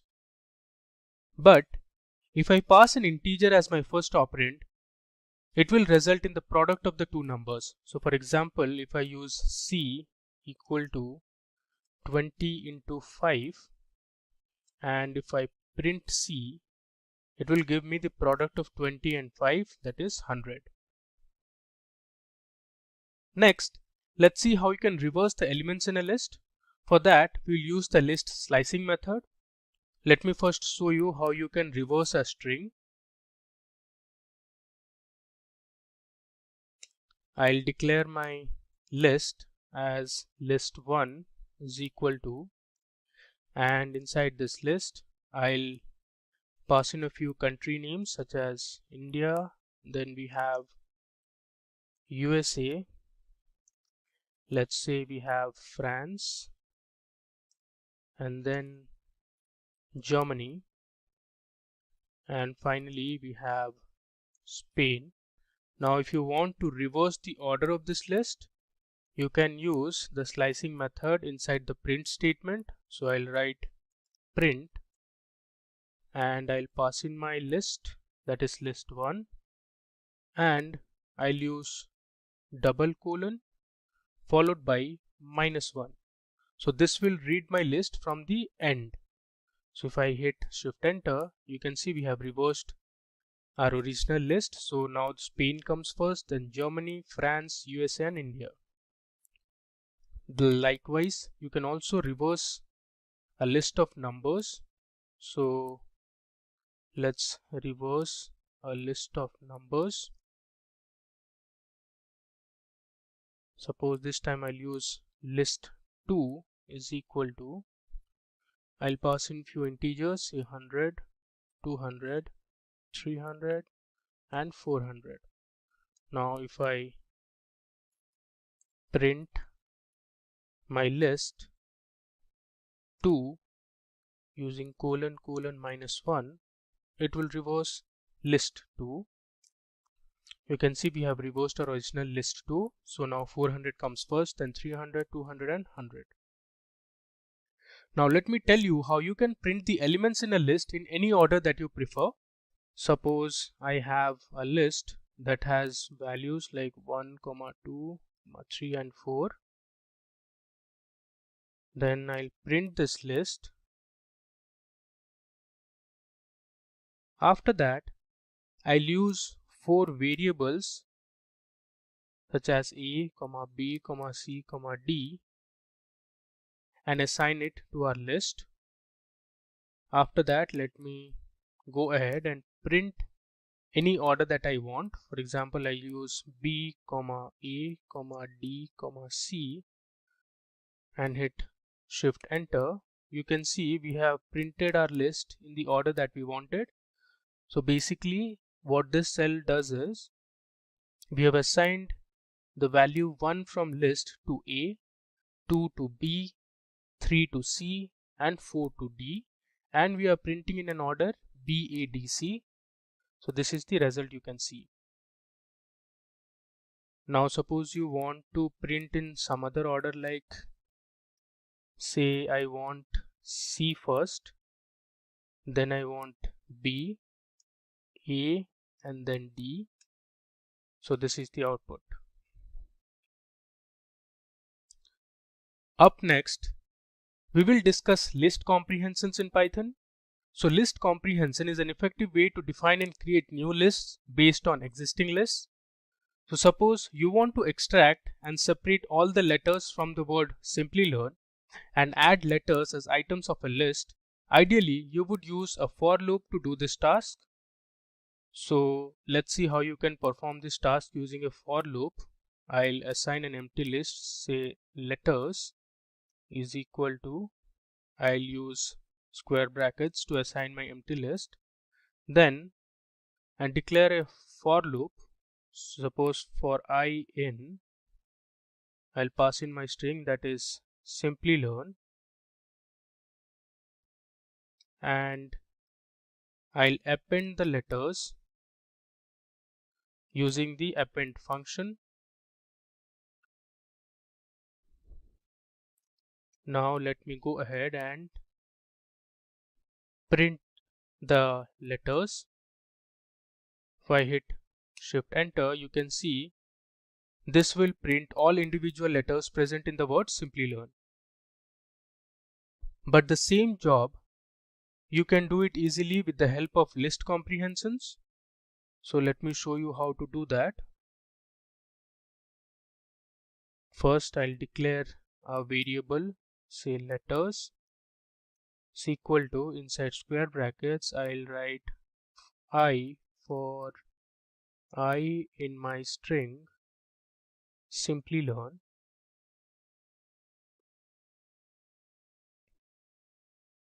Then I'll just print the letters. You can see we have extracted all the letters from the word Simplilearn. So this is how we use list comprehension. Now similarly, if you were to find the square of numbers, you would like to create a user-defined function or use a for loop to do it. So let me show you how you can proceed.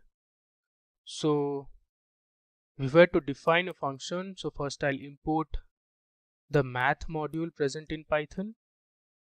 And then let's say I'm defining a function called square, and I'll pass in a parameter as a. Then I'll write a is equal to, I'll use the power function. So I'll first give in my module name, that is math, and use the power function, that is POW, and I'll pass in my parameter, that is a, and since we want to find the square, I'll give in 2, and I'll return my parameter, that is a. If I hit Shift Enter, now we have successfully run our user-defined function. Now let me call that function. If I write square of a, it has given me 1 by default. Now suppose I want to find the square of integer 5. You can see it has given us the square of 5, that is 25. Now to find the square of a number, you can also create an empty list and use a for loop to iterate through a sequence of numbers and append the square of numbers to that empty list. So let me show you how you can do with this process. Suppose I declare an empty list called squares. I'll pass in my empty list, and then I'll use a for loop, say for example for I in, range, I'll give 10 as my range, and then I'll append my square values. So I'll pass in my empty list, that is squares dot append. So I'll use squares dot append and pass I into I, and then I'll just call my empty list squares. If I hit shift enter, you can see from 0 to 9, that is a range of 10 values, it has printed all the squares of those integers. Now these two methods that we just discussed need at least 3 to 4 lines of code, but by using a list comprehension, you can find the square of numbers in just a single line of code. So let's use a list comprehension to find square of 5 whole numbers between 0 and 20 having an interval of 4.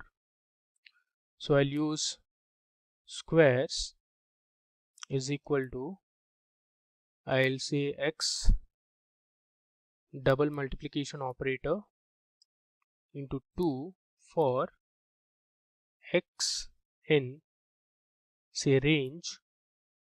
I'll pass in my range, that is from 0 to 20 with an interval of 4.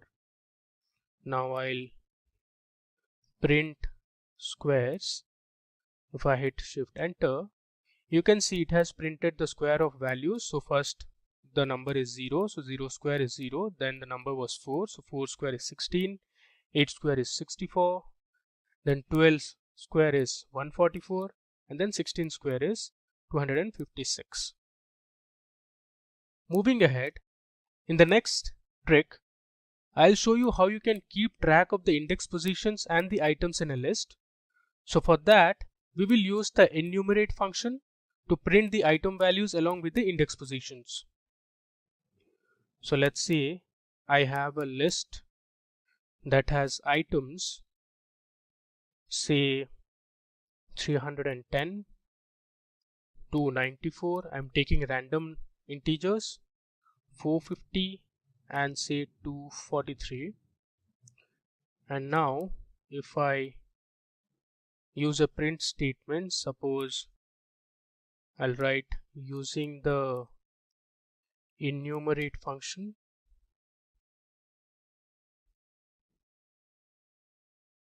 then I'll use a for loop, say for example for index comma element in enumerate. I'll pass in my list, that is list underscore items. After that, I'll use a print statement. I'll pass in index, and then I'll give a list, and that will have my index followed by the value.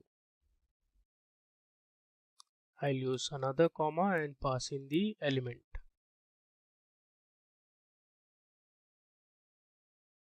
Now if I hit shift enter, you can see we have printed the index position as well as the item value. So at index 0 we have 310, at index 1 we have 294, similarly for index 2 and 3. Now moving ahead, let us understand how we can convert two lists into a dictionary. So a dictionary, as you must be aware, comes with a key value pair. You can use the dictionary method and pass the zip function with our lists as parameters.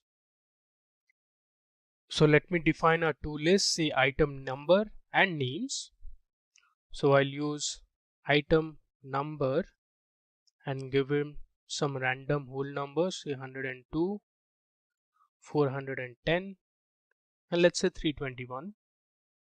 And I'll use my second list, that is names, and let's say this list has some string values like phone, next is laptop, and then we have say tablet. Now I'll assign a variable, say item dictionary is equal to, I'll use the dict function and then pass in zip, and I'll pass in my parameters, say item number and names. Finally, I'll print my newly created dictionary, that is item dictionary. Now let me run it. So you can see we have a dictionary created out of the list. So our keys are 102, 410 and 321, and the item values are phone, laptop and tablet. Now you can check that in the following way. So I'll pass in my dictionary and then I'll use the keys function to get the keys from the dictionary. So you see we have all the keys printed. Similarly, if you want to print the values from the dictionary, I'll use the values function. So that will print all the values. You can see we have phone, laptop and tablet.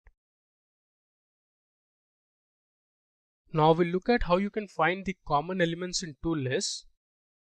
So let me declare my first list as list underscore A, that will be equal to Davis. Then let's say we have Karen. Then we have John. We have Frank next. And then let's say we have another person, say Steve. And let me declare my list B. So list underscore B is equal to, I'll take Karen. Next we have Davis. Then suppose we have Jack. Up next we have George. And then say we have Steve again. Now to find the common elements, I'll use variable, let's say common, and I'll again use a list comprehension, say A for A in list A, then use for B in list B, then I'll use an if clause. So if A equals to B, then I'll print the common variable. If I run this, you can see we have the common elements printed from both the list A and B. So Davis, Karen and Steve are present in both list A and B. Next, let's see how you can remove the duplicate items in a list. Such problems you would often come across while doing data analytics. So the idea is very simple. You just need to convert the items in a list into a set. So that will remove all the duplicate items in a list. So suppose I have a list of numbers. Let me take random whole numbers 20, 22, 24, so 26. Then we have 28 repeated twice. And then again suppose we have 20, and we have 22, and let's say we have 30. Now let me go ahead and print my list. So I'll say original list equals to, and then I'll pass in my list, that is list numbers. After that, I'll convert my list, that is list numbers, into a set. So I'll first use the list function, and then inside of that I'll pass in my set function and then declare my list, that is list numbers. Finally, I'll print my new list.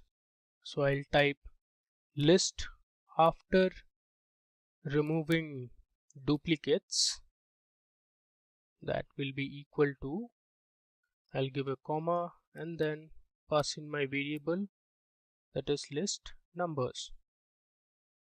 If I run it, you can see our original list has all the elements that has duplicate values, and the final list, the output, you can see we have only the unique elements printed.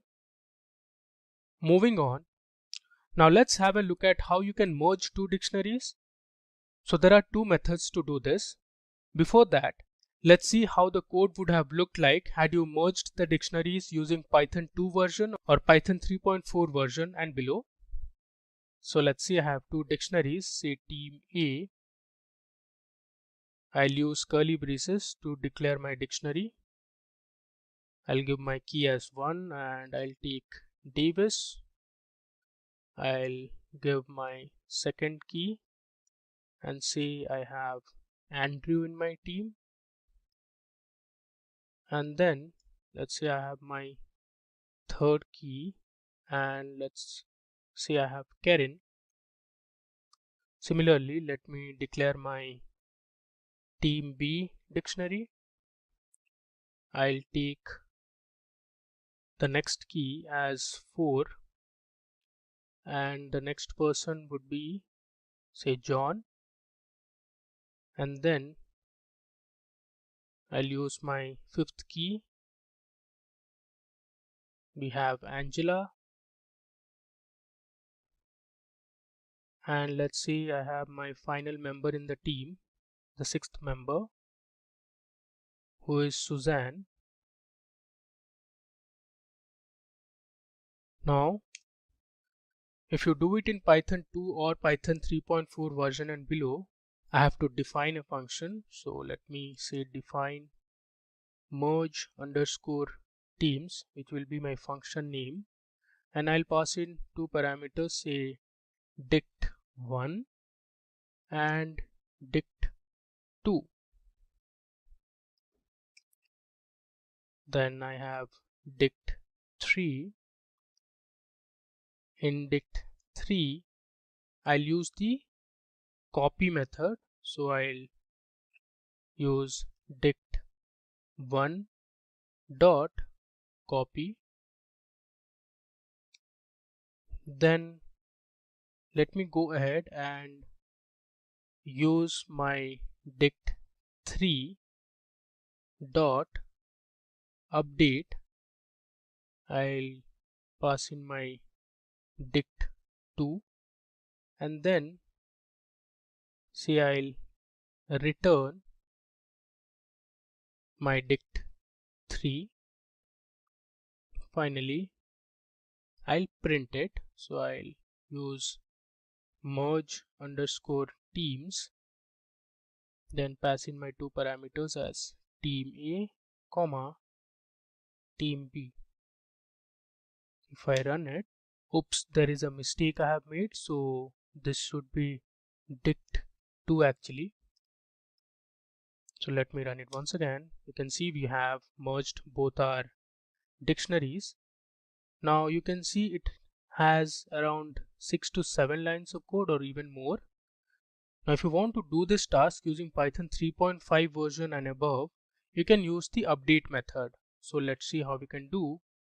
I have, say, A is equal to, I'll pass in my dictionary as A has value of 1, say B has a value of 2, let's say B also has a value of 1,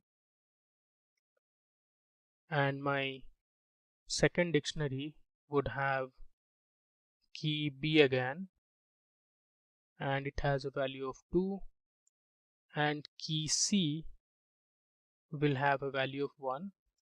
Now if I write A dot update B and if I print A, let me run it, you can see we have merged both the dictionaries here. Now there's one more method which you can use. Let me show you. So I'll copy paste my team A and team B again, and then let's say I'll declare another variable called final team, that will be equal to, I'll use curly braces and then say I'll give 2 star and then team A, comma 2 stars again and then team B. Then I'll print my final team. If I run it, you can see we have merged both our team A and B, and this is our final team that has 6 elements. Now before moving to the next trick, if you have enjoyed watching this video so far, then please consider subscribing to our YouTube channel and hit the bell icon to never miss an update. Also, if you want to get the source file I am using in this live session, then please mention your email IDs in the chat section. We'll share the source code with you over email. Now let's move on. Similar to a list comprehension, you can also create a dictionary comprehension. Let me show you the trick. Suppose I want to find the square of numbers, so I'll pass in my variable that is square and I'll use my dictionary comprehension, say x comma x star star 2. This will find the square of a number. For x in range, say 5. So I want the square of the first 5 numbers. Then let me just call it. You can see it has printed a dictionary that has the square of numbers from 0 to 4, that is 5 numbers. So 0 square is 0, 1 square is 1, 2 square is 4, 3 square is 9 and 4 square is 16. Now let's see the trick to check if all the elements in a sequence are true or false based on a condition. You can do this with the help of all function. All function in Python returns true if all the items in an iterable are true, otherwise it returns false. So I'll directly use my all function. So I'll say all.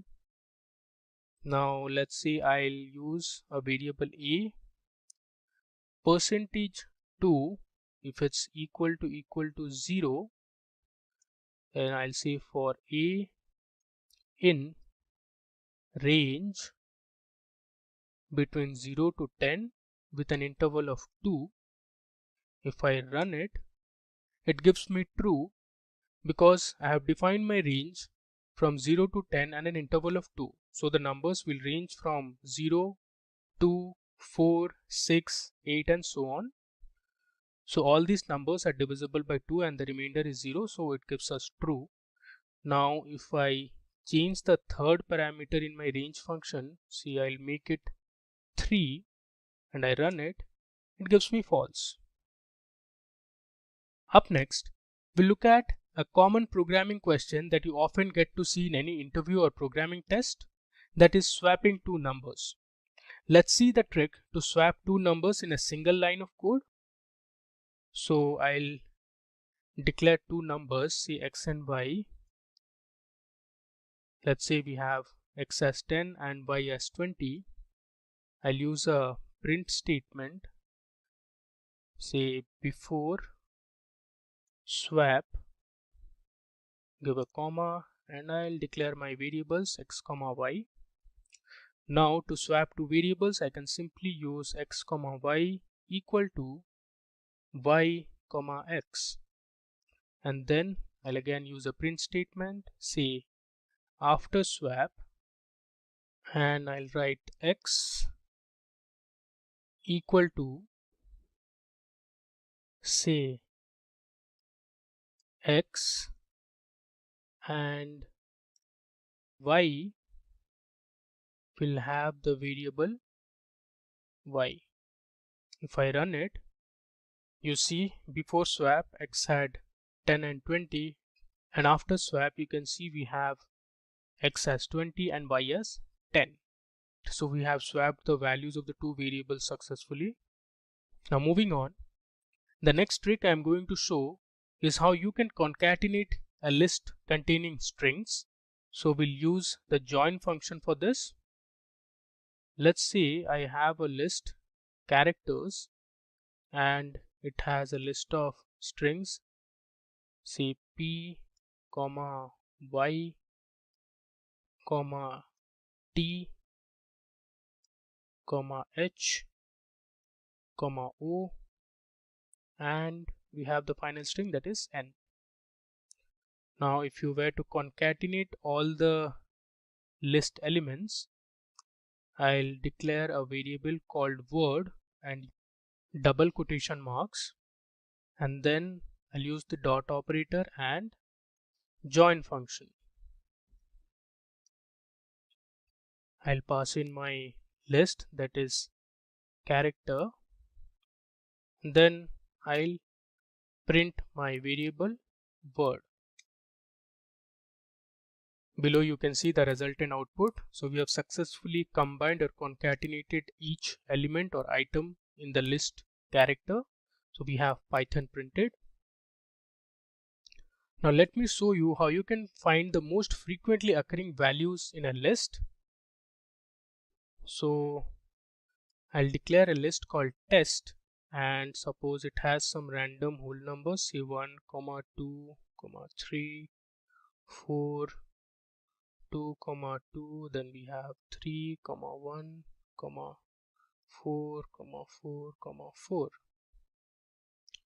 I'll use print statement and pass in my max function.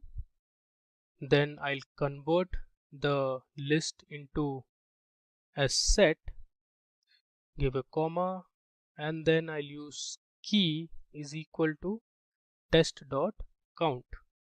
So what it basically does is it will first count the number of times each element is occurring and then find the maximum value out of it.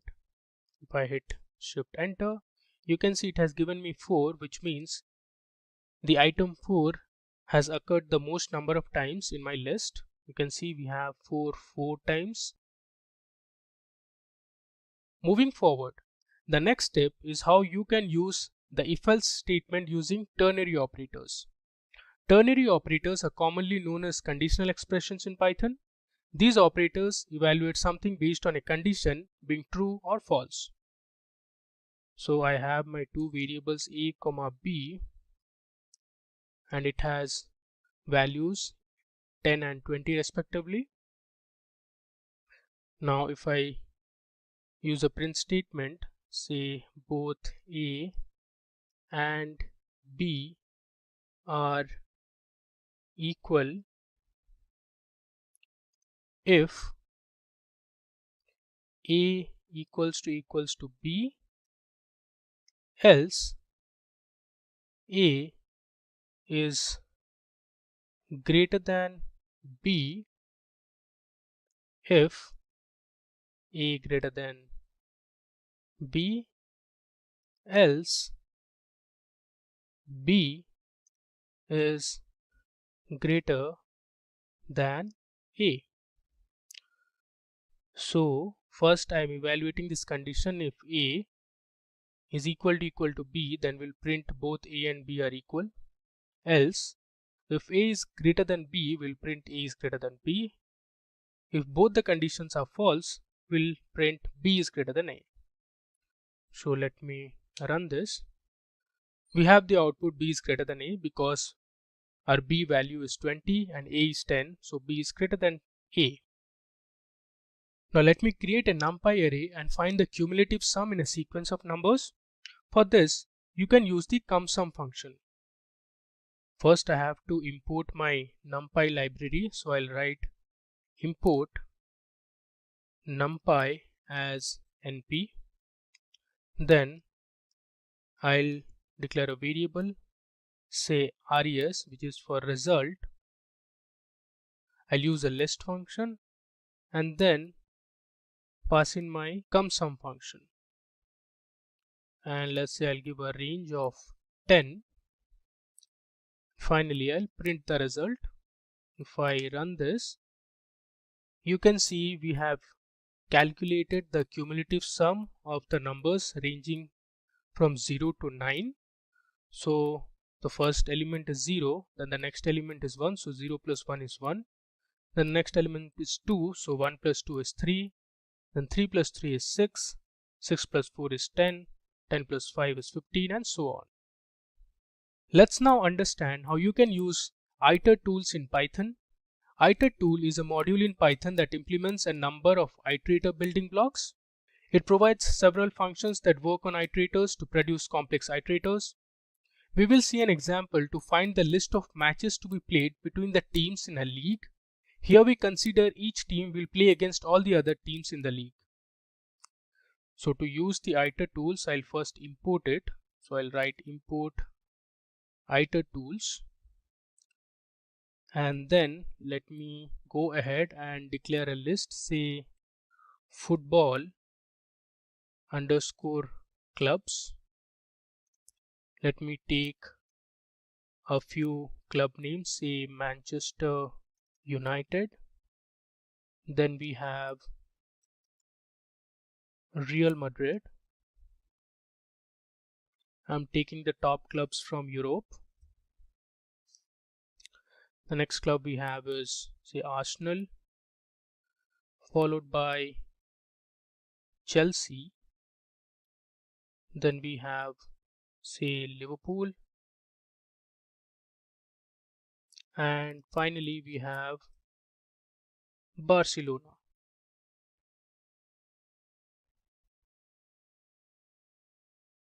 Then I'll use my list function and use another function that is present inside the iter tools library, that is combination.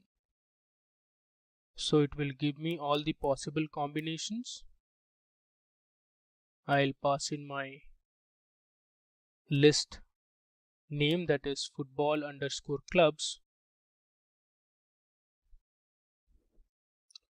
and I'll give another parameter, that is r equal to 2. If I run it, you have all the matches that would be played in this league. As I mentioned, each team will play against all the other teams. Now we will see the trick to print the total permutations in a given set of numbers using the iter tool and its functions. Now to do this, I'll use a for loop. So I'll use for p in iter tools dot, I'll use permutations function. So permutations, and then let's see, I'll pass in my list that has values 1, 2, 3 and 4. I'll print it. I'll use print. Then I'll use the join function, convert it into a string for x in p. If I run it, you can see below we have all the permutations listed. Up next, let me tell you how you can print all the false values present in a list. Now to do this, we can use the filter false function present in the iter tools module. So I'll use list and then use my iter tools dot filter false function. I'll pass in bool as my data type. Let's say we have a list containing none, then we have false, we have 1, 0, 10. If I run it, it will print all the false values present in the list. So we have none, false and 0. So if you have liked watching this video so far, then please subscribe to our YouTube channel and hit the bell icon to stay updated with all the trending technologies.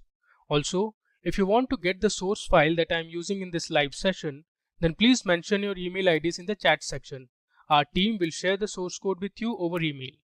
Again, if you have any questions related to the tips and tricks we have discussed so far, then please put your queries in the chat section. Our team will answer it in the chat. Up next, let me show you the trick to perform certain mathematical operations inside a list containing pairs of tuples. First, we look at how to add elements in a list of tuples. So for that, I'll import my Iterators. You can skip this step because we have already imported our Iterators module. And then I'll import operator. We have a list of tuples, say a2, 5. Then we have 10, 4. We have another pair says 60, 3. Now I'll use list function, and inside of it I'll use my Iterators module. So I'll write Iterators dot star map function, and I'll use my operator and add, comma, I'll pass in my list, that is A. Now if I run it, we have the addition of the pairs of tuples present in the list. So first pair is 2, 5, so the addition is 7. Then 10 plus 4 is 14, and 60 plus 3 is 63. Similarly, you can also multiply the pairs of tuples in a list. I'll just copy paste this code, and here instead of add, I'll use mul to multiply. If I run it, we have the output below. So 2 into 5 is 10, then the product of 10 and 4 is 40, and 60 and 3 is 180. Now let us explore a bit about the collections module in Python. So the collections module implements specialized container data types containing alternatives to Python's general purpose built-in containers such as list, tuple, dictionaries, and set. I'll show you how to change the order of the keys inserted in a dictionary using the orderedDict function. So first I need to import the orderedDict function from the collections module.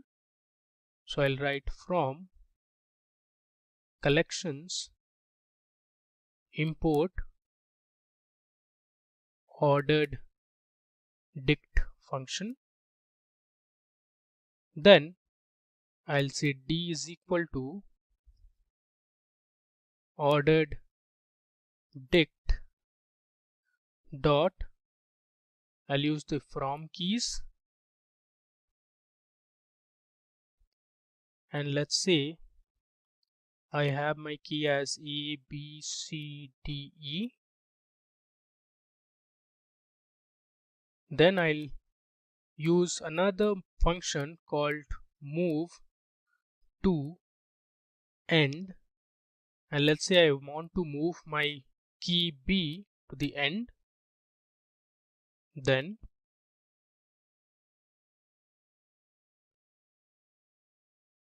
I'll use inverted commas and pass in my join function, and inside that I'll say d dot keys. If I run it, you can see we have shifted the key B to the end.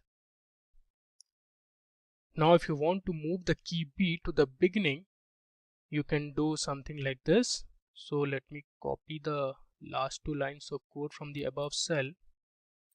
I'll paste it. Now here I can give another parameter, that is last, and I'll say false. If I run this, you can see we have the key B in the beginning now. Now the final trick I'm going to show you is how to perform mathematical operations using a lambda function in Python. So lambda is an anonymous function that does not have a name. It can have any number of arguments but only one expression. The expression is evaluated and the result is returned. So let's see how to add and subtract numbers in one line of code using the lambda function. So first I'll declare a variable, say function is equal to, and I'll assign a dictionary. I'll pass in my sum, and then use the lambda function. I'll pass in variables x comma y, and I'll add x plus y.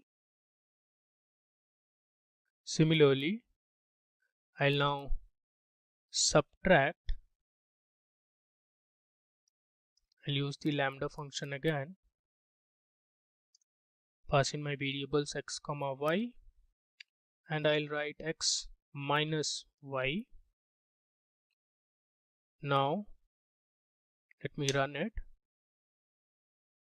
So if you want to find the sum of two numbers, so I have to call this first. So I'll use func, and using square brackets I'll give my sum, and then pass in my values, say 10, 3. This will add 10 plus 3 and return the result as 13. Similarly, if you want to subtract two numbers, I'll just write subtract here instead of sum,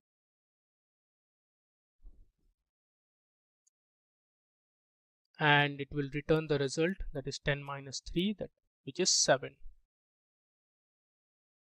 I think with that we have covered all the important tips and tricks that you should know in Python. Welcome to Python Interview Questions.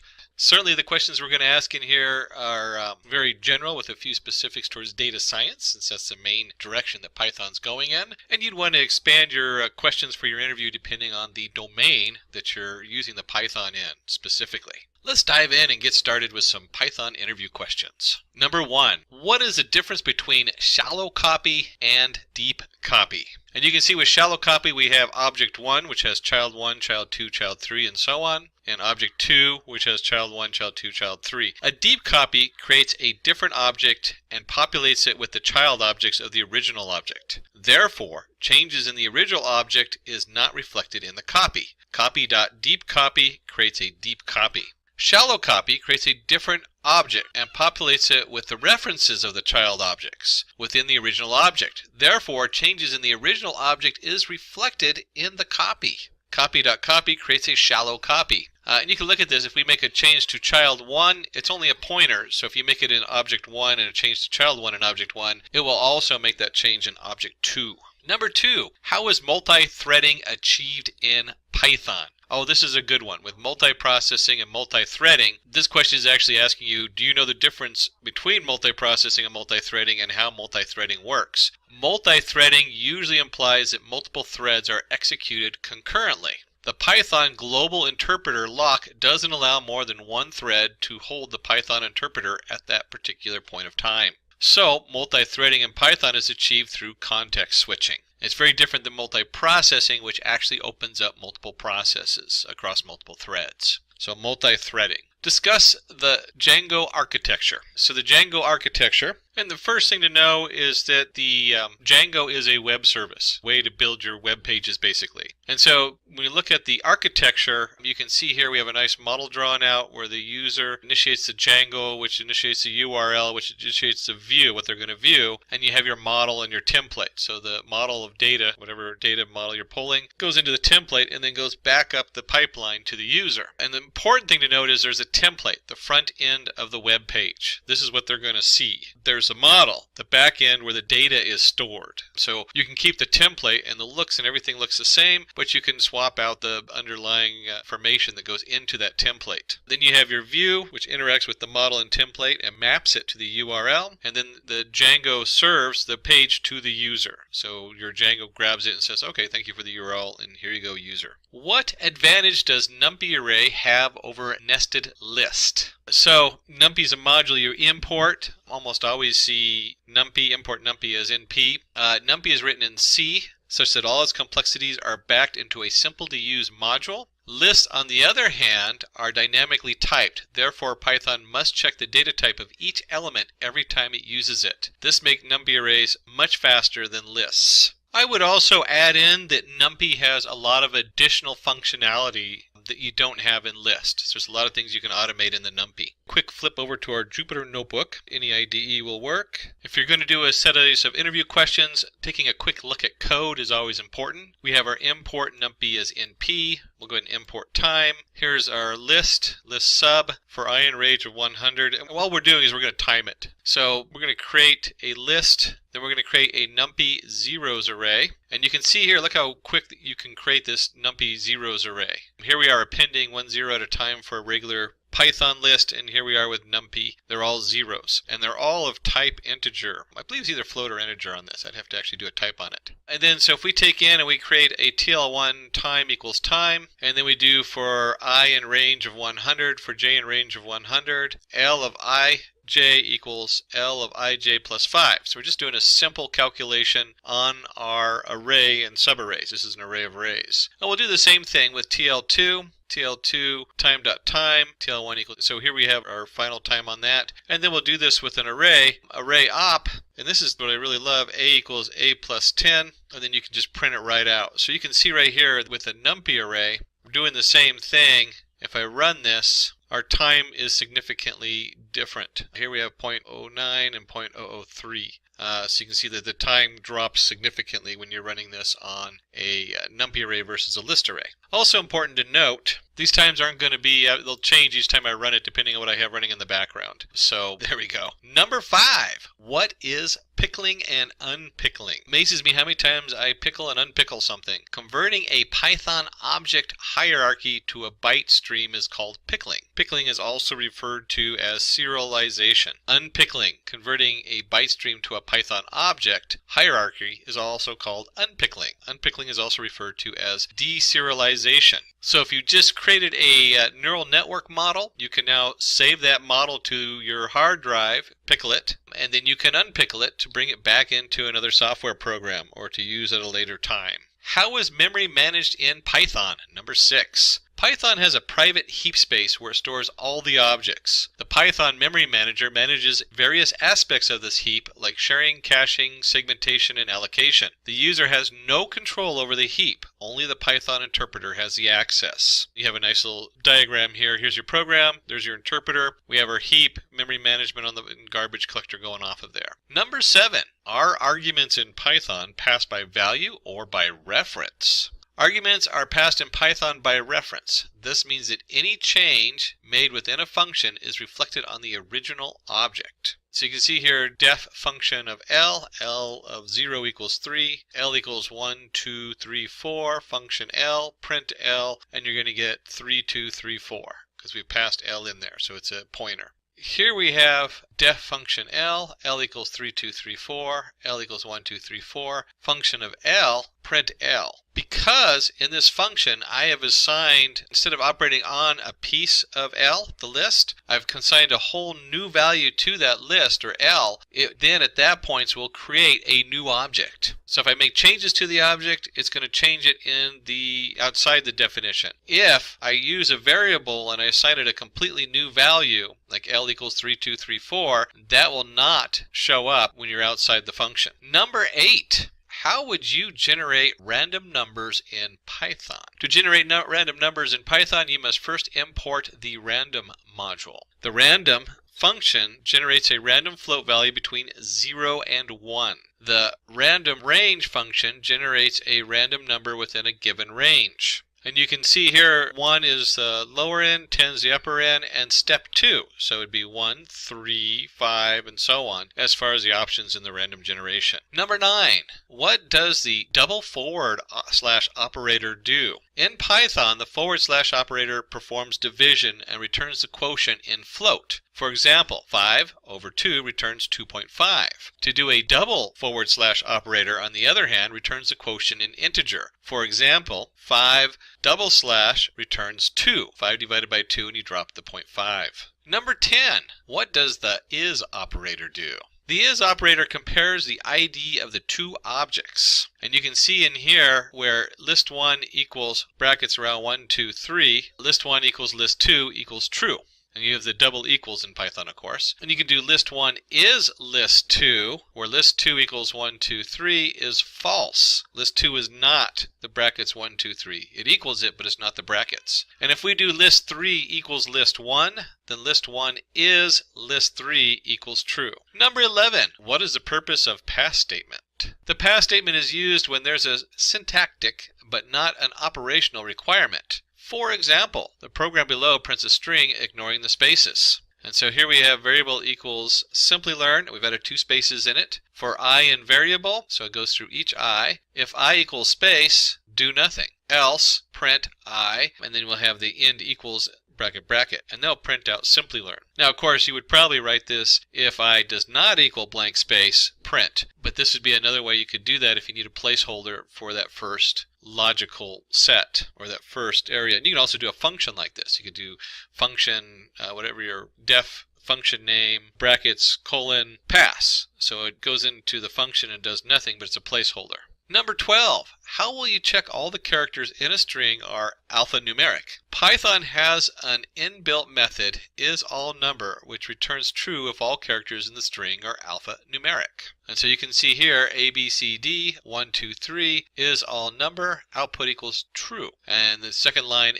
ABCD, the @ symbol, 1, 2, 3, the pound symbol, is all num, output equals false. So really you just want to know about is all num, all numerical, alphanumerical. Number 12, how will you check if all characters in a string are alphanumeric? So here we go. If you know isAllNumber, which returns that the characters in the string are alphanumeric, one can also use regex instead. And so we have Boolean RE_match. What's important about this is to note your capital A dash to capital Z, A lowercase to dash to Z, 0 to 9 means that that array includes all of those, the way they have it written out. Plus a $, and then we have what we're comparing it to, the string we're comparing to, the ABCD 1, 2, 3. And so we can do an RE.match, and if it matches, if all these things, if all the different entities in that array matches the first one, we'll get an output true, and if not, an output false. Number 13, how will you merge elements in a sequence? Sequence. There are 3 types of sequences in Python. There's lists, tuples, and strings. Python, of course, makes this easy. If we have a list 1 and list 2, and list 1 is square brackets 1, 2, 3, list 2 is 4, 5, and 6, we can simply do list 1 plus list 2. And our output is 1, 2, 3, 4, 5, 6. If we have tuples, your tuple is the curved brackets designates it, and again, just add them together. Same thing with strings. We have Simplilearn, S1 plus S2 equals Simplilearn. Number 14, how will you remove all leading white space in a string? Python provides the inbuilt function lstrip to remove all leading access from a string. And you can see here, space Python dot lstrip, leading strip, Python. And you can also do strip, which relieves leading and ending. And of course, there's also the ending set. Number 15, how will you replace all occurrences of a substring with a new string? The replace function can be used with strings for replacing a substring with a given string. Syntax, string.replace, old, new, count. Replace returns a new string without modifying the original string. Hey John, how are you, John? ? Replace John with capital JOHN 1. And then you can see right here, hey John, how are you? And since we designated with the 1, just says we're only going to replace one of these. 16. What is the difference between del and remove brackets on lists? Del for delete. Del removes all elements of a list within a given range. Syntax, del list start to end. Remove. Remove brackets removes the first occurrence of a particular character. Syntax, list, remove, element. And we see a nice example over here. If we delete the list 1 to 3, it will delete the first, in this case B, 1, 2. It doesn't do 3, remember that. 1, 2, so we'll delete B and C and you end up with a D. Where if we do remove B from the list and we have an A, B, B, D, it's only going to remove the first B. Number 17, how to display the contents of text file in reverse order. Open the file using the open function. Store the contents of the file into a list. Reverse the contents of the list. Run a for loop to iterate through the list. Number 18. Differential between append and extend. Append adds an element to the end of the list. You can see right here we have a list 1, 2, 3, 4, and we append 4, and we end up with an output 1, 2, 3, 4. And extend adds an element from an iterable to the end of the list. And we have here list equals 1, 2, 3, list.extend 4, 5, 6. Output is 1, 2, 3, 4, 5, 6. So if you want to append an array to the end of another array, you want to use the extend. Number 19. What's the output of the below code?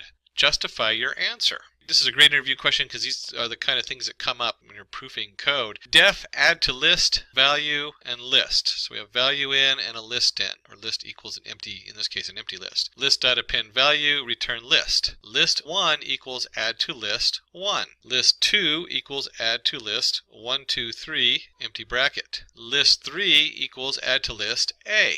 And then we want to print them. List 1 equals, and you can see the formatting. We have our placeholder, list 1, list 2, and list 3. So when it prints list 1, we get 1, comma A. And what you want to notice here is that list 1 and list 3 are equal. Why are they equal? Well, when we passed the information to the add to list, we passed value without passing the list equals brackets, without passing a second value. What this means is that list, as we have it, if you don't have a list, it'll start off with empty list, which we append the 1 to. The second one, list 2, we appended a value to an empty list. So it's only going to be 1, 2, 3. It doesn't matter what the list was before, we've already assigned an empty list. And then list 3, here's the tricky one.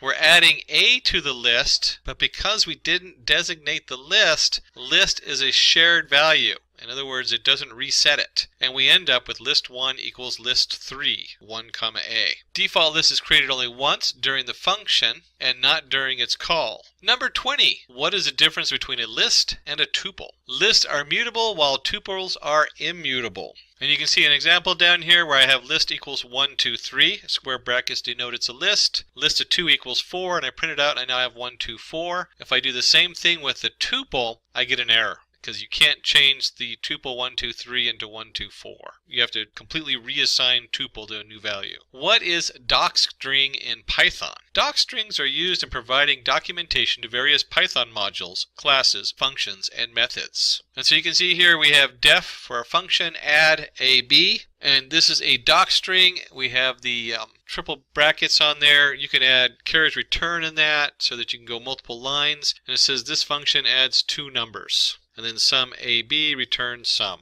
And so we have down here 2 different ways of accessing this function. Output, accessing docstring method 1, this function adds 2 numbers. Accessing docstring method 2, help on function add in model main. This function adds 2 numbers. And so you can see the code down here has 2 very different end values. The second one is basically a help menu. There's our help menu.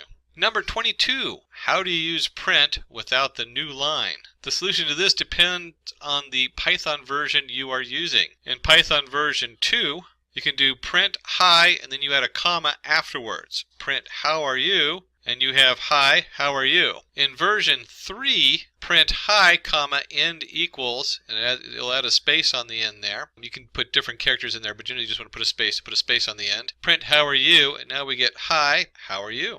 Number 23, how do you use the split function in Python? The split function splits a string into a number of strings based on a specific delimiter. So we have string, split, delimiter, comma, max, the maximum number of splits. The character based on which the string is to split by default is space. So here we have an example. We have a variable red, blue, green, orange, and we want to split it by commas, and we only want to do the first 2. So if we print the list now, you'll find it has red, blue. It only split it the first 2 times, and then it gets to the third one and just groups them all together, green and orange. If you leave the 2 off, it'll split the whole thing. Number 24, is Python object-oriented or functional programming? Python follows object-oriented paradigm, and you should really know in depth what they mean by object-oriented paradigm if you're doing any interview for scripting languages. Python allows the creation of objects and its manipulation through specific methods. It supports most of the features of OOPS, which has inheritance on a polymorphism. So you have an object and you can inherit all the traits of that object and then add new traits in or alter some of those traits. That's what object-oriented means. Python follows functional programming paradigm. Functions may be used as first-class object. Python supports lambda functions, which are characteristic of functional paradigm. So you can set a variable to a function as opposed to setting it to an object.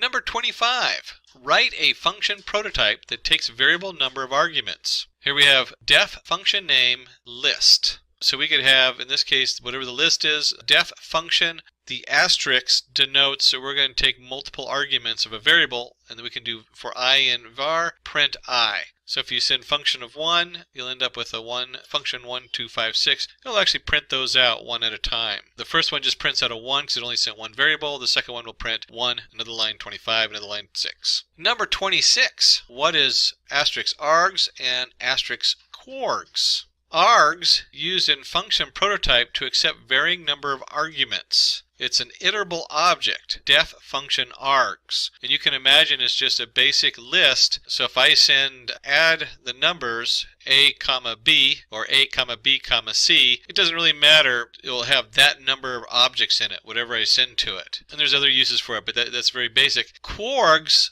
I can actually tell it what I want to send. So used in a function prototype and to accept varying number of keyworded arguments. It's in both our iterable objects, so you can go through them one at a time, and the def function quards, you can now set like color equals red, units equal 2. So you'll see that, especially in machine learning, there's a lot of like they'll have inline equals true, that kind of thing. Number 27. In Python, functions are first-class objects. What do you understand from this? This means I could return a function. It could be one from another function. I could create a function and treat it just like an object. I can assign it to a variable. I can pass them as arguments to other functions. Number 28. What is the output of print name __ name?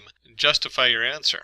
The double underscore name double underscore is a special variable that holds the name of the current module. Program execution starts from main or a code with 0 indentation.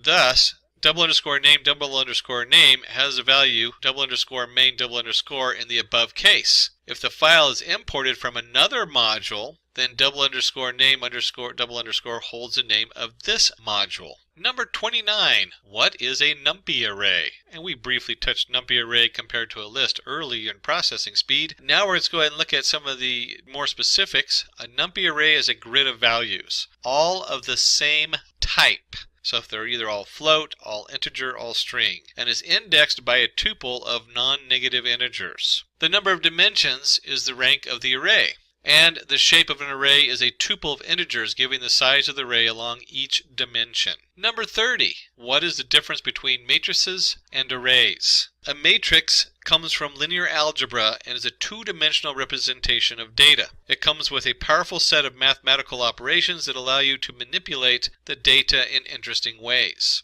Now, an array is a sequence of objects of similar data type. An array within another array forms a matrix. Like we said here, two-dimensional, so if you have an array of 3 by 4, that would be a matrix. Number 31. How to get indexes of n maximum values in a numpy array. Of course, the first thing to do is to import your numpy as np. You don't necessarily have to use np, but that is the most standard use of numpy. We create our array equals an np.array of 1, 2, 3, 4, 5. And then if we want to get our indexes of n maximum values in a numpy array, we can do, one way to do it is to take our array, sort it, then do -n colon. That means we're going to do, once you've sorted it, you can do -n. N would equal then the number of indices, so it's not the actual letter n, colon. And really this is about understanding this notation, that we can sort it, so it goes from lowest to biggest, and then we can get the top values for n indexes. And then we have our final set of brackets with the -1 on there. Number 32. How would you obtain the resulting set from the train set and the test set from below? And let's go ahead and look at the two different variables. We have train set equals an array of 1, 2, 3. Test set equals a numpy array of arrays. We have 0, 1, 2, 1, 2, 3. What's important here is that, one, it's a numpy, so that leaves A out, and then we're stuck with 3 other options, and I'm going to say that D is out, none of these. And let's look at np.concatenate versus np.vstack.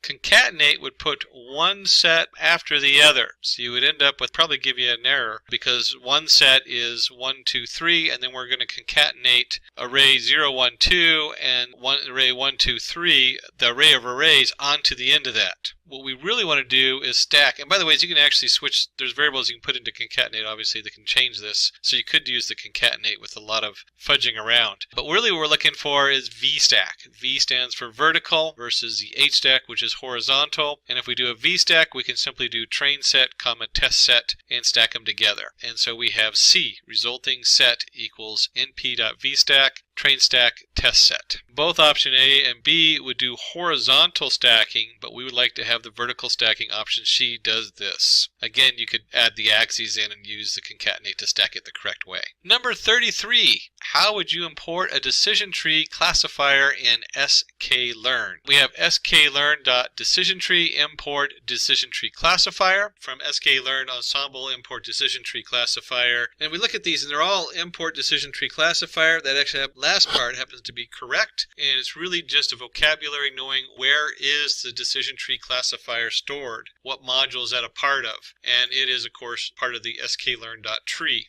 Number C. Number 34, you have uploaded the data set in CSV format on Google Spreadsheet and shared it publicly. How can you access this in Python? What's important here is to know that we can read stuff with pandas. So we don't show it here, but you can. There's actually a number of ways to do this. What's important here is to know a couple things. One, we have our link generated from the Google Docs and spreadsheets, and then we can do a string.io request get link.content. So there's our source. And then finally, we know that pandas can read a CSV. There's obviously many ways to read a CSV, but data equals pd.read_CSV source. Number 35. What is the difference between the two data series given below? Below we have df name and df location, colon, comma, brackets around, asterisks around name, comma, where. And then we have df equals pd data frame, AABBXXUU, comma, 21165033, columns equal name and age. So let's take a look and see what they're looking at. We have, just glancing at the questions, they want to know, is it the original data frame or is it the copy of the data frame? And you can see here that 1 is view of the original data frame and 2 is a copy of the original data frame. 2 is a view of the original data frame and 1 is a copy of the original data frame. Both are copies, both are views. And if you're working with pandas, you know that unless you specifically in certain things tell it to do it inline, and a lot of functions don't allow you, that you're always taking a slice and it is always a copy. So C, both are copies of the original data frame. Number 36, you get the following error while trying to read a file, temp.csv using pandas. Which of the following could correct it? So here's our error. Trace back most recent call last, file input, line 1 in module, Unicode encode error. ASCII codecs can't encode character. Ooh, I hate it when that one comes up. And we have 4 different entries. We'll go ahead and just pretend that D doesn't exist unless we really can't fit it into one of the other answers. And the first one is PD read CSV has our file compression equals gzip. Well, gzip is just an unzipping and you actually get a zip error on there. The second one is dialect equals string. Again, not an encoding or coding setup. And then we have encoding equals UTF-8. Well, that would be the encoding error, switching it from the character code. There's UTF-8, there is Unicode. That's the most common two that it goes between. So really this is about understanding the difference between a UTF-8 coding and a Unicode and the error that comes up quite regularly with that. Number C, encoding should be UTF-8. Number 37, how to set a line width in a plot given below. So looking at this, we have import matplot library, pyplot as PLT, and you should know your way around this, how to do a plot in there. PLT.plot 1, 2, 3, 4, plot equals show. And so this is a little bit of a vocabulary test. The vocabulary is it width equals 3, line width equals 3, LW equals 3, or something else. And the vocabulary word that we're looking for is LW equals 3, which stands for line width in pyplot library, pyplot. Number 38. How would you reset the index of a data frame to a given list? So this is a vocabulary challenge in understanding what reindexing is. Reindexing, as we have the different values here, we have the first one, which is reset the index. Well, we're not really resetting the index. Reindex number B means we are double checking our indexes to the column and to the main index, and so the values match correctly. Where reindex like now brings in a new index outside of our data frame to a given list. So this is coming from external, and thus the vocabulary word like is our key word, that it's external, and we have a data frame to a given list. Number 39,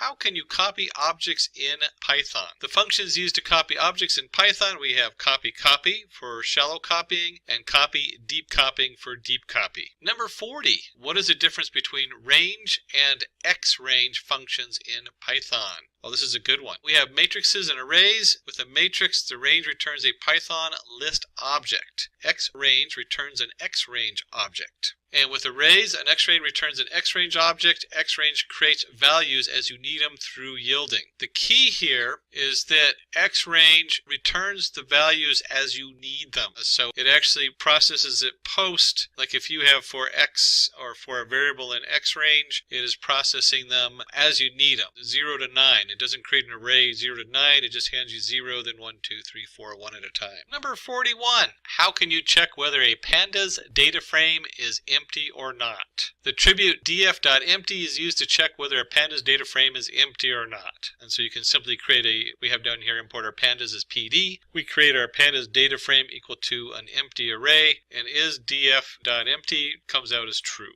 One of the catches you got to remember with these vocabularies is with empty along with some other pandas setup, whether you need the brackets or not at the end. Number 42. Write the code to sort an array in NumPy by the n-1th column. This can be achieved using argsort function. Let's take an array x, then to sort the n-1th column, the code will be x to colon n-2.args_sort. So let's see what that code looks like. We import NumPy as np. We'll create our array, our NumPy array, which is 1, 2, 3, 0, 5, 2, 2, 3, 4. So we have 3 different entities with 3 different columns in there. And we go x of x, and so we take x of all the rows, first entity, well in this case it's actually the second one because it's 0, 1, 2, .argsort. So that would be the second entity, or -2 would also be the same. You could also do, instead of 1, you could also do -2 there instead of the 1. Argsort, and then we get an output of the array 1, 2, 3, 0, 5, 2, 2, 3, 4. Number 43,